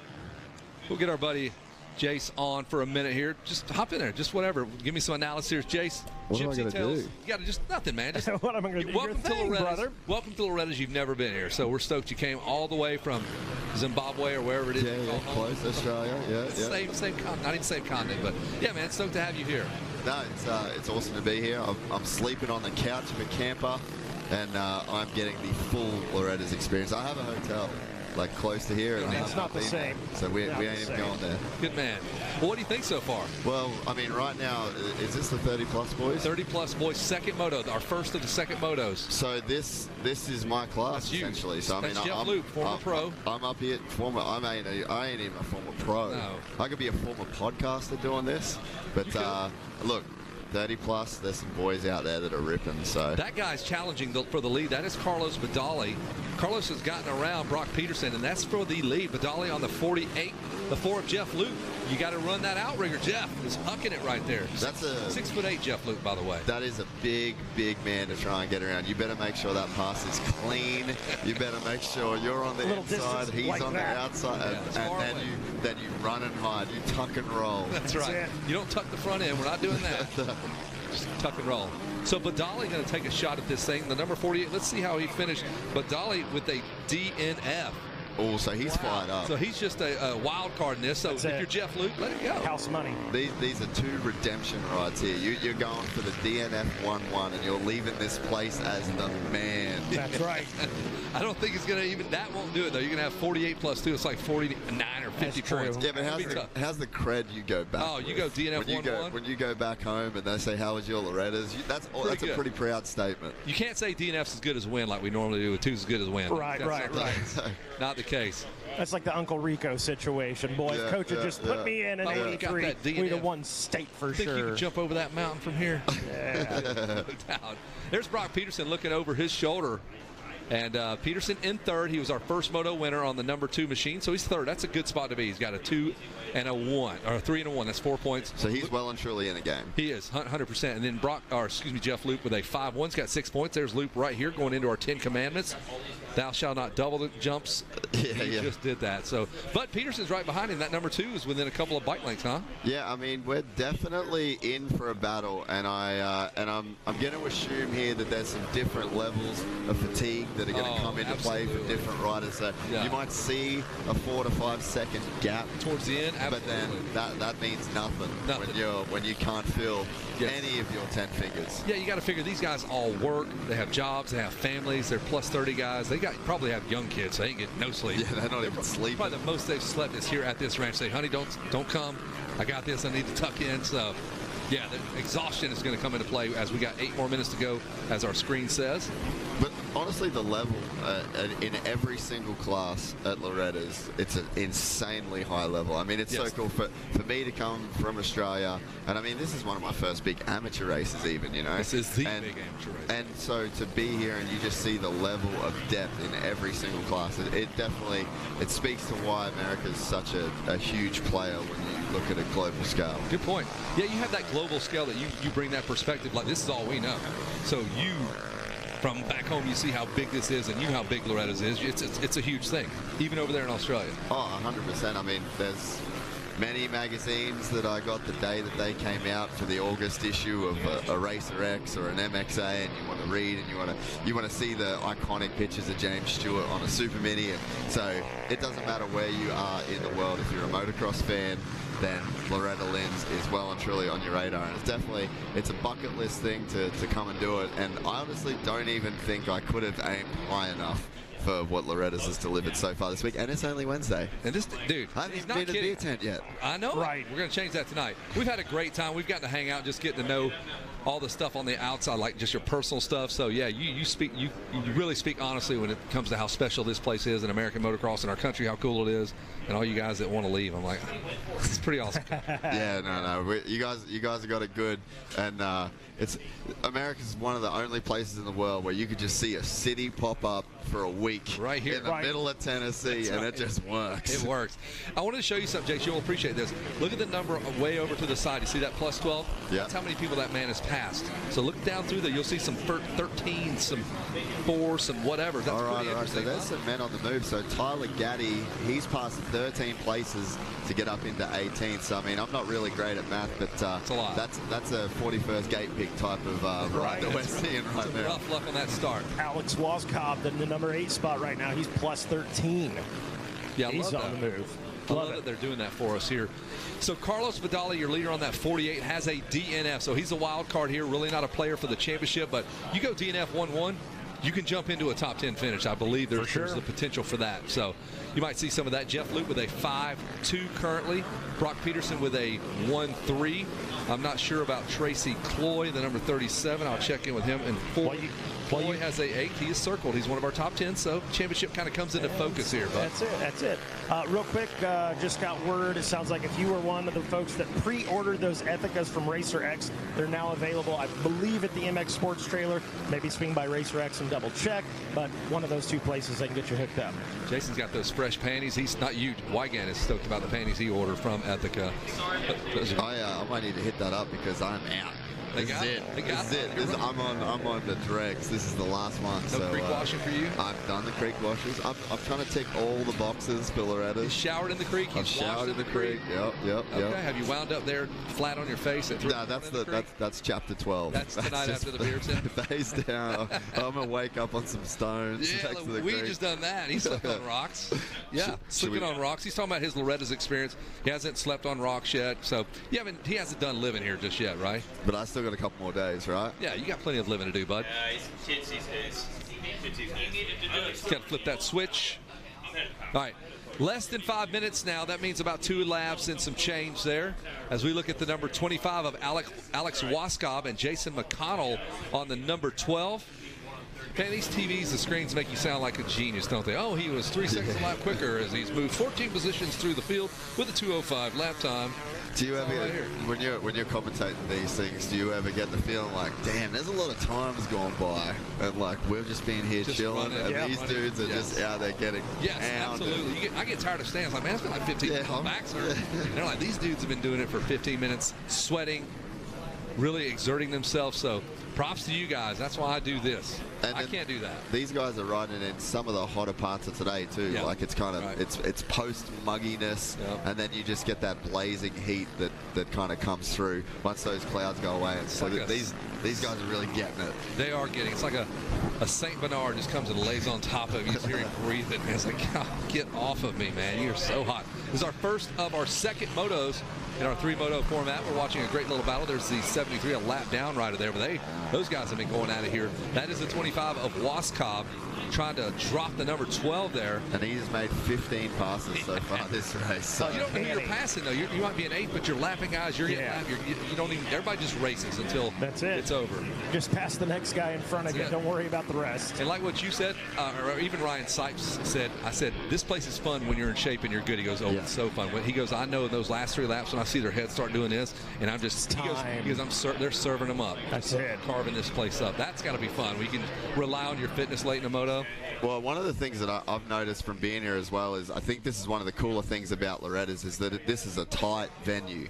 And when you've got such a tight track and you've got so many bikes, it's acceleration bumps and then it's braking bumps. Yeah. There's none of that. There's none of that long straight where the bumps start to go away. Things get a little bit softer. No. It is hard out and hard in. And they know ruts that. everywhere. They say, oh, we got a long straightaway. Well, guess what? We got to put some sand. We can't have this thing nice and smooth. No, sir. Great call because they make sure there's nowhere to rest. When your pro sport guys are coming off and they're shaking their wrist, that's a tough track. That's a gnarly track. Jeff Russell can go. We did it, boys. I mean, there were some pro sport boys yesterday that they looked tired. And, absolutely. we were 12 minutes into that moto, and I mean, respect. Yeah. Like, that's a long time to be out there on this kind of track in this heat with this many fast dudes. And it's like your local track does not get like this because we have 41 riders times how many of our motos we can pack in this thing in 12 hours. It's going to get hammered. Little shovels just digging this thing apart continuously. Well, and you think too, I mean, the days where the track's just epic at a practice track where it's like everyone takes their time and they arc their turns and they build these lines. From lap 1 of practice at Loretta's, every single day it is sand, and these ruts, they don't want you in them. No, not at all. And guess what? The moto before you might have been some dork like me in a C-class blowing all the good lines, and you're like a pro sport guy. I'm like, sorry about your luck, man. Deal with my dorky line I just laid out for you. Dude, you should have been here 4 laps ago. Oh, it's so good. The B guys were in here, man. Sorry I messed them up for you. I blew out like 5 of them bad boys. Hopefully there's some left. All right, I think the white flag is out here as we watch a guy that went DNF with a 1 now, Carlos Vidali. What a great ride he can say he's having on the 48 by the Wall of Fame. He looks over. He sees Jason Wygant on that Wall of Fame. No, he doesn't. He's not. No Rodney Tomlin over there. No, those are all dirt bike superstars. James Stewart's on there a few times. Ricky Carmichael, Kevin Windham, Tim Cotter. Malcolm Stewart was asking me, he goes, man, Tim Cotter been out here like every year? I said, yeah, he's been here every time. He goes, he announced this thing? I'm like, yeah, dude, look on that wall. I didn't know to tell him that, but I looked back over there, and there's Cotter in those Honda shorts and a Honda t-shirt. Oh, heck yeah. But the shorts are about 3 inches long, baby. Back then it was like 3-inch inseams. Now it's like 5-inch, dude, but 3-inch back check that Wall of Fame. Check Cotter Ice interviewing somebody on a Honda. Skies out, thighs out. Fantastic photo, dude. So as we continue to watch the number 48 of Vidali, Brock Peterson now has that 2. Good ride for him. He's going to go 1 and 2. Tracy Cloy 3rd, Dustin Jensen 4th. Jeff Luke goes back to his usual position. He finished 5th in the first moto. He's got a 5th here. Chad Wages, Jason McConnell, Alex Waskop, Kenny Henry, and Andrew Matusak here on this white flag lap. We were talking about this earlier this morning. The guys on Vital, you just pop over, look at they took a picture. They said, I'm watching this. I got Vital open here. I got Loretta's open here. I'm just ready to anytime, man. It's like a little Twitter feed, a live feed over there. So everybody, this has got to be a great week. If you're sitting at a desk, you got this thing up. Hey, fake it or whatever. When the boss comes back, just shut that screen down real quick and just. That's it. Like March Madness, we need the boss button. Yeah. You click on it, looks like you got a spreadsheet up, you know. Yeah. This is one week where my boys get a pass. If they're back in the Jimmy Tails office right now and they're watching Loretta's on the live stream, that's all right, boys. You guys get a pass. There you go. So if you're Peterson, and do you know that Dali's DNF the first race? I don't know that he knows. I don't know that you'd know, but I got to think it's not on the radar, right? If you're Peterson, you're like, where'd this guy finish? I don't think it was top 5, so no, it's a DNF, I'm not going to panic. So yeah, that 3-moto format for Loretta Lynn's title, like you ain't just going to ego send it for the moto win. No, you've really got to think strategic to try and get this title absolutely, done. Because that 3 motos is a game changer. It is. That three guys yesterday on the last lap lost a moto lap in big classes, so it can happen. There it is, the checker flag. It has happened for Carlos Vidali. He is going to be your winner. Brock Peterson second. Tracy Cloyd, Dustin Jensen, and Jeff Luke will round out your top 5. Boys, the sun came out for these guys, man. It got hot. They're like, oh, we got to turn the heat up on these old plus 30 guys. And that was a great race. Plus 30 riders are done. We've got the second moto now of 450B riders. Jace, thanks for stopping in, man. We're going to kind of get out of the way as the checker flag continues to fly. Jason Wygant will talk to some very hot and tired plus 30 riders. These aren't even vet riders, though. The way I think of it, these are some of the guys that Pro Nationals are in their 30s now. Yeah, Basha, Anderson, Tomac, Roxon. These are vet Malcolm's riders. 30. Yeah, Malcolm's 30. Malcolm's 30. There's a bunch of old vet riders on TV every weekend on Peacock. That's one of the best things about the sport, I think, in the last few years, is we're done with dudes being 26 and being like, all right, I'm having a quarter-life crisis. Peace. I'm out. And we're going to get out of here. Vet plus 30, there's your results on the screen. Jason Wygant, take us on down to the podium, my friend.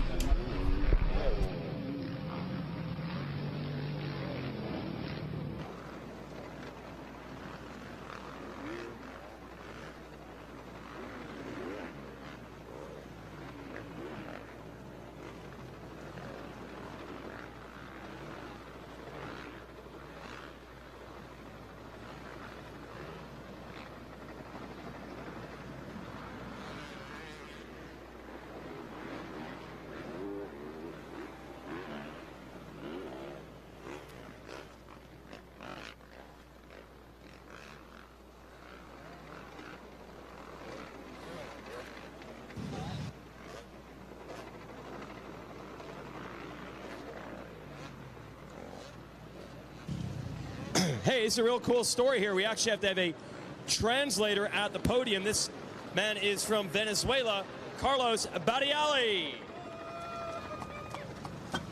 Gold works in any language. Over here. I got a translator. It's going to be cool. Just ask him how his moto went. Simple as that. ¿Cómo te fue? ¿Todo bien?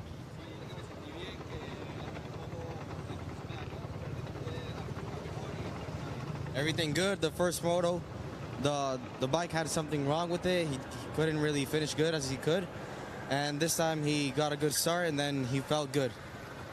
Want to thank some people? Que si quieres agradecer a alguien. Everybody from Venezuela, everybody that sponsors him. And yeah. There we go. Carlos Badiali coming out of Venezuela with the win. Good stuff. All right, thank you. Hey, that part we got down. Thank you. Yep. I'm looking for second place, which is going to be Brock Peterson, looking good for a championship right now.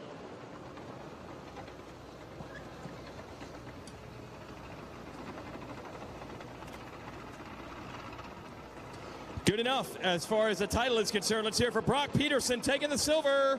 Don't burn your back there. We had a whole gang. I love it. That's how you do it when you're in the 30-plus class. How'd that moto go, Brock? Oh, man, it was tough. The track's brutal. Yeah. It's pretty real. Yesterday's 25-plus moto was no better. So they do an awesome job here making it rough. Slow, it's safe, just really technical, and got to let the track come to you. Yep.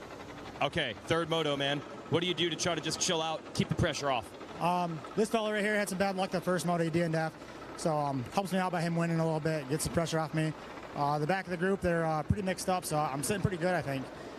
Just get another good start and just let it come to me. Don't do anything stupid. Right on. Who do you want to thank, Brock? This little guy right here, Levi Letty. I've been watching him since a little kid. Super fast, keep an eye out on him. Brad from FXR, he's awesome. The Hoosier guys, Jim Durvage at Championship Power Sports, go buy some stuff from him. He's got all kinds of stuff for sale. Help me out by helping him out, guys. Everybody back at home, Turbo Speed. Yeah, awesome. Thank you, guys. Brock Peterson, second place. Nicely done. Awesome. I got to bring up Tracy, who finished up in third, and we also have a whole shot award to hand out as well.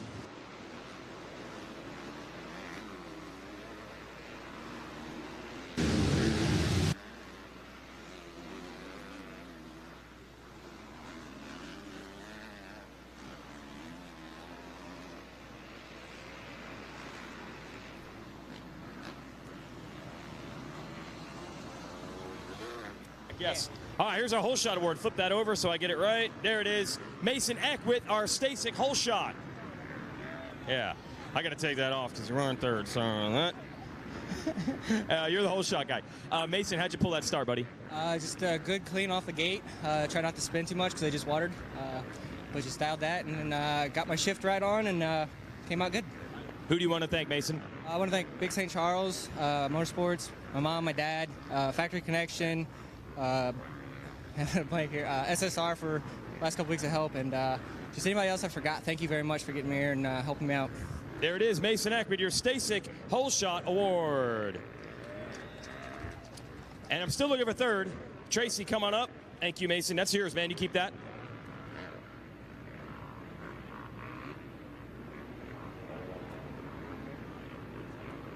Now we got it. Tracy Cloyd taking third with the bronze. Let's hear it for Tracy. It gets complicated. It does. It does. Yes, this is podium real estate, man. It's important. Oh, now you got the gogs and the medal. What's it take to get one of these, man? How hard is it? Man, taking off work 3 days a week for about 3 months and putting in all the work at TTMX. Every one of us have been showing results from working this hard, so it's good. All right. Texas boys representing, right? Yes, sir. Who else you want to thank?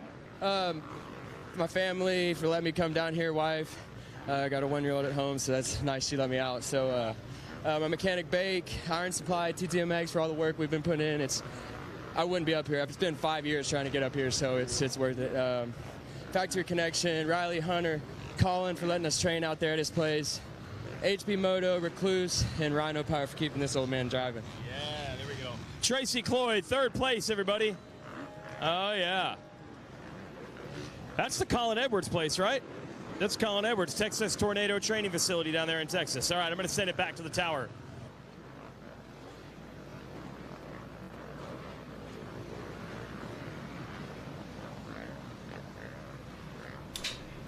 All right, thanks a lot, Jason Wygant. 450B riders, their second moto. Let's give you the top 10. This is how they finished in that first moto. In 10th, 17-year-old out of Granite Falls, Washington.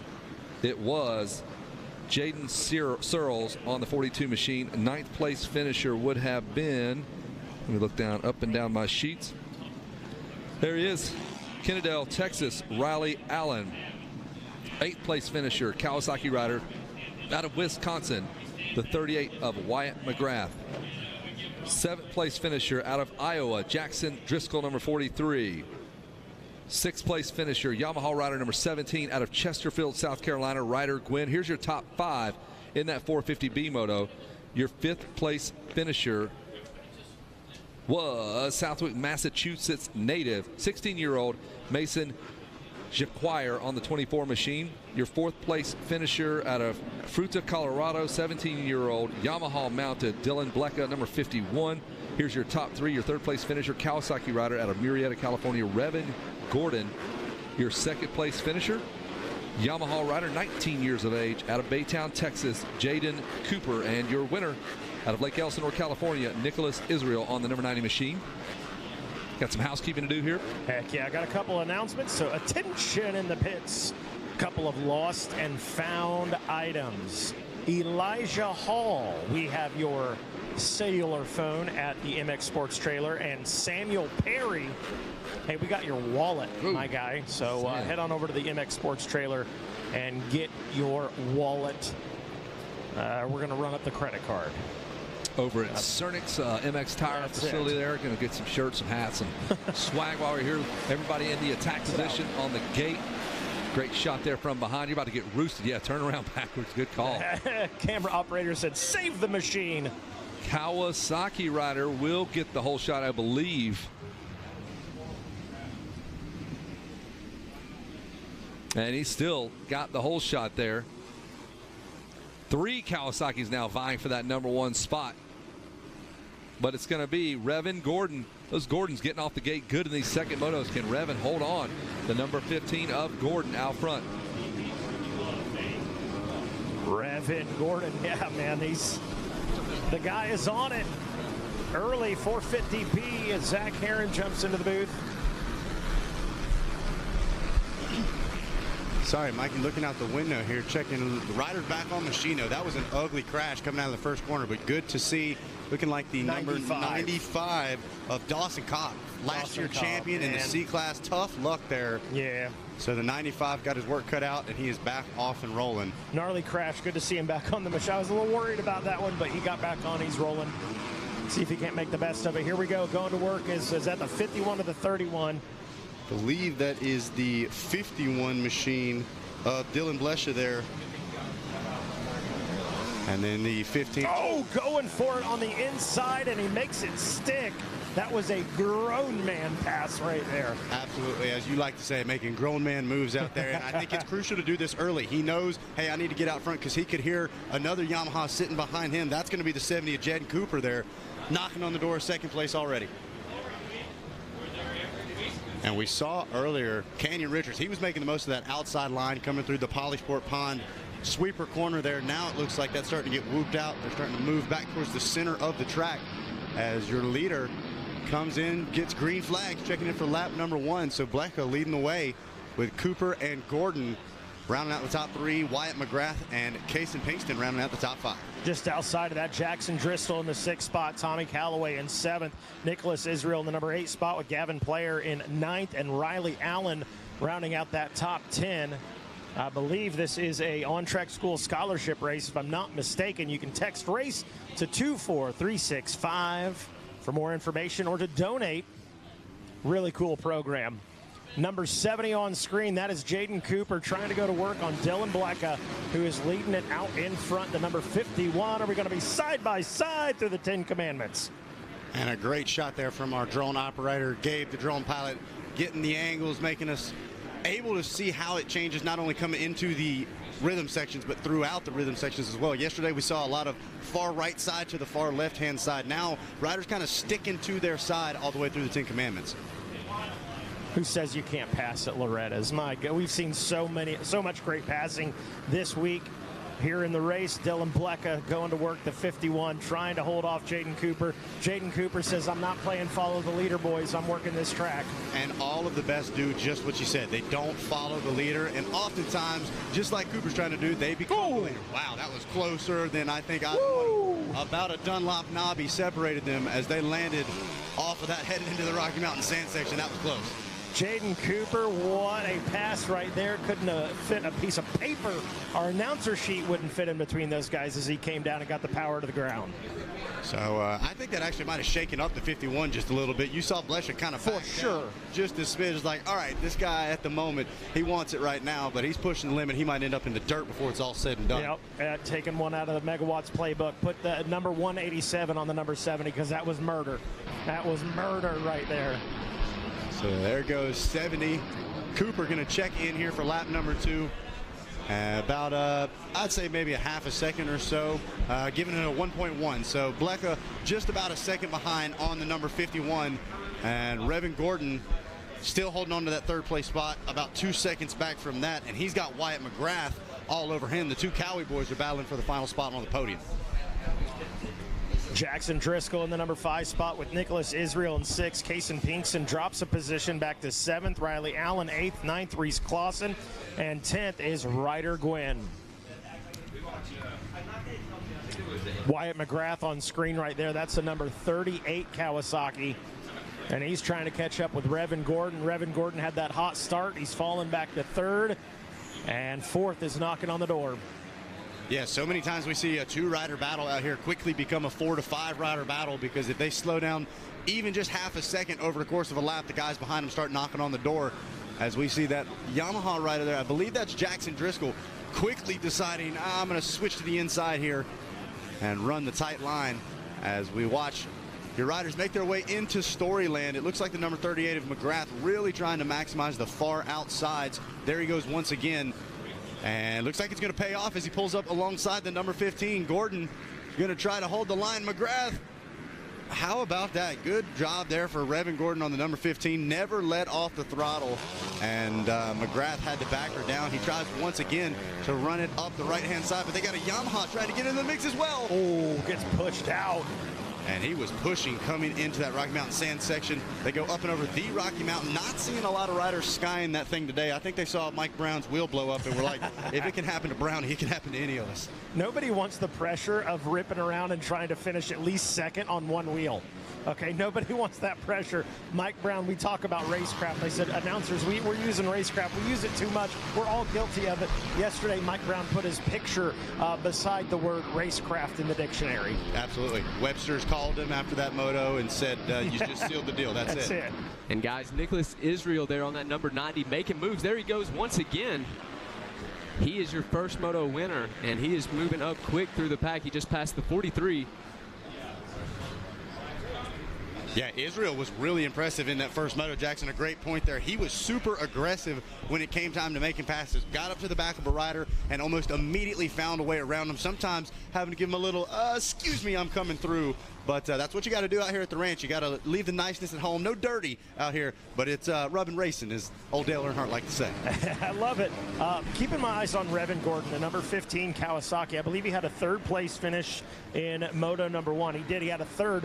Right now, he's fallen back to 6th. Everybody coming to play in this second moto, and he's got to do something to stop the bleeding. Yeah, it's quickly, they call it the quicksand. It's like one thing happens, another thing happens, then they start piling up. And so going to have to regroup, try to get that heart rate back down and remount a charge. Gordon was headed forward and then just kind of started to get overwhelmed there. Had people coming from all over making passes, as now McGrath is the Kawasaki under pressure from Nicholas Israel, headed towards the front in a hurry. Pick a place on the track right now. There's a battle. As you look down through timing and scoring at what the monitor we've got, you're hard-pressed to find somebody that's got more than 2.5 seconds between them right now. This is incredible. Yeah, we've got Riley Allen, Reese Clausen, Ryder Gwynn, and Jordan Miller. They're not even 2 seconds or so apart from each other. Case and Plankston you could throw into that mix as well. So these guys super close out on track. And that's the thing. You may think you know the rider that's trying to make a pass on you. In the course of one straightaway, it could be a totally different guy. That's 100% right. Nicholas Israel going to work on, I believe, Wyatt McGrath, the number 38 machine. To the outside he goes. I think he's going to be able to make it stick here. And he does. He has been good through this section each lap. That's where he's made all his passes at. And so far this week, I feel like the story has been who can maximize the outsides. We saw the 90 of Jacob Hayes taking advantage of it yesterday. Now we see Israel doing the same thing. It's oftentimes not the line that you hear the most about, protect the inside. But out here, these insides get so chewed up and so deep that you're able to carry far more momentum using those outsides, even though it is technically a little longer of a line. So long way around works. We'll take it. Hey, when you're going that fast, it sure does. Stretch it out. That's right. It seems like to your point, it always seems like it. You know, you get like one moto, and I got to think Racer TV is such a good. They may mute us, right? But back at the pit, they're watching. They're looking at these line choices, and they're saying, check that outside line out. Give it a shot in your next moto. It seems to be working. Just little things like that. I mean, if you're a coach, you're watching. Look at all the line choices. Doesn't mean they're all fast. Well, and what's so surprising is how many of them are. It's just Bingo. Who's next to you. Are you trying to make up time, or are you having to ride defensively that lap? Each one of those lines, they're fantastically developed ruts, and all of them are usable. That's what makes such great racing. As we see 3 wide getting ready to come down into the 10 Commandments here, every one of those riders got a great drive. It was a solid rut, and makes for great racing out here at the ranch. Love watching it. We're here for it. Jadon Cooper doing his thing out in front. And I got to say, as you look down through, as we talked a moment ago, 2.5 seconds pretty well between everybody. A couple 5-second gaps in there right now. We'll call it a, air quotes, big gap between Cooper and Blecka right now because it's 3.116. That's really not that big. Not at all. And we talk, I know, Mike, we're GNCC guys as far as announcing, so we're talking about 3-hour races out here. They talk about minutes not being that long. But a couple of seconds here in a 20-minute plus 2 minute, or 20-minute plus 2-lap moto, not that big of a deal. These guys can make or break a couple of seconds over the course of a straightaway. Jadon Cooper checks in now, 5 laps completed, still in that 2:03, 2:04 range, up on Dylan Blecka by 4.38. Nicholas Israel still in 3rd. There's Wyatt McGrath in 4th, and Jackson Driscoll rounding out your top 5. And how about the 6th place rider, the number 19 Ryder Gwynn, matching your leader's lap time at a 2:03. And then Nicholas Israel currently sitting in 3rd place, the fastest rider on track that I am seeing, running a 2:02.9. And Brett Heerdorn there running a solid lap time as well. He had a 2:05. Josh Bowman dropping a 2:08 back there in 17th. Can't stress how impressive that is. Those guys, they're still in a mid-pack battle. They're probably starting to get in the tail end of lap riders as well. And to still be running a sub-2:10 lap time is impressive for sure. And on screen, we see Jackson Driscoll on the number 43 trying to make his way around the number 38 of Wyatt McGrath. And here he's going to do it. Going into Storyland, Jackson Driscoll picks up another one. That's going to put him into that 4th place position. And then, is that Nicholas Israel? I believe so. He was only about a second up on him. He has went down. I saw him gathering himself up there. He might not have went down, but something has happened for sure. I saw him bobbling there in that turn. Well, tough break, and if you are Jackson Driscoll, kind of a BOGO situation, a buy one, get one, puts him into, I believe, 3rd in the OA. He might have a chance to thank some sponsors on the podium. A lot of race left, though. He's going to have to get around Nicholas Israel. And once again, that is your first moto winner, so that is not going to be any easy feat. And like we said, this is this may be our second moto, and so not quite thinking championship yet, but hey, you know, I got that first moto win. I'm sitting in a podium spot right now. Big picture might start be creeping into the minds of these riders that are really coming in with expectations of taking away championships. Yeah, starting to add that pressure, right? We just continue to add pressure as the week goes on. Okay, I got through practice. Oh, no, now I got the gate drops. Okay, got the first moto out of the way. Now there's the pressure to, okay, did you do it well in the first moto? Now go do it again. And, oh, yeah, we do it 3 times here at Loretta's. So we're just adding all the pressure, piling it on. Jadon Cooper doing a good job out front, though. He's been pretty well flawless in this one. Now a 5-second lead for him. Blecka, Israel, Driscoll, that's 2, 3, and 4, and Ryder Gwynn back in the 5 spot. Taking a look now at the backside of the top 10, Wyatt McGrath getting shuffled back to the 6th place spot along with Revan Gordon. Those 2 Kawasaki's have been kind of beside each other in several different spots so far in this race. Brett Heerdorn there sitting in the 8th place spot, Jordan Miller in 9th, and Mason Jockier rounding out your top 10.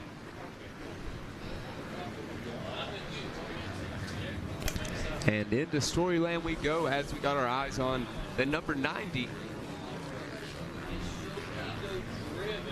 Coming around now is going to be Wyatt McGrath and Revan Gordon. And Revan Gordon going to try to go for the pass here. Not going to be able to make it stick just yet. He's got that inside line. And I believe this is actually where McGrath made the pass on Gordon a couple of laps ago. Moving forward back up towards the front end of the pack, and you can see just how much those bikes are dancing around. The Rocky Mountain Sand section is living up to its name out there. It makes for some great photos, but golly, does it look rough. That's right. Got our eyes on Revin Gordon again, now back in the 7 spot. It looks like he's gone back to work, though, trying to make something happen for himself after the hot start. And he has gotten around Wyatt McGrath there for that 6th place position. Pushing 7 laps completed now for Jadon Cooper. Dylan Blecka checks in the 2 spot. And Cooper just relentless. I mean, the consistency lap after lap, slowing up a little bit, but he's hitting his marks and doing what he needs to do to keep that gap in between him and Dylan Blecka. Israel in 3rd now. Driscoll, Gwynn, and Revin Gordon finding new life here late in this moto. And take a look at your top 5. We got a 205, a 206, a 205, a 205, and another 205. These guys are all running almost the exact same lap times. Ryder Gwynn has worked his way inside the top 5 now, and he is only about a 1.5 seconds or so behind Driscoll, who's only about 2 seconds or so behind Israel. It's just a freight train here at the front of 450B. This has been tight. The one, the mulligan, if you will, which we don't play golf, right? Aces Racing. That was Wyatt McGrath. He had that 210. Only guy that lost a little bit there on lap 7. Track looking very raceable right now. It's at some points yesterday we heard comments. We heard the infamous sketchy. There were sketchy parts on the track, but it looks like right now, from what I can tell, riders able to use the insides, the outsides, wherever they decide they want to go. Oh, who goes down? I believe that might have been McGrath. I'm pretty sure he was wearing that green gear like that. And looks like he is. Those Dunlop tires grabbing a hold of those boots. And so tough break for the 38 Wyatt McGrath. Not sure if he's down hard there, like if he was hurt. Didn't look like he was pushing too hard to try to get out from under the Kawasaki. Hopefully he's going to be okay. Battle on your screen now. Jackson Driscoll putting the pressure on Israel for that final podium spot. And I believe if the 2-lap card wasn't out, it is now. Are we going white flag after this one? Yeah. Let's see. Jadon Cooper checks through. Yeah, 2-lap card out. So 2 to go. There goes Dylan. Oh! Whoa, big. And down goes Israel.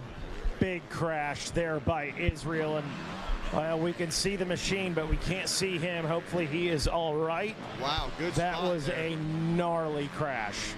And we're still trying to get a glimpse of him. This is a huge shakeup, not only in this moto, but in the title chase as well. That is your first moto winner down and down hard just after the finish line. They're picking the bike up, still not quite. I haven't even been able to see him outside of the tower yet on screen. So a huge shakeup there. Was shown in the 3rd place spot, was in a tight battle with Jackson Driscoll, and Israel going down hard off. There we have on your screen. You can see him. Looks like I can see the line. He went up right there to the left. Yep, kicked off to the side. He is back on his feet, so a good sign there. That was a gnarly looking crash. And without our eyes on him, good job to camera operators there at Racer TV. Give us a shot. I'm sure he's shaken up, but he's up under his own power. That's a good sign. I'm sure that photographer that was sitting right there that might have gotten collected with him was shaken up a little bit as well. He's awake now, that's for sure. Without a doubt. So now we take a look on screen. That is the number 19. Ryder Gwynn going to pick up another spot, find himself in the 4th place position. And so Gwynn going to be like, I don't want to take it like that, but I will take it. Going to move up to that 4th place spot. Israel is back up and on the track, so that is good to see for our first moto winner. So I believe as they sit now, it should be Cooper, Blecka, and Driscoll now your podium at the moment here in the closing laps of 450B Moto 2. So getting down to the nitty-gritty in this one, we'll have one white flag will be coming out. There it is. White flag's out.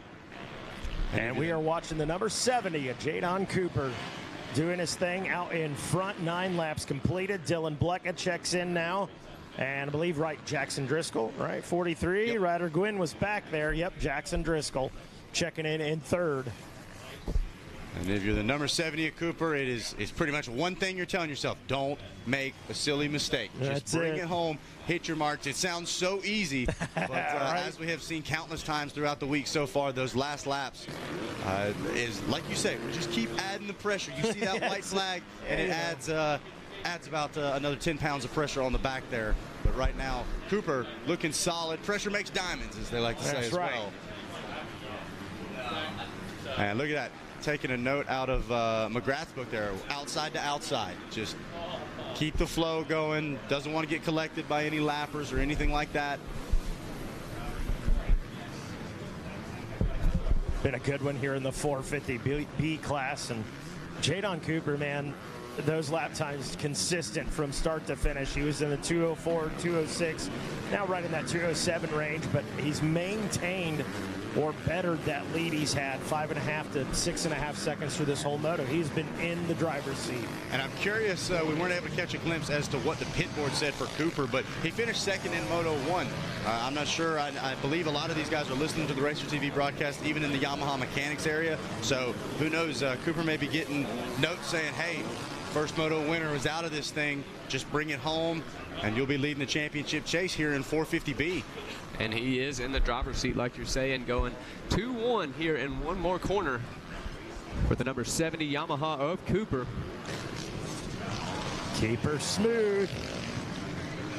Almost there. And I got to think this is going to be the fist bump situation right here. He has got to feel good about that. Was just a solid moto. Yes. There it is. There it is. Fist in the air, and he is on his way to talk with Jason Wygant down on the podium. That was the number 70 of Jadon Cooper. Near flawless race. Dylan Blecka checks in the 2 spot. And does Jackson Driscoll hang on? He does. The number 43 of Jackson Driscoll hangs on for 3rd. It is going to be a Yamaha sweep here in the 450B Moto 2. Yamaha top 5 sweep now as Brett Hagedorn actually stole the spot from Gordon on the last lap. So the Blue Crew racking up here on the front side of 450B.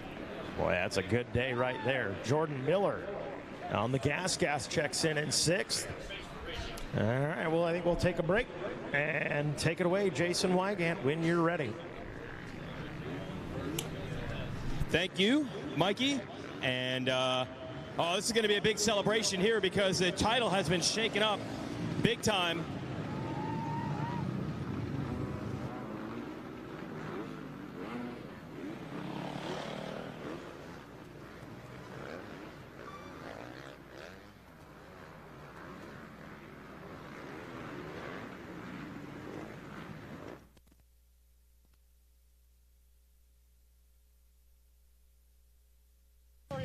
Hey, this was a great story already from Moto 1 with the silver, but now in control of the championship with a Moto win, Jadon Cooper. Hey, you had a great first Moto. You got a lot of people pulling for you, but to come through and execute when you need to, it's got to feel really good. Oh, yeah, man, it's a dream come true. It feels so good. Job's not finished, but it's good to get that confidence booster going into the 3rd motos. Bike setup was awesome. The EBR had it dialed, and it was just handling great out there, and I'm very thankful, and all glory to God for that one. That's awesome. All right, who do you want to thank for what's been an awesome week so far? You know, I got to thank God for keeping me safe. None of this would be possible without him. My mom and dad for grinding their butts off every single day in, day out, and telling me I can every single day. Got to thank EBR Performance, Altus Yamaha, Dunlop, Skadita, Tamer, ODI, Fly 100%, MX Tire, Recluse, 152 crew, Sean Hackley, the Crimes family, and everyone who's helped me get to this point, even my mechanic, Big E, Big Eric. We're having a good jam session for the moto, so that's always good. And all glory to God and everyone who's got me here. Thank you very much. How good is this guy? Listen to that. Jadon Cooper. Sitting on a 2-1 after the first 2 motos here of 450B. That is a big deal right there. And we do see stars made in the B class here at Loretta's quite a bit. So you never know how it's going to turn out. A tough break for Nicholas Israel, our first moto winner, who went down late, unfortunately, on the tunnel jump. So the points are all topsy-turvy. But don't think about that. Don't think about that. Just do your deal. You can go cool off, Jadon, and we will bring up Dylan Blecka, who finished up in 2nd. Congratulations. Nice to meet you this week. It's really been fun. And we'll bring up our 2nd place finisher, who's the number 51 It's finally getting a little bit warm out here. We've had this odd level of cloud cover the last day and a half, and we're getting to the more traditional Loretta's weather now. And these kids are digging deep in the B class, including this 51. Here's our runner-up, Dylan Blecka. Come on out front here. There you go. Looks good in the photos that way. All right, Dylan, this class pretty deep, as B class always is, man. How was that moto for you? How'd you battle your way up there? Oh, it was awesome. This week started out with drawn 41, just like my little brother. I had to make the best of it. First moto, got a little tired and just managed a fourth, but feels good to be up here. Oh, I bet. Who do you want to thank for it, Dylan? Oh, I'd like to thank Answer, Asterisk, 60, 100%, Dunlop, Race Tech, Monster, FMF. Thank you. All right, let's hear it for Dylan Blecka, your runner-up. And Jackson Driscoll took third. Thanks, Dylan. You can head on down and cool off a bit. Like I said, it's finally getting warm out here. And we'll talk to our third-place finisher and also Revan Gordon, who grabbed the whole shot in 450B. But first, let's talk to the rider who will collect the bronze. And you never know how these things turn out at the end of the week. Moto medals are always good. Let's hear it for Jackson Driscoll. How was that moto? I got off to a pretty mid-pack start, but made some quick passes through the first couple laps and got into like top 10 and just kept pushing and got to the front. Dude, you got to be proud of that. That's not easy to do. Yeah, I had some pretty bad crashes this morning in Schoolwood too, so I'm glad to get back up here and get on the podium. Awesome. Who do you want to thank, Jackson? I'd like to thank my mom and dad, my whole family, Tamer Whole Shot, MTF for getting me ready, 100% Joy Graphics, Dunlop, Fly, and everyone else. Thank you. Jackson Driscoll taking third. Awesome, and Revan Gordon gets our Stasic hole shot. I'll hand that out if he's around. I know he wanted that podium finish. He was in the battle the entire way, but he did end up just off of the moto medals, but he is our hole shot winner. So I'll give it a second here and see if we can get Revan Gordon here to give him this whole shot award. And if not, we will make sure he gets it. I'll just leave it under the tent. All right, I'm just going to say it. We got a Stasic hole shot award. Congrats out to Revan Gordon, who grabbed it here in 450B. And I see some track maintenance going on. Oh, yeah, we got water headed down on the racetrack, so we're going to freshen this place up and then do more racing. I believe 125C coming up next.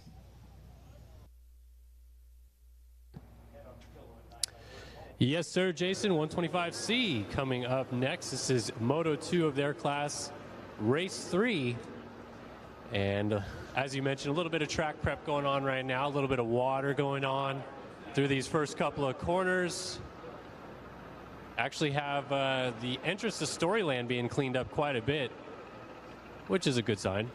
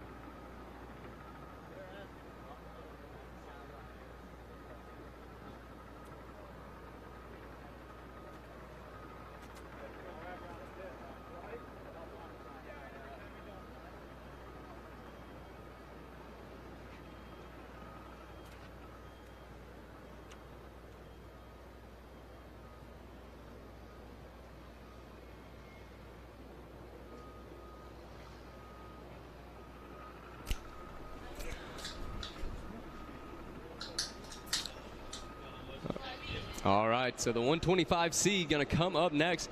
We'll give them a little rundown of our top 10 in the last moto. Micah Ulrich was your last moto winner. In second, we had DeAndre Ruse In third was Gannon Lawson. In fourth, we had Alexandra Ghetto.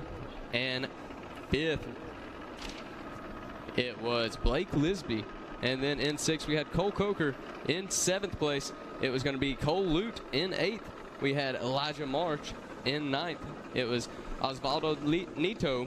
And then in 10th was Randy Vetter. So, guys, we're about ready to go. Brock, thank you for coming up here. Tell us something about what all y'all have this week with Dunlop.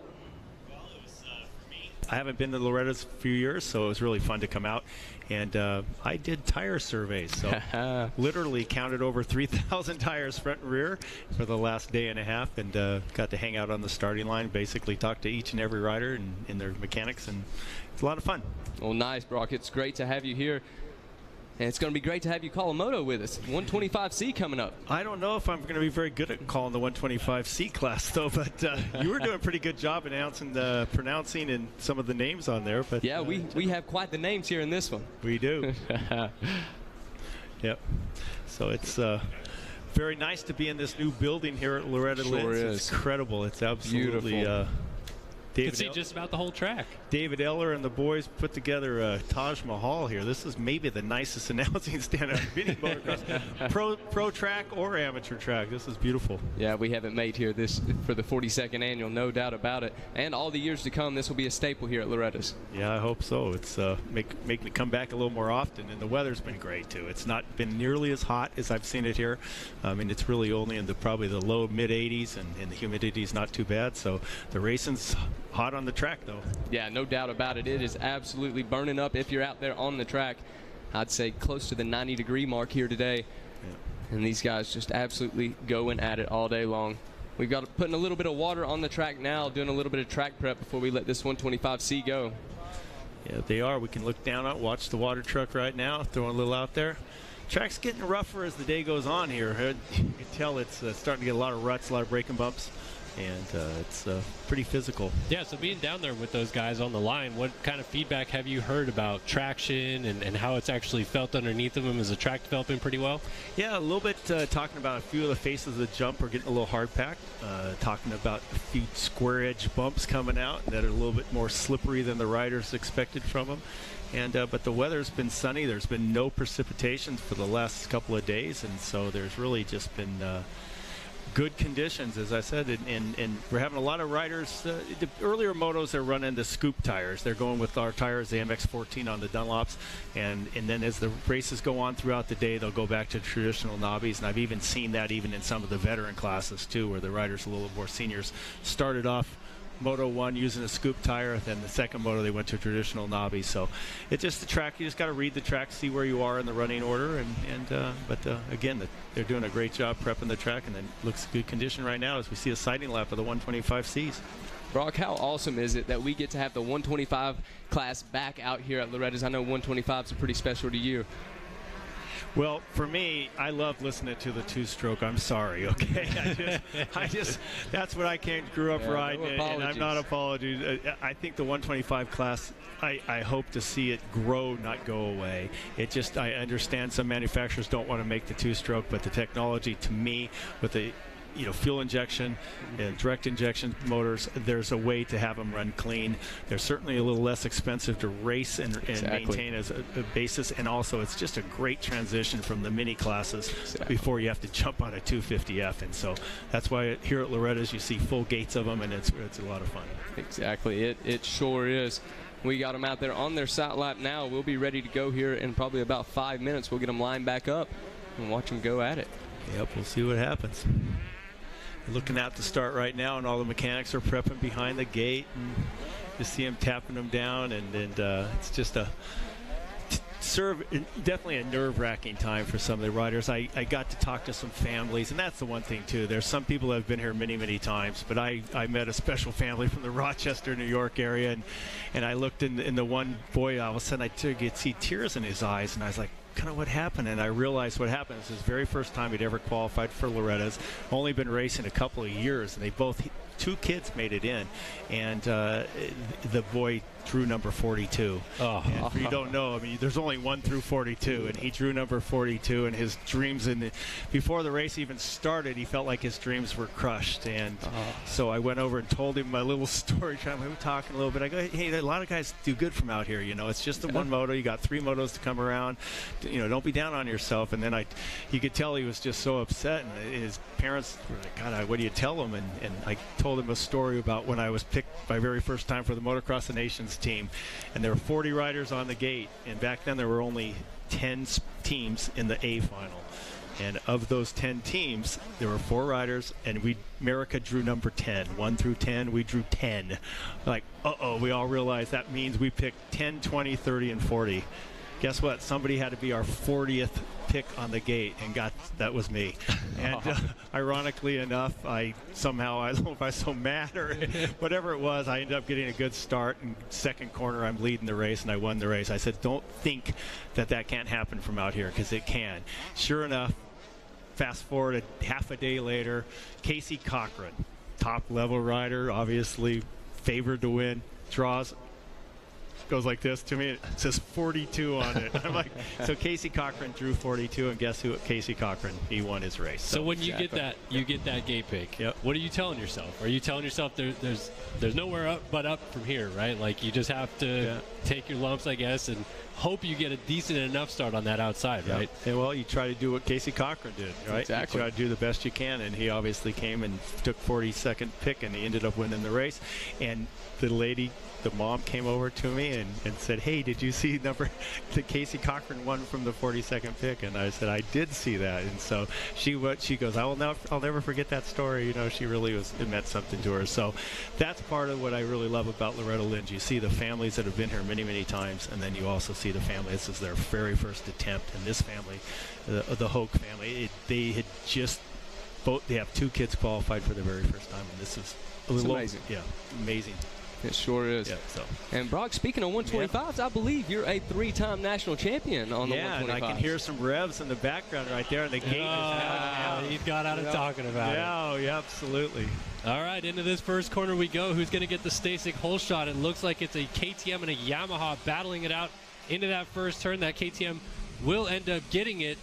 It looks to be the 29 machine, I believe that is, going down through that first straightaway with the hole shot.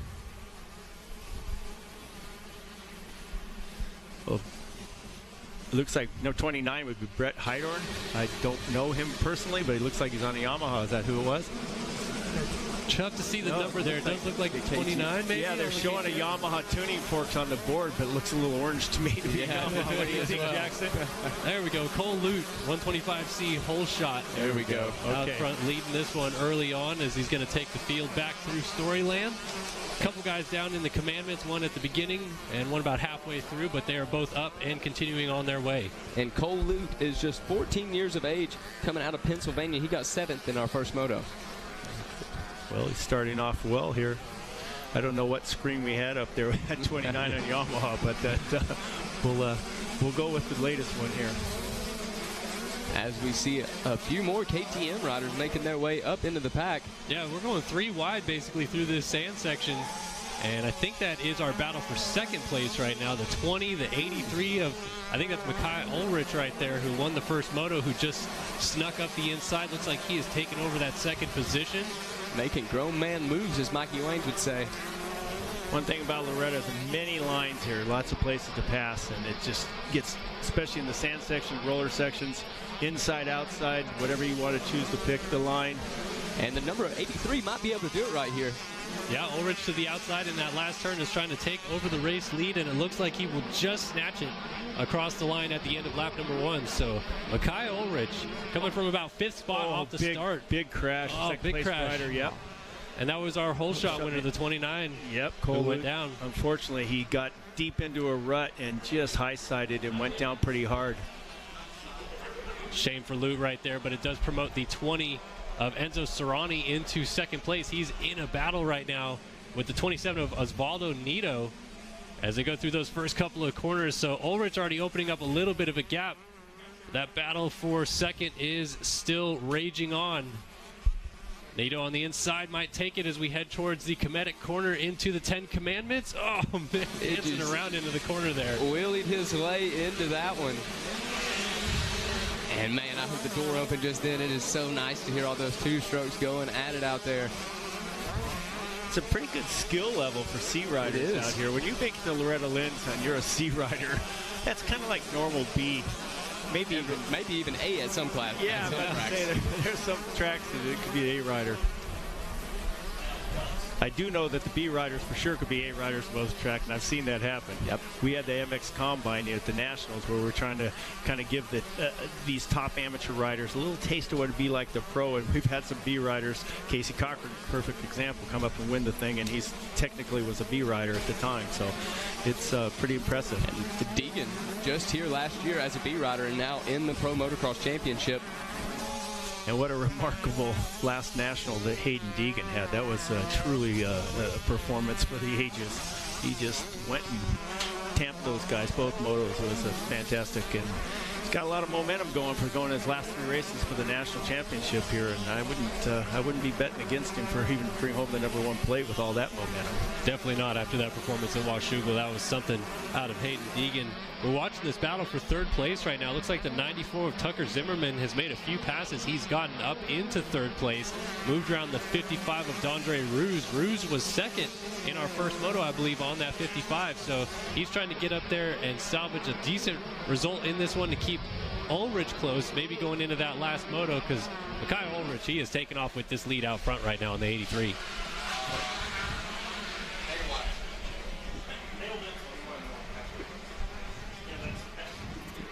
As they go past the Wall of Fame.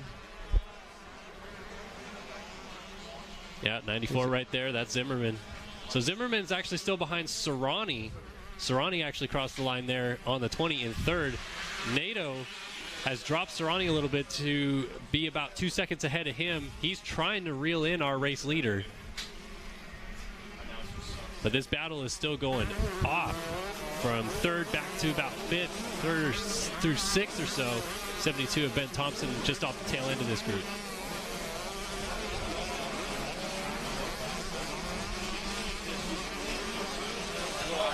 Now, Brock, we're seeing a lot of these guys, they're riding 125s, a lot of inside lines, which we know in this 125 class, momentum is a premium in this class, right? So why inside? Why would these guys not maybe dance around a little bit, go for middle ruts, or try to find lines that swoop and carry that momentum? Well, it just depends on the line. I mean, obviously inside is usually a shorter distance, so the shorter distance you can cover, it's easier to go faster. But if you have to stop and shoot, the 125s aren't the best at that. Usually the bigger bore bikes pick up acceleration better, so you got to carry your momentum. But one thing about Loretta is it just develops a lot of lines even throughout the moto. The inside rut could be good early on, later on maybe a little bit deeper, a little slower. But you do have to carry a speed around here, and there's a lot of different surfaces here. We see a lot deep sand in a couple of sections that they've imported here. The track has changed just a little bit since they've had all the floods here too. It seems like there's maybe a little bit more rocks in the starting area and a few little things that have drifted down.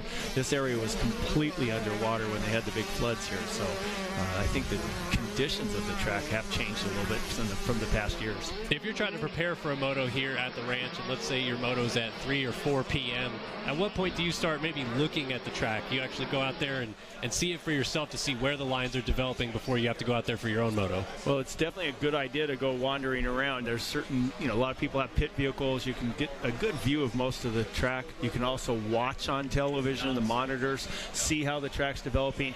Pay attention to if there happens to be an intermission. Sometimes there's intermissions where they've prepped the track and watered the track real close to before your race, maybe a race or two before. There's just all those things that you have to take into consideration before you line up for your moto. Another question for you, Brock. If you got a moto that's first thing in the morning or first thing in the evening, will that change your tire selection here?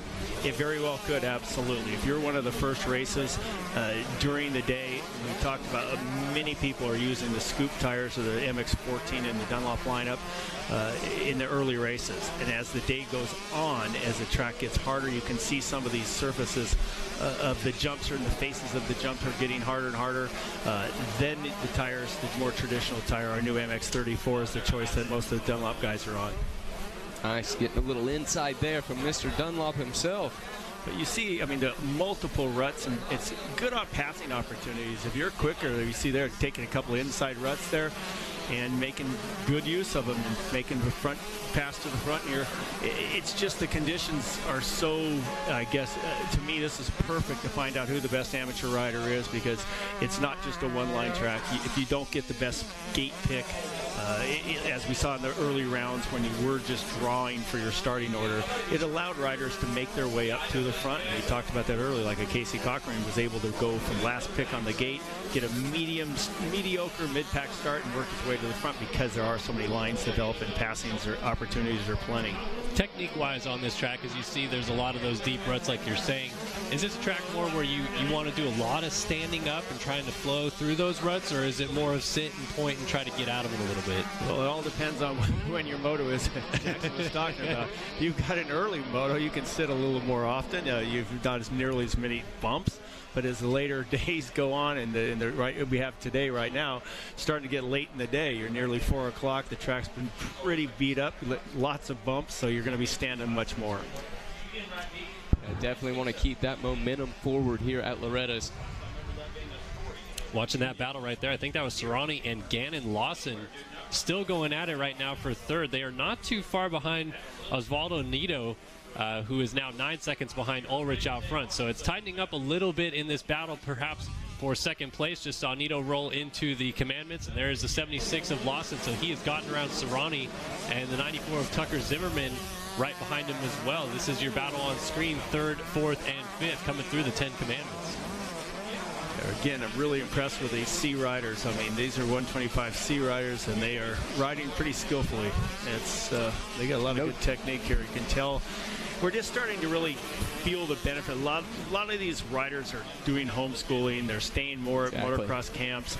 They're focusing a lot earlier in their career, even at a C level. Some of these riders have trainers, coaches, and it shows. I mean, the technique, a lot of these riders, their body position, they do not look like C riders.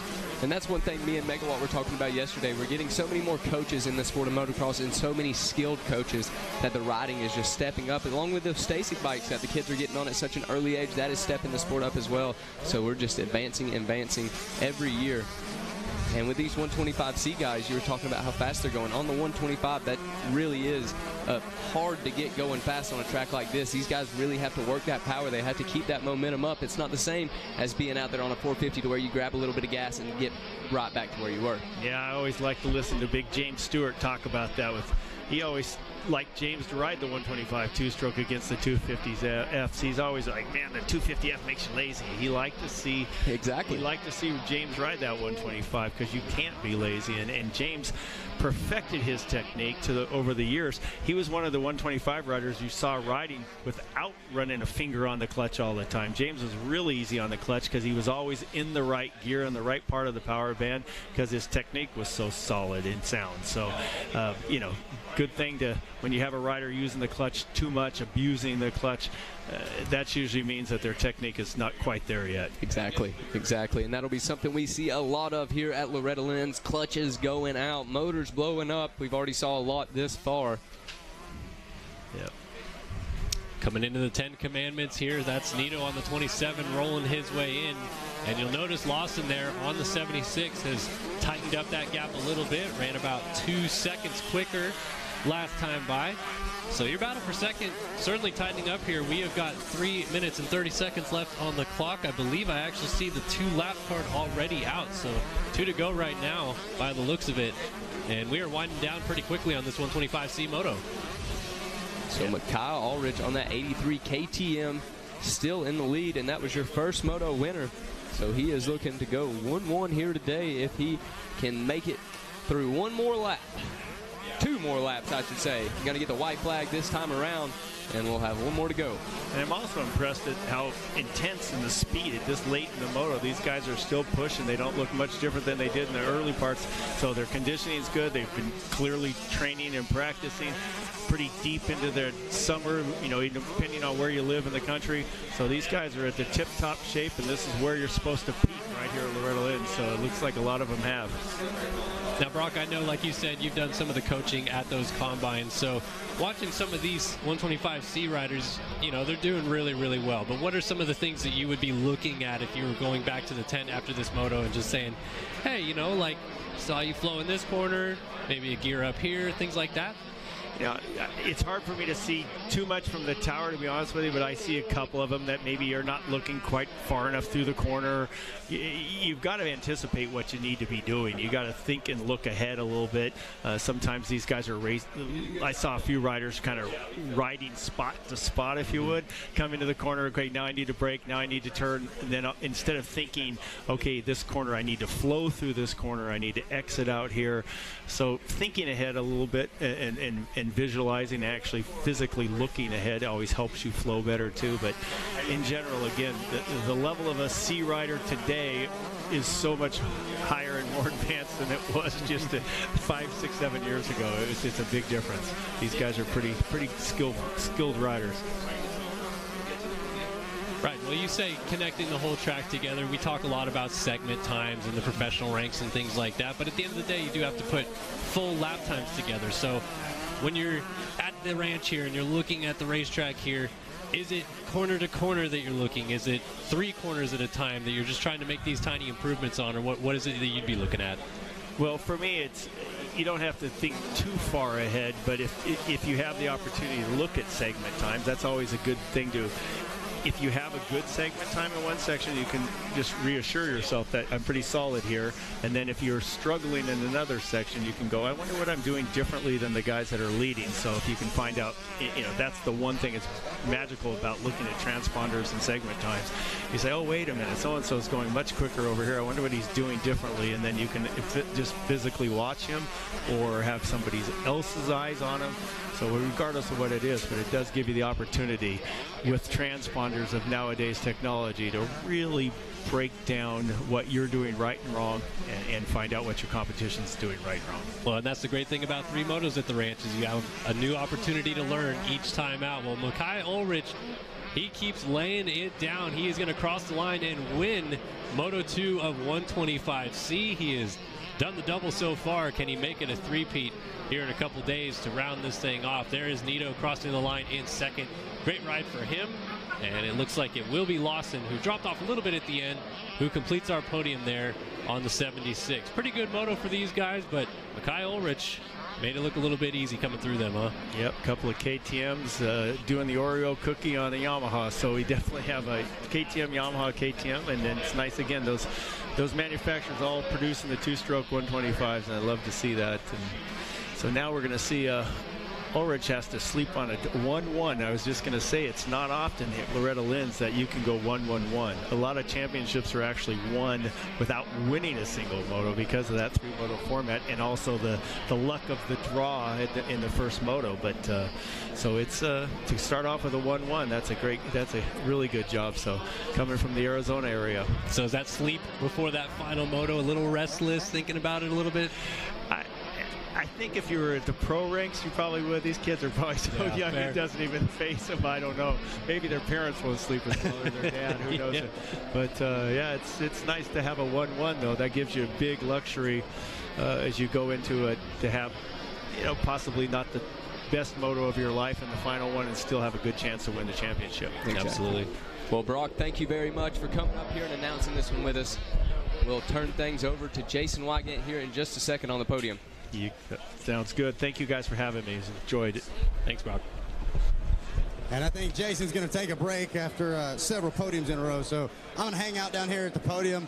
And what a race we had. Looking at a 1-1 here in 125C. Makai Ulrich making a statement here. He is the man to beat right now in the 125C class. So we're going to go ahead and get a word with your winner. Put your hands together, sitting on a 1-1. Makai Ulrich grabbing another gold medal here in the 125C class.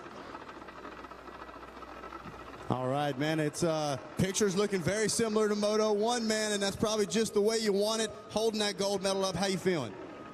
Pretty dang solid. Pretty solid, I bet. So take us through. You had to work to get yourself in that first place spot, and then from there it looked pretty smooth sailing. You look very fit. You look in good speed, good control.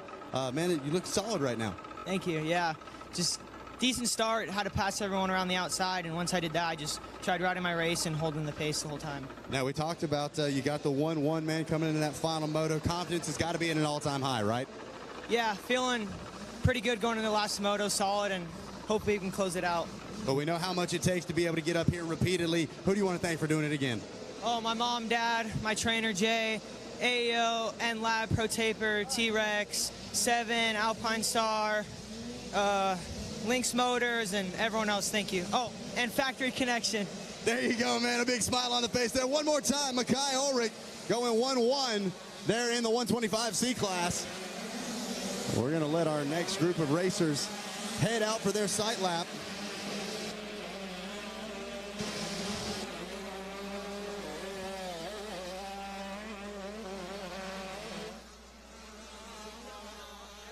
All right, guys. Well, it looks like all the riders are off on their sight lap. Ozzy Neto, man, we're up here on the box. He had a 9th in Moto 1, responding with a 2nd here in Moto 2. Clearly showing you got the speed. How you feeling? Pretty good. I lost my voice like the first fucking night here. And then I can't really talk much. But yeah, that's about it. Hey, man, you worked hard. You put the effort in. You've shown you had the speed inside the top 10 in Moto 1. Talk about how special it feels to have that medal around your neck. Oh, it's definitely great. I would not think at all that I'd be up here at all. Well, man, now that you've done it once, there's only one thing left to do. You got to go and do it again here in Moto 3. Any big changes coming in that final moto? No, not really. Just trying to do the same thing. There you go, man. Well, I know you want to thank a lot of the people helping you out. Who got you out here to the ranch? I'd like to thank my dad, Callahan MX School, Lion Max, 7, a couple more people. Thanks a lot, guys. There you go. Ozzy Neto getting the job done. 2nd place. Man, they brought the train horn out. Celebrating there for the number 27. A great job. And now, going to call 3rd place up to the box. He's sitting on a 3-3. Gannon Lawson staying consistent here. Put your hands together, your bronze medal recipient. Don't make me say it again. I better hear some clapping. He's been doubling it up here. That's what I'm talking about. 125C has been a battle out here, and we're going to talk with him, man. Consistency is key out here at the ranch. You know just as well as I do. You got 3 motos, and you're sitting on a 3-3. Got to be feeling good right now. Yeah, I feel pretty good right now. Track was good. Got off to an okay start and just tried to push as hard as I can to the end. Any, as far as compared to your first moto, how was the track? It definitely shaping up a little different. The sun came out for you guys. Maybe not quite as hot as yesterday? Oh, definitely not as hot yesterday. Had a 8:30 moto, so definitely track's a lot rougher today. And it seems to be working out in your favor, man. We can throw the rough track at you. It doesn't matter. You're still up here on the podium. Who do you want to thank for helping you out? I want to thank my mom, my dad, my brother, my uncle, my grandma, my trainer, Taylor Painter, Tap House, Sean Hackley, AEO Suspension for making my bike work the best it can, Dunlop Tires for getting me off to a good start, Fly Racing for making me look good out there, Turbis, Twin Air, Alpine Star Boots, FMF, Pro Taper, Format Moto, and everybody else I forgot. Thank you so much. There you go. One more time. Put your hands together for the podium here in Moto 2 of 125C. You know, we talk about the consistency or sometimes lack thereof in the C class, but we got a 1-1 as well as a 3-3, so some close racing. We also got a Stasic Holeshot Award to give away, and this one is going to Cole Lute. Cole, first around the first turn. A fist bump there. Cole, man, congratulations. Hold that thing up high, get a photo of that. And then we will talk to your Holeshot Award winner. Man, I feel like it's the only appropriate. Come on, man, we got to make sure everybody at home gets to see the outfit. You've worked too hard to get out here for everybody at Racer TV not to see you. You come around the first turn. No tear-offs need to be pulled, nothing. How's it feel? Feels great. Feels great. Now take us through the rest of your moto. There wasn't really much for the rest of the moto. We threw it away on the first lap. Just kind of tucked the front end. Hey, well, you've clearly shown you've got the speed. Some tough luck there, but now you're going to play the dark horse role, man. Don't give up. You got a lot of racing left to go. Yeah. Who do you want to thank for taking you out here? My mom and dad, Jeff from MX Tire, Jones and Roman, Soka Performance, Scott, O'Neill, Pine Hills, Johnson Repair Service, and everyone else. There you go, guys. One more time. That is your Stacy Holshot Award winner here from the 125C class. Looks like we're about to go mini bike racing. I'm going to send it back to you up in the tower. All right, thanks, Zach. Zach Heron down there getting us all the podium scoop. And now we are going to move things over to the 85cc division. Taking a look here, we're going to get the 85cc 10 to 12 out in just a minute. I'll give you a rundown of our top 10. Darren Pine was your first moto winner. In second, we had Wyatt Thurman. In third, we had Braxton Mees. In fourth was Wyatt Duff. Getting fifth place in the last moto was going to be Tace Morgan, and I believe we've got bikes on the track. We do. We are off and rolling. Who is it going to be through the first turn?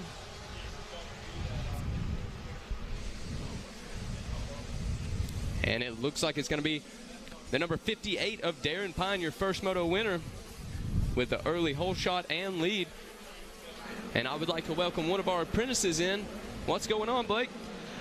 Oh, just up here in the tower watching these kids race. So we got the 85cc 10 to 12 out there on the track, and we are going through the 10 commandments now. I believe it's still the number 58 of Darren Pine out front. Yeah, coming into Storyland, it looks like Darren Pine hitting that triple is still in the first place. We'll see if we can get a shot of second and third. See who we got running on the podium.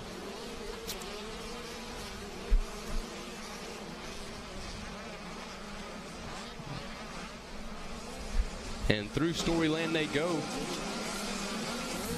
Back over into the waterworks. And it is still Darren Pine with the lead. It looks like he is able to gain a couple bike links as he goes into the Rocky Mountain.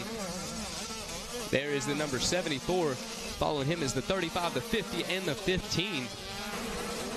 Up and over the Rocky Mountain they go into the triple.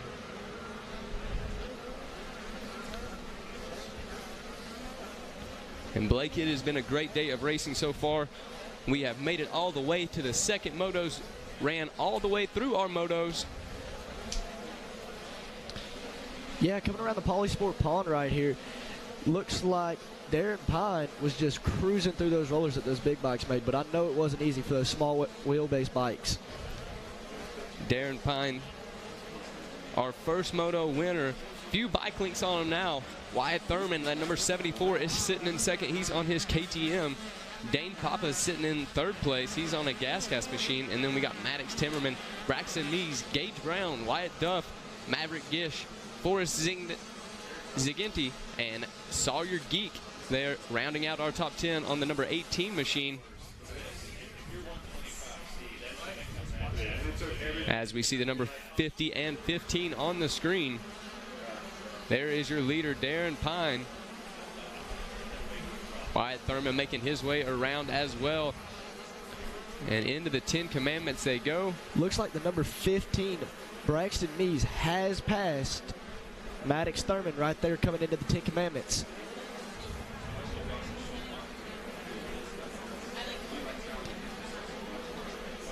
Coming into Storyland, it doesn't look like Thurman wants him to keep that spot right there. Let's see if he can't get him back coming through Storyland.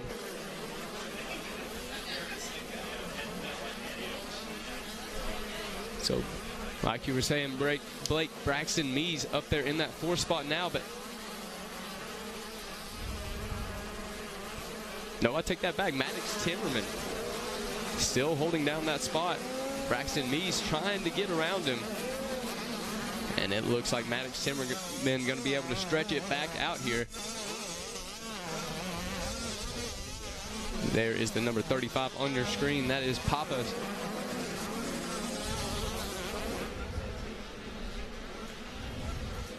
Coming into the Polysport Pond, looks like Darren Pine has really opened up this gap on Wyatt Thurman. Let's see if Wyatt can't close this up coming through these next couple of sections. I know yesterday when I was watching him, he was really good through this Polysport Pond section.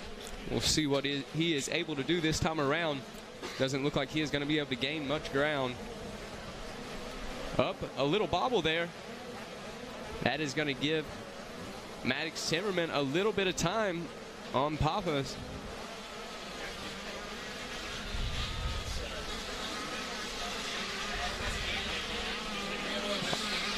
So Darren Pine on the number 58 Gas, he is still going to be leading the way. He turned a 2:08.6 that time around. He is going to be the fastest man on the track this far.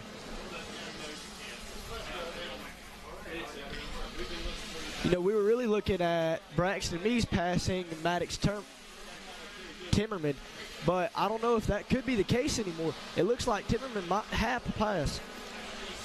And Darren Pine having a little bit of trouble there right before the 10 Commandments. He is not going to give up the spot, though. Wyatt Thurman sitting there in second place. And it looks like Braxton Mees able to get around Maddox Timmerman there. Next on his list is going to be Dane Pappas. And he is not going to be able to get him this far. Was getting closer there before he had that little bobble in the corner.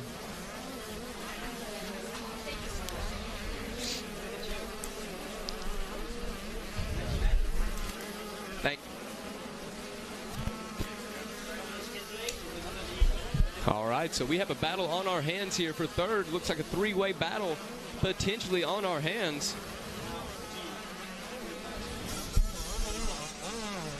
Looks like Wyatt Duff trying to get up there in the mix as well.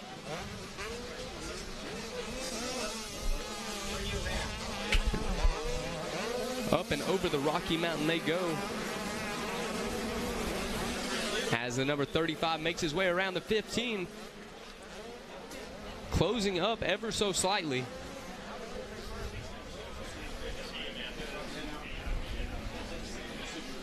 Headed in to the Polysport Pond Sand Sweeper.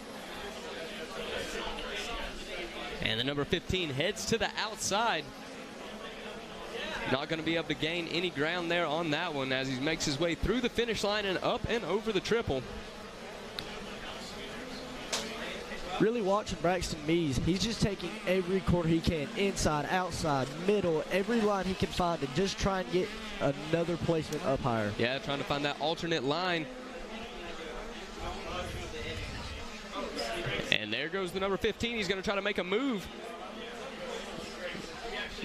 Dane Pappas doing everything he can to hold him back, going from inside to outside, back to the end. Oh, and we got one down. I believe that is the number 35. It is Dane Pappas off to a great moto, and he is down. We'll see if he is able to work his way back up. Can't get that bike started, losing a lot of ground. So that is going to do it for our third place rider for now. Braxton Mees going to take over that spot there on the number 15 machine. And that is who we see on our screen now, about to enter into Storyland. Coming out of Storyland, it looks like Wyatt Thurman has started to close that gap on Darren Pine. Looks like we could have a really good battle on our hands for first place and second. Yeah, the number 74 closing in ever so slightly, about 2 seconds separating him last time around. Probably about the same now as they make their way through that Rocky Mountain sand section. And there is the number 58 of Darren Pine. And Wyatt Thurman turned a 2:08.2. Darren Pine turned a 2:09 last time around. So Thurman just about a second faster. We'll see what he turns this time. Into the sand sweeper they go. And Wyatt Thurman doing everything he can to try to get up there, but Darren Pine is holding it to it. As they make their way over the finish line, we'll check and see what the gap is this time around. We still have 11.5 minutes to go here in this one, folks. So we are just getting started. Plenty of time to battle, and it is down to 1.4 seconds. So Wyatt Thurman closing the gap, and Wyatt Thurman drops that time once again to a 2:07. Darren Pine tries to match it with a 2:08. That was Wyatt Thurman's last time around. Wyatt Thurman dropping it another second there on lap number 4. So only 1.4 seconds separating them. That might be enough that Wyatt Thurman can close in before this one. He has his sights set on him. He can smell the two-stroke in the air.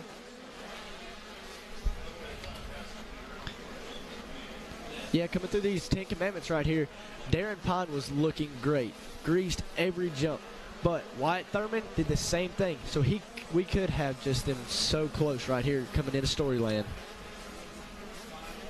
And Blake, a lot of times that is what these riders need, to be able to see that they are gaining, see the rider in front of them, see that they're gaining a little bit of ground. And normally that makes them turn the afterburners on. We'll see if Wyatt Thurman can gain any ground here. It looks like they have got about an 8-second gap on Braxton Mees and Maddox Timmerman. Wyatt Duff on the number 10 machine sitting in 5th place.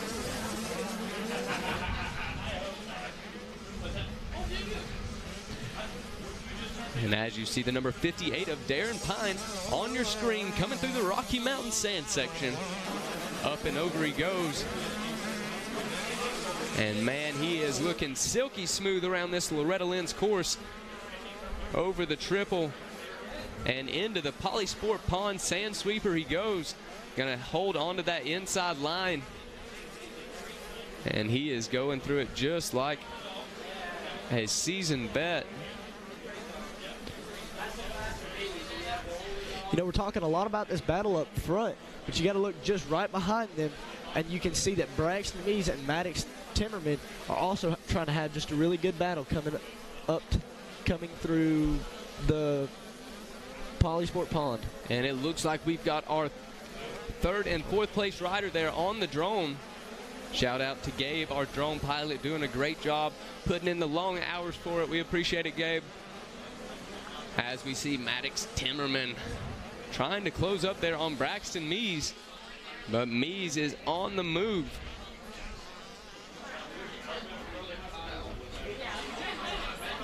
Mees going to be on that black bike, the black Husqvarna.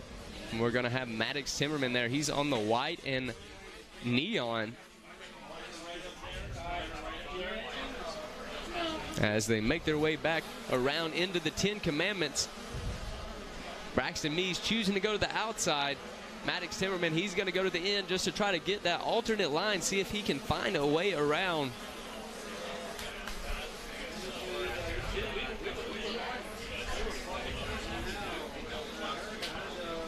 And as you can see, just choosing different lines everywhere around the track, trying to find that line that's going to give him that little bit of an edge. But Braxton Mees has it figured out around through this Loretta Lynn's course.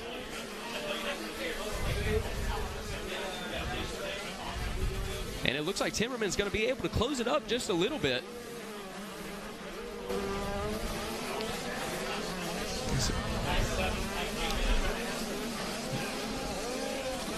All right, so once again, that is the number 15 and the number 50 of Braxton Mees and Maddox Timmerman. Here in this 85cc 10-12 Moto number 2. Coming into the Polysport Pond, looks like our 1st and 2nd place, Darren Pine and Wyatt Thurman. Looks like Darren started to put a little bit of a gap right here coming across the finish line. And Darren Pine getting the win in his first moto. Wyatt Thurman was 2nd in his first moto. So falling back right where they were before. Braxton Mees, he was your 3rd place last time around. Wyatt Duff with a 4th place in the last moto, sitting in 5th right now there on that number 10 KTM. As we see the riders on screen entering the Wall of Fame, and look how deep that rut is that the number 50 just went through. About to drag his elbow, it looked like there, Blake.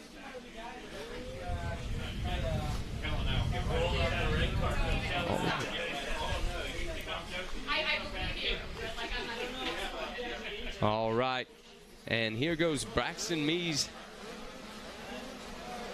into the 10 commandments. He's going to go to the inside this time around. Going to try to close in on Braxton Timmerman, not let him by. Try to choose the lines that he saw him going in last time around.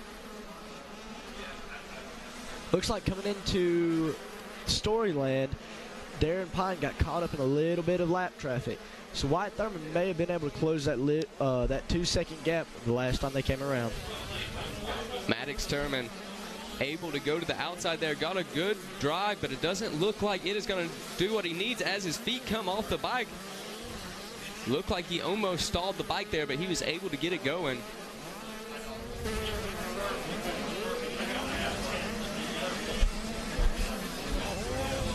As they come out of Storyland, the number 15 hitting the Rocky Mountain sand section. Looking good on that all-black bike with the all-black gear. I'm sure he is warm out there on this Loretta Lynn's course. But these riders have trained all year for this. This is the biggest race of the year. On your knees, buddy.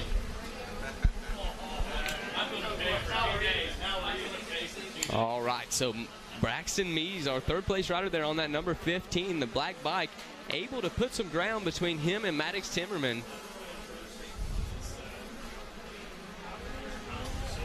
So they are going to be about 13 seconds behind a Thurman there on the number 74 KTM.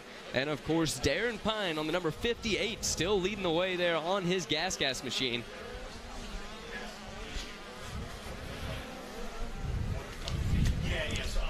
Looks like coming into this next lap, there could be lots of lap traffic, which could change up these positions quite a bit.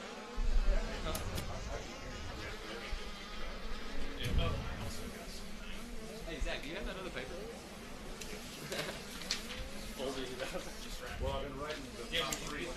All right, taking a look here. The number 58 of Darren Pine, he's going to come out of Montgomery, Texas. He's riding for B's Moto Lab, 100% Troy Lee Designs and JM Racing. Getting it done in Moto 1. He's going to try to do the same here in Moto number 2. As we watch the number 15 make his way around. Another smooth line through the 10 Commandments there as he heads into Storyland, stretching out the big triple. And we've got our sights set back on the number 58 of Darren Pine there on his gas machine. Looking solid as he comes around up and over the little table and into the triple. He's going to double it this time around. About to enter back into that Rocky Mountain sand section. You know, looking at the Racer TV, for the most of this race, we've been able to see Wyatt Thurman. So where's he actually at? Last time around, he was about 2.4 seconds behind him. We'll see if we're able to get our eyes set on him.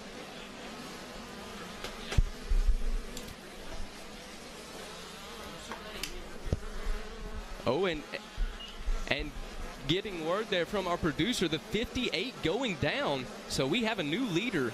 It is going to be the number 74 of Wyatt Thurman there on his KTM. So somehow I missed the number 58 of Darren Pine going down. But this is a shakeup here in Moto number 2, as Darren Pine was your winner there in Moto number 1. Wyatt Thurman getting a second place there in Moto number 1. And he is looking to improve that here. And I believe the 2-card lap is out. So Wyatt Thurman should be getting the white flag this time around as we see him coming that bib, hanging off to the side. My man is on the move. He knows he is in that first place position, and he does not want to give it up. To the outside he goes here in the 10 Commandments. He is going to double his way through them. And there is the number 58 of Darren Pine. So he's going to move down to second, able to get that bike up and going. And you know, in that last moto, Darren Pine put first place down and Wyatt Thurman was second. So let's see if we can't have this switched up in this second moto right here.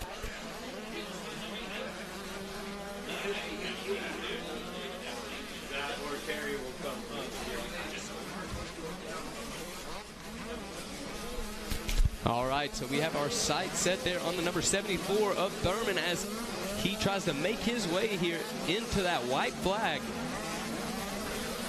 So Pine moving about 12 seconds behind there after his crash.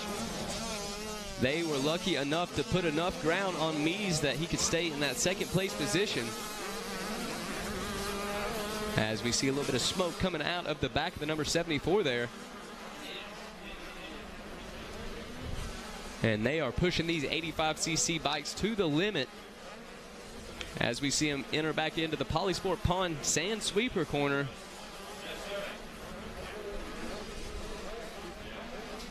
And they should be getting the white flag this time around. The white flag is flying for Wyatt Thurman there on the number 74. Darren Pine was 12 seconds behind him last time around. We'll see where he is going to rank up this time.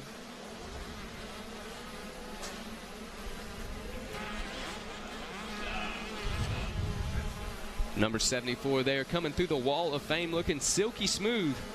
Taking that inside rut. He's going to go to the outside, get around the lap rider. As we see the number 95 there on screen. Here comes Wyatt Thurman. And there is Darren Pine, the number 58.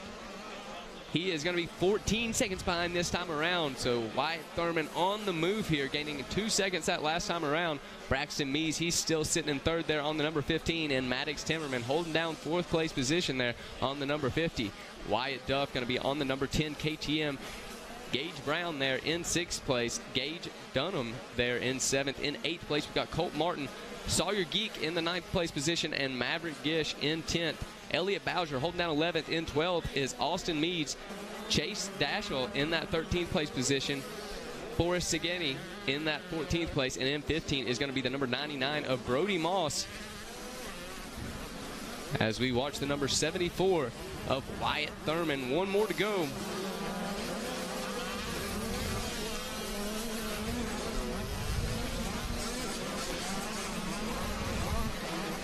And one more time through the sand section for him for moto number 2. At least through the Rocky Mountain sand section. He is still going to have to make his way around that Polysport pond.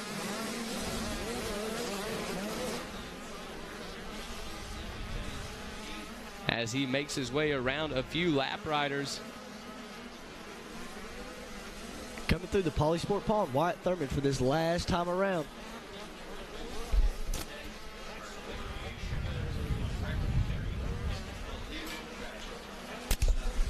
All right, one more time around, and it is going to be the number 74 KTM of Wyatt Thurman going to take moto number 2 win. And that is going to make him go 2-1 here in the 85cc 10 to 12-year-old class. As we wait for second to come across the line.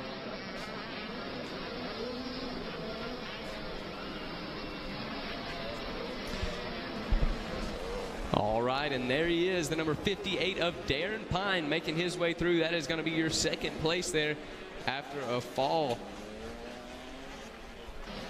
We'll see if Braxton Mees is able to hang on to that third place position. He had about 8 seconds, and he does. So the number 15 of Braxton Mees going to round out the podium here on this one. And I'll go ahead and turn things over here to Mikey.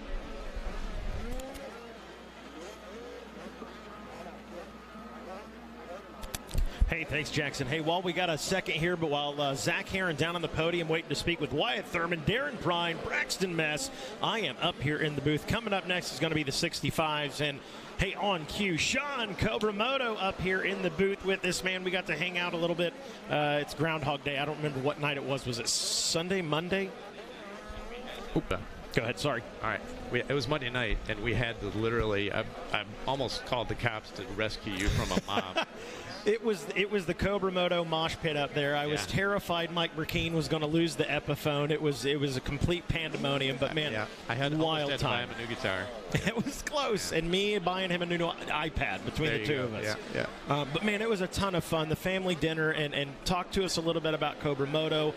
We had the new models that were released for 2024. You guys will be celebrating, or sort of celebrating now, 30 years. 30 years at the ranch, and our brand is all about the ranch. It was really born here. Oh, for sure. 93, the founder of Cobra. We didn't found it. A guy named Bud Mamoni did. Yep.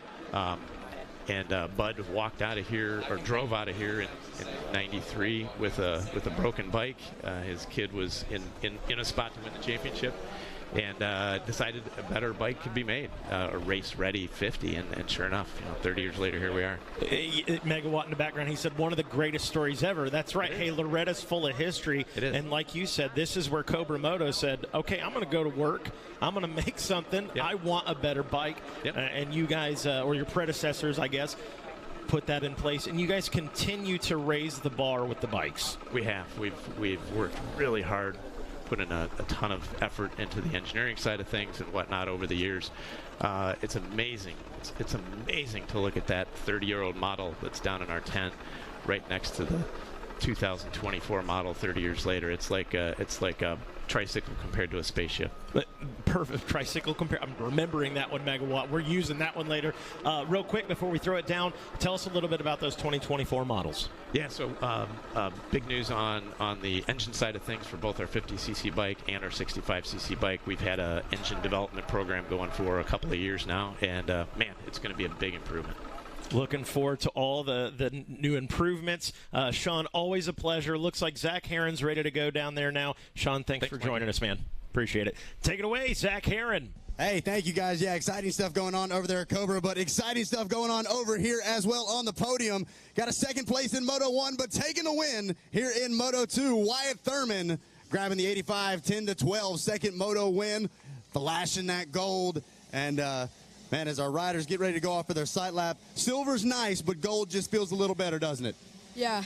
Without a doubt. Well, man, I'm sure you're well aware, but you're locked into a championship battle right now. You know that? Oh, yeah. Big plans coming into Moto 3. You've clearly got the speed. You've got the fitness. What did it take to get the job done here in Moto 2? It all started with a good start, and I got off to a pretty good one.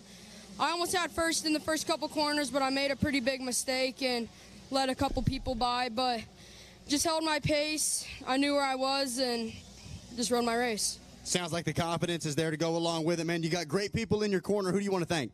I'll thank Mom and Dad, Moose Racing, Parts Unlimited, KTM Orange Brigade, Alpine Stars, 100%. My sister, her friend, they wanted me to thank them. And Guts Racing, Hinson Clutches, Game Moto, and everyone else that supports me. Thank you. There you go, guys. One more time. The number 74 grabbing a second Moto win out here at the ranch. Man, this 85 10-12 class is heating up. And coming up next, we're going to be talking to the silver medal recipient. And we saw the 2-1, and now we're going to catch the other side of it, the 1-2. And going along with it, man, I think this just makes everything a little bit sweeter. The Stasic Whole Shot Award being awarded to Darren Pine, as well as a silver medal, man. Well earned there. Put your hands together for second place here in 10-12. He's got the medal. He's got the Whole Shot Award, man. Let's step up and talk about it. So out here at the ranch, man, you know, you got 3 opportunities. You got it done in the first moto. You're back up here on the box in the second moto. What's the plan going into Moto 3? Just try to win it. You know, today I guess wasn't my day.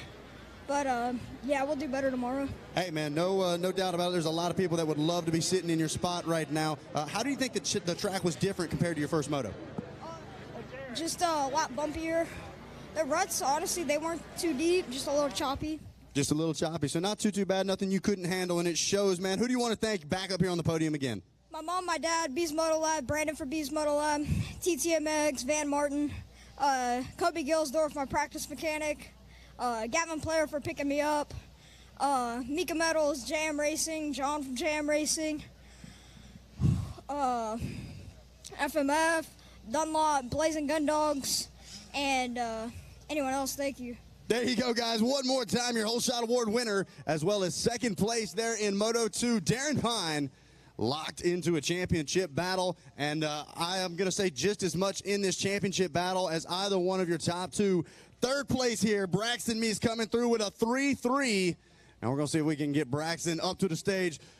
The crowd is clearing. Here he comes. Ladies and gentlemen, going 3-3 so far. Put your hands together. Mr. Meese up here on the podium once again. Flashing the anytime. Like I said, you got something to put on. You're talking to me or Jason Wygant up here on the box. You are in the right spot.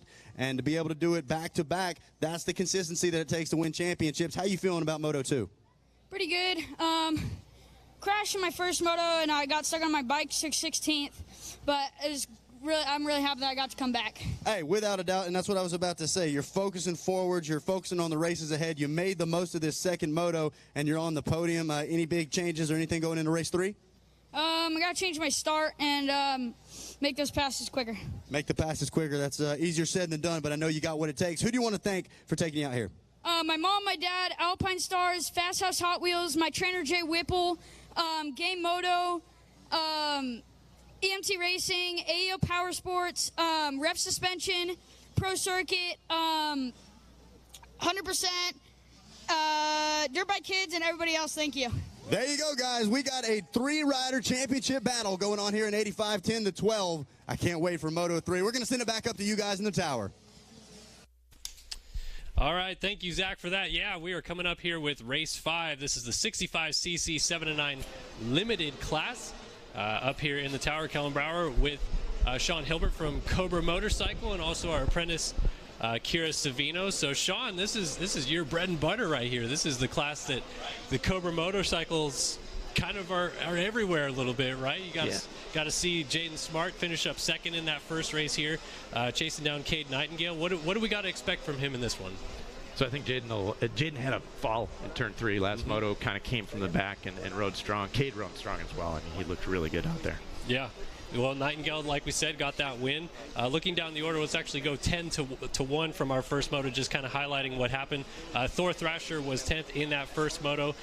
Going up until 9th, we got Carter Pilgrim. 8th was Jax Baker. 7th was Jay Sonnenberg. 6th was the 16 of Gavin McCoy. 5th there for Talon Hinson. 4th for Seth Chemnitz.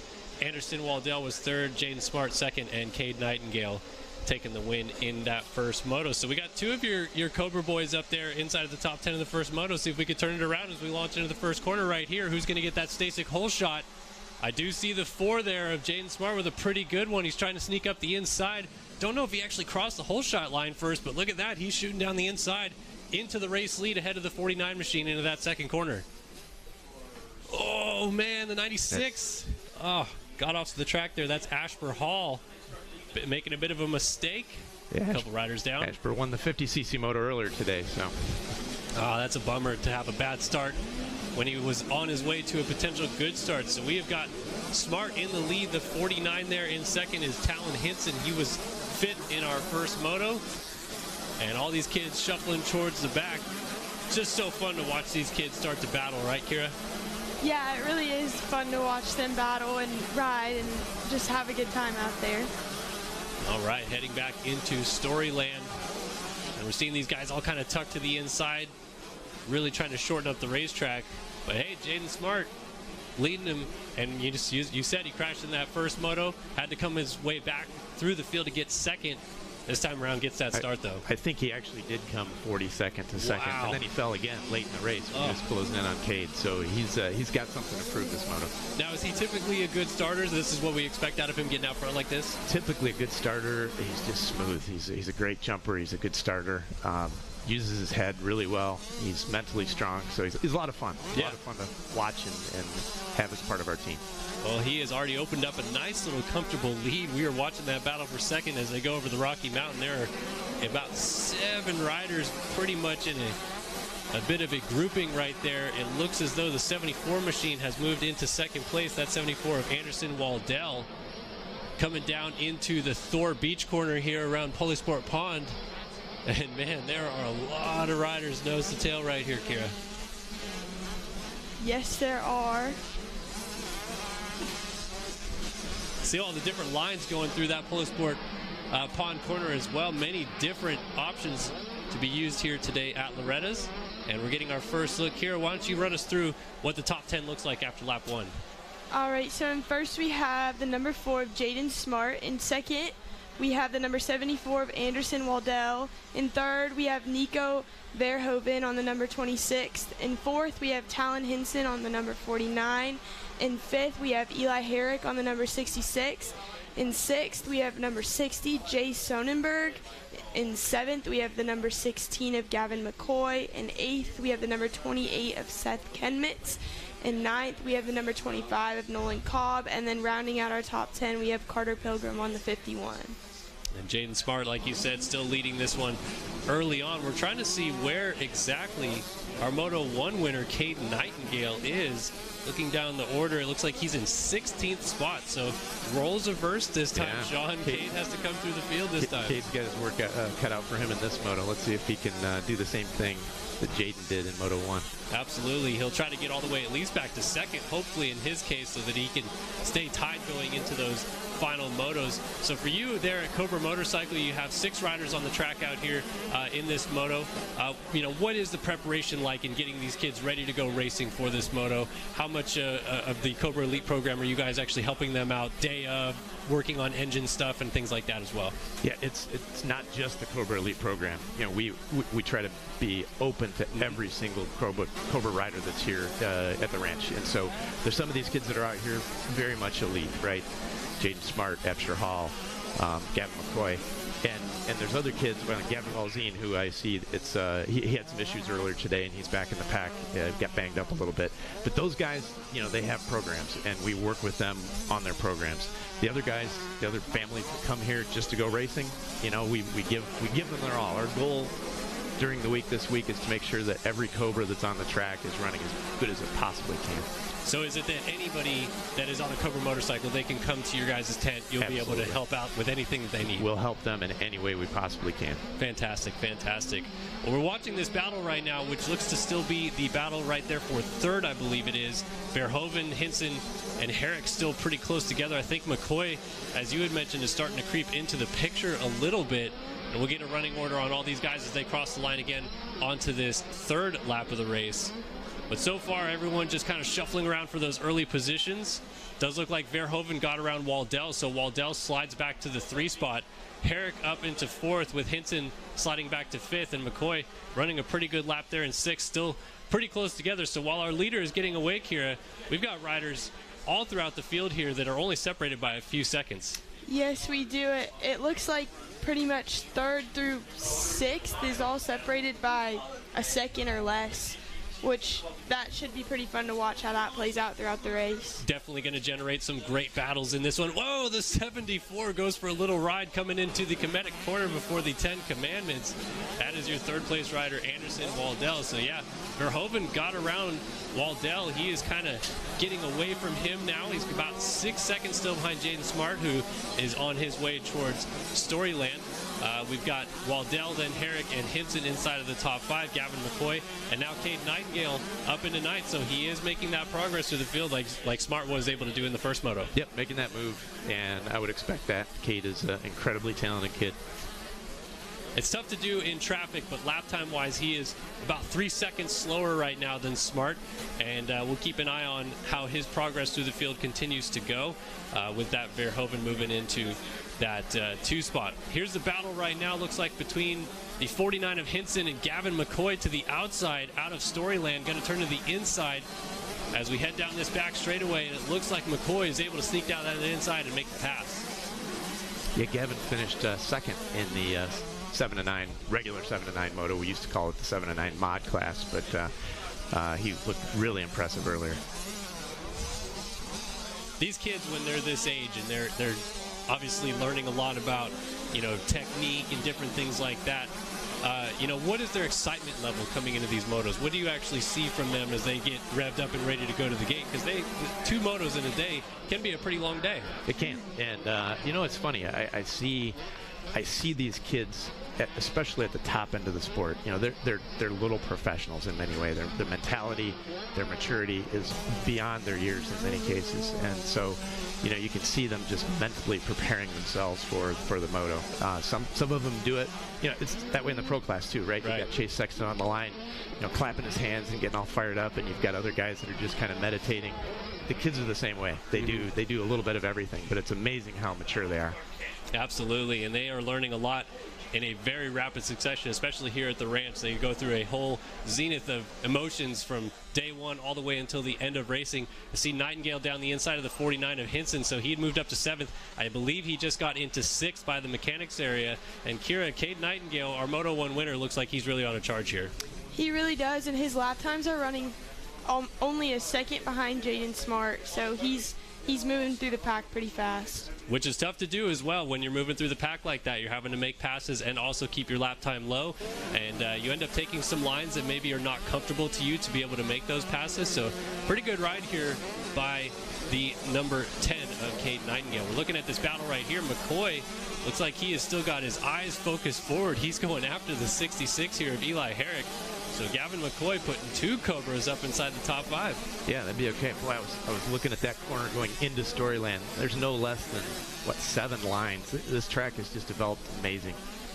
Yeah, well, I mean, a lot of lines, but also a lot of deep lines, which for these riders on these 65 machines, they get buried down quick, huh? So the prep before the 65 typically isn't a whole lot. You know, when the 50s go out, they make sure the track is pretty doable, right? These guys, sometimes they go out right after 450 Pro Sport, and the track is just deep and ripped, and they have to deal with it. Right, so that's another jump that these kids are having. Some of them are just getting into this class for their first year. What are some of the sort of things that you can do to these motorcycles to help them better adapt to that, maybe work on suspension or things like that so that they can get through these big, deep ruts? Yeah, one of the things we've done over the years is we've really analyzed what it takes to develop a motorcycle, design a motorcycle that races on a track that's ripped up by a big bike, right? When you have the wheelbase that's, I don't know, somewhere a little more than half of what a big bike wheelbase would be, it takes the bumps completely different than a big bike does. Absolutely. And you have to think about that in terms of how the chassis is set up and how the suspension is designed. Yeah, and it looks like McCoy is really utilizing a lot of different lines on this racetrack to try to make this pass on the 66 of Eli Herrick. It is still Jaden Smart from Nico Verhoeven. We also have Anderson Waldell in third, and then this battle on your screen between Herrick and McCoy. Kira, what are you seeing from Gavin McCoy as he tries to make this pass here? I'm definitely seeing him try and switch up his lines and figure out a way to get around Herrick to move up into the fourth place position. So it's interesting to see the different lines he's taking as he goes around the track. Yeah, definitely using every inch of the track here at Loretta Lynn's. We're actually looking at maybe a battle brewing again for second there momentarily. Waldell had started to creep back up to the 26 of Nico Verhoeven, and they are both running similar lap times. In fact, Waldell just went about 9/10 of a second faster than Verhoeven that last time by. So maybe a battle for second brewing. We also have that battle still between Herrick and McCoy, and you can't count out Cade Nightingale. He's still just 3 seconds off of that battle between Herrick and McCoy. So we have kind of two separate main battles going on. You got that inner podium battle, second and third, and then almost looks like we're about to have a three-rider battle for that fourth spot held by Eli Herrick right now.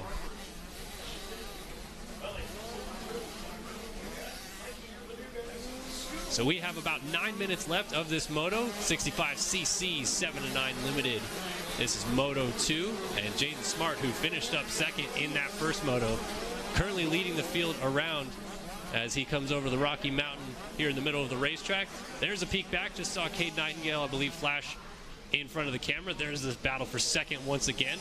26 of Verhoeven and Waldell. And Kira, Waldell got passed by Verhoeven, but he looks a little bit fired up here to go back after him.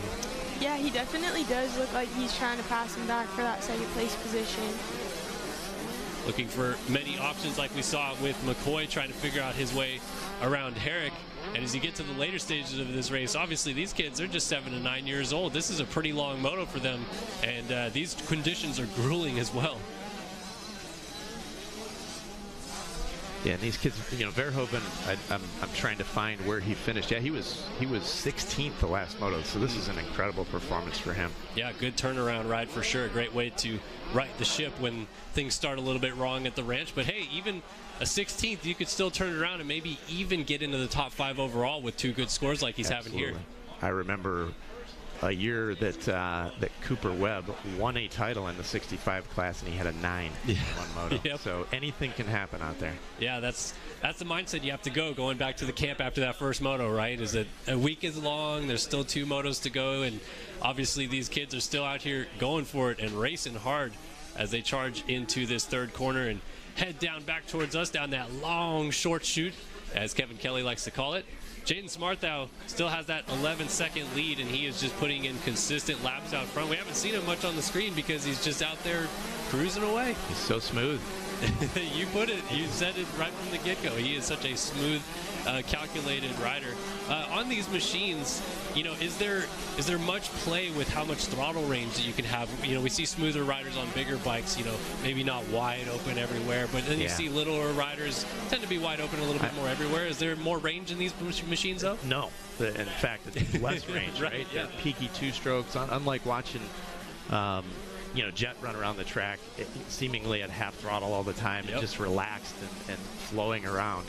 I would dare say that it's a lot easier to do that on a 450 than it is a 65.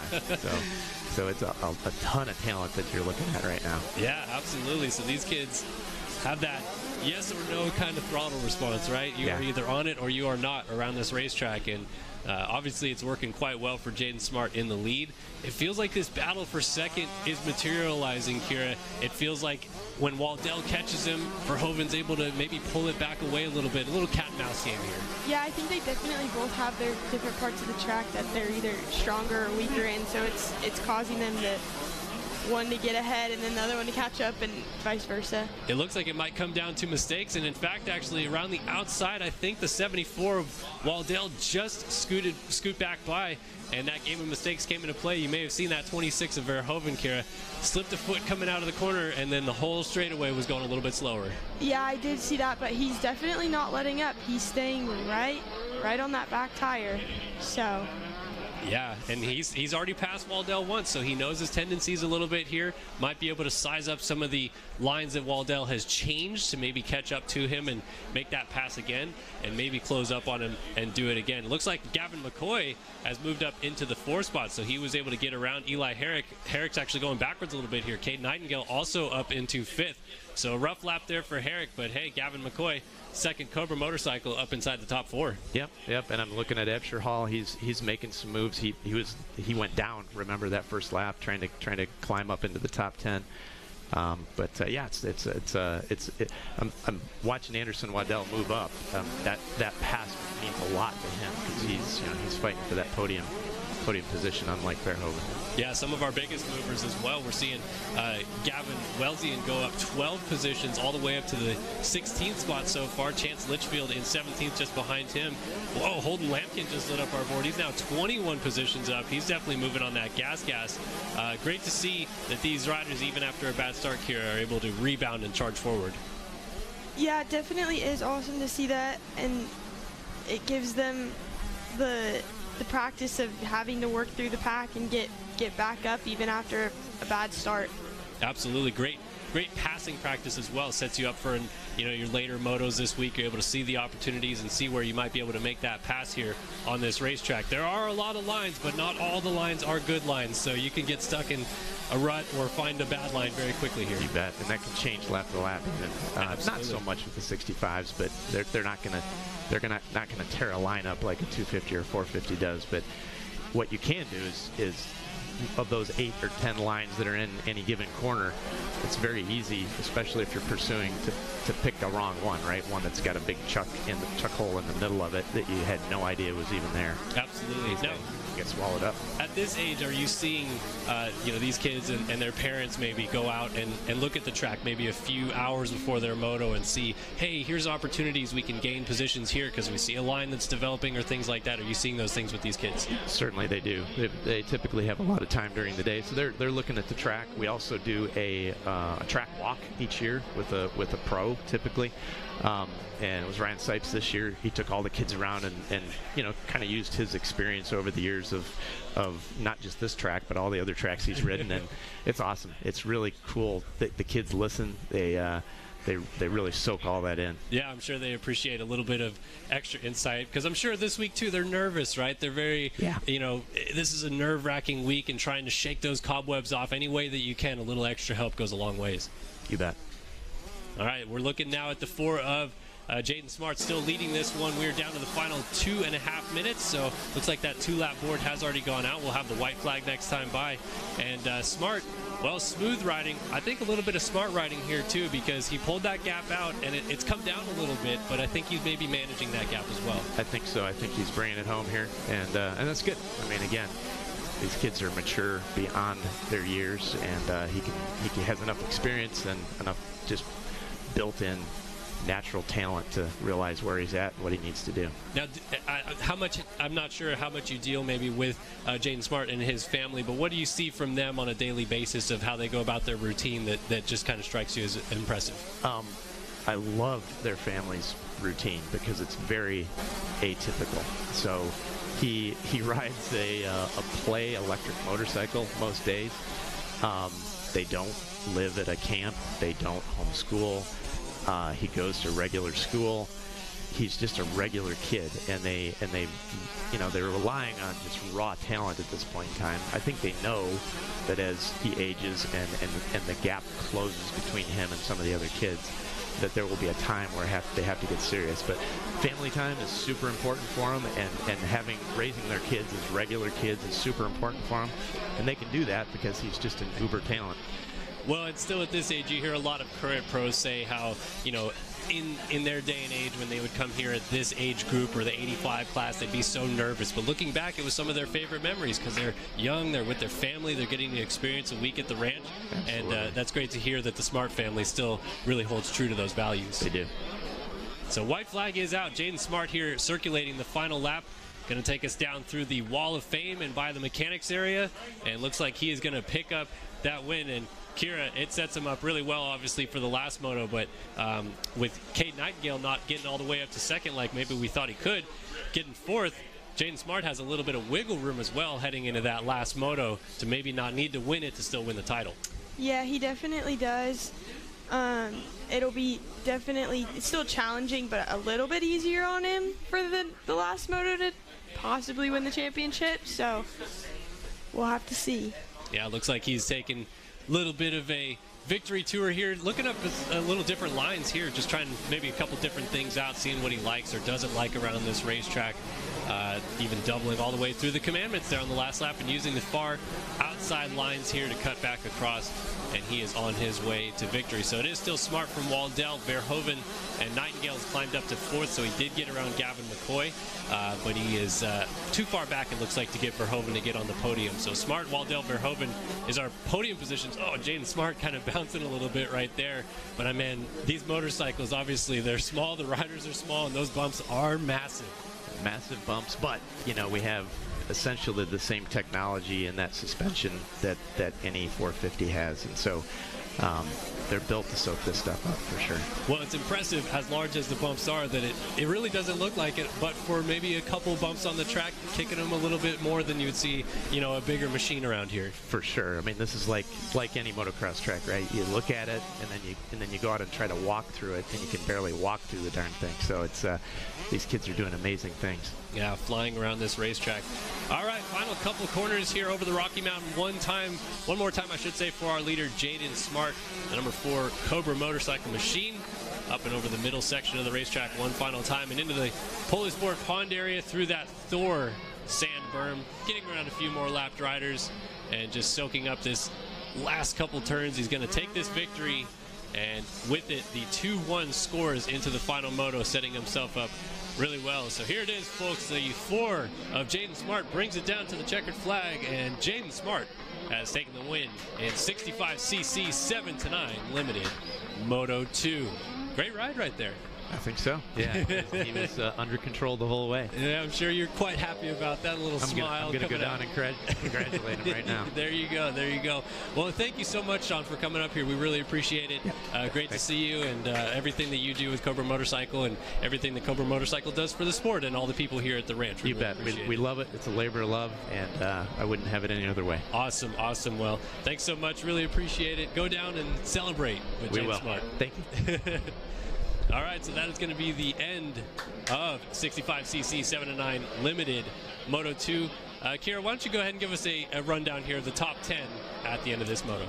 All right, so the top 10 for the 65cc 7-9 limited class. In first, we have the number 4 of Jaden Smart. In second, we have Anderson Waldell, the number 74. In third, we have Nico Verhoeven on the number 26. In fourth, we have Cade Nightingale on the number 10. In fifth, we have the number 16 of Gavin McCoy. In sixth, we have the number 66 of Eli Herrick. In seventh, we have the number 51, Carter Pilgrim. In eighth, we have the number 49 of Talon Hinson. Ninth, we have the number 25 of Nolan Cobb. And then rounding out our top 10, we have Seth Kenmans on the number 28. Fantastic job for all of our riders finishing up this moto with better results, hopefully, than they had in the first one, maybe leaving this one a little bit happier. So we're getting ready here. It looks like the riders are getting off the track and winding down, celebrating with the family. Obviously, a very emotional time no matter where you finish, coming off the track and getting those hugs from mom and dad, always really nice to see.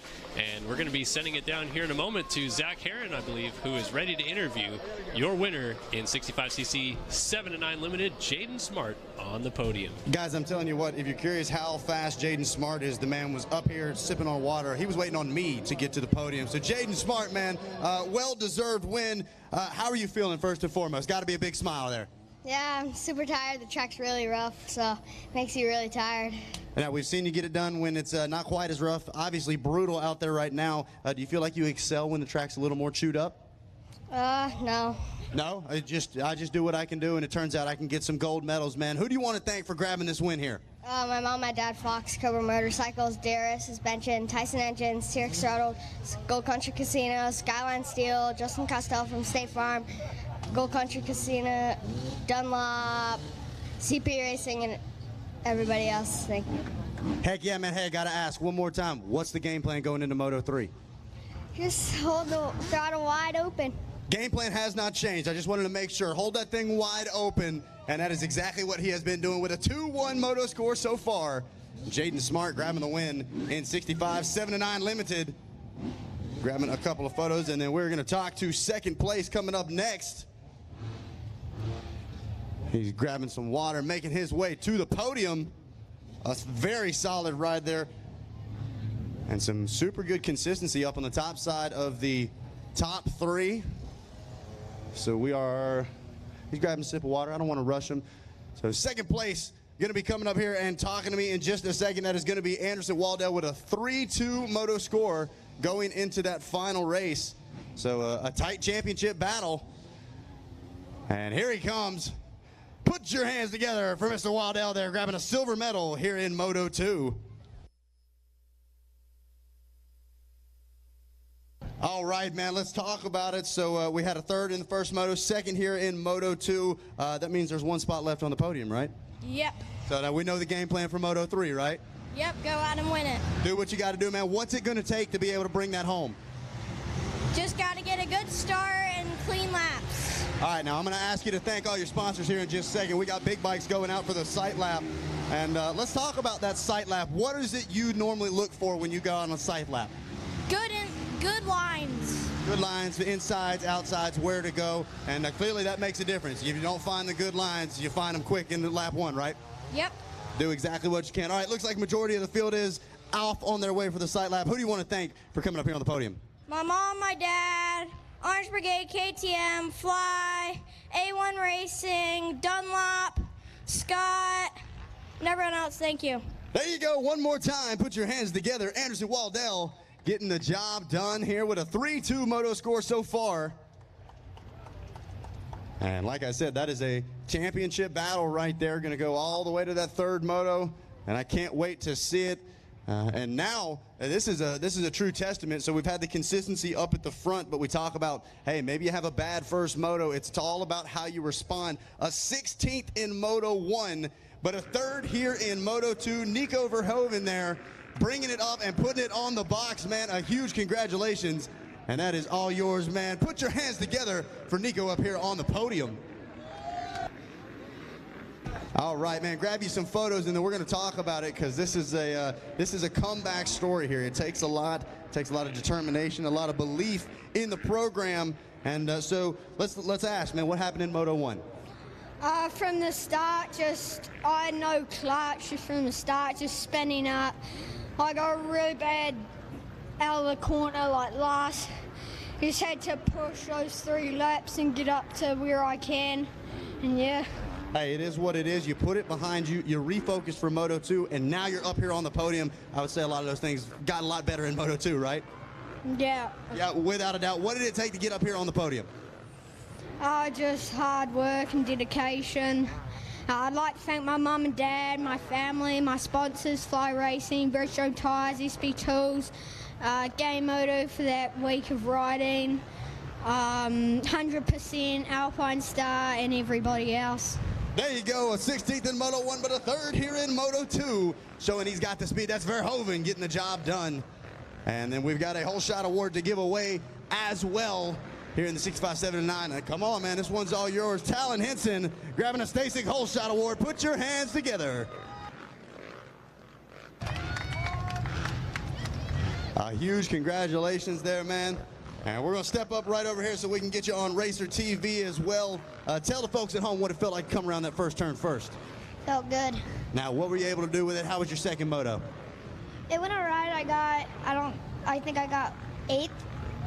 And I just was fighting as hard as I could, and I ended up getting 8th. Good moto. Hey, absolutely, man. It's a whole lot easier to have a good moto when you start up front, right? Yeah. Without a doubt, buddy. Well, who do you want to thank for taking you racing out here? KTM Orange Brigade, Dunlop, Fly, Scott, Alpine Star, FMF, Ethica, and that's it. There you go, guys. That is your Stasic Hole Shot Award winner, Talon Henson.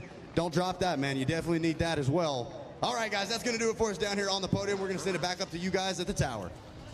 All right, thanks a lot. We've got the Senior Plus 40 class, their second moto, folks. So we are excited to watch these guys go racing. Mike Brown comes in here with a 1, but we'll check in with our top 10. Robbie McQuarrie in the number 10 spot in that first moto. 9th place was Ben Riddle.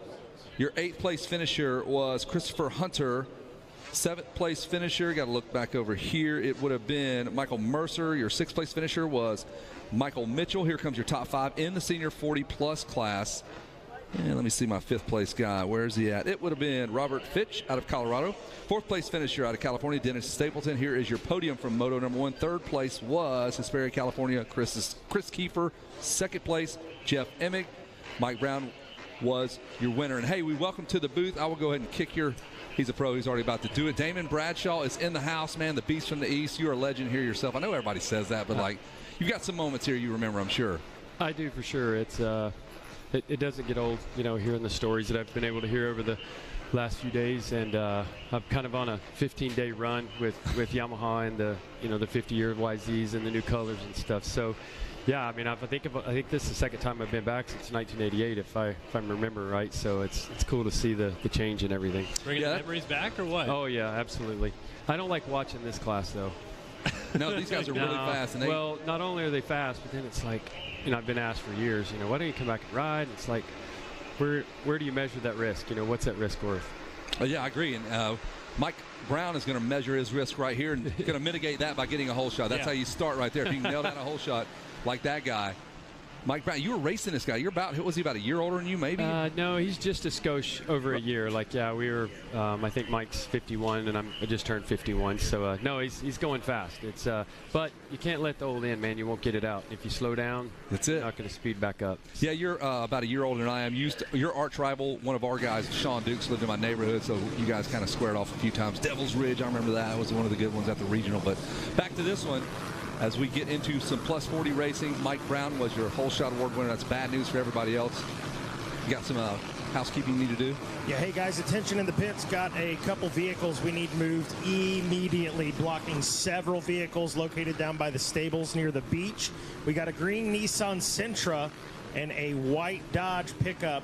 I think it Florida plates on the Nissan and didn't catch on the Dodge, but bottom line is, if that sounds like your vehicle, you're down by the beach, got to move it right away. Otherwise, we've got the equipment to move it for you. Thanks. Plenty of it, plenty of it. So we again welcome back Damon Bradshaw to the booth.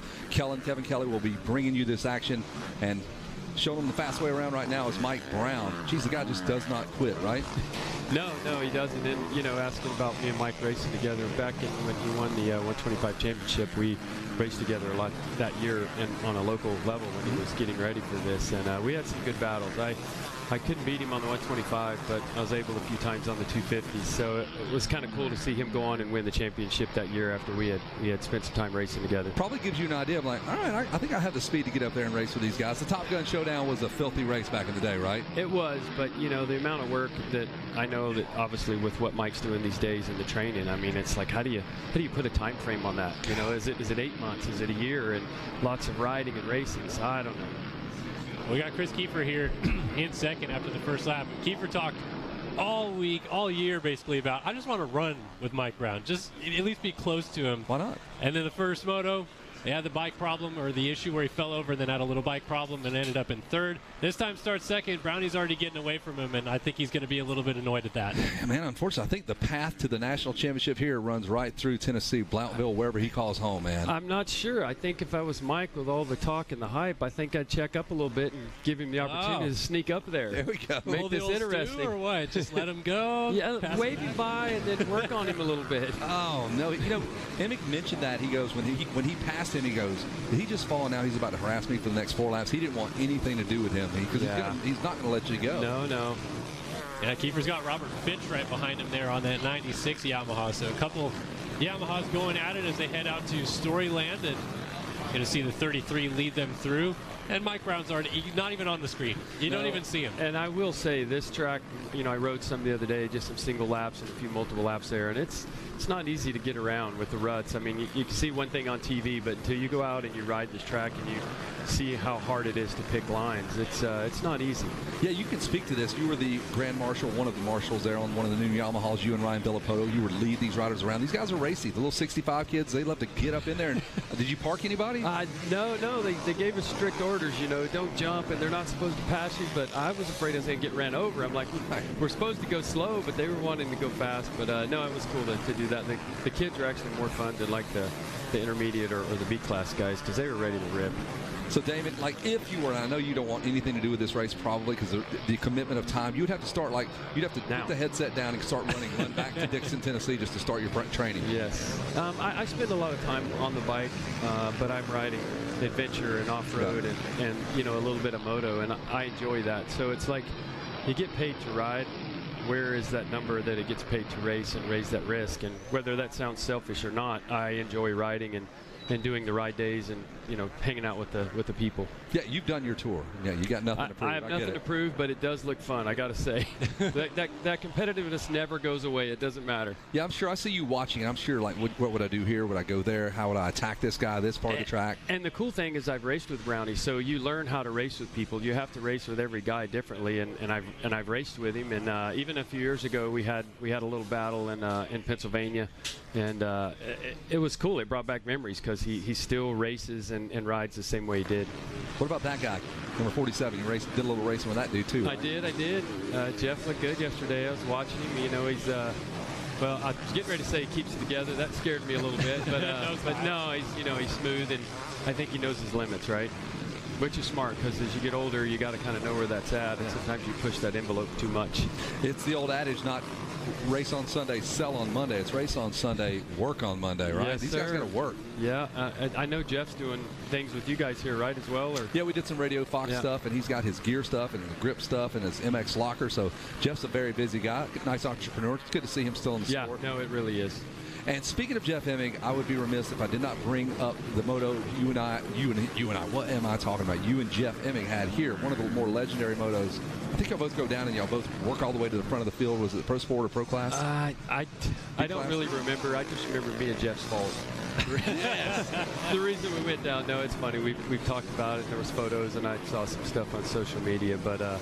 Yeah, I mean, it's just like the guys now, right? The current riders, they battle here. You end up battling in moto and supercross with most of them. And but yeah, it's all about learning to race with the guys. So did he come around to your way of thinking? He thought it was his fault after you reasoned with him? To be honest, I don't know, because we obviously were on the same team together, so we always had a lot of disagreements, and whether we always liked one another or not. But it was fun. I mean, now looking back on all of that stuff, it was racing moments, and we move on.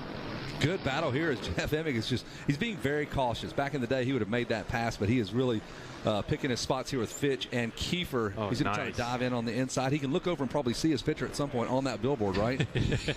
Are you on that? Have you ever been on that billboard? I haven't looked, so I he's so humble. I've been like, dude, if my picture's on there, I'd be like selfies with my picture. That's how cheesy I am, though. That's how humble these dudes are, though. Yeah, well, Fro got around Kiefer. They both actually got around Kiefer that last lap, more or less, as Fitch moves up to second, and Emig now into the third place right there. Emig's been coming from the back, riding that two-stroke against all these big 450s, and he's given himself a lot of work this week. Yeah, that's a hard thing on the start, especially when they plow it like they do, before these guys go out. They just did. You are absolutely right about that. Emig working on Fitch. He said he's been working on that bike continuously since April to get it to run how he wants it. Like, he just started kind of getting serious in April to do this race. So Mike Brown got serious about this race about 9 years ago and has not. Right? A little bit of a head start. A little bit. There's something to gate drops too, right? Just getting consistent gate drops. You know, it's like you can go train and ride as much as you want, but my whole look is you got to go racing. You really do. Yeah, they didn't have the training facilities and all that stuff. What did it look like back in the day for you? Just go find some piece of raw dirt, go put some laps in, or? You know, I tried to do a little bit of everything. I never had a trainer, so I just tried to come up with what I thought would work. And Ricky Johnson back in the day made the comment about just spending as much time on the motorcycle as you can. So I tried to do that, whether it was on the track or it was playing or it was hill climbing. Damon Bradshaw again joining us in the booth as we watch Chris Kiefer now coming under the attack, I believe, of Dennis Stapleton on the Honda now. So Kiefer, not been an easy go, man. It's a SoCal war out there right now as Staple closes up on him with that bright orange helmet. You know Kiefer's not going to be too thrilled if Staple gets by him. It's one thing if Brownie walks away from you. I think he's a little local guy. A little different when the local guy gets by. You travel 3,000 miles and you still end up racing the same guy. Yeah, you guys are hard on him. I mean, you know, back in the day, though, wasn't there one guy you always wanted to beat one guy that annoyed you? You definitely raced other people harder than you did other guys, for sure. I'm only hard on one because I work with him, so I can be hard on him. Oh, okay. I give him a little bit of a tough time. And to me, it's a little easier to accept all that as you get older. Yeah. You can't beat up on the young guys too bad. Well, he was pretty tough on himself after the first day of racing. He said that he shouldn't have even been out there, but his son carried the flag for him, did pretty good on the first day. And now Kiefer, you can see he's squaring corners off, trying to figure out a way back around Stapleton here. And he might have done it on the inside there, and we're watching Emig and Fitch go at it too. Yeah, Kiefer did get back around Stapleton, and Emig is trying to close that gap down on Fitch. 23 seconds behind Mike Brown. Little bit of a gap for our race leader. Mike Brown going to try to hop in the Guinness Book of World Records, it sounds like, to be the oldest man to race a national. What, 52? How old was Dowdy when he did his? Wasn't 52, right? Yeah, I don't remember. I remember when that was going on. I did hear some people talking about that. He says he wants to eclipse the all-time win record, which will require this year and next year, and then after that he wants to go do a pro national, so that would put him at 52-ish. So okay, I would say you go do that thing now, right, while you're super sooner than later. I mean, Father Time's undefeated, man. You ain't going to get any faster, but I say that, and this dude seems like he's gotten faster. I think so. It's like watching him ride here. He definitely looks, to me, I think he looks stronger. Now, competitive spirit inside of Mike Brown. When his wheel almost expired in that first moto of, I believe it was senior 50+, Emig beat him by 30 seconds. Is he trying to do that to Jeff Emig now? He's trying to say, you know what, let's flip the table. I'm going to beat you by 30 seconds straight up. I think he knows in his mind he's got these guys handled. But it would be cool to see him, not go down, but get a bad start and watch him have to work for a good 15, 20 minutes. Dude, you're talking like an announcer now. It would be cool to watch. I love when you guys get bad starts. I pray for you to get crappy starts because I know you're going to work and make it fun for everybody else. Exciting. Hey, well, speaking of Blue Crew, you guys got some stuff going on in the pits. I know you're doing your Blue Crew Invitational again. I think we're going to Lazy River. Are we going to a second location this year as well? I think Glen Helen as well. Helen, East Coast, West Coast. Very cool. Yep. So I'll be at the one at Lazy River. Yep. I think I have something else going on the weekend of the other. But yeah, we're doing more and more of the Blue Crew stuff, and then also on the adventure side with the Yamaha Tenere 700. Man, you got a lot of fun stuff. You live a charmed life. You went from racing Supercross to jumping monster trucks. Now you're a Blue Crew advocate, just living in Idaho. Yeah. Man. I live in Idaho. No, I'm super happy to be working with Yamaha again, and it's cool because I get to do lots of different events. It's not like I do just one thing, so it keeps it interesting, or I'd be bored. Not boring right here. We're watching 47. Jeff Emig try to run down Mr. Fitch, and he is just not going away. I wonder if he's just trying to wear him down a little bit. The crafty veteran move, just wear the old guy down. He's staying out of the roost. Yeah, you're right. You're absolutely right about that. Now, have you had people come up to you and tell you about a race that you weren't even at? Man, you remember that in that European race you were at, and you did this? You're like, nah, I wasn't even there. Never made it there. There's a period of time in my career that was a complete blur to me. I remember the beginning very well and the end, but in the middle there was probably 3 years there that it takes a lot of refreshing. That sounds like my youth and my college years, I'll be honest with you. Yeah, and it wasn't from partying. It was just sheer like being young and things going so fast. I have to, and people get a kick out of an ass, but I'm like, I'm honest. I do remember those first couple of years, but stuff in the middle, I don't. Now in the middle stuff, was that, you think, because of the grind of it all, and you just, I don't know, maybe got a little bit tired or monotonous with it? I don't know. I just think it was so fast-paced, and there was one thing I never said no when it came to doing whatever. You know what I mean? I didn't leave a lot of. Brian Lundis used to say, "You got to leave some pie for yourself," and I never left. But I wouldn't go back and do it any different. Man, those first 5 rounds of Supercross, when you and Matasevich jump in together, those were some wild, like Larry Ward, just literally almost fist fights on the track. Stuff's good, man. It was great to watch. There was a lot of aggression in those days. So much but that was what motivated me to want to win. Did that like elevate you to like, oh, okay, all right, let's go? Absolutely. I mean, as soon as somebody gets under your skin, that was just drive for me. Oh, that's awesome. Matt Walker was kind of like that. I remember Matt and Justin Barsha, like, you want to bump and grind, let's do it. This is fun. They turn it into a game. Yeah, they don't get mad. They're like, yes, let's elevate the heart rate. Did you have times in your career then that you maybe something wasn't that bad, but you in your own mind made it a little bit worse? Oh, absolutely. Oh, yeah. And sometimes the material. reaction wasn't the smartest, but I mean, I look back on some of the things. I'm like, yeah, that was probably a little rough. But it motivated you, right? It did. I mean, you get beat sometimes, and you have to accept that. Man, I know you were one of my favorites, and when I watched Jeff Stanton go by that camera, and he's doing it #1. I'm like, oh, it's killing me. That was that day. Rough. I don't want to even talk. No, it's all good. God, it was rough. Jean-Michel Bell was trying to help you. He was. He was going so slow. I just rode horrible that day. One of those deals. Unfortunately, it was the one that counted that I rode. And normally I operated well under pressure, but definitely not that day. Yeah, we're talking about the rough day. Was it 94 LA Coliseum? You don't even want to. I don't know the year. I know it was LA, but I don't know what year.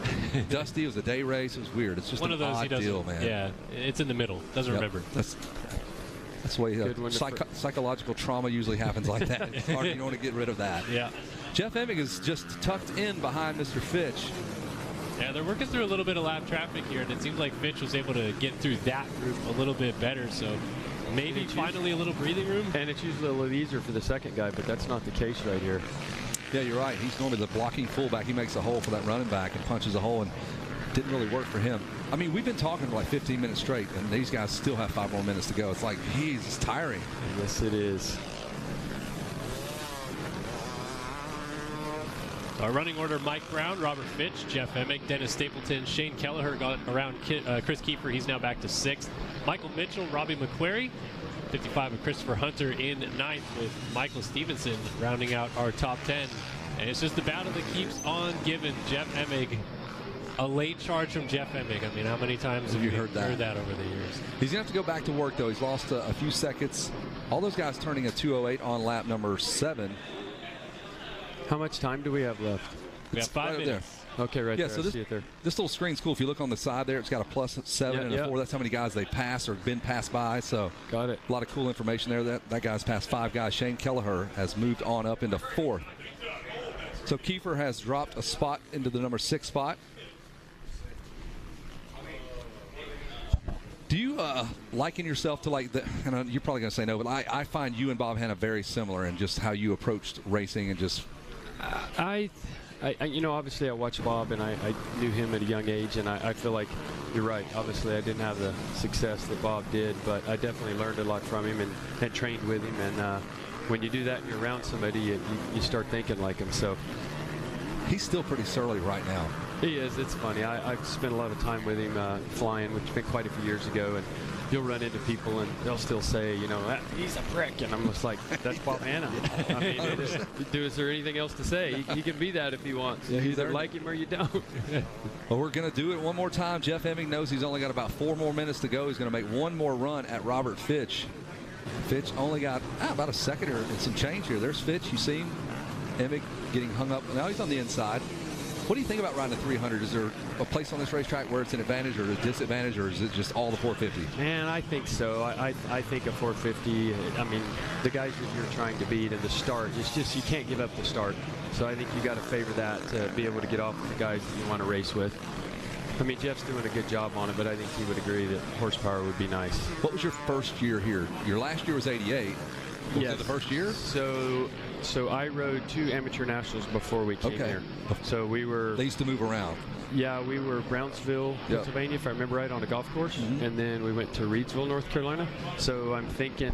That's close to home.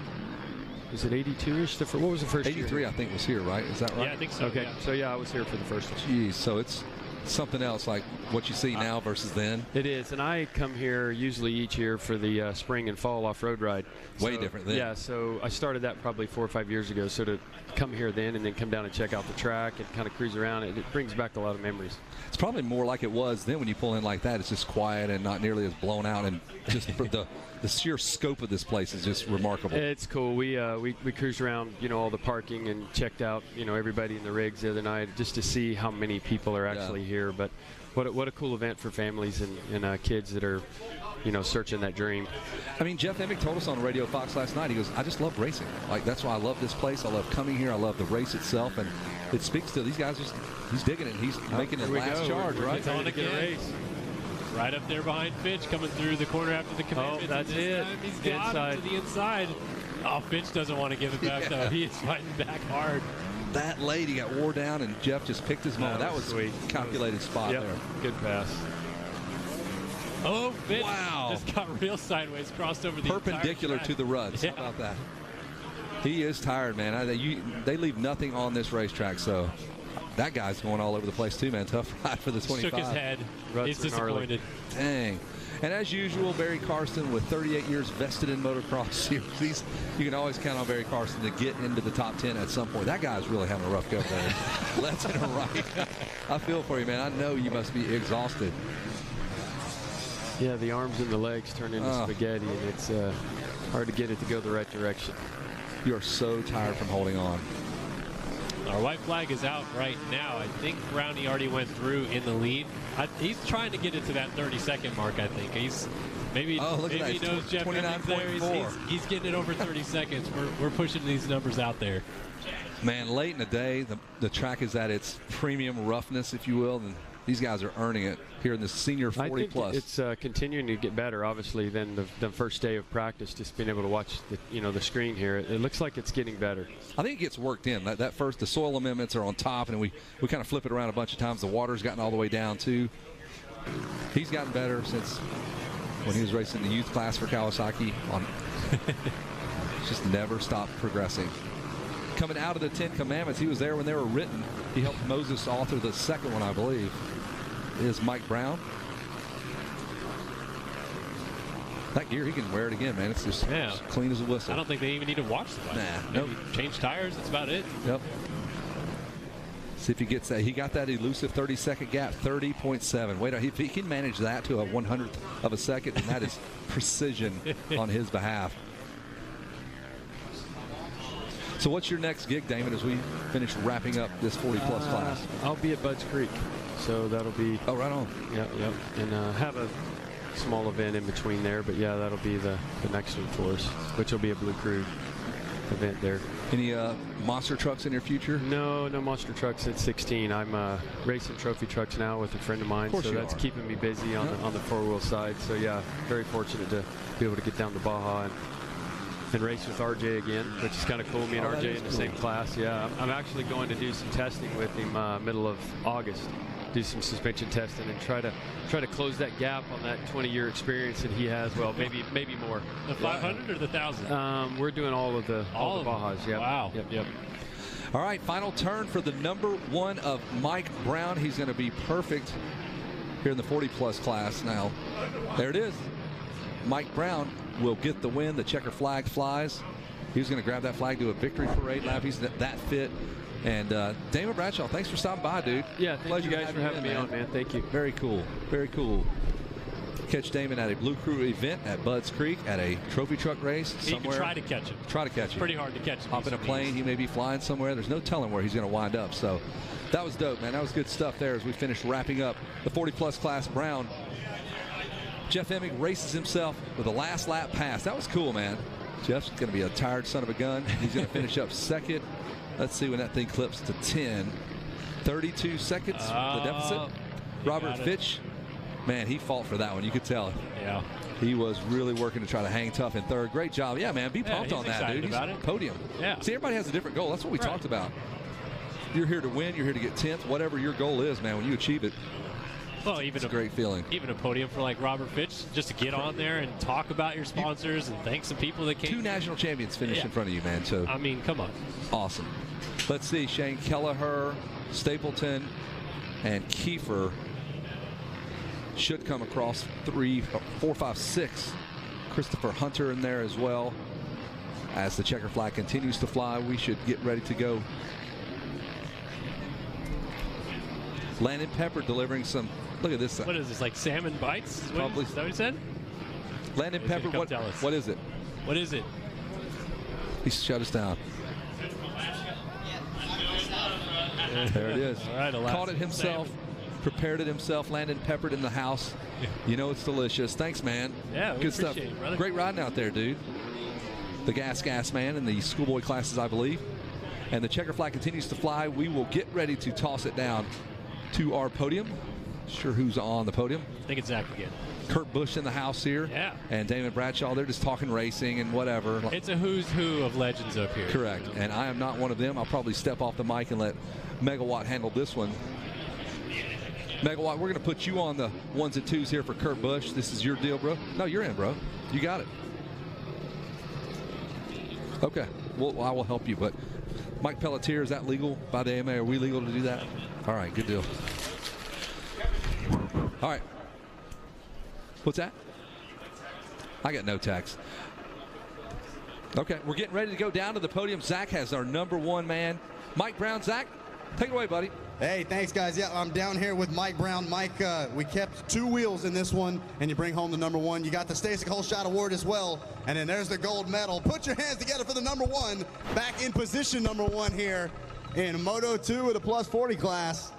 And Brownie, man, it looked like business as usual. You came out of that first turn and said, I'll see you boys at the finish line. Yeah, I got a good start. My Dunlop 14 hooked up. You know, I think a lot of people went against the paddle tire maybe, but the start's crucial on this track. It's rough out there. It's hard to pass. And if you don't get creative, it's hard. So my Dunlop got me out the gate, and I got the whole shot there. But it's just great being out there. The track was, for me, that's probably the roughest I've ridden this track. It got hard packed, square edge. The ruts got really a lot of holes in them. And I think tomorrow, if the rain don't hold off, we need to make a few bike changes. And yeah, I wasn't happy with my riding, but we'll get it again tomorrow. Now, as we wait for the rest of the pack behind us to go out for the sight lap, I've been hearing some rumors from people that would know. What is this I'm hearing about this year, Pro National? We don't know anything about that, right? No. I said yesterday, maybe next year after Loretta's. I want to do Loretta's one more year, and then if I could qualify for National, that'd be great. But if not, I'll be back at Loretta's again the year after. But no, I would like to try it, just to try it. My age, be 52 next year, and just go out to see if I can qualify. And but I have to talk to the boss man on that. He probably is listening to me, and he'll probably put a no to that. But anyways, it's nice to be here, and you know, my KTM Mun Racing, a Glenna Twitch, Demolition helped me get here. FXR, thank you guys. All right, so a bunch of pro racers at home just started sweating. They heard there's a chance Brownie might be making a return, but for right now, he's bringing home a gold medal in Moto 2 of plus 40. Mike Brown getting the job done. And we're going to call up second place. Coming up next, Mr. Jeff Emig, another one, knows exactly how to get the job done.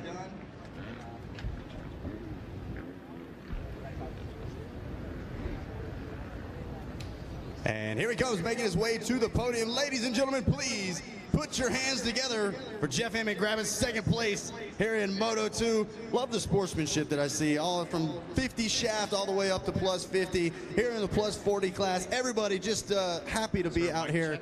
Put your hands together one more time for Jeff Emig. There we go. Up here in the front, man, we got to show off the gear. I'm a fan of it myself. And so it's definitely probably looked a little cooler than the black gear you were rocking yesterday, man. It's hot out here right now. It is. That moto was really, really tough. I mean, I used the ODI Emig Pro V2 lock-on grip.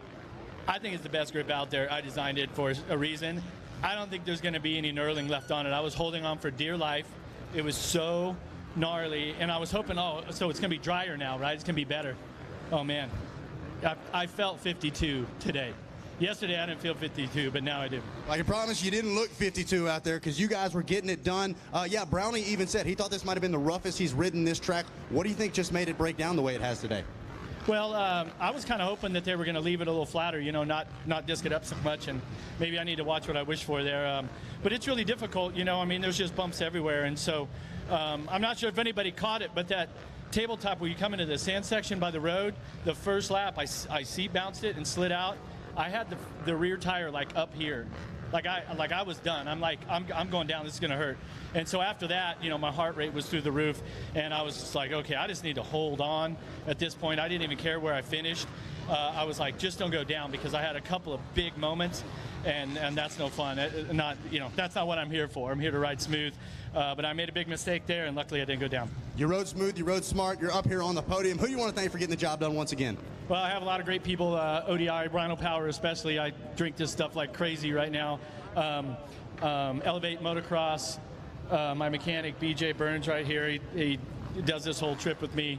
Viral Goggles, We Big Gear, rocking the new Jack Daniels stuff. It'll be available here in a couple weeks. So. There you go, guys. That is Jeff Emig once again grabbing a silver medal here in the plus 40 class. A solid ride there from Fro. And then last but of course not least here, working his way up onto the podium. Got a little debrief here with Jeff. Put your hands together, Mr. Fitch, man. You worked your way up there. Let's grab you a couple of photos first, and then we'll chat up here on the front of the podium. A huge accomplishment. And man, we saw you had the speed in Moto 1, just fell short of that podium. Now you got the job done. How you feeling? Oh man, I feel great. I'm a little hot, little winded, I'm not gonna lie. I literally rode 3 times before I came here from regionals, so I did myself no favors whatsoever. I just relied on 30 plus years of riding and held on tight. The Fitch Racing suspension, the new setup we have in it, like it just soaked the bumps up. It was more so just me feeling the pressure from Jeff the whole time. Once I made my way past Kiefer, it was like just charged towards Brownie and see if I couldn't put any time on him, and there's no way. That guy's an animal. But I couldn't do any of this without my wife and my family. All 4 of us making it here for the 2nd year in a row is incredible. I got a lot of bike work to do, so it's minimal hours of sleep, and no excuses though. They literally beat me, and Jeff just hounded me the whole time. I'm like,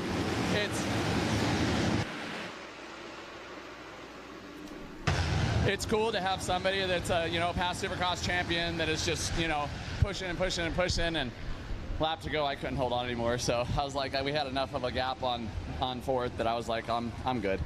But I gotta thank Rocky Mountain Cycle Plaza, Yamaha, Fly Racing, Oakley, Alpine Star, VP Racing Fuels, Roost MX, Acherbys, Dunlop. Dude, Dunlop, those things were monsters. Like I wheelied halfway down the start. Tamer Whole Shot, W Wheels, just everybody, Reliant Energy, Fitch Racing Suspension, Gut Seats. Just everybody out there, thank you so much. It's incredible. There you go, man. A huge congratulations once again, finishing 3rd in class there, grabbing a bronze medal, Robert Fitch. And that's going to do it for us on the podium. Gates dropped. I'm going to send it up to you guys in the tower.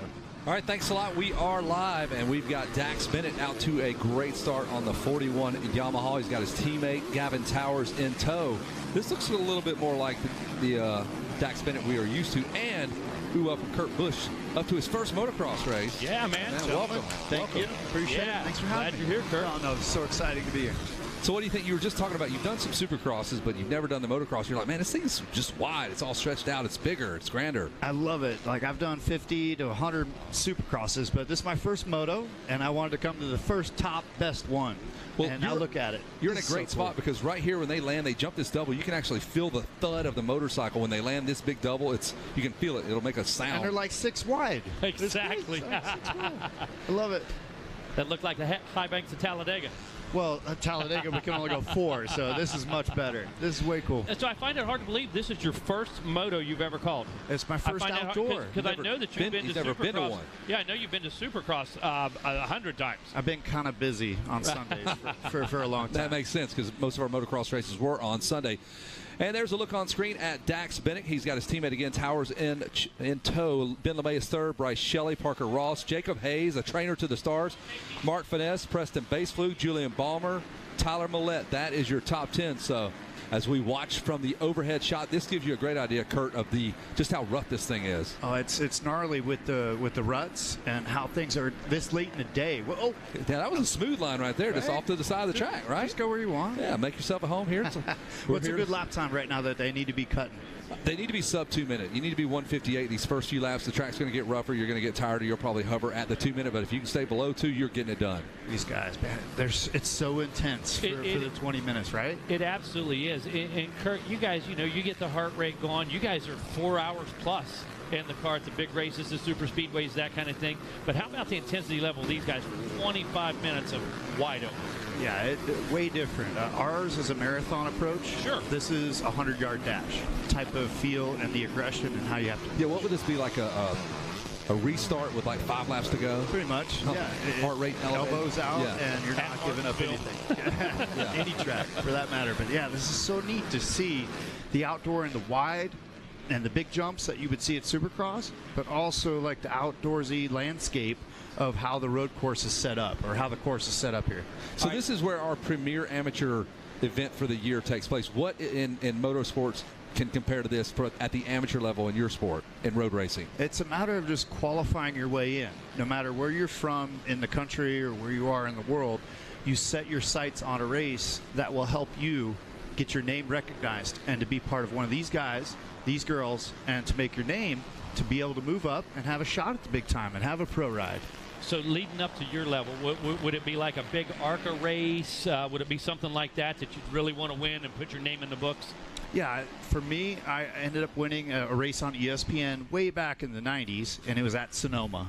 So Sonoma, West Coast, where I grew up in Vegas. Vegas was big. Phoenix. So you go to where the TV is, and you go to where all the competitors are. That's what my dad always taught me, is we're going to where the show is, because we don't want to mess around with the underclassmen. We want to go to the show. Absolutely. Find the competition. Go find it. That's what this is. That's why I'm here, and I love it. So Monster Energy gave me a nice hot pass, and I'm loving it. Yeah, you're in the mix here. Ben LeMay in the mix, man. One of the old guys, kind of a vet coming back to race the boys, jumping in here. He's in the number 4 spot, but I believe he's lost a few spots on that number 26 machine. He's out of Canada, just like Alaska, just like our friend Landon Peppard was moments ago. Brought some delicious food up here for you.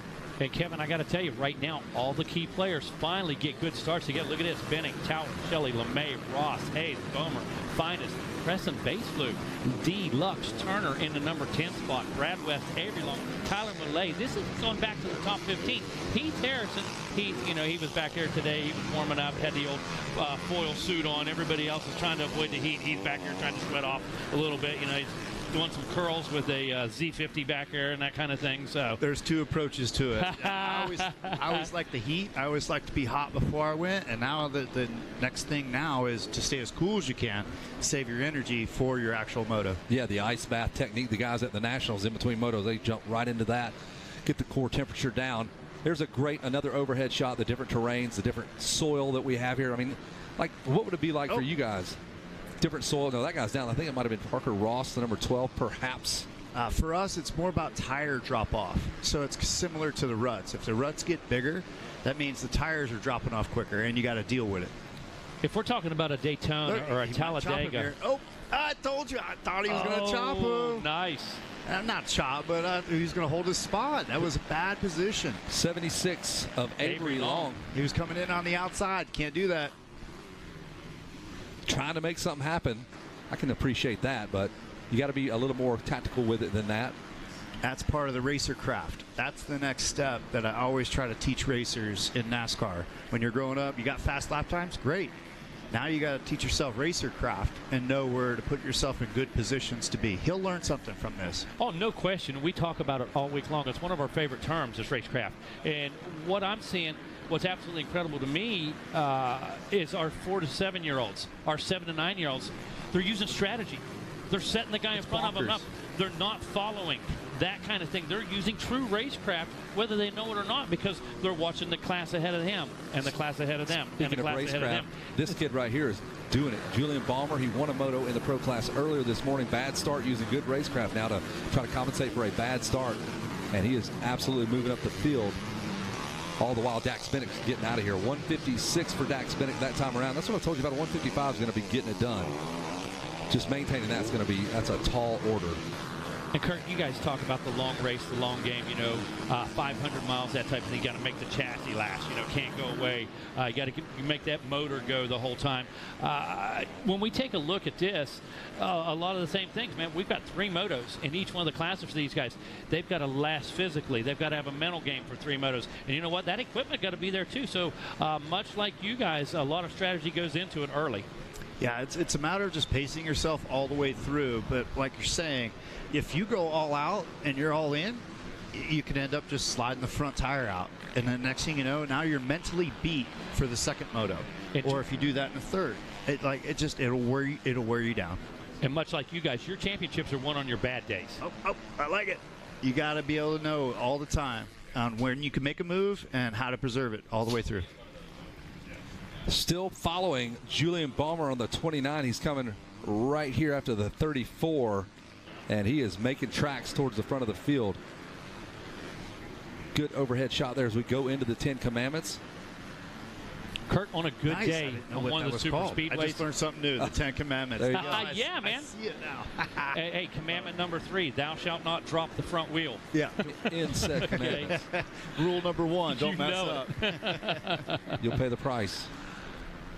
What do you think of all the lines when you take a look at it, Kurt? When you look at some of these corners that have 11 ruts, 11 lines through it, does that blow your mind? Yeah, it's like a Talladega super speedway type feel where you have options, but this again, it's about making your lap time right. That was going to be my question. On a big track like that, what do you see for lines? 3 or 4 in a good day? I know they change too, where the rubber buildup is, that type of thing. But what could you guys look for out of a big super speedway?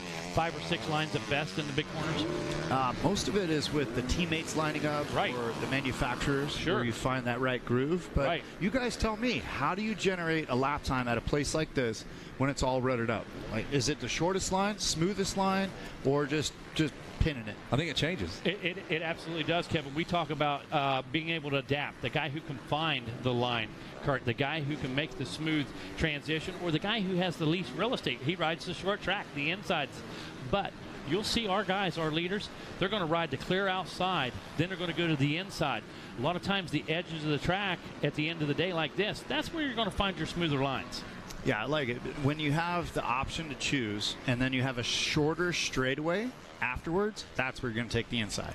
If you have a longer straightaway in NASCAR, that's when you want to take the outside. Just pin it and grab 3rd, 4th gear, right? Use Big Mo. Keep the momentum going. Carry the momentum. Ballmer has moved up to 4th. He matches our leader's fast lap time. In fact, he was the fastest rider on the track, 158.4. Your leader with a 158.8. So Ballmer is coming through the field. About 15 more minutes of racing to go. We got a long way to go with these guys. Yeah, this one 25 minutes here. This is a big one. And late in the day, this thing is rough. It's chopped up. It's got a whole different attitude right now. It's going to start to get nasty for us. But Open Pro Sport, that's exactly the conditions we look for, Kurt. No, this is where it gets mean, it gets nasty, and you got to put your big boy pants on. You got to know that you want to be able to go after this and conquer it for your team, for your family and everybody. Exactly. You know, we don't run this moto first thing in the morning. We don't run it after track. Anybody can ride a smooth track. Okay, anybody. I think I could. Actually, I've stayed on 4 tires my whole life. 2 tires scare the heck out of me. That's why I respect the heck out of these guys.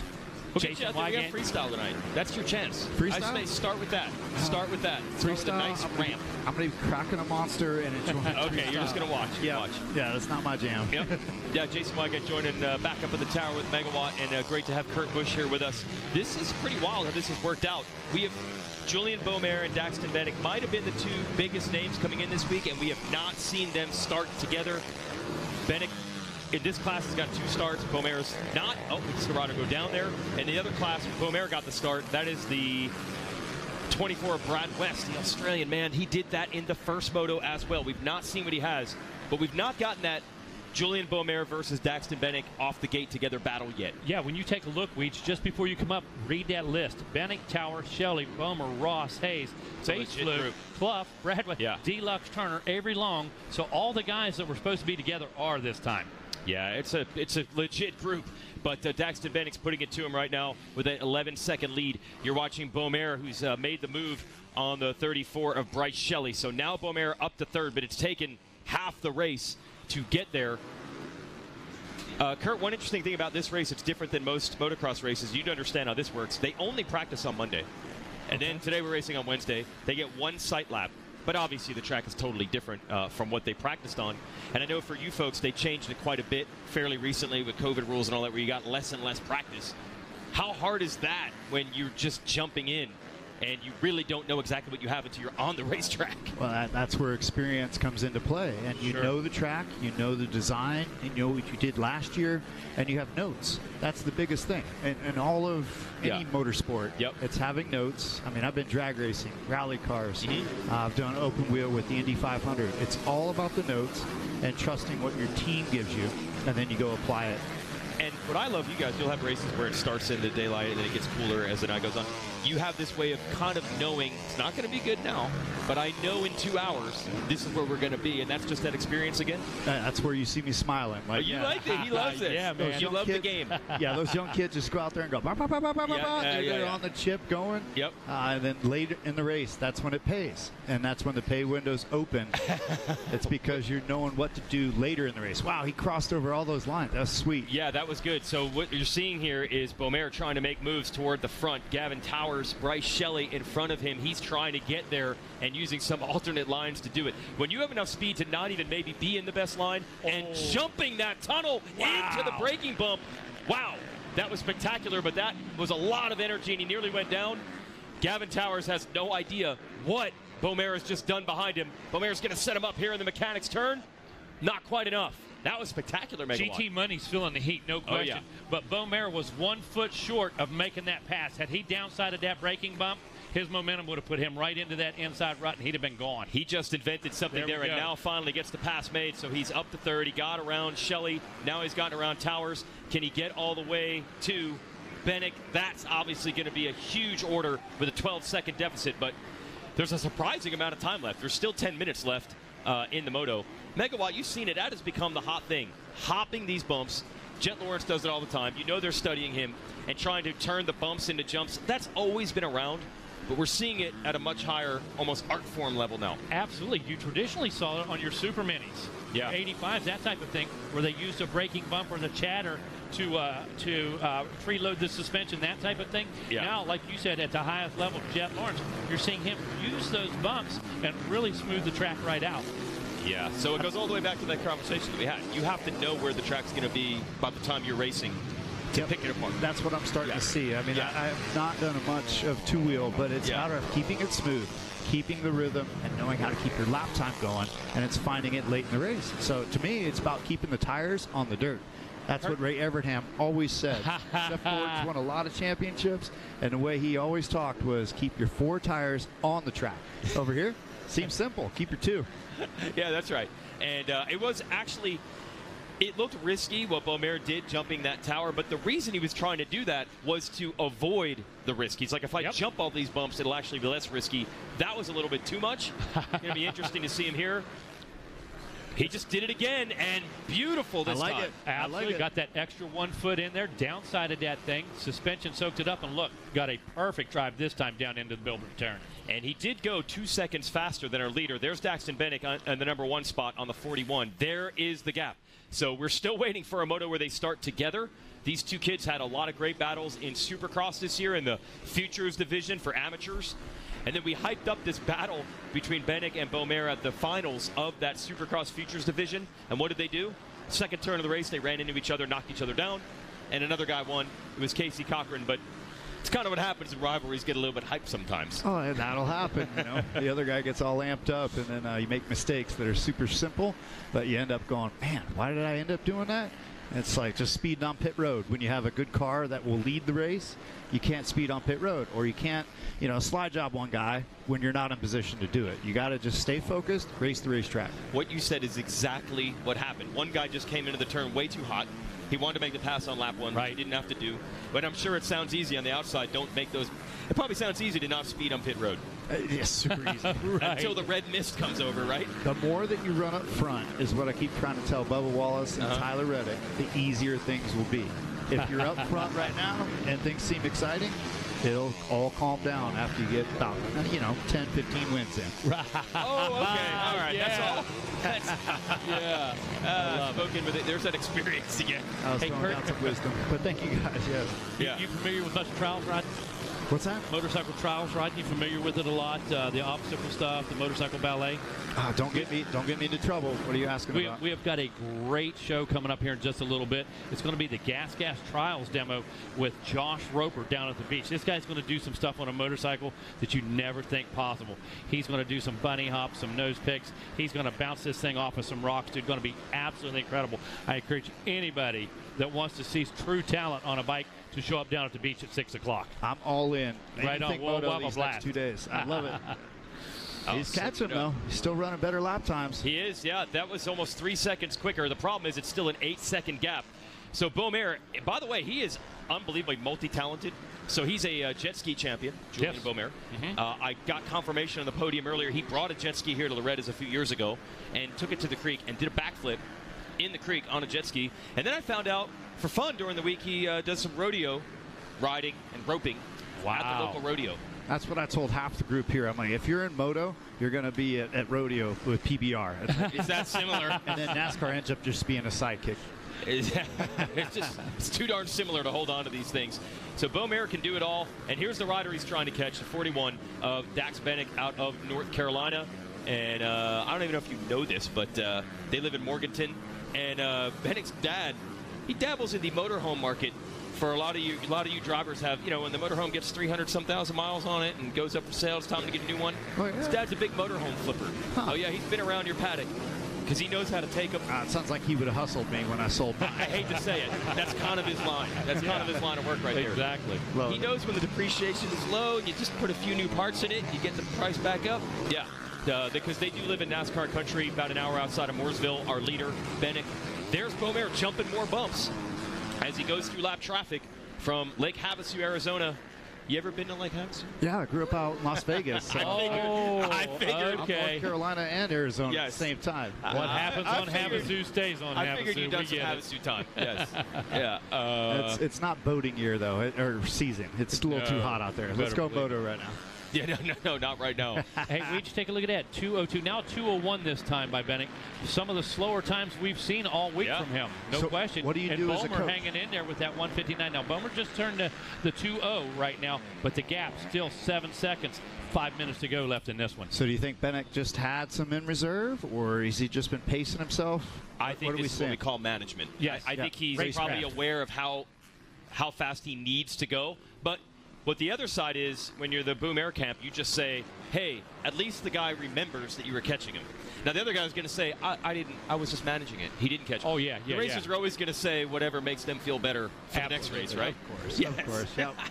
I would have had him. No, you wouldn't have had Plenty in reserve. Yeah, I had plenty Exactly. in reserve. Yeah, we were good. I was saving the equipment.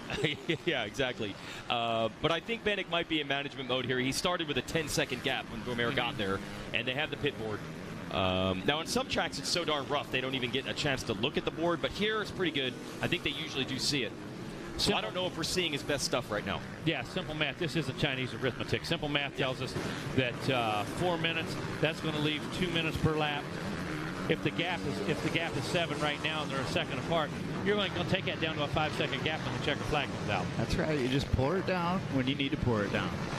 Let's keep rolling it, man. I like it. I love having Kurt Busch up here. Man, you've got to do a lot of cool stuff. With Monster showing up, a lot of cool events. It's probably been a fun experience. No, it's been a blessing, and also it's just been so much fun with the family at Monster. So whether it's 2 wheels, 4 wheels, rally cars, the NASCAR world for me has been so special. And I've won a bunch of races. I've wrecked a bunch of stuff too. Oh yeah, man. and when you get the call after one of those bad races from the top guys, they're like, "Hey, we got your back. We want to see more out of you." And that's what I'm starting to do with some of our young riders, some of our young athletes and racers, is go, hey, there's the championship mentality, but there's also the days where you're going to lose more. You're going to lose more than you're going to win. And so that's where it's been fun to coach some of the young kids about how our Monster family and mentality is out there to kick butt, win races, but also we got bigger things to do. Something sticking in my Probably brain. needed that when you were 20-some years old. Probably could have used that in your ear. Right. I wish. Yeah, exactly. Get that in my ear back then if I only had known. I'd known you'd done some rally car and this and that, but it's sticking in my head right now. Drag racing. And now, have you done like 9 seconds, 8 seconds? What's the quickest quarter mile you've run? 160, 170, 200, what? I ran a 652. What? 652 in Pro Stock. Whoa. I qualified for the Gator Nationals. My man, Gainesville, the Gator Nationals, baby. I love it. NHRA at its finest. I just went and rented a car. I'm like, we could do Oh, this. no. Come no, on. Weege. Are you here? Hey, I called up qualified. Enterprise. Yeah, I called up Big Daddy Don Garlitz. We rented a car. We throw down a 6.5. Yeah. Yeah, he did, yeah. I just called up Johnson. I said, hey, man, let's go run. And that's like when I ran the Indy 500. Hey, Andretti, can I borrow one of your cars? Oh, no, I love this guy. That's a racer right there. Bennett taking a look over. He knows he's got it measured. Time's running out. I'm going to head down to the podium. It looks like it's going to be a 1-1 for Bennett if he could just keep this thing on 2 wheels. Beaumaire put in a great charge. Got it down to 7 seconds from about 11, but it's probably not going to be enough. Although we've seen last lap disasters this year even at this race, Bennett knows he's won plenty of titles at Loretta's how to bring this one home. Good chatting with you, though, Kurt. Yes, sir. Thank you, guys. Kevin Appreciate Kelly, it, jump back in here. We've got about a minute and a half to go in this one, Kurt. We're going to enjoy a great podium, I'm sure, with Weege. Hopefully, Dax Bennick, Julian Boehmer, Gavin Towers. But I have to tell you, this is one of the quickest motos of the day, Kevin, and it's a long moto. It's a 25-minute moto. This thing was 15 minutes ago. It seems like 2 laps ago. Yeah, and it these didn't seem guys like it. really run right through it, Kevin. And you guys were breaking it down and putting it into road race and dirt bike analogies so the folks at home can kind of figure it out. I did not know Hertz Rental had a drag race fleet that you could call in and rent a car. Hey, they did in 1968 with the Hertz Mustang. There you go. They absolutely did. And You my ain't dad gonna run a told me 652 at 212, though. Cannot. my dad told me more Hertz rental cars got delivered back with 6 cylinders in them than you could ever imagine. Terrible. Not yet. A 6-cylinder Mustang should not even happen. And square tires in the back because they used to have handbrakes in the middle. Yeah. Funny how those Magnum 500 rims were steel wheels when they got back. They got rid of the e-brakes too, man. Right. Love a good e-brake. Oh, shoot. 10 Commandments one last time. I believe we're at a white flag lap, the surrender flag. And you guys were talking about race management. I don't know, man. Bennick and him were shadowing lap times. I think they were both pushing, and he wanted to keep that buffer so he could maintain some sort of a buffer there. But I think they were going pretty much wide open. Now, Kurt, we talked about a few laps ago, 2:01, 2:00, 1 second a lap, a couple more laps, possibly down to 5 seconds would be the gap. Look at the gap now. Reverse, the gap went up 2 seconds. Yeah, the pace drop off, that's the same thing you see in NASCAR at a track where the tires, get chewed up. This is the ruts, this is the pace, and this is the time of day where you're now running 7 seconds slower than the first few laps that we saw. We see that at Fontana. We saw that at Richmond last week. It's all the different style racetracks you have to absorb and adapt to. It's really cool to see the same thing here in Moto. What's the hardest track to set up for? Oh, my God. That's a trick question. I mean, no, there's got to be something that really... Martinsville. There you go. I've won there twice, but it's kicked my butt every time I go. And you know what? To the non-NASCAR purist or whatever, you would think, Martinsville, that should be easy. Is what they would think. And that is the hardest thing I've ever witnessed is you guys bringing that thing in that kind of crowd that short a track. You're ripping gears now. You're hard on the brakes, hard on the gas, and you're just ripping every single lap. It's 500 laps of it for 3.5 hours. So brutal. That's stuff we do. We find it. We find our rhythm. But I have so much respect for these guys today. This is so cool to see. Well, thanks for hopping in, and thanks for a great show, Dax Bennick. Whole shot wins the moto, gets around Gavin Towers, and that's how they are going to finish. The checker flag flies after 25 minutes of battle. Julian Beaumaire passes 7 riders to get himself into championship contention. He will finish up second, live to fight the fight again. Gavin Towers, a strong third, finishes on the box. Bryce Shelley, Parker Ross, Clough, Hayes Finez, Avery Long, and Baseflug will round out your top 10. Kurt Busch, you did it, man. Your first motocross, your first outdoor race. That's awesome. I got spoiled. Thank you so much, guys. It's helping it out up here. I love it. North Carolina and you're going to be around tomorrow, right? All day tomorrow, yeah. You're here for it all in. Thank you, guys. I can't wait, dude. Everybody enjoy. So proud to have you up here, Kurt Busch. There we go. And that will do it from the tower here. We'll get ready to send it down to Jason Wygant, see what he has to say with our winner. It's going to be a happy Dax Bennick for sure. Look at that. It is a beehive of activity. They try to cool these riders down super quick. give them some water, get them wiped down before we bring them up on the podium there. I mean, it is super hot. It's an honor to wind up in that tent because that means you finish top 10. So when you get there, the paparazzi's there. They're cooling you down. Mom, Dad's giving you hugs. They're talking about how great you rode. All your sponsors are there. They're high-fiving you. Well, that's where I got to go next. That's where all the cool kids hang out. Stuff. Absolutely, man. Go check it out. Absolutely. Appreciate Make your way down to the podium and take that in as well, dude. Yes, sir. Yes. And please, Thanks, Kurt. please, all day tomorrow, just pop in. We're going to put a headset on you, man. We're going to have a great time tomorrow afternoon. It's good stuff. They're still coaching, still learning down there. Dad's getting down there. The trainers are right there with them, telling them how it all shook down, what happened, how we can get better. Got to be ready. Got to be receptive to the coaching. He's ready. Yep. Even when you win, there's still things to learn.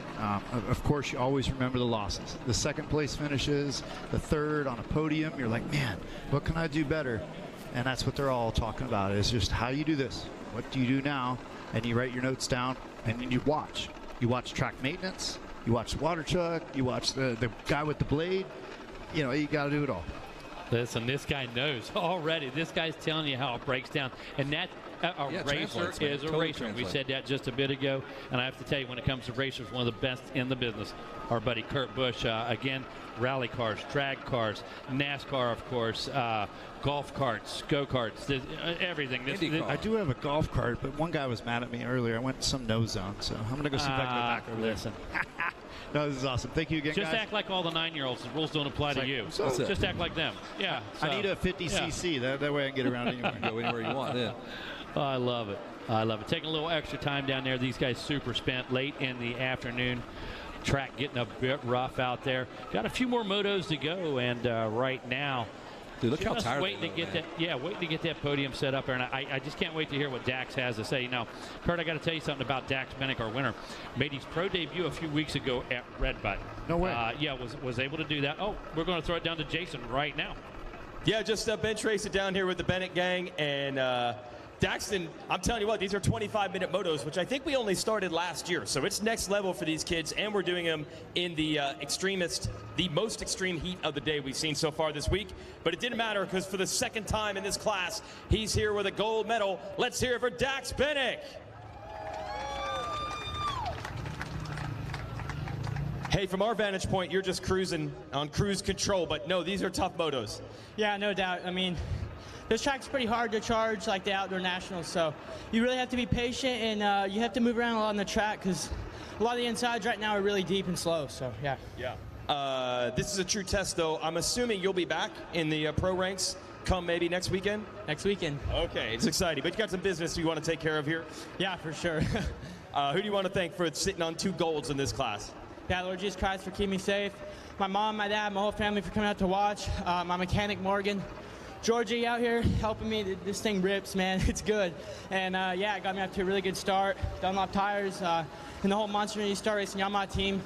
My teammates at home pointed out some good lines for me, so I had to go out there and use it and show them I'm not that bad. Yeah, were they watching the first motor today? Yeah, yeah. They probably turned it off, though. Okay. You good? Yeah, I'm good. All right, that's his crew. He thanked them. Let's hear it for Dax Bennick.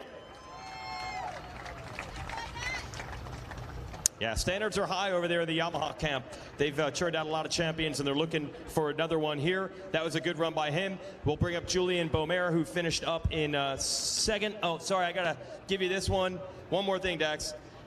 Stand up, take the picture. He's got the whole shot award as well. I forgot the most important part of the race, and we'll take the photo with that. Thanks to the folks at Stasic. That's what you need. One more squat before this day is done.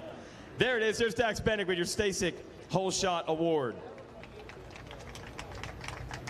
And this is cool. This is a guy who won titles on 50s here at Loretta's. You don't actually see that happen as often as you think. Someone coming all the way through the ranks. We'll see if he can polish it off for the Pro Sport title before the week is done. Where's second place? We're looking for Julian Beaumer, who finished up second in this moto, and he was doing some serious work to get there. Because just like Moto 1 in this class, the start was definitely not probably what he wanted. Come on up, and we'll give out the silver. Let's hear it for Julian Beaumer. This is an open pro sport. Are you on a 250? Yeah. Is that part of the problem here? That I know the 2 starts aren't what you wanted. No, I just spun quite a bit off the gate, and I mean, it was all my fault. I backed off early, and I was pretty much last going in the first corner. So I had to minimize mistakes and make passes early, try to get out of the group of people and pick off guys quick. And then once I got in a second, I just tried to get in a good flow and be smooth.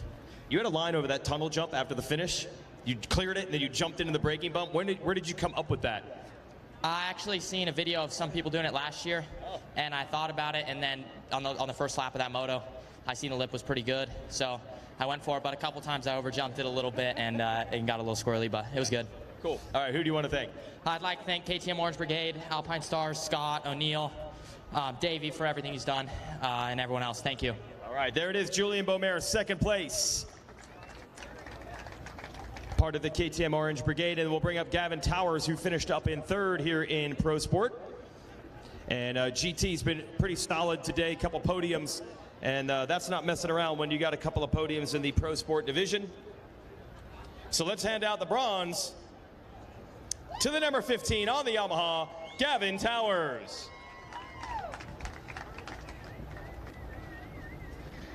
Take me through that one there, GT. Oh man, that one was a freaking dig. I mean, the track is brutal right now. Felt like a day for the farm until Dax kind of let me have it, those first 3 laps, and he kind of broke away and kind of just rode his own race. And then from there, I tried to just put in solid laps for as long as I could, and Julian got around me, and then just try to charge until I pretty much till the 2 laps, and then try to put in 2-lap sprint. But there was some kid down the back, so just rolled those, and then kind of just nursed it home. I'm hurting after that one, so we're gonna go home. We're gonna go back to the rig and recover, and get ready for that 250 Pro Sport Moto. We're sitting third in that one, so a little bit better. We're building, so I'm happy with that. Thanks to just all my family, the whole NSA Yamaha team. I cannot thank them enough. My mom, my dad, my sister Sydney, Danny, Ed, Jake, they stick behind me 100%. My mechanic Carter, he's also, those 4 right there have stuck behind me through a lot. So from my ACL to my collarbone, and I couldn't be more thankful for them.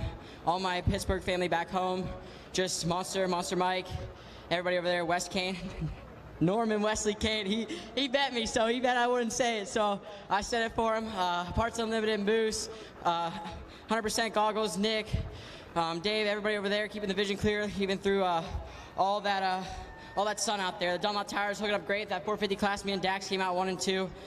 Swanee, Jeannie, doing everything they could in the short time we had to get ready. And we were pushing for the days we had. Just everybody, can't thank them enough. It's awesome. And ready to pound out 3 more through the rest of the week. Yeah, I want to give you credit. You've been talking about that you need more fitness at the end, but just talk about the time off you have had, and that's part of the reason. I've been trying to limit this one, not really making excuses, but my first regional off the start of my second moto, I went over the bars, broke my collarbone on Saturday, got surgery Monday, went racing the next Saturday at Budds Creek, and ended up winning my one class and making it in the other. And through that, hit a little bit of a fragment damage. Nothing the doctor did, just strictly from racing. And took a little bit longer than we had to heal. It took about 6 weeks, and we had limited time on the bike, about 6 days. So here we are. We're building. So just it's hard, but we're gonna keep going. I like it. I had to ask you. Yeah, let's hear it for Gavin Towers. He didn't want to make excuses. He didn't want to talk about the injuries, but he's definitely digging deep this week, no doubt about it. All right, that's Open Pro Sport here on a Wednesday. Let's send it back up.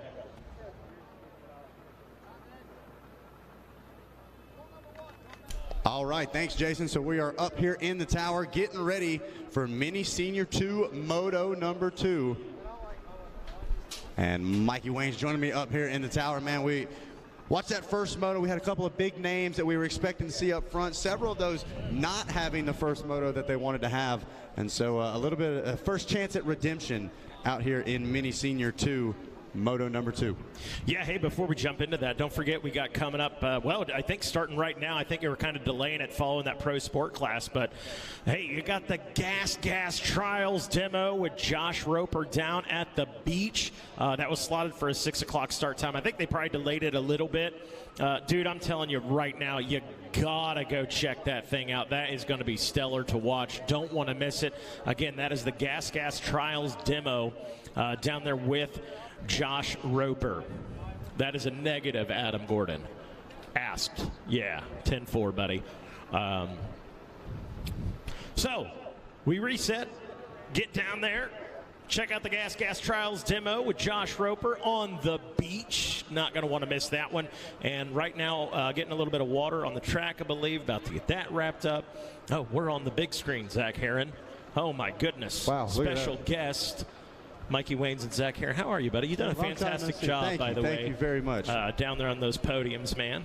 It's been exciting when you get to interview guys like Mike Brown, Jeff Dimmick, Barry Costin. Barry the Bear. Geez, what more can you ask for out here? Yeah, it's been an amazing week. We're just getting warmed up. Race Mini Senior 2. Let's highlight some of our top riders out of that one. Starting with the rider who finished 10th, the number 39, Aiden Zing out of Hemet, California. Let's see here. The 9th place finisher was Braden Eade out of Claremont, Florida on the number 14, who finished 8th. Talon Staggs on the number 21, Gas. 7th place went to Brody Barth out of Seymour, Wisconsin.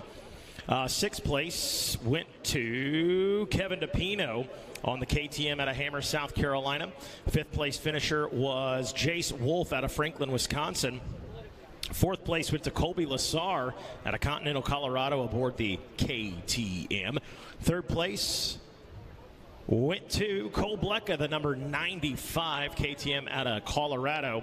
2nd place, there it is, Jonathan Getz, the number 22 out of Old Town, Florida. And who got the Moto 1 win? Vincent Way out of Marietta, California on that Answer Racing and Monster Energy Husqvarna, backed by FMF.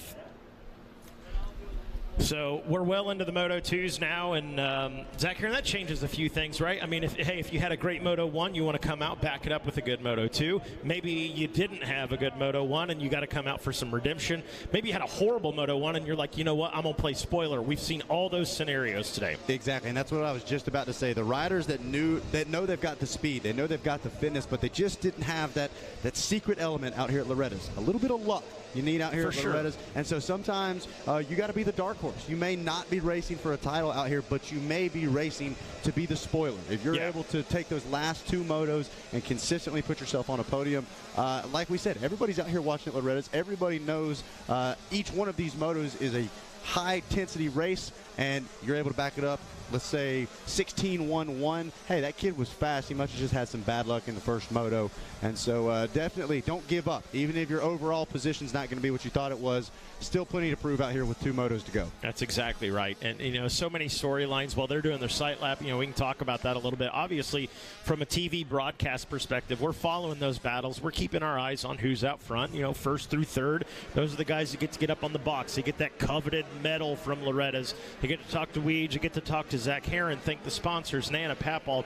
But we know from one side of the starting gate to the other, there's a story. There's riders out there, and I guarantee you, even in this class, Mini Senior 2, which is stacked, there's riders out there that are like, I'm stoked to be here. This is my best I've done at Loretta's, first time at Loretta's, whatever that scenario is. And those are some great stories as well. It's all about making memories. I keep saying memories cost a lot when you don't make them, and we're all making memories this weekend. It's been a good one. And like we said, with these riders, you know, you're looking at Mini Senior 2. That's 13 to 15-year-olds. That's kind of the prime time, I feel like, to be out here at Loretta's. You got the ability to hang out with your buddies. You're riding around with pit bikes with a helmet on, of course. And emphasis on that, just stressing that for you guys on site here. But absolutely, it's such a great time. Many of these guys are friends off the track as well. So an opportunity to hang out with your buddy from across the country and your buddies that you haven't seen since the last Amateur National you did. And so, like we say, it's the greatest moto family vacation you can ever have. Absolutely. How many guests have we had this week that talk about the friendships made at the racetrack?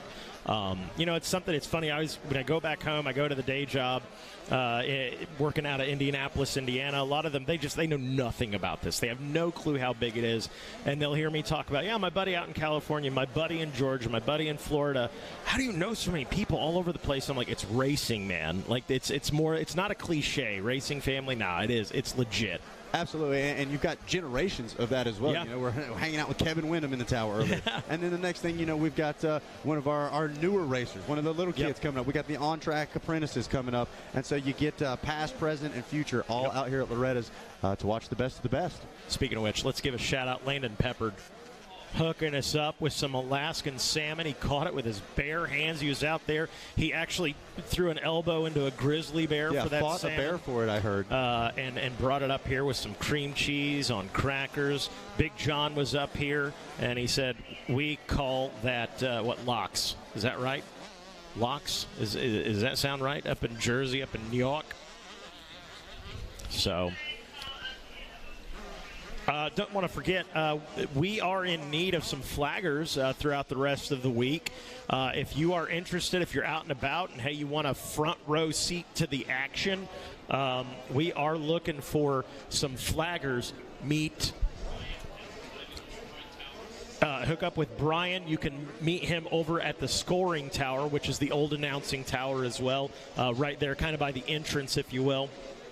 So, again, if you are interested in being a flagger for the rest of the week, like I said, front row seat. Obviously, there's some compensation involved. I got to think maybe some other things for you as well. I can't confirm that, but that'd be my guess. That would be my guess, is they're going to hook you guys up. So, good opportunity for you. Mega, real quick, do you know age limit minimum on that? Not positive. I think it's maybe 18 range. If you're a little under that, maybe ask. Worst they can tell you is, hey, no, we can't get you in. But looks like we are just about ready to go now. And you see those pre-race rituals. One of them going the old. That's old young Ken Rocks in there. Give him all the shake. Yeah. Get pumped up. 27. That's the Nick Way right there. Give him a good old knuckle tap and go do what you've got to do. There we see the number 41, Caleb Wood. He's one of those riders we expected to see up at the front. Had bad luck there in Moto number 1. Before this one fires off, hey, quick announcement. Tension in the pits. We have got a lost custom bib. It belongs to the number 62 of Crew Ketton. Hopefully I said that last name right. Again, Crew Ketton. Your custom bib, we got it. You can pick it up down there over there at the MX Sports Trailer. Here we go, Zach Heron, elbows up. Bang, gate is down, and we are off for Mini Senior 2, 13-15. And I'm looking to see one of those KTMs just about perfectly time the gate. You saw him rolling forward, taking a note out of Heath Harrison's book as he was coming into the first turn about a bike length or so ahead. And it looks like... Is that Chase Wolf? I believe it might be Wolf there. Ooh, rider goes down. Another rider down now. And there it is. You called it, Mikey. Jace Wolf. He's got a little easier font to spot, a little different than some of the other graphics we see out there. The number 13 KTM Wisconsin native leading the way here in Mini Senior 2. Well, let's see what Jace Wolf can do with some clean air out in front. Had a couple of riders go down. Got our eyes. I think both of them are back up and on the machines now. So good news there as the rest of our riders jockey for position behind Jace Wolf and try to keep pace.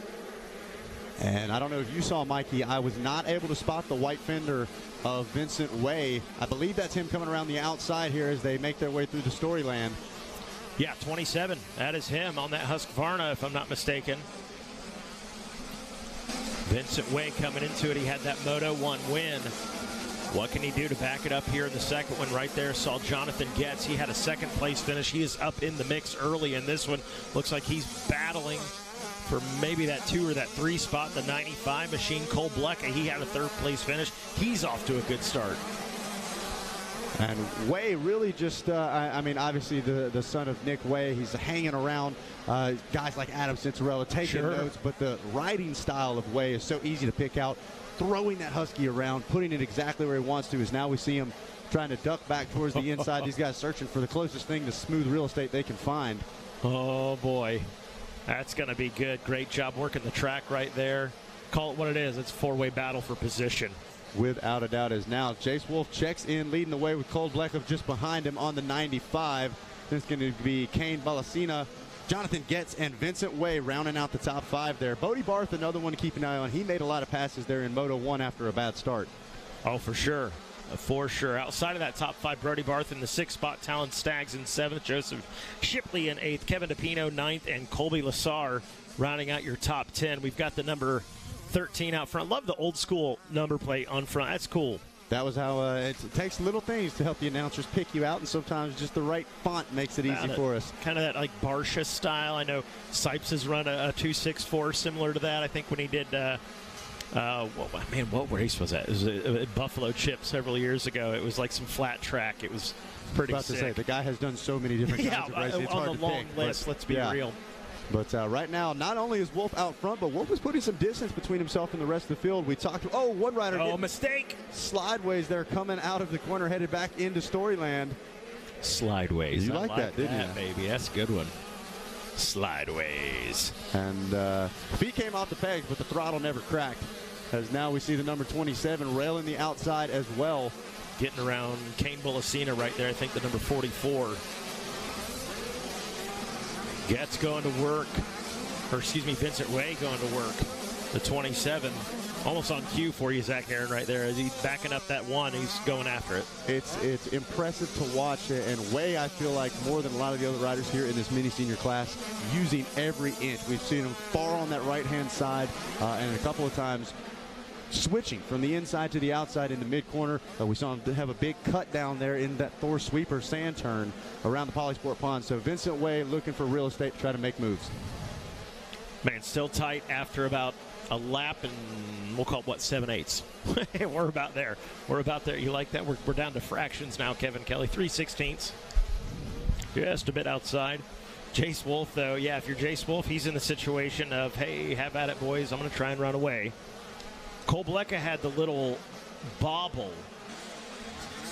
And Vincent Way picks up a position. Brody Barth also got around the 44 at Kane Bullacina. And Barth, like I said, didn't get the best of starts in Moto 1, but consistently was picking people off all the way through that final lap. And so as he finds himself just about a second behind Vincent Way, the number 16 might be trying to get into the mix for the podium. Whoa. Watching the 95 of Cole Blecka go to work. That is Vincent Way behind him. Let's see what Vincent's got for him. Hey, lap 2, he was a little faster at 2:06.623. Blecka 2:07.943. Jace Wolf got about a 3.5 second lead out front, trying to keep it clean.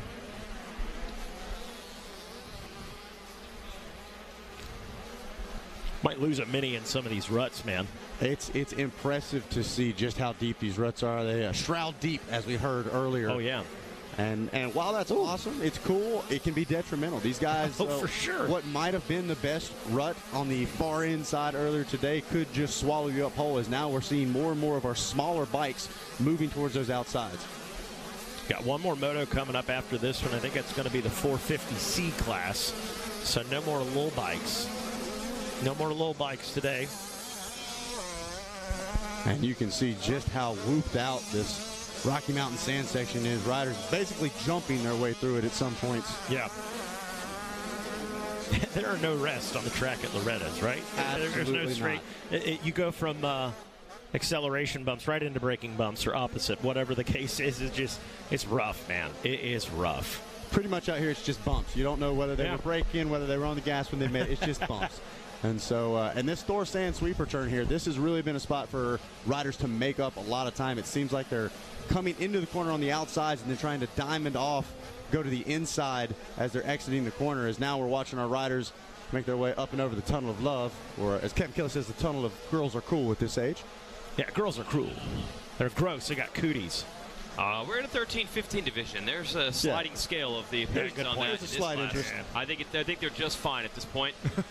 I'm looking at how the title battle is shaping up here in this mini senior division. So Way won the first moto, and Blecka finished second, and now Blecka's ahead of Way in this one. So they would be tied on points if it ends like this. But here is your battle. Look, Way has now caught Blecka, and that's that fight. The 27 and the 95. That would put Way in the driver's seat for this title if he can make the pass. He's trying to line on the inside. On Blecka right now in the 10 Commandments. Blecka trying to fight him off. Got Brody Barth. Oh, there you go. Jonathan Getz right there behind him. Good job right now, though, by Blecka to keep Way behind him. Yeah, some good defensive riding right there. Those two going at it. And I think, you know what, to this point, Weege, they've all been kind of patient. A little bit of follow the leader in there those first couple laps. I think they want to see, hey, what's the guy in front of me? What lines are you taking? I think they're going to go to work here in the next couple of laps. Oh, airing out that triple going to the back. This dude does not care. The 16 of Brody Barth, who's hanging it out like that. So trying to keep Way and Blecka in sight. How about this? Way got right to the rear fender of the 95 of Blecka, but now Blecka has held him at bay. He's actually put a couple of bike lengths on him once they got out of the 10 Commandments. So good response here to the challenge from Wei. They've got to know where the math is. He's got to know, I cannot let Wei get by me. Your moto leader, Jace Wolf, was only 5th in Moto 1, so he's on the outside looking in as we're into the second moto of Mini Senior 2. But this is going to be a really good battle to watch right now between these two, who at least would be the leaders of the championship campaign going into Moto 3. Wei's going to try again here.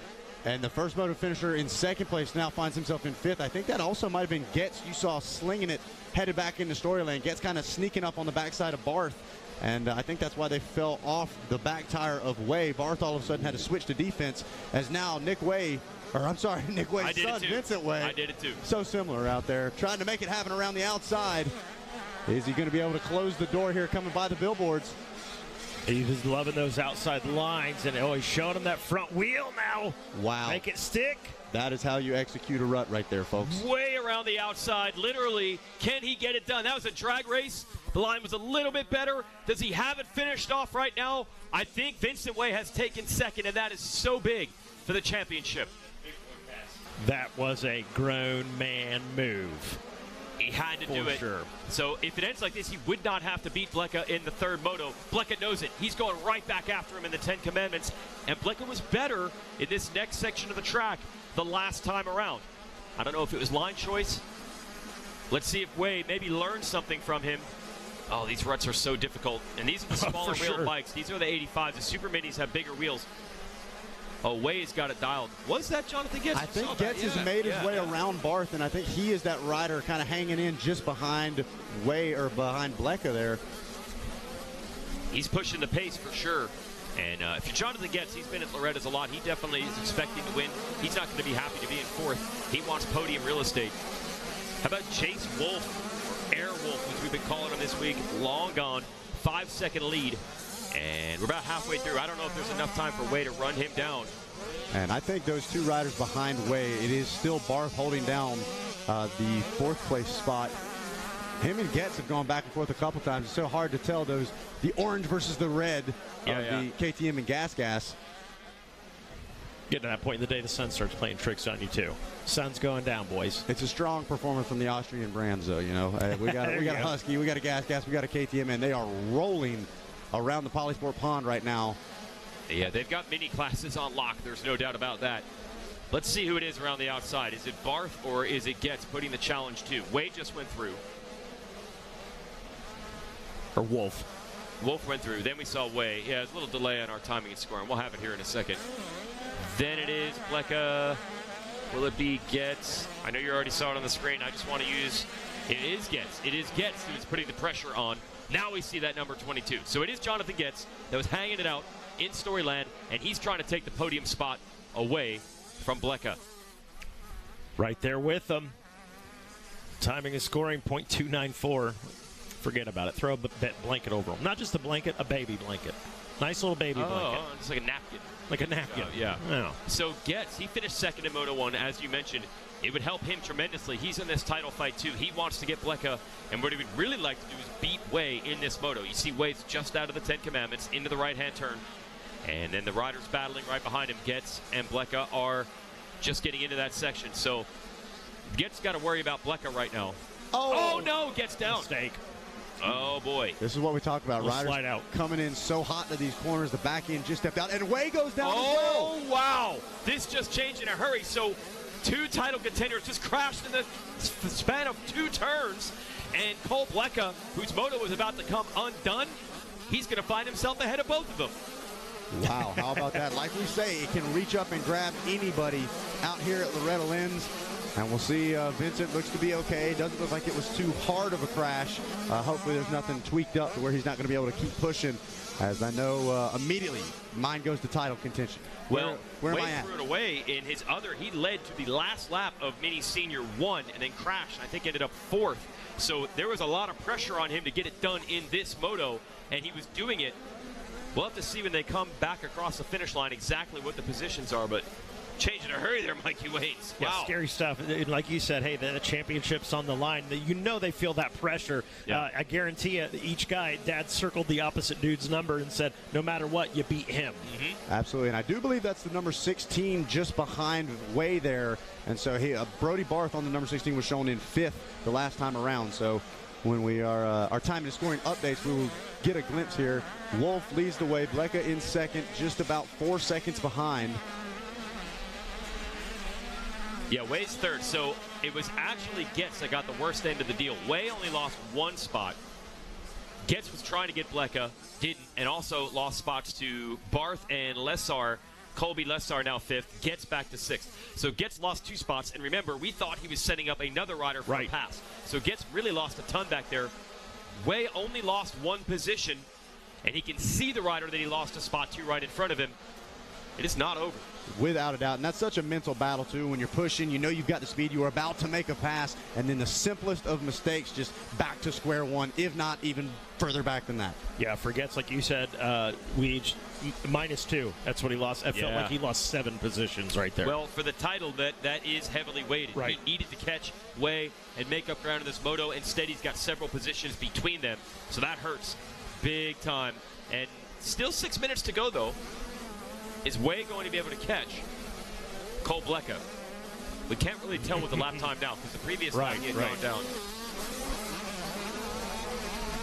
And you can tell it's getting harder for these riders as they make their way into Storyland to do that triple here on these mini senior bikes. They don't get a clean drive out. Vincent Way earlier today was practically throwing a whip over that thing. Now you see him front wheels up in the air. He's stretching it out just to get all the way over. I'm going to need some help up in this tower. Kevin Kelly has been bullying me. He's been intimidating me. Yeah. He's been getting into my face. He wanted to steal my lunch. He's just messing with us. Can we get Big John up here in this tower? A little bit. I'm traumatized with the bullying that's going on with Kevin Kelly. Luckily, I already ate all my lunch within about 30 seconds, so there was no chance for him to steal it. Did you get some salmon, Weege? We got some salmon over there. Hold on. From Alaska. I'm dropping this headset right now. Oh, my God. Weege is just right now. He looked like the Flash. I'm out. Salmon, so I don't care how long. Is that from Monday? I'll still have No, it's Landon Peppered brought it. He fought off a grizzly bear for it. Was it peppered? It was. Okay. Yeah, and it was peppered. That's what I mean. No, I mean, that's not. It was so literal, you didn't even know it was a real joke. Thank you, ladies and gentlemen. We'll be here all week. Way is closing the gap on Cole Blecka as I am closing the gap on that salmon that I now know is over in the corner of the tower. I mean, I'm putting some serious pressure on that salmon, and that's what Way is doing to Blecka right now. Man, Way is flying. Well done on that straightaway. Same thing we keep seeing, using those bumps as jumps. And sometimes, you know, they say if I could have a tip over on the way to the starting line just to get angry, maybe that's what I needed to do. So maybe this is bad news for the rest of the field, and Vincent Way just clicked into gear. Bro, let me tell you, that doesn't help. I didn't think so. I mean, I've tried it. I was about to say. I swear, on purpose. I did it I tipped over on purpose. Yeah. I believe you. Yep, I've tried. It doesn't work. Not having your goggles on doesn't work. The choke being on doesn't work. Your helmet not being strapped. None of these things work. Myth busted. Yeah. I think I'm the only person who's ever done these things, but I can tell you they don't help. They don't help. In my early days, though, I was like, it's no big deal if the goggles aren't on. I'm going to crash within about 2 minutes anyway, and then I'll fix it then when I get up. So now the pressure is on Blecka. Here comes Vincent Way, and he's in the shot. You can see them in the same piece of real estate right now. That's what it's all about here. It's what the heart and desire makes titles. Vincent Way's not giving up. We're in the same camera shot now, Weege. Yep. Vincent Way. And he's been able to, and he's close enough, I can see what you're doing. We're not into too much lap traffic yet. We're good. Yeah. Let's have it out. No place to hide. Cole Blecka, let's see if he can run some defense because Vincent Way has caught him. Looking at Mini Senior. Jace Wolf doing a great job leading this moto. He's really making a name for himself this week. He's been good in every race he's been in. 5th in Moto 1, leading this one. They're not really catching him. He's just maintaining that gap. So we watch his battle for second. Vincent Way is right there. And these guys have been yo-yoing. It seems like Vincent reels them in, and then Blecka stretches it right back out. Each rider's got their strong sections. Way's been making this outside down the hill work all day long. He's going to be on the inside. I don't think quite close enough to make it work yet. But Blecka's going to know he's right there. Oh, Way hooked that run and almost went down again. Way regrouping right there. Way with back-to-back 2:07.5 on the lap time. Blecka at 2:09. We don't have to tell you the story. You can see it on Racer TV right now unfolding. And again, Blecka really needs to beat Way in this moto because they do my math again here, and it's really hard to do math when you're only talking 2 races. He was 3rd in Moto 1, and Way got the Moto win. So Way has a 2-point advantage on him coming into this second moto. He'd love to make it 3. And Blecka's holding his own. And I believe 2-lap card is out. So I think next time they come around, we got white flag. Oh boy. All right, I'm going to head down to the podium, get ready for this. What will the order be? Chase Wolf making it look pretty simple that he's going to win this one. But what about Blecka? What about Way? Brody Barth, Jonathan Getz has climbed back up into 5th. Oh, Way's right there. He wants a piece of it. Way's going for it. He's going for it. Ducks back under to the inside. See whether or not he runs his far left line through the sand section. He's been trying to make that work. Oh, dude. He almost went down again. He was pretty bad the previous lap. Even worse this time for Way. Got to give credit to Blecka. He is not rolling over. For sure. And he's going to get to the white flag. Way tucking in behind him there and going back to work. You got to hand it to Way, too. He's certainly letting it all hang out. A couple little mistakes, but I ain't mad at him. Got to take a shot. And He's that's got that him in the crosshairs. Look at the aggression that I was talking about. Just flicking that Husky all the way around. He's going to try to slingshot it. Yep. Got a great drive coming out of the corner. They're coming to the white flag. 1 lap left to go here for Mini Senior 2. There we go. All eyes on the 27 of Vincent Way. Almost had it there. Can he dazzle us with a pass right here on the inside? He's throwing everything at Blecka. Oh, a little mistake there by Blecka, but you're not shooting threes just yet, but you don't want to go down trying to make this pass. He might do it right here. The drag race is back on. We've only seen this about 8 times this race. There we go. Way running that far left side. Going to try to bring it tight up the inside. It might work. They're going to come out almost side by side, headed towards the 10 Commandments. Way goes outside. Blecka runs that inside line. There's a good head of steam for Way. I saw Way do a triple earlier today. I don't think he's going to be able to pull one out here this late in the day. He's going to try to jump right in front of him, and pinch that front wheel off. No dice. It'll set him up for the outside and inside here. If he can beat him to the apex, he's going to jump over the double. Yep, he's got him. That's it. And he has to check. It's a little cross-rutted. Blecka cross-ruts, and that is going to do it, barring any unforeseen problems for Vincent Way. Man, he had to fight for that one. Yeah, he did. It made him earn it. That was impressive. That's been some of the best racing in these last couple of days. And I bet Blecka's heart rate is through the roof right now. He's like a hummingbird. Fighting tooth and nail, riding such a wide bike. They're doing everything right. But the number 27, a man on a mission. There's Jace Wolf. He's been on a mission. For sure. Hey, we've been highlighting the battle. Warming up in the background there. Airwolf, he's going to cruise on out of here. Yeah. Jace to the chopper. Man, I'm really dating myself. Like, me and you know what Airwolf is. Nobody else knows Jan Michael Vincent. Jan Michael Vincent. We're following our leader right there. That is Airwolf. Actually, he brought his own air helicopter in to fly alongside him to watch the victory front and center. And he's got one more turn, and he's just dissecting this racetrack. You see him cut all the way across there to be in the place he wants to be on the racetrack. And Jan Michael Vincent, Jace Wolf will get the win, the checker flag. Congratulations, man. You left all that drama behind him. Well done. There you go. And let's see, did Vincent Way hold off? And, man, that's a championship caliber race right there for Vincent Way. Here come the high fives for the boys with number 13 with the heavy Arabic font there on the number plate there. Old English? Old English, yes. I'd like the Old English font for the motorcycle. Right. Good concept. The only... there you go. Vincent Way comes in second place. Cole Blecka third. What a battle between Blecka and Way. And how about Jonathan Getz there working his way back up to fourth after that tip over exactly one corner before Vincent Way fell over. And so a hard fight there for the number 22 as well. Colby Lesser going to round out that top 5. And there's the rest of the game. Top 10 on your screen of the Mini Senior 2, 13 to 15. What do you have, Mikey Wayans? Well, the only reason I know the name Jan Michael Vincent with you old guys is because there's a whole Rick and Morty episode about it where it's just a planet of just Jan Michael Vincents. And it is hilarious. There you go. So you got the reference. You and I did get it. A couple of 50-year-old Mike Brown guys in that class. That's about it. As we get ready to toss it down to the podium, Jason Weigand should have our winner here in just a moment. There they are. The tent is, again, a beehive of activity. Yeah, jump in there. Oh, yeah, I'm just a professional at getting in everyone's way down here. That's what I'm doing. But eventually we'll work my way to the podium, and we'll talk to one of the big sensations of the week. This kid has been on fire and taken the moto win, and it started with the whole shot. We're calling him Air Wolf. Chase Wolf getting it done.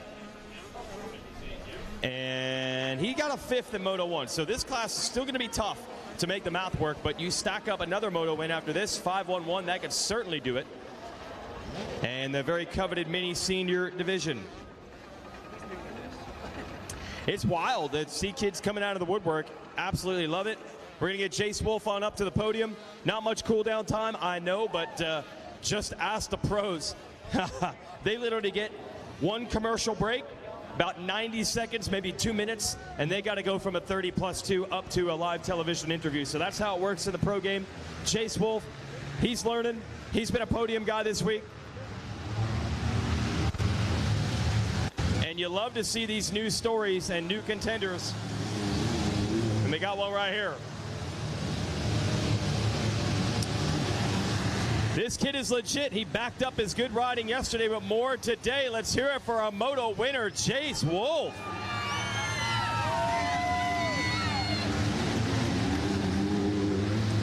Trying to let these bikes go by. Chase, what was your best moto finish before this year? 5th. Now you're on a podium like almost every time, I feel like. What's turned it around so much? Don't give up and just start to finish. That is awesome. How good does it feel to have a gold here, man? Good. All right. Hey, 5-1, you can still win this title, too. Yeah. The gold. Who do you want to thank? Rob's Performance for giving me this bike. Tamer for getting me the whole shot. Junior Jackson for building me this amazing motor. TZR, PR2, Pro Taper, 100%. Living Life Pinned. My whole family. Thank you. Chase Wolf, a moto winner in Mini Senior 2. He's got a good group down here. You love seeing it. New stars created here at Loretta's. Never know what the title might turn out. Vincent Way worked hard to finish 2nd in that one. Had to make passes and had to make more passes. Let's get Vincent on up. And also Cole Blecka, who was 3rd. We only have one more moto today. Who wants to just keep racing? Let's get a few more in. Why not? It's a beautiful day. Let's bring up Vincent Way. And right now, Vincent Way controlling the championship. He's sitting on 1-2 moto scores, but he knows a long way to go to get it done in moto number 3. But we'll debrief about the 2nd moto right here in a moment.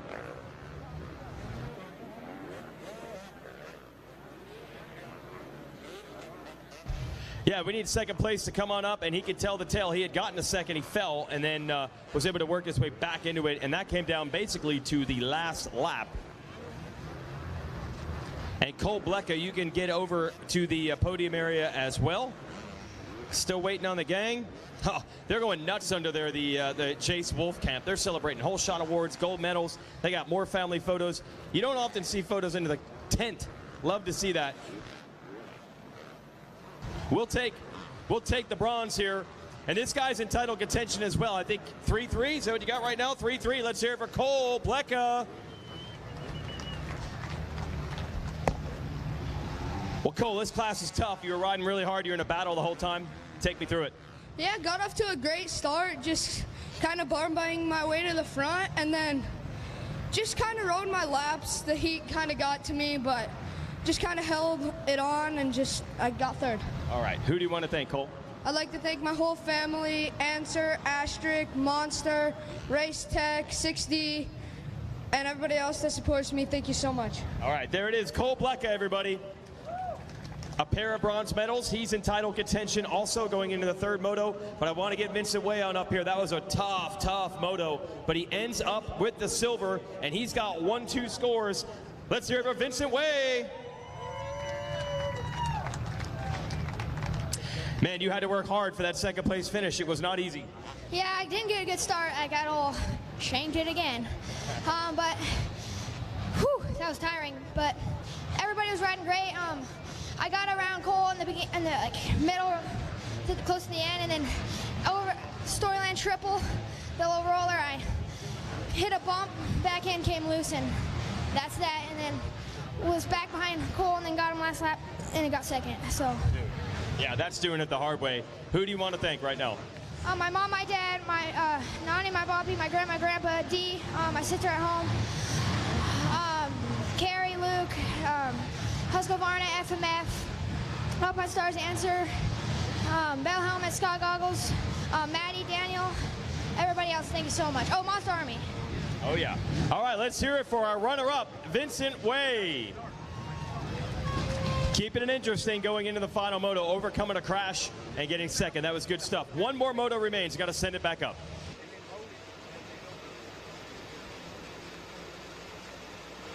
All right, thanks, Jason. Coming up next, we have the 450C class, and the gate is down. And I am here with our two on-track apprentices, Blake and Kira.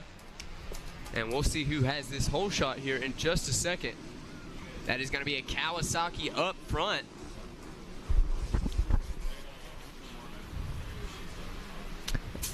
And that is going to be the number 67 Gas of Kerry Owings with the hole shot. Up front now is the number 69. Well, so I thought. It's actually 59, Baylor McKellar from Luther, Oklahoma. All right, Baylor McKellar leading the way around here in this 450C moto number 2. And Kira, who did we have in the first moto? Our top 10 from the first moto. In first place, we had Chase Haynes. In second, we had Makai Ulrich. In third, we had Tucker Zimmerman. In fourth, we had Dondre Ruse. In fifth, we have Reed McCarthy. In sixth, Blake Lisby. Seventh, Bo Reed. Eighth, Joseph Scotto. Ninth, Dagan Strickland. And in 10th, we had Drew Embleton. All right, so there's the rundown of the first moto. We'll do a little bit of math here when we get everybody through the finish. Right now, we are watching the number 77 and the 15 going across the Rocky Mountain. And it looks like the number 15 going to try the outside line. And it is going to pay off for him as he throws a big whip.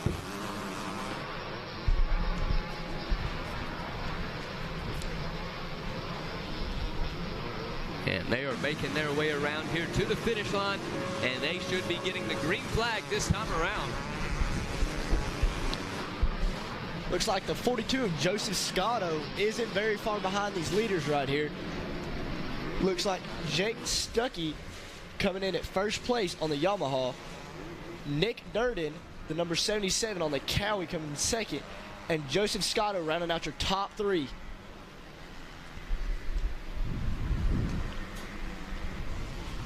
So where is our first moto winner, Chase Haynes? He is sitting in 6th place there on that number 79 machine. Now don't forget about Makai Ulrich. Yesterday he did come from middle pack all the way to get 2nd place. And he's only on a 125 in this 450cc class. So our leader right now, the number 15, Stuckey, Jake Stuckey, he was 18th there in that moto number 1. So coming out here firing in moto number 2 as they make their way through the 10 Commandments. And guys, this track is getting beat up. The ground is hardening up, and you can see those square edge bumps and the ruts being formed. Oh yeah, right now I can tell this track is beating these boys. Just like that last moto, I feel like we're gonna have some good battles. Not only that, for those of you out there on Racer TV, it is hot here at Loretta Lynn's, as it is every year, hot and humid just the way we like it. And these boys are going through it here in 450C. They've got about 11 minutes left as they are on lap number 2. That sand section is really just tearing into them boys. And at the end of the day, we're really just gonna see who is the man of this track today. Yeah, no doubt about it, Blake. Taking a look here at the scores, our 2nd place finisher there in moto number 1, that is Ulrich. He is sitting in 8th place there on that number 83 KTM. So things have shook up here in moto number 2. Nick Durden there got 25th there in Moto number 1. He is sitting in second now on the number 77. And 83 making his way up. That is going to be Makai Ulrich. Putting it in 4th place. Now, yesterday he was our 2nd place for the first moto. Yeah, so Ulrich getting back there into contention. He has been able to move up to 4th here on lap number 2. On lap number 3, I should say. 2 laps complete in this one. 10 minutes left to go. As we see the number 79 on the screen. That is Haynes.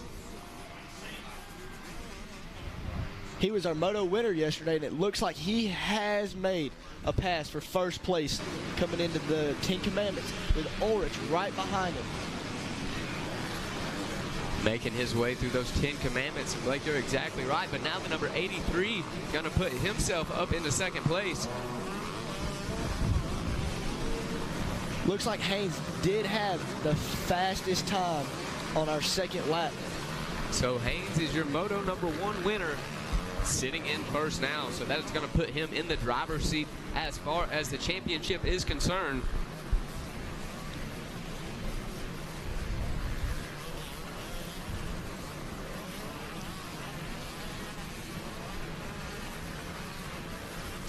All right, so making their way around through Storyland into the waterworks. There is the number 41 putting himself up in there. That is going to be Piran.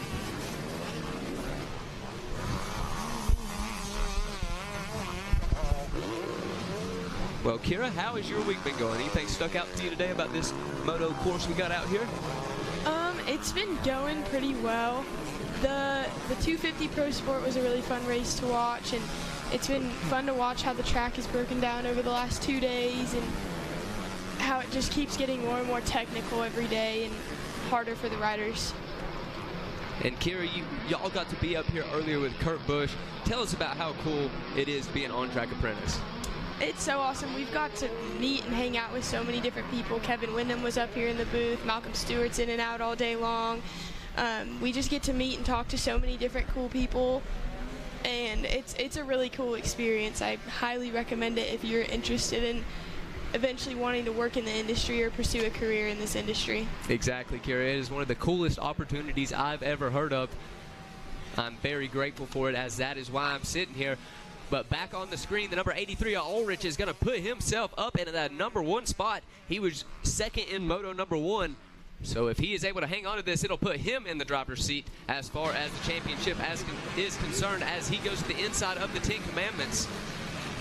You know, we aren't really surprised at seeing Ulrich in the 1st place. He's been in the, 125C, and he also won that class. And Blake, as you can tell, he is on that 125 here in the 450C class. Ulrich on that number 83, he rides for AEO Power Sports, Lynx Racing, Factory Connection, and J. Whipple MX School. He's going to be out of Arizona at 15 years of age, leading this one around through here on his 125 in the 450C class. And, you know, this isn't the first time we saw somebody in the lead here in this 450C on a 125. Sometimes these guys are so young that they're not even allowed to advance up to the 450 and have to run the 125. And the number 83 Ulrich is getting it done here for Moto number 2. And Ulrich is really showing that you do not have to have the power to push these bikes to the limit. Look at him just sending it out, sending it, coming into the Polysport pond. Looks like they've got a good lead on Piran, as in the last lap, they put an 8-second gap between them. Yeah, Blake, and you're exactly right. You don't have to have all the power here in motocross. It is about the skill level on the bike, the endurance on the bike, and who has put in the work. The power definitely helps out, but here at this level, it's more about your racecraft and your preparation coming into this race. Looks like just within the last lap, Ulrich has put a 2-second lead on Haynes. See if he can't make that gap a little bit wider if Haynes can't close it up. Yeah, Blake, we will see as they head back down the start stretch, headed toward the 10 Commandments. And the 83 KTM machine looking smooth on screen now. You see the number 41. And there comes the rest of our pack. That is going to be 4th through 6th there. And it looks like we have somebody trying to get their way up into that 4th place position. That is the number 11 of Guinness. And he is going to be able to make that pass happen there on Stuckey. So he is now in control of that 4th place position. It looks like he has a little bit of ground to make up if he wants to catch up to the number 41 of Perrin.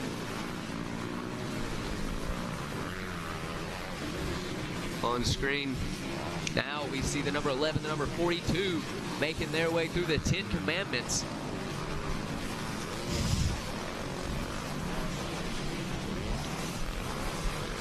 Now, Jackson, if you look at our top 5, it looks like we've got Micaiah Ulrich, Chase Haynes, Emmerich Perrin, Jake Stuckey, and Easton Guinness. Rounding out your top 5. You have Joseph Scotto sitting there in that 6th place position. In 7th is Nick Durden. In 8th, we got Shelby Rempel. In 9th is going to be James Alexander Jr. Tucker Zimmerman rounding out that top 10. In 11th is Bodie Lander. Kerry Owings in that 12th place position. In 13th is going to be Brevin Wilson. Cameron Arthur in that 14th position. And then in 15th place, we've got Ryder Bednar there on that number 65. And we have about 4 minutes left here in this one for Moto number 2 of 450C. Now, Jackson, you know me, I'm a big Yamaha guy, so I love seeing that there's 2 Yamahas in the top 5 right here in this 450C class. Yeah, the number 41 of Emmerich Perrin and the number 15 of Jake Stuckey there on their Yamahas. We got the Kawasaki of Chase Haynes sitting in 2nd, and the KTM of Micaiah Ulrich leading out this pack. As we take the camera back to the number 11 of Easton Guinness. As they make their way across the finish line, we'll get some times in on them. It looks like there's going to be 16 seconds separating our 3rd and 4th place riders. So he will have quite the ground to make up if he wants to advance up into this one. And there's about 2 seconds there between Micaiah Ulrich and Chase Haynes. So they're really just holding it tight right there. Haynes is just trying to close that gap. But just like that last lap, he has got the same speed. Now, it looks like Ulrich put a 2:08.9 down in that last lap, and Haynes put down a 2.09. So only about 0.4 seconds separating their speeds here in this one. So it is still anybody's race. One mistake, and Chase Haynes will be there to capitalize on it. Moving back to 3rd place, we're looking at about a 16-second gap between Chase Haynes and Emmerich Perrin. So they are stretching this one out here in 450C.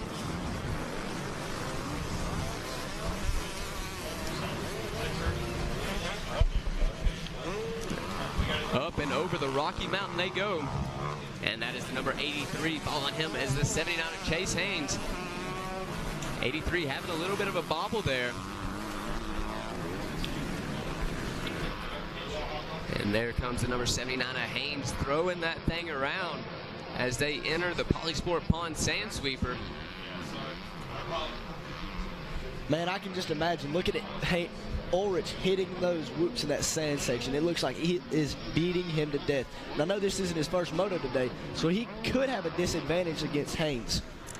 Yeah, we will see about the preparation in this one. We still have about 2 minutes left to go. The white flag is out on this one.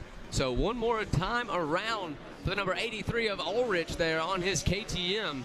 Ulrich has opened the gap up between him and Hayes just a little bit by 1 more second. So now there's a 3-second gap between our 1st and 2nd place. And now a 23-second gap between 3rd and 2nd. Wow. So those two, that shows how fast they are going. Ulrich and Haynes on the gas here. And like you were saying, Kira, 3-second gap. So that might be enough for Ulrich to hang on to this one if he can make it one more time around.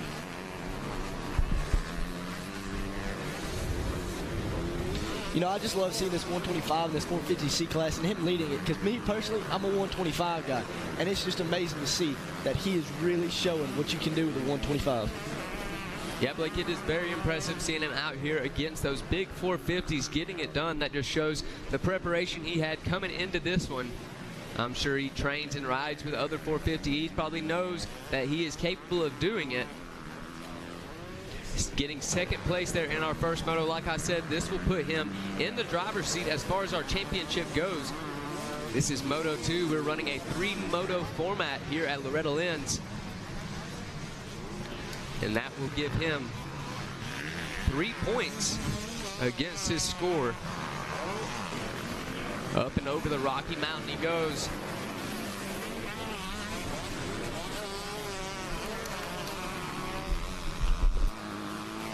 Looks like Haynes is still really pushing, just trying to close that gap. Here they come through the Polysport Pond Sand Sweeper. About to cross the finish line. One more corner for Ulrich, and he has the moto. Our checkered flag is out, and Makai Ulrich does take the win for the second moto of the 450C class. He was followed closely there by the number 79 of Chase Haynes. Only 0.7 seconds separating them when they crossed the line. So Haynes making that last-ditch effort.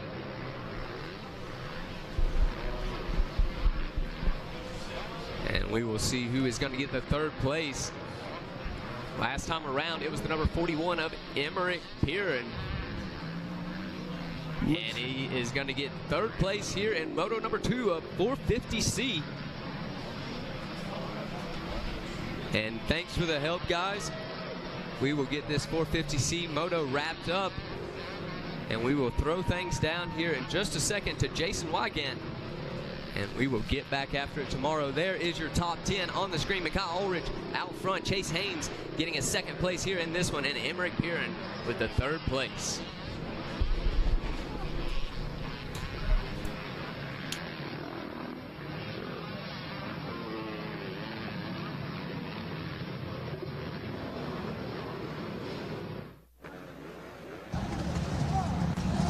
And that's going to do it for our racing today. We'll have our podium and a great story brewing. Makai Ulrich has been super fast all week.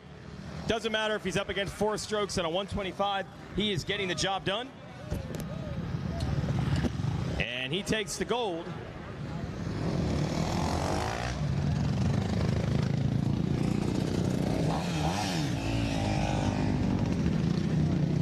Chase Haynes got a moto. You got a moto win earlier. We'll get you in a second. You got time. I'm going to talk to first. Looking for the moto winner.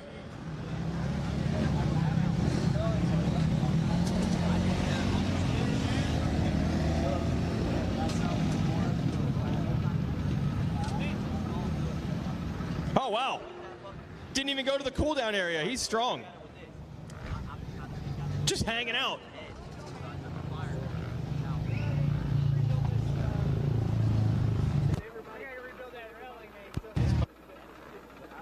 Hey, another moto win. Let's hear it from Makai Ulrich.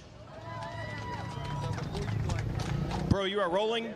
Your bike's not maybe as strong as some of the others. What's that like on the first lap and start and stuff like that? It's a struggle. Usually we get in top 5, and we've been there, but it's still struggling. Yeah. Man, you're ripping, though. What do you put credit to be doing this well this week? Oh, 100% my trainer, Jay Whipple. Training all summer. Make me feel good on the bike. Cool. Who else you want to thank, Makai?